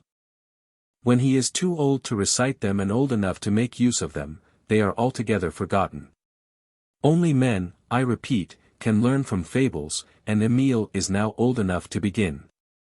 I do not mean to tell you everything, so I only indicate the paths which diverge from the right way, so that you may know how to avoid them. If you follow the road I have marked out for you, I think your pupil will buy his knowledge of mankind and his knowledge of himself in the cheapest market. You will enable him to behold the tricks of fortune without envying the lot of her favorites, and to be content with himself without thinking himself better than others. You have begun by making him an actor that he may learn to be one of the audience. You must continue your task, for from the theatre things are what they seem, from the stage they seem what they are. For the general effect we must get a distant view, for the details we must observe more closely. But how can a young man take part in the business of life? What right has he to be initiated into its dark secrets? His interests are confined within the limits of his own pleasures, he has no power over others, it is much the same as if he had no power at all. Man is the cheapest commodity on the market, and among all our important rights of property, the rights of the individual are always considered last of all. When I see the studies of young men at the period of their greatest activity confined to purely speculative matters, while later on they are suddenly plunged, without any sort of experience, into the world of men and affairs, it strikes me as contrary alike to reason and to nature, and I cease to be surprised that so few men know what to do. How strange a choice to teach us so many useless things, while the art of doing is never touched upon. They profess to fit us for society, and we are taught as if each of us were to live a life of contemplation in a solitary cell, or to discuss theories with persons whom they did not concern. You think you are teaching your scholars how to live, and you teach them certain bodily contortions and certain forms of words without meaning. I, too, have taught Emile how to live. For I have taught him to enjoy his own society and, more than that, to earn his own bread. But this is not enough. To live in the world he must know how to get on with other people, he must know what forces move them, he must calculate the action and reaction of self-interest in civil society. He must estimate the results so accurately that he will rarely fail in his undertakings, or he will at least have tried in the best possible way. The law does not allow young people to manage their own affairs nor to dispose of their own property, but what would be the use of these precautions if they never gained any experience until they were of age? They would have gained nothing by the delay, and would have no more experience at 25 than at 15. No doubt we must take precautions, so that a youth, blinded by ignorance or misled by passion, may not hurt himself. But at any age there are opportunities when deeds of kindness and of care for the weak may be performed under the direction of a wise man, on behalf of the unfortunate who need help. Mothers and nurses grow fond of children because of the care they lavish on them. The practice of social virtues touches the very heart with the love of humanity. By doing good we become good, and I know no surer way to this end. Keep your pupil busy with the good deeds that are within his power, let the cause of the poor be his own, let him help them not merely with his money, but with his service. Let him work for them, protect them, let his person and his time be at their disposal, let him be their agent, he will never all his life long have a more honorable office. How many of the oppressed, who have never got a hearing, will obtain justice when he demands it for them with that courage and firmness which the practice of virtue inspires? When he makes his way into the presence of the rich and great, when he goes, if need be, to the footstool of the king himself, to plead the cause of the wretched, the cause of those who find all doors closed to them by their poverty. Those who are so afraid of being punished for their misfortunes that they do not dare to complain. But shall we make of Emile a knight-errant, a redresser of wrongs, a paladin? Shall he thrust himself into public life, play the sage and the defender of the laws before the great, before the magistrates, before the king? Shall he lay petitions before the judges and plead in the law courts? That I cannot say. The nature of things is not changed by terms of mockery and scorn. He will do all that he knows to be useful and good. He will do nothing more, and he knows that nothing is useful and good for him which is unbefitting his age. He knows that his first duty is to himself, that young men should distrust themselves, that they should act circumspectly. That they should show respect to those older than themselves, reticence and discretion in talking without cause, modesty in things indifferent, but courage in well-doing, and boldness to speak the truth. Such were those illustrious Romans who, having been admitted into public life, spent their days in bringing criminals to justice and in protecting the innocent, without any motives beyond those of learning, and of the furtherance of justice and of the protection of right conduct. Emile is not fond of noise or quarreling, not only among men, but among animals. 60 He will never set two dogs to fight, he will never set a dog to chase a cat. This peaceful spirit is one of the results of his education, which has never stimulated self-love or a high opinion of himself, and so has not encouraged him to seek his pleasure in domination and in the sufferings of others. The sight of suffering makes him suffer too, this is a natural feeling. It is one of the after effects of vanity that hardens a young man and makes him take a delight in seeing the torments of a living and feeling creature. It makes him consider himself beyond the reach of similar sufferings through his superior wisdom or virtue. He who is beyond the reach of vanity cannot fall into the vice which results from vanity. So Emile loves peace.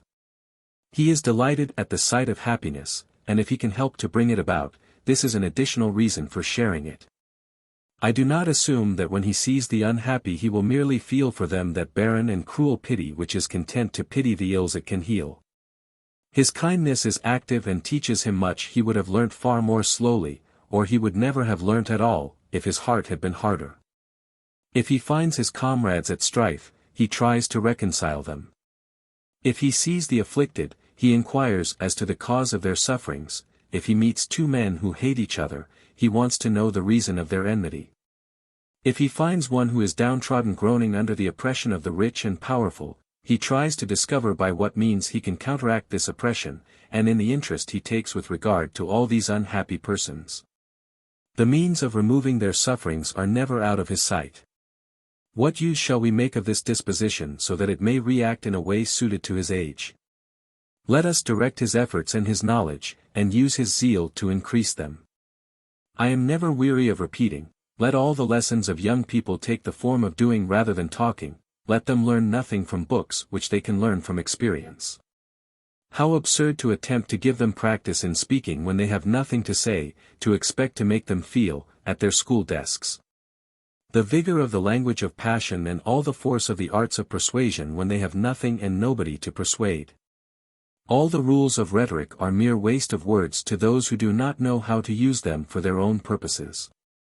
How does it concern a schoolboy to know how Hannibal encouraged his soldiers to cross the Alps? If instead of these grand speeches you showed him how to induce his prefect to give him a holiday, you may be sure he would pay more attention to your rules. If I wanted to teach rhetoric to a youth whose passions were as yet undeveloped, I would draw his attention continually to things that would stir his passions. And I would discuss with him how he should talk to people so as to get them to regard his wishes favorably. But Emile is not in a condition so favorable to the art of oratory. Concerned mainly with his physical well-being, he has less need of others than they of him. And having nothing to ask of others on his own account, what he wants to persuade them to do does not affect him sufficiently to awake any very strong feeling. From this it follows that his language will be on the whole simple and literal. He usually speaks to the point and only to make himself understood.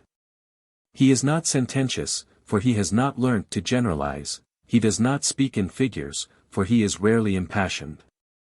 Yet this is not because he is altogether cold and phlegmatic, neither his age, his character, nor his tastes permit of this. In the fire of adolescence the life-giving spirits, retained in the blood and distilled again and again, inspire his young heart with a warmth which glows in his eye, a warmth which is felt in his words and perceived in his actions. The lofty feeling with which he is inspired gives him strength and nobility. Imbued with tender love for mankind his words betray the thoughts of his heart. I know not how it is, but there is more charm in his open-hearted generosity than in the artificial eloquence of others. Or rather this eloquence of his is the only true eloquence, for he has only to show what he feels to make others share his feelings. The more I think of it the more convinced I am that by thus translating our kindly impulses into action, by drawing from our good or ill success conclusions as to their cause, we shall find that there is little useful knowledge that cannot be imparted to a youth. And that together with such true learning as may be got at college he will learn a science of more importance than all the rest together, the application of what he has learned to the purposes of life. Taking such an interest in his fellow creatures, it is impossible that he should fail to learn very quickly how to note and weigh their actions, their tastes, their pleasures, and to estimate generally at their true value what may increase or diminish the happiness of men. He should do this better than those who care for nobody and never do anything for anyone. The feelings of those who are always occupied with their own concerns are too keenly affected for them to judge wisely of things. They consider everything as it affects themselves, they form their ideas of good and ill solely on their own experience, their minds are filled with all sorts of absurd prejudices, and anything which affects their own advantage ever so little seems an upheaval of the universe. Extend self-love to others and it is transformed into virtue, a virtue which has its root in the heart of every one of us. The less the object of our care is directly dependent on ourselves, the less we have to fear from the illusion of self-interest, the more general this interest becomes, the juster it is. And the love of the human race is nothing but the love of justice within us. If therefore we desire Emile to be a lover of truth, if we desire that he should indeed perceive it, let us keep him far from self-interest in all his business. The more care he bestows upon the happiness of others the wiser and better he is, and the fewer mistakes he will make between good and evil, but never allow him any blind preference founded merely on personal predilection or unfair prejudice. Why should he harm one person to serve another? What does it matter to him who has the greater share of happiness, providing he promotes the happiness of all? Apart from self-interest this care for the general well-being is the first concern of the wise man, for each of us forms part of the human race and not part of any individual member of that race. To prevent pity degenerating into weakness we must generalize it and extend it to mankind. Then we only yield to it when it is in accordance with justice, since justice is of all the virtues that which contributes most to the common good. Reason and self-love compel us to love mankind even more than our neighbor, and to pity the wicked is to be very cruel to other men. Moreover, you must bear in mind that all these means employed to project my pupil beyond himself have also a distinct relation to himself. Since they not only cause him inward delight, but I am also endeavoring to instruct him, while I am making him kindly disposed towards others. First I showed the means employed, now I will show the result. What wide prospects do I perceive unfolding themselves before his mind? What noble feelings stifle the lesser passions in his heart? What clearness of judgment, what accuracy in reasoning, do I see developing from the inclinations we have cultivated, from the experience which concentrates the desires of a great heart within the narrow bounds of possibility. So that a man superior to others can come down to their level if he cannot raise them to his own. True principles of justice, true types of beauty, all moral relations between man and man, all ideas of order, these are engraved on his understanding. He sees the right place for everything and the causes which drive it from that place. He sees what may do good, and what hinders it. Without having felt the passions of mankind, he knows the illusions they produce and their mode of action. I proceed along the path which the force of circumstances compels me to tread, but I do not insist that my readers shall follow me. Long ago they have made up their minds that I am wandering in the land of chimeras, while for my part one think they are dwelling in the country of prejudice.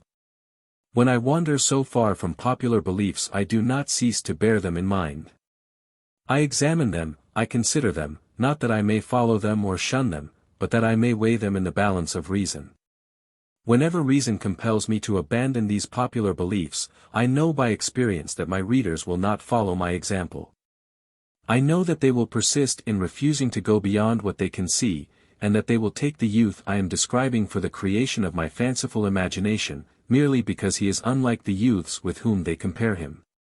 They forget that he must needs be different, because he has been brought up in a totally different fashion. He has been influenced by wholly different feelings, instructed in a wholly different manner, so that it would be far stranger if he were like your pupils than if he were what I have supposed. He is a man of nature's making, not man's. No wonder men find him strange.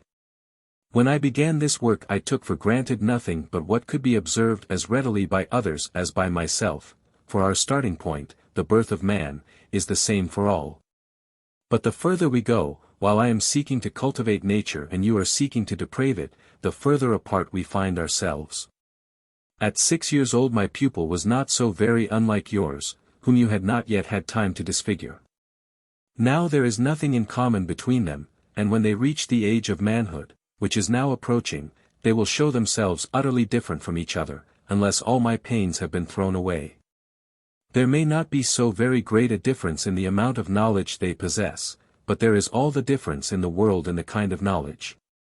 You are amazed to find that the one has noble sentiments of which the others have not the smallest germ. But remember that the latter are already philosophers and theologians while Emile does not even know what is meant by a philosopher and has scarcely heard the name of God. But if you come and tell me, there are no such young men, young people are not made that way. They have this passion or that, they do this or that, it is as if you denied that a pear tree could ever be a tall tree because the pear trees in our gardens are all dwarfs.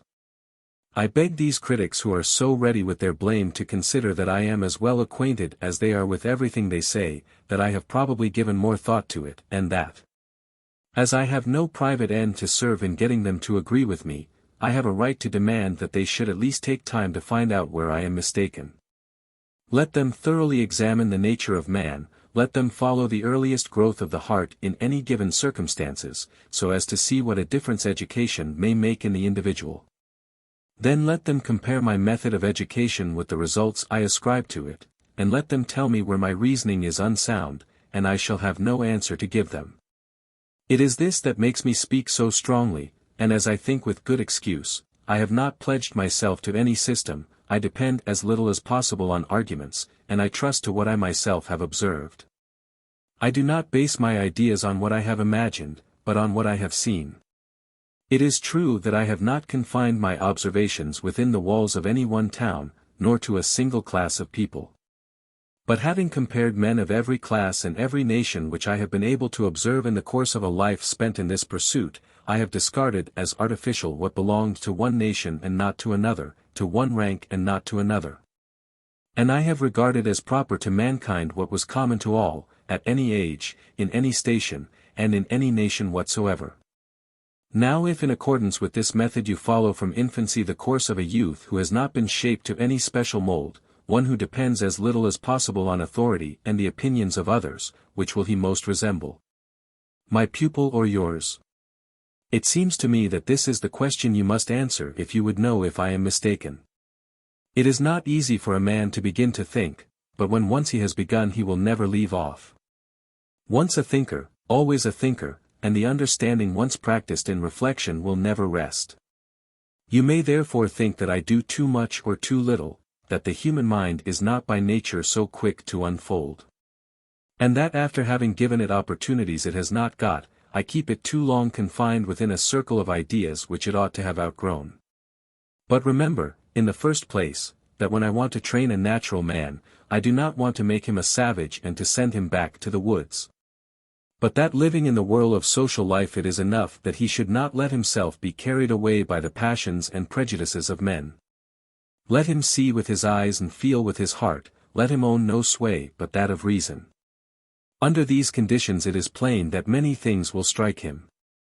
The oft-recurring feelings which affect him, the different ways of satisfying his real needs, must give him many ideas he would not otherwise have acquired or would only have acquired much later. The natural progress of the mind is quickened but not reversed. The same man who would remain stupid in the forests should become wise and reasonable in towns, if he were merely a spectator in them. Nothing is better fitted to make one wise than the sight of follies we do not share, and even if we share them, we still learn, provided we are not the dupe of our follies and provided we do not bring to them the same mistakes as the others. Consider also that while our faculties are confined to the things of sense, we offer scarcely any hold to the abstractions of philosophy or to purely intellectual ideas. To attain to these we require either to free ourselves from the body to which we are so strongly bound, or to proceed step by step in a slow and gradual course. Or else to leap across the intervening space with a gigantic bound of which no child is capable, one for which grown men even require many steps hewn on purpose for them. But I find it very difficult to see how you propose to construct such steps. The incomprehensible embraces all, he gives its motion to the earth, and shapes the system of all creatures, but our eyes cannot see him nor can our hands search him out, he evades the efforts of our senses. We behold the work, but the workman is hidden from our eyes. It is no small matter to know that he exists, and when we have got so far, and when we ask, "What is he? Where is he?" Our mind is overwhelmed, we lose ourselves, we know not what to think. Locke would have us begin with the study of spirits and go on to that of bodies. This is the method of superstition, prejudice, and error, it is not the method of nature, nor even that of well-ordered reason. It is to learn to see by shutting our eyes. We must have studied bodies long enough before we can form any true idea of spirits, or even suspect that there are such beings. The contrary practice merely puts materialism on a firmer footing. Since our senses are the first instruments to our learning, corporeal and sensible bodies are the only bodies we directly apprehend. The word spirit has no meaning for anyone who has not philosophized. To the unlearned and to the child a spirit is merely a body. Do they not fancy that spirits groan, speak, fight, and make noises?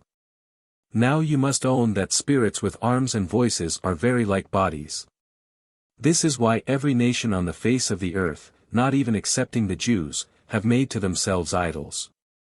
We, ourselves, with our words, spirit, trinity, persons, are for the most part quite anthropomorphic. I admit that we are taught that God is everywhere, but we also believe that there is air everywhere, at least in our atmosphere, and the word spirit meant originally nothing more than breath and wind. Once you teach people to say what they do not understand, it is easy enough to get them to say anything you like. The perception of our action upon other bodies must have first induced us to suppose that their action upon us was effected in like manner. Thus man began by thinking that all things whose action affected him were alive. He did not recognize the limits of their powers, and he therefore supposed that they were boundless. As soon as he had supplied them with bodies they became his gods. In the earliest times men went in terror of everything and everything in nature seemed alive. The idea of matter was developed as slowly as that of spirit, for the former is itself an abstraction. Thus the universe was peopled with gods like themselves. The stars, the winds and the mountains, rivers, trees, and towns, their very dwellings, each had its soul, its god, its life. The teraphim of Laban, the manitos of savages, the fetishes of the Negroes, every work of nature and of man, were the first gods of mortals. Polytheism was their first religion and idolatry their earliest form of worship. The idea of one God was beyond their grasp, till little by little they formed general ideas, and they rose to the idea of a first cause and gave meaning to the word substance, which is at bottom the greatest of abstractions. So every child who believes in God is of necessity an idolater, or at least he regards the deity as a man, and when once the imagination has perceived God, it is very seldom that the understanding conceives him. Locke's order leads us into this same mistake. Having arrived, I know not how, at the idea of substance, it is clear that to allow of a single substance it must be assumed that this substance is endowed with incompatible and mutually exclusive properties, such as thought and size. One of which is by its nature divisible and the other wholly incapable of division.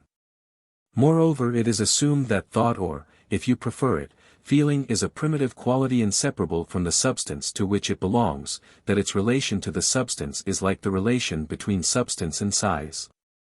Hence it is inferred that beings who lose one of these attributes lose the substance to which it belongs, and that death is, therefore, but a separation of substances. And that those beings in whom the two attributes are found are composed of the two substances to which those two qualities belong. But consider what a gulf there still is between the idea of two substances and that of the divine nature, between the incomprehensible idea of the influence of our soul upon our body and the idea of the influence of God upon every living creature. The ideas of creation, destruction, ubiquity, eternity, almighty power, those of the divine attributes, these are all ideas so confused and obscure that few men succeed in grasping them. Yet there is nothing obscure about them to the common people, because they do not understand them in the least. How then should they present themselves in full force, that is to say in all their obscurity, to the young mind which is still occupied with the first working of the senses, and fails to realize anything but what it handles? In vain do the abysses of the infinite open around us, a child does not know the meaning of fear, his weak eyes cannot gauge their depths. To children everything is infinite, they cannot assign limits to anything. Not that their measure is so large, but because their understanding is so small. I have even noticed that they place the infinite rather below than above the dimensions known to them.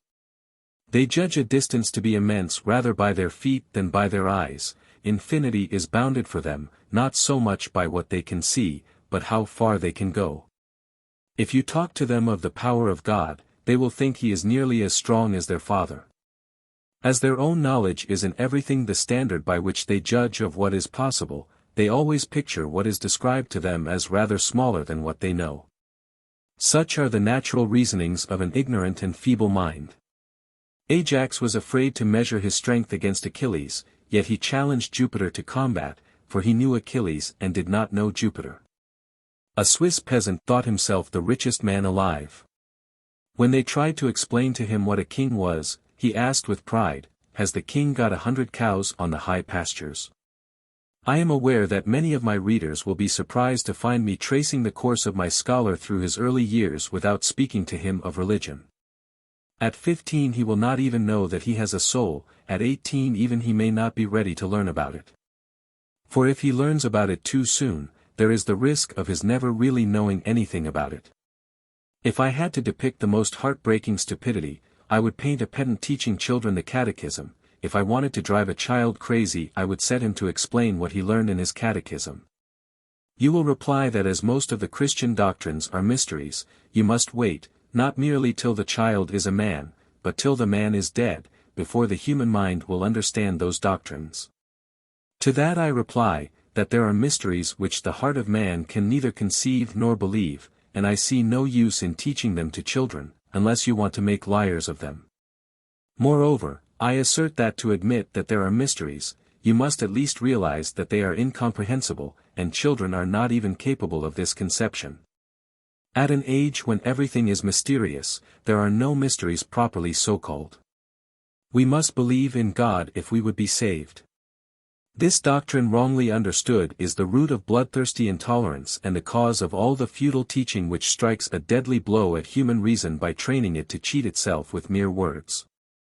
No doubt there is not a moment to be lost if we would deserve eternal salvation, but if the repetition of certain words suffices to obtain it, I do not see why we should not people heaven with starlings and magpies as well as with children. The obligation of faith assumes the possibility of belief. The philosopher who does not believe is wrong, for he misuses the reason he has cultivated, and he is able to understand the truths he rejects. But the child who professes the Christian faith, what does he believe? Just what he understands, and he understands so little of what he is made to repeat that if you tell him to say just the opposite he will be quite ready to do it. The faith of children and the faith of many men is a matter of geography. Will they be rewarded for having been born in Rome rather than in Mecca? One is told that Muhammad is the prophet of God and he says, Muhammad is the prophet of God. The other is told that Muhammad is a rogue and he says, Muhammad is a rogue. Either of them would have said just the opposite had he stood in the other's shoes. When they are so much alike to begin with, can the one be consigned to paradise and the other to hell? When a child says he believes in God, it is not God he believes in, but Peter or James who told him that there is something called God, and he believes it after the fashion of Euripides. O Jupiter, of whom I know nothing but thy name. 61. We hold that no child who dies before the age of reason will be deprived of everlasting happiness. The Catholics believe the same of all children who have been baptized, even though they have never heard of God.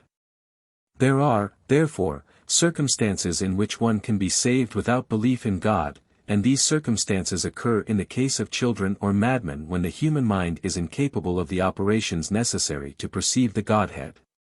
The only difference I see between you and me is that you profess that children of 7 years old are able to do this and I do not think them ready for it at 15. Whether I am right or wrong depends, not on an article of the Creed, but on a simple observation in natural history. From the same principle it is plain that any man having reached old age without faith in God will not, therefore, be deprived of God's presence in another life if his blindness was not willful, and I maintain that it is not always willful.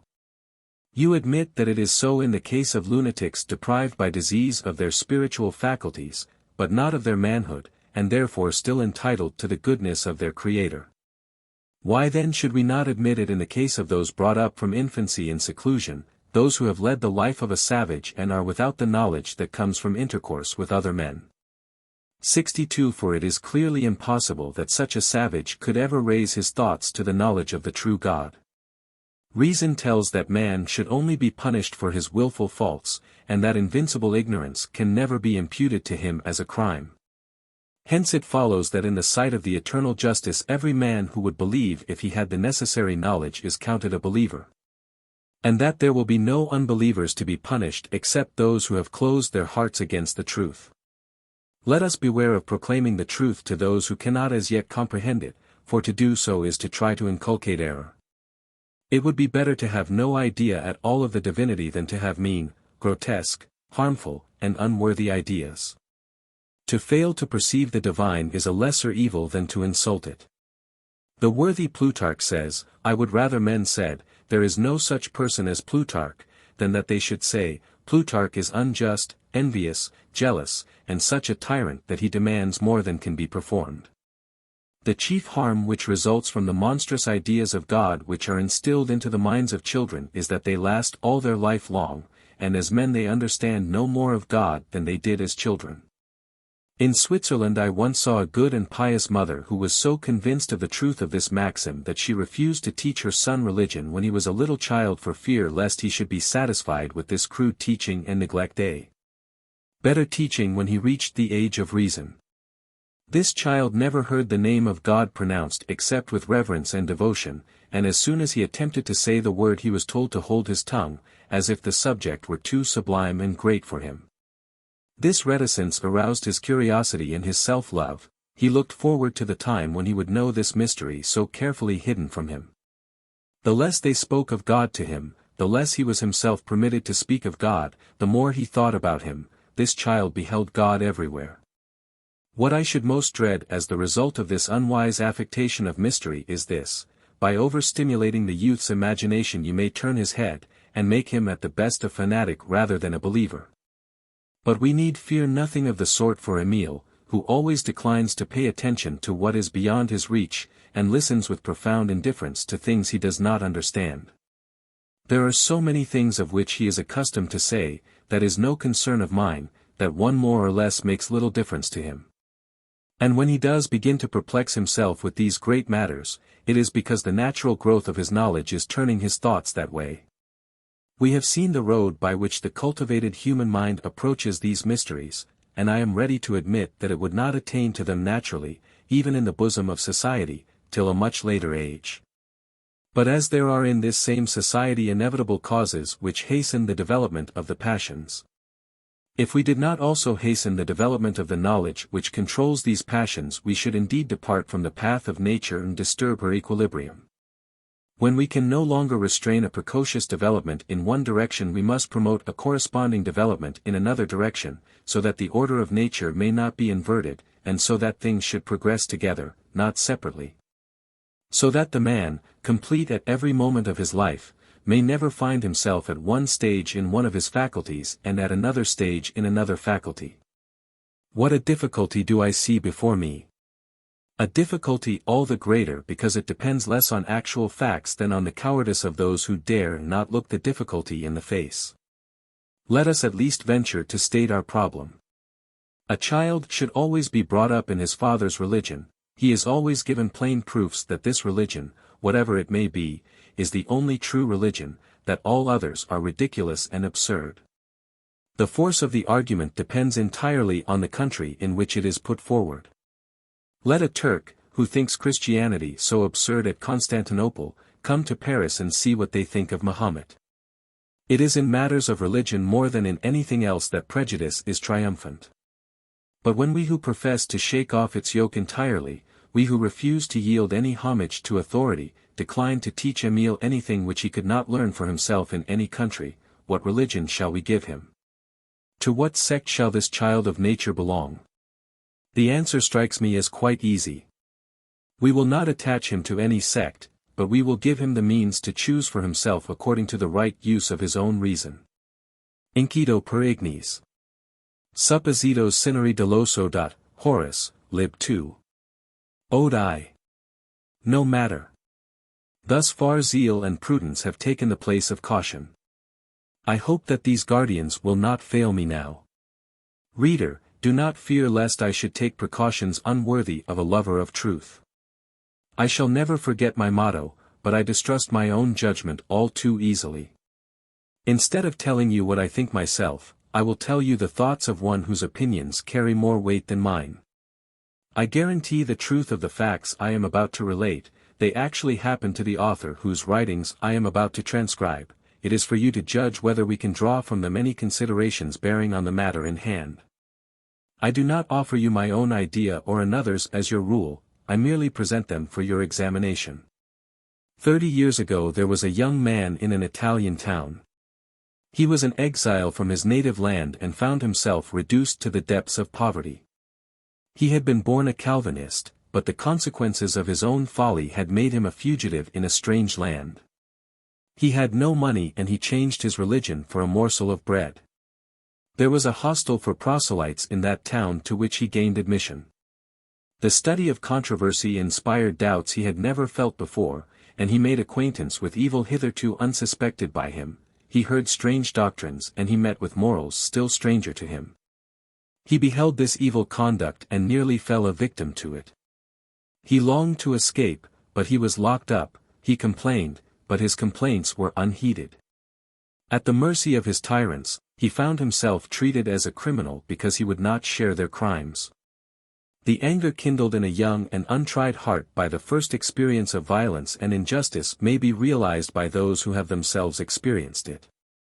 Tears of anger flowed from his eyes, he was wild with rage. He prayed to heaven and to man, and his prayers were unheard. He spoke to every one and no one listened to him.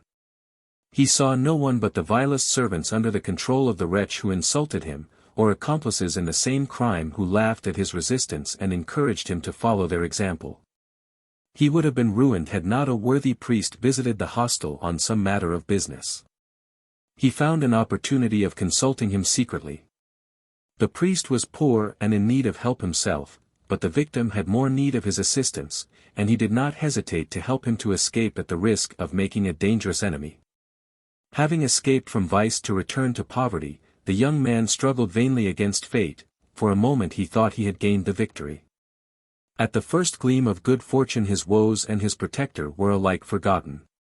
He was soon punished for this ingratitude, all his hopes vanished, youth indeed was on his side, but his romantic ideas spoiled everything. He had neither talent nor skill to make his way easily, he could neither be commonplace nor wicked, he expected so much that he got nothing. When he had sunk to his former poverty, when he was without food or shelter and ready to die of hunger, he remembered his benefactor. He went back to him, found him, and was kindly welcomed. The sight of him reminded the priest of a good deed he had done, such a memory always rejoices the heart. This man was by nature humane and pitiful, he felt the sufferings of others through his own, and his heart had not been hardened by prosperity. In a word, the lessons of wisdom and an enlightened virtue had reinforced his natural kindness of heart. He welcomed the young man, found him a lodging, and recommended him. He shared with him his living which was barely enough for two. He did more, he instructed him, consoled him, and taught him the difficult art of bearing adversity in patience. You prejudiced people, would you have expected to find all this in a priest and in Italy? This worthy priest was a poor Savoyard clergyman who had offended his bishop by some youthful fault. He had crossed the Alps to find a position which he could not obtain in his own country. He lacked neither wit nor learning, and with his interesting countenance he had met with patrons who found him a place in the household of one of the ministers, as tutor to his son. He preferred poverty to dependence, and he did not know how to get on with the great. He did not stay long with this minister, and when he departed he took with him his good opinion. And as he lived a good life and gained the hearts of everybody, he was glad to be forgiven by his bishop and to obtain from him a small parish among the mountains, where he might pass the rest of his life. This was the limit of his ambition. He was attracted by the young fugitive and he questioned him closely. He saw that ill fortune had already seared his heart, that scorn and disgrace had overthrown his courage, and that his pride, transformed into bitterness and spite, led him to see nothing in the harshness and injustice of men but their evil disposition and the vanity of all virtue. He had seen that religion was but a mask for selfishness, and its holy services but a screen for hypocrisy. He had found in the subtleties of empty disputations heaven and hell awarded as prizes for mere words. He had seen the sublime and primitive idea of divinity disfigured by the vain fancies of men. And when, as he thought, faith in God required him to renounce the reason God himself had given him, he held in equal scorn our foolish imaginings and the object with which they are concerned.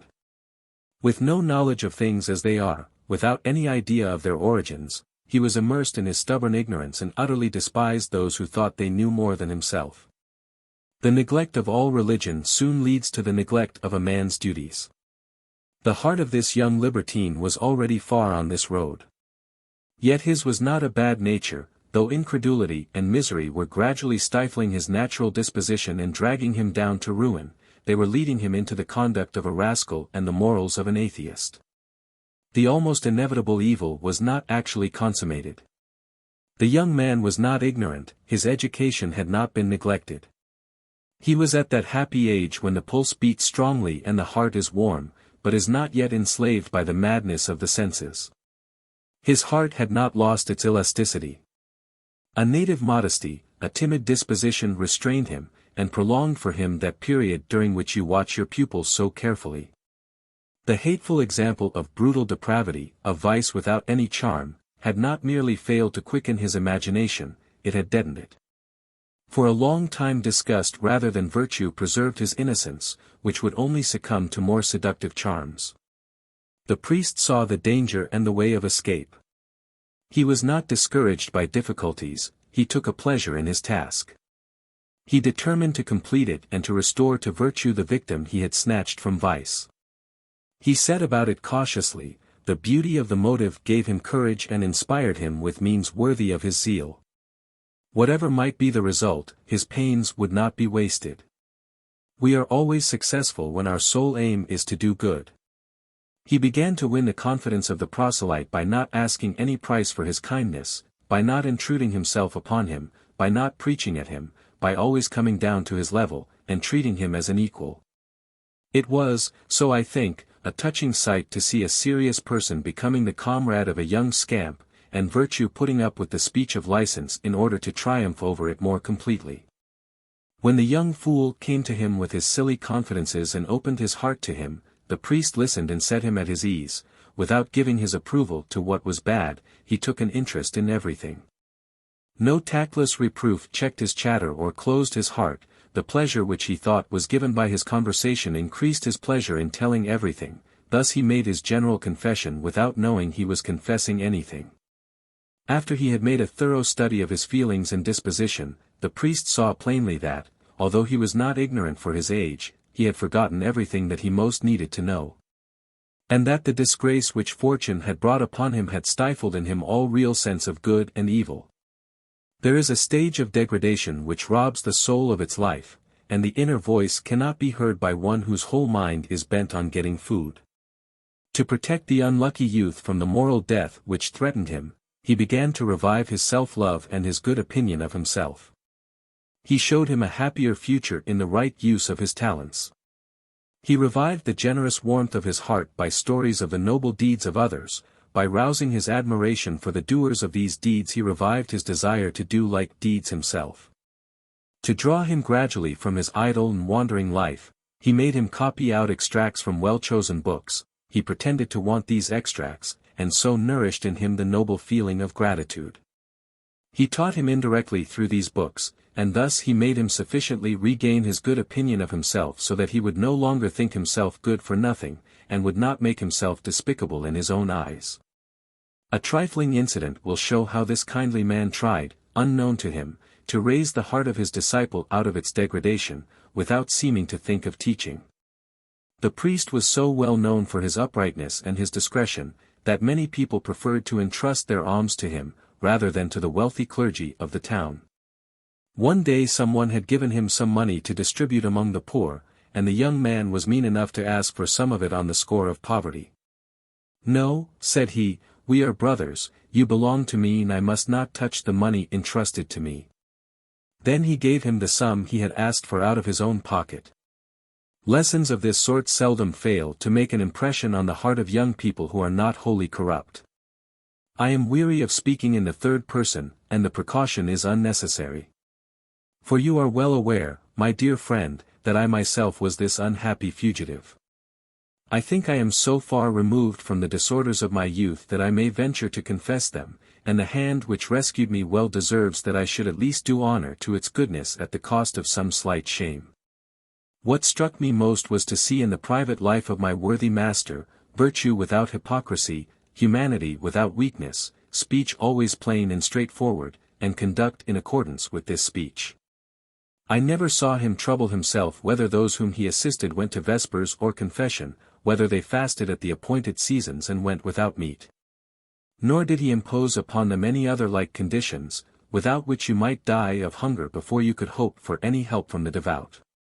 Far from displaying before him the zeal of a new convert, I was encouraged by these observations and I made no secret of my way of thinking, nor did he seem to be shocked by it. Sometimes I would say to myself, he overlooks my indifference to the religion I have adopted because he sees I am equally indifferent to the religion in which I was brought up. He knows that my scorn for religion is not confined to one sect. But what could I think when I sometimes heard him give his approval to doctrines contrary to those of the Roman Catholic Church, and apparently having but a poor opinion of its ceremonies?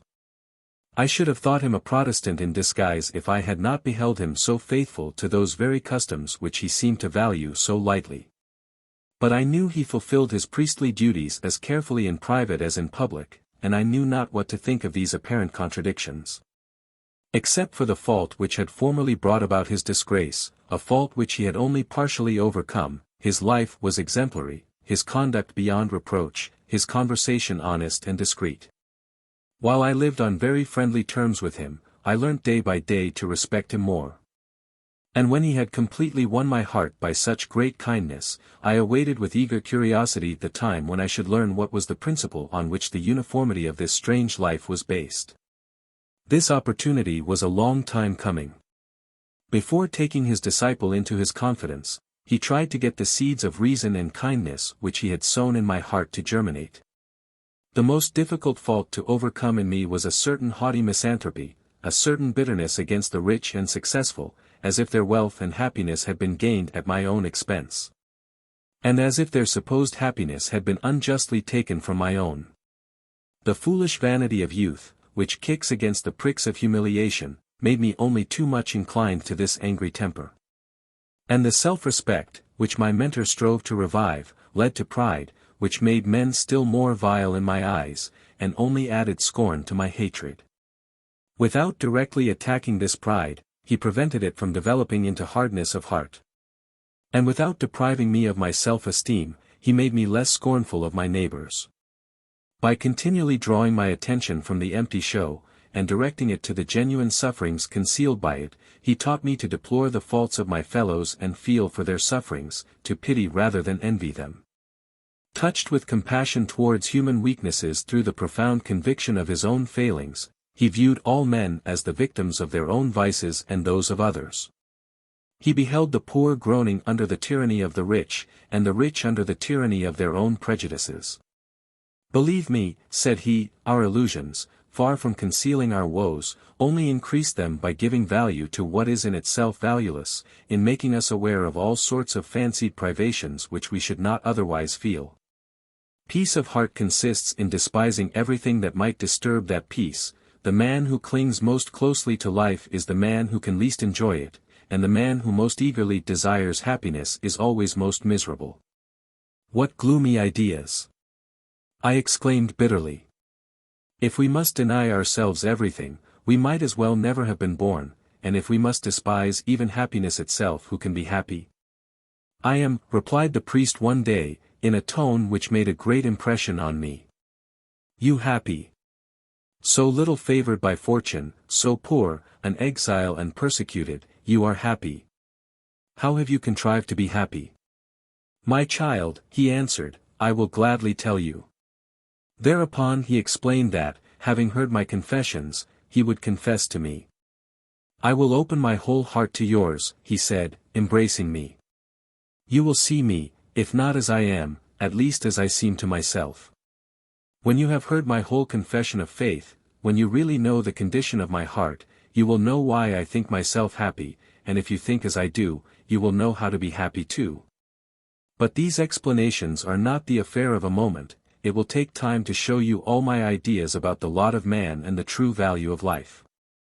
Let us choose a fitting time and a place where we may continue this conversation without interruption." I showed him how eager I was to hear him. The meeting was fixed for the very next morning. It was summer time, we rose at daybreak. He took me out of the town onto a high hill above the river Pa, whose course we beheld as it flowed between its fertile banks. In the distance the landscape was crowned by the vast chain of the Alps.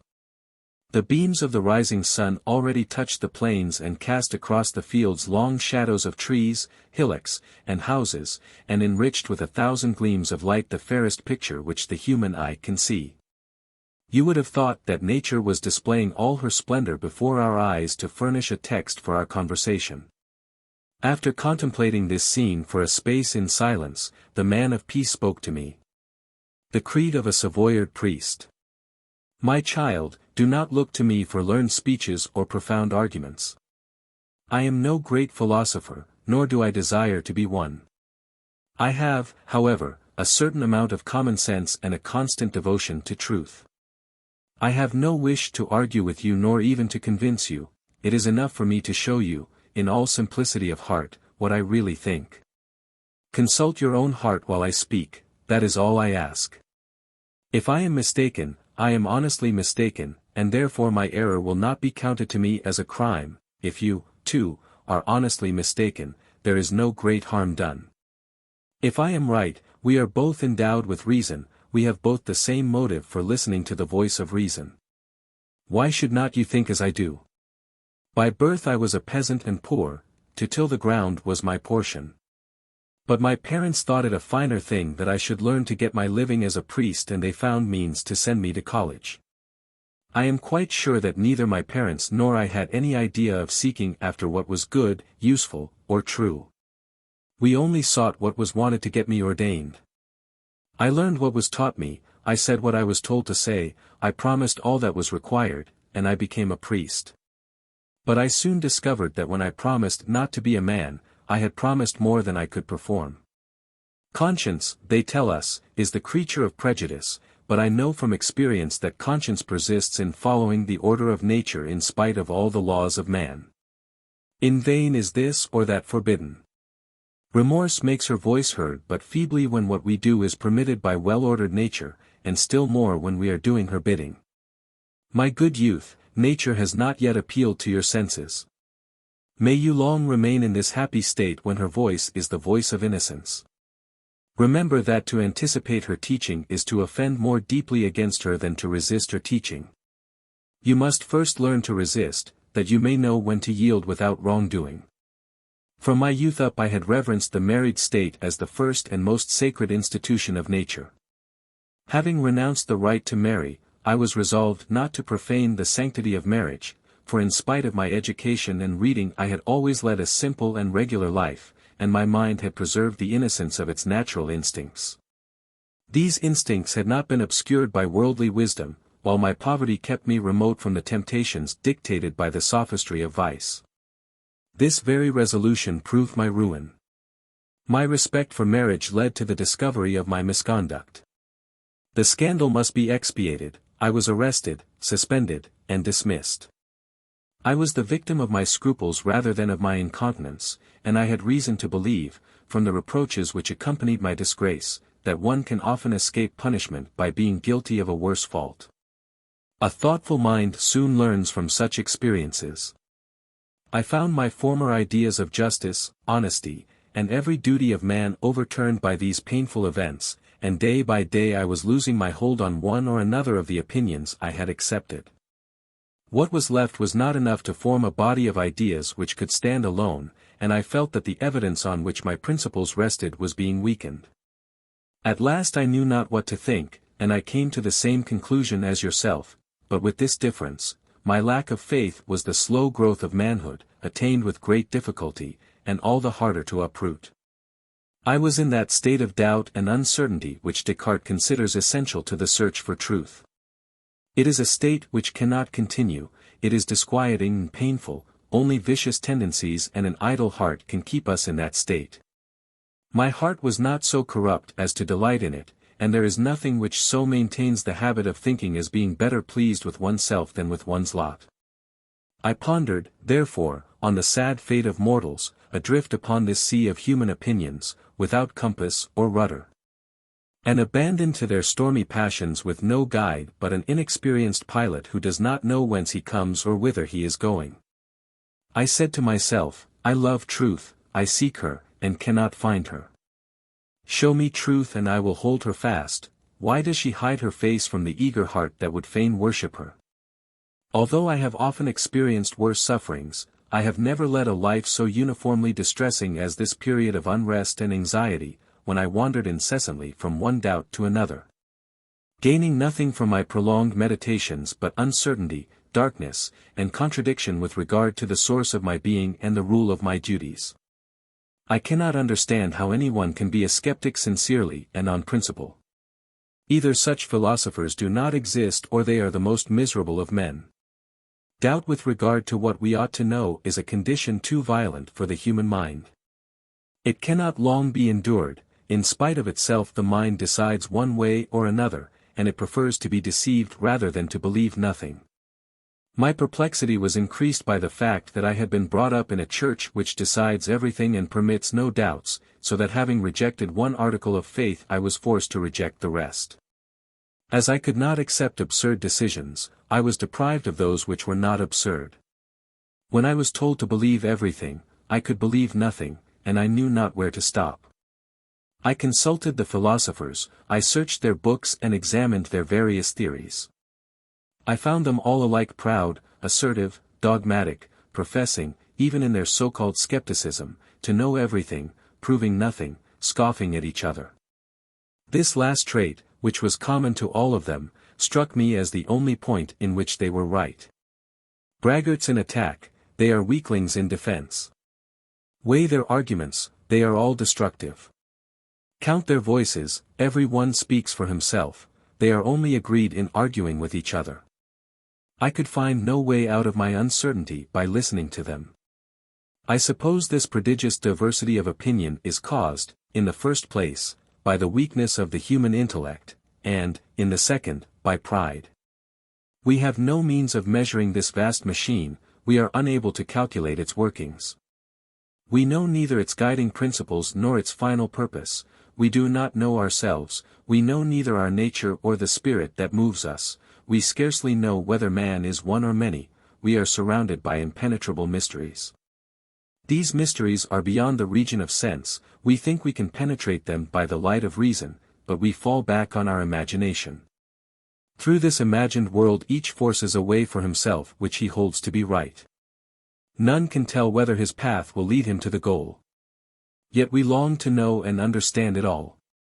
The one thing we do not know is the limit of the knowable. We prefer to trust to chance and to believe what is not true, rather than to own that not one of us can see what really is. A fragment of some vast whole whose bounds are beyond our gaze, a fragment abandoned by its creator to our foolish quarrels, we are vain enough to want to determine the nature of that whole and our own relations with regard to it. If the philosophers were in a position to declare the truth, which of them would care to do so? Every one of them knows that his own system rests on no surer foundations than the rest, but he maintains it because it is his own. There is not one of them who, if he chanced to discover the difference between truth and falsehood, would not prefer his own lie to the truth which another had discovered. Where is the philosopher who would not deceive the whole world for his own glory? If he can rise above the crowd, if he can excel his rivals, what more does he want? Among believers he is an atheist, among atheists he would be a believer. The first thing I learned from these considerations was to restrict my inquiries to what directly concerned myself, to rest in profound ignorance of everything else, and not even to trouble myself to doubt anything beyond what I required to know. I also realized that the philosophers, far from ridding me of my vain doubts, only multiplied the doubts that tormented me and failed to remove any one of them. So I chose another guide and said, let me follow the inner light. It will not lead me so far astray as others have done, or if it does it will be my own fault, and I shall not go so far wrong if I follow my own illusions as if I trusted to their deceits.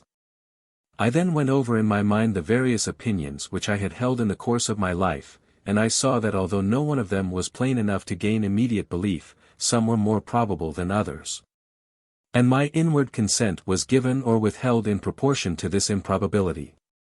Having discovered this, I made an unprejudiced comparison of all these different ideas, and I perceived that the first and most general of them was also the simplest and the most reasonable. And that it would have been accepted by every one if only it had been last instead of first. Imagine all your philosophers, ancient and modern, having exhausted their strange systems of force, chance, fate, necessity, atoms, a living world, animated matter, and every variety of materialism. Then comes the illustrious Clarke who gives light to the world and proclaims the being of beings and the giver of things. What universal admiration, what unanimous applause would have greeted this new system, a system so great, so illuminating, and so simple. Other systems are full of absurdities. This system seems to me to contain fewer things which are beyond the understanding of the human mind. I said to myself, every system has its insoluble problems, for the finite mind of man is too small to deal with them. These difficulties are therefore no final arguments against any system. But what a difference there is between the direct evidence on which these systems are based. Should we not prefer that theory which alone explains all the facts, when it is no more difficult than the rest? Bearing thus within my heart the love of truth as my only philosophy, and as my only method a clear and simple rule which dispensed with the need for vain and subtle arguments, I returned with the help of this rule to the examination of such knowledge as concerned myself.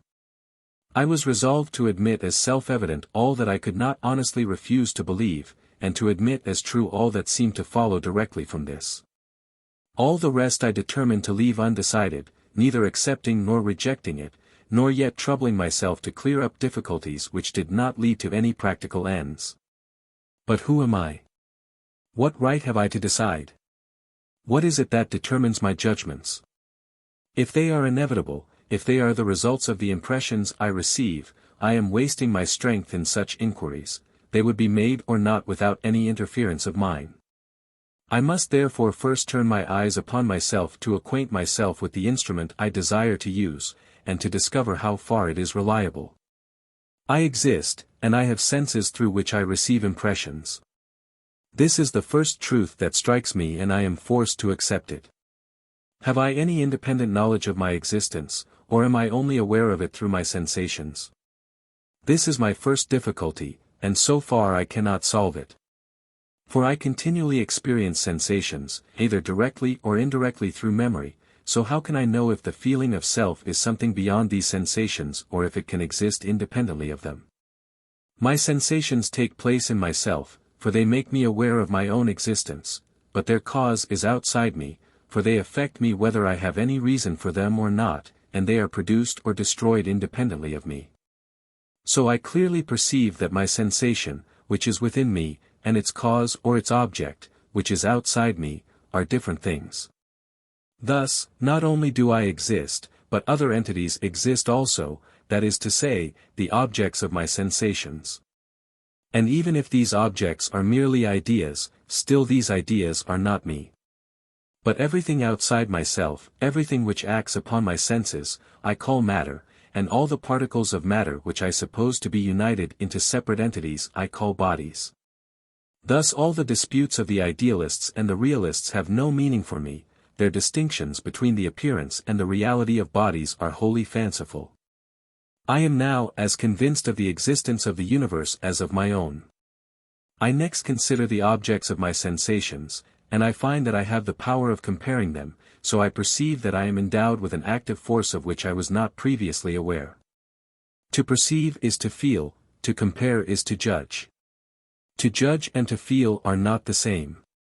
Through sensation objects present themselves to me separately and singly as they are in nature. By comparing them I rearrange them, I shift them so to speak, I place one upon another to decide whether they are alike or different, or more generally to find out their relations. To my mind, the distinctive faculty of an active or intelligent being is the power of understanding this word is. I seek in vain in the merely sensitive entity that intelligent force which compares and judges. I can find no trace of it in its nature. This passive entity will be aware of each object separately, it will even be aware of the whole formed by the two together, but having no power to place them side by side it can never compare them, it can never form a judgment with regard to them. To see two things at once is not to see their relations nor to judge of their differences, to perceive several objects, one beyond the other, is not to relate them. I may have at the same moment an idea of a big stick and a little stick without comparing them, without judging that one is less than the other, just as I can see my whole hand without counting my fingers. 63 These comparative ideas, greater, smaller, together with number ideas of 1, 2, etc., are certainly not sensations, although my mind only produces them when my sensations occur. We are told that a sensitive being distinguishes sensations from each other by the inherent differences in the sensations. This requires explanation. When the sensations are different, the sensitive being distinguishes them by their differences. When they are alike, he distinguishes them because he is aware of them one beyond the other. Otherwise, how could he distinguish between two equal objects simultaneously experienced? He would necessarily confound the two objects and take them for one object, especially under a system which professed that the representative sensations of space have no extension. When we become aware of the two sensations to be compared, their impression is made, each object is perceived, both are perceived, but for all that their relation is not perceived. If the judgment of this relation were merely a sensation, and came to me solely from the object itself, my judgments would never be mistaken, for it is never untrue that I feel what I feel. Why then am I mistaken as to the relation between these two sticks, especially when they are not parallel? Why, for example, do I say the small stick is a third of the large, when it is only a quarter? Why is the picture, which is the sensation, unlike its model which is the object? It is because I am active when I judge, because the operation of comparison is at fault. Because my understanding, which judges of relations, mingles its errors with the truth of sensations, which only reveal to me things. Add to this a consideration which will, I feel sure, appeal to you when you have thought about it. It is this: if we were purely passive in the use of our senses, there would be no communication between them. It would be impossible to know that the body we are touching and the thing we are looking at is the same.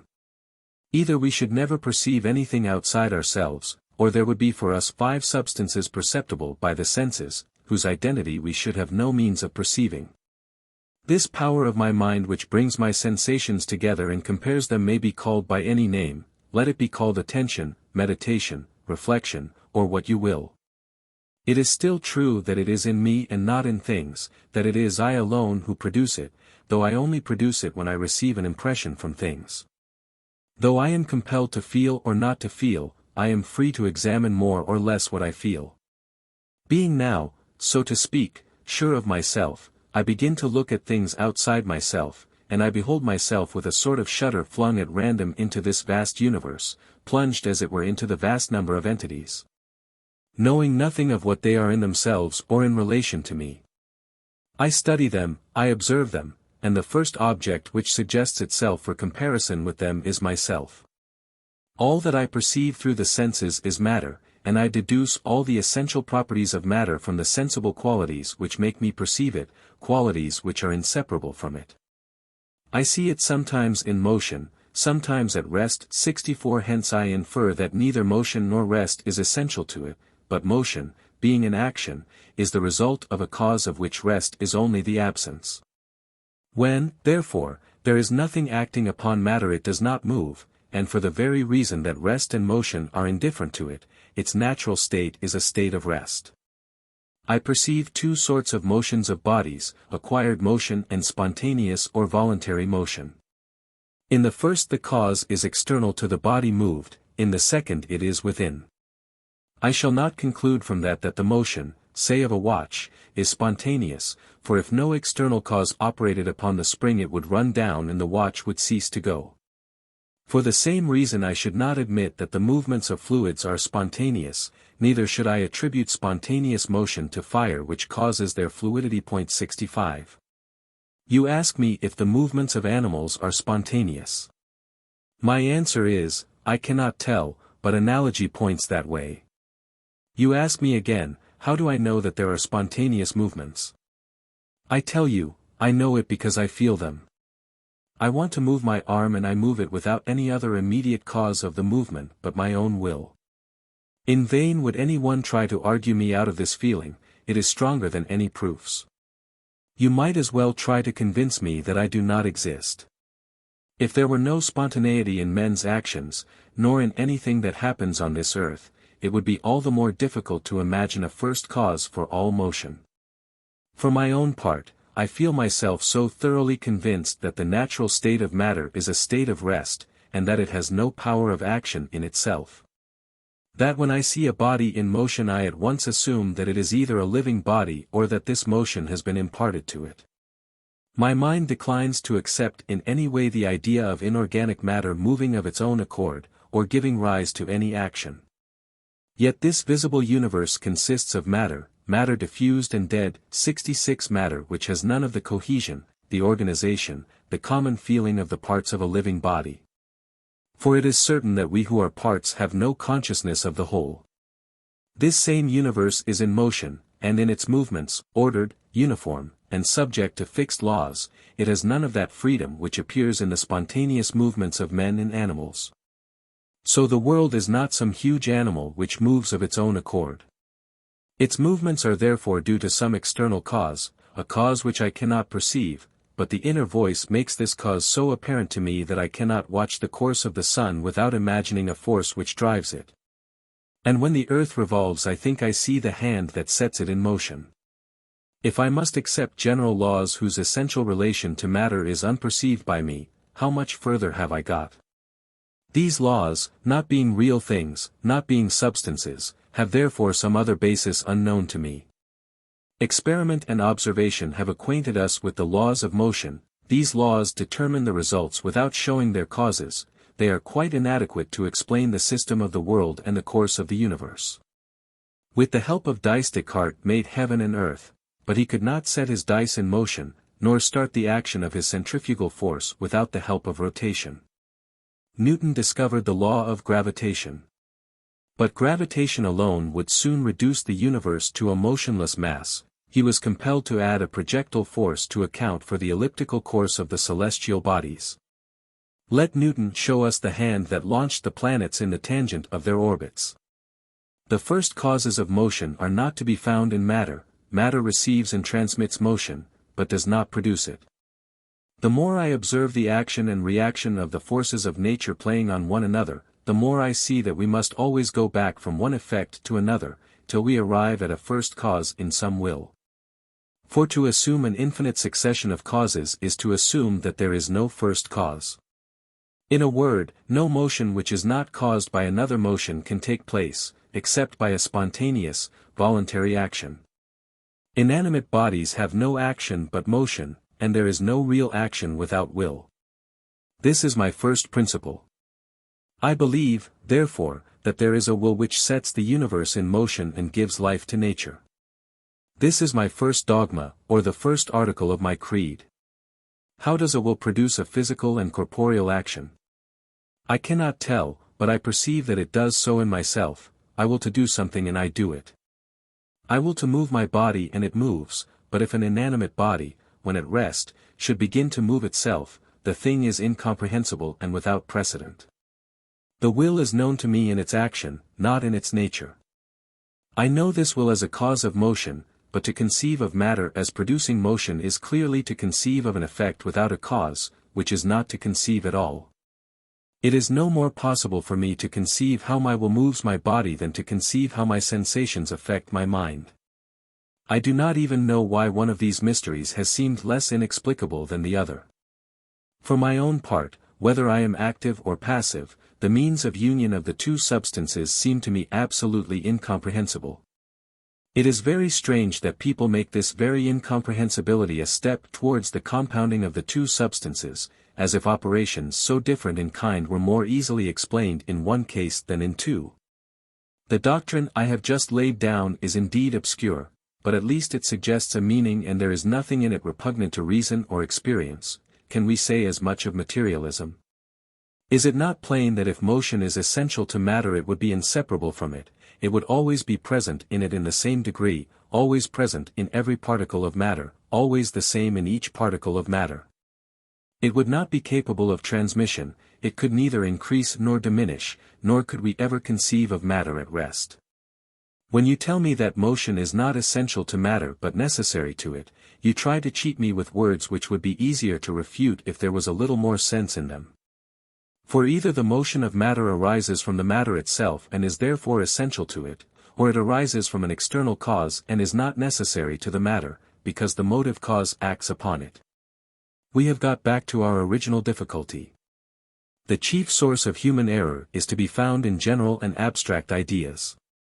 The jargon of metaphysics has never led to the discovery of any single truth, and it has filled philosophy with absurdities of which we are ashamed as soon as we strip them of their long words. Tell me, my friend, when they talk to you of a blind force diffused throughout nature, do they present any real idea to your mind? They think they are saying something by these vague expressions, universal force, essential motion, but they are saying nothing at all. The idea of motion is nothing more than the idea of transference from place to place. There is no motion without direction, for no individual can move all ways at once. In what direction then does matter move of necessity? Has the whole body of matter a uniform motion, or has each atom its own motion?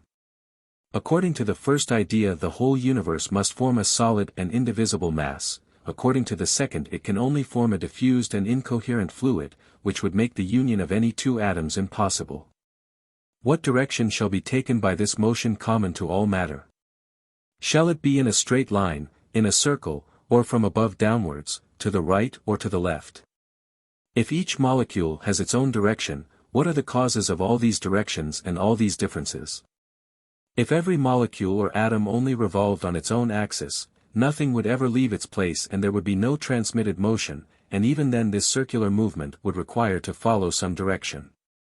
To set matter in motion by an abstraction is to utter words without meaning, and to attribute to matter a given direction is to assume a determining cause. The more examples I take, the more causes I have to explain, without ever finding a common agent which controls them. Far from being able to picture to myself an entire absence of order in the fortuitous concurrence of elements, I cannot even imagine such a strife, and the chaos of the universe is less conceivable to me than its harmony. I can understand that the mechanism of the universe may not be intelligible to the human mind, but when a man sets to work to explain it, he must say what men can understand. If matter in motion points me to a will, matter in motion according to fixed laws points me to an intelligence. That is the second article of my creed. To act, to compare, to choose, are the operations of an active, thinking being. So this being exists. Where do you find him existing, you will say? Not merely in the revolving heavens, nor in the sun which gives us light, not in myself alone, but in the sheep that grazes, the bird that flies, the stone that falls, and the leaf blown by the wind.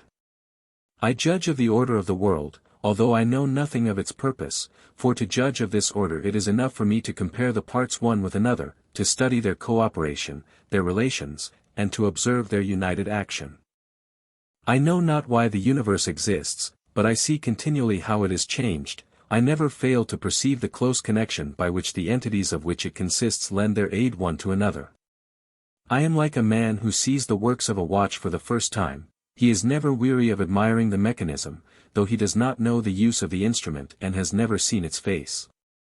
I do not know what this is for, says he, but I see that each part of it is fitted to the rest. I admire the workman in the details of his work. And I am quite certain that all these wills only work together in this fashion for some common end which I cannot perceive. Let us compare the special ends, the means, the ordered relations of every kind, then let us listen to the inner voice of feeling. What healthy mind can reject its evidence? Unless the eyes are blinded by prejudices, can they fail to see that the visible order of the universe proclaims a supreme intelligence? What sophisms must be brought together before we fail to understand the harmony of existence and the wonderful cooperation of every part for the maintenance of the rest? Say what you will of combinations and probabilities. What do you gain by reducing me to silence if you cannot gain my consent? And how can you rob me of the spontaneous feeling which, in spite of myself, continually gives you the lie? If organized bodies had come together fortuitously in all sorts of ways before assuming settled forms, if stomachs are made without mouths, feet without heads, hands without arms, imperfect organs of every kind which died because they could not preserve their life, why do none of these imperfect attempts now meet our eyes? Why has nature at length prescribed laws to herself which she did not at first recognize? I must not be surprised if that which is possible should happen, and if the improbability of the event is compensated for by the number of the attempts. I grant this, yet if any one told me that printed characters scattered broadcast had produced the Aeneid all complete, I would not condescend to take a single step to verify this falsehood. You will tell me I am forgetting the multitude of attempts. But how many such attempts must I assume to bring the combination within the bounds of probability? For my own part, the only possible assumption is that the chances are infinity to one that the product is not the work of chance. In addition to this, chance combinations yield nothing but products of the same nature as the elements combined, so that life and organization will not be produced by a flow of atoms. And a chemist when making his compounds will never give them thought and feeling in his crucible. 67. I was surprised and almost shocked when I read Neuentet. How could this man desire to make a book out of the wonders of nature, wonders which show the wisdom of the author of nature? His book would have been as large as the world itself before he had exhausted his subject, and as soon as we attempt to give details, that greatest wonder of all, the concord and harmony of the whole, escapes us. The mere generation of living organic bodies is the despair of the human mind, the insurmountable barrier raised by nature between the various species, so that they should not mix with one another, is the clearest proof of her intention. She is not content to have established order, she has taken adequate measures to prevent the disturbance of that order. There is not a being in the universe which may not be regarded as in some respects the common center of all, around which they are grouped, so that they are all reciprocally end and means in relation to each other. The mind is confused and lost amid these innumerable relations, not one of which is itself confused or lost in the crowd. What absurd assumptions are required to deduce all this harmony from the blind mechanism of matter set in motion by chance? In vain do those who deny the unity of intention manifested in the relations of all the parts of this great whole, in vain do they conceal their nonsense under abstractions, coordinations, general principles, symbolic expressions. Whatever they do, I find it impossible to conceive of a system of entities so firmly ordered unless I believe in an intelligence that orders them. It is not in my power to believe that passive and dead matter can have brought forth living and feeling beings, that blind chance has brought forth intelligent beings, that which does not think has brought forth thinking beings. I believe, therefore, that the world is governed by a wise and powerful will. I see it, or rather I feel it, and it is a great thing to know this. But has this same world always existed, or has it been created? Is there one source of all things? Are there two or many? What is their nature? I know not, and what concern is it of mine? When these things become of importance to me, I will try to learn them. Till then I abjure these idle speculations, which may trouble my peace, but cannot affect my conduct nor be comprehended by my reason. Recollect that I am not preaching my own opinion but explaining it. Whether matter is eternal or created, whether its origin is passive or not, it is still certain that the whole is one, and that it proclaims a single intelligence. For I see nothing that is not part of the same ordered system, nothing which does not cooperate to the same end, namely, the conservation of all within the established order. This being who wills and can perform his will, this being active through his own power, this being, whoever he may be, who moves the universe and orders all things, is what I call God. To this name I add the ideas of intelligence, power, will, which I have brought together, and that of kindness which is their necessary consequence, but for all this I know no more of the being to which I ascribe them. He hides himself alike from my senses and my understanding. The more I think of him, the more perplexed I am. I know full well that he exists, and that he exists of himself alone. I know that my existence depends on his, and that everything I know depends upon him also. I see God everywhere in his works, I feel him within myself, I behold him all around me. But if I try to ponder him himself, if I try to find out where he is, what is his substance, he escapes me and my troubled spirit finds nothing. Convinced of my unfitness, I shall never argue about the nature of God unless I am driven to it by the feeling of his relations with myself. Such reasonings are always rash. A wise man should venture on them with trembling. He should be certain that he can never sound their abysses, for the most insolent attitude towards God is not to abstain from thinking of him, but to think evil of him. After the discovery of such of his attributes as enable me to conceive of his existence, I return to myself, and I try to discover what is my place in the order of things which he governs, and I can myself examine. At once, and beyond possibility of doubt, I discover my species. For by my own will and the instruments I can control to carry out my will, I have more power to act upon all bodies about me, either to make use of or to avoid their action at my pleasure, than any of them has power to act upon me against my will by mere physical impulsion. And through my intelligence I am the only one who can examine all the rest. What being here below, except man, can observe others, measure, calculate, forecast their motions, their effects, and unite, so to speak, the feeling of a common existence with that of his individual existence? What is there so absurd in the thought that all things are made for me, when I alone can relate all things to myself? It is true, therefore, that man is lord of the earth on which he dwells. For not only does he tame all the beasts, not only does he control its elements through his industry, but he alone knows how to control it. By contemplation he takes possession of the stars which he cannot approach. Show me any other creature on earth who can make a fire and who can behold with admiration the sun. What? Can I observe and know all creatures and their relations, can I feel what is meant by order, beauty, and virtue? Can I consider the universe and raise myself towards the hand that guides it? Can I love good and perform it, and should I then liken myself to the beasts? Wretched soul, it is your gloomy philosophy which makes you like the beasts. Or rather in vain do you seek to degrade yourself, your genius belies your principles, your kindly heart belies your doctrines, and even the abuse of your powers proves their excellence in your own despite. For myself, I am not pledged to the support of any system. I am a plain and honest man, one who is not carried away by party spirit, one who has no ambition to be head of a sect. I am content with the place where God has set me. I see nothing, next to God himself, which is better than my species, and if I had to choose my place in the order of creation, what more could I choose than to be a man? I am not puffed up by this thought, I am deeply moved by it. For this state was no choice of mine, it was not due to the deserts of a creature who as yet did not exist. Can I behold myself thus distinguished without congratulating myself on this post of honor, without blessing the hand which bestowed it? The first return to self has given birth to a feeling of gratitude and thankfulness to the author of my species, and this feeling calls forth my first homage to the beneficent Godhead. I worship his almighty power and my heart acknowledges his mercies. Is it not a natural consequence of our self-love to honor our protector and to love our benefactor?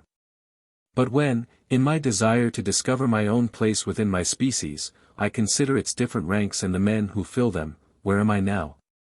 What a sight meets my eyes! Where is now the order I perceived? Nature showed me a scene of harmony and proportion, the human race shows me nothing but confusion and disorder. The elements agree together, men are in a state of chaos. The beasts are happy, their king alone is wretched. O wisdom, where are thy laws? O providence, is this thy rule over the world? Merciful God, where is thy power? I behold the earth, and there is evil upon it. Would you believe it, dear friend, from these gloomy thoughts and apparent contradictions, there was shaped in my mind the sublime idea of the soul, which all my seeking had hitherto failed to discover. While I meditated upon man's nature, I seemed to discover two distinct principles in it. One of them raised him to the study of the eternal truths, to the love of justice, and of true morality, to the regions of the world of thought, which the wise delight to contemplate.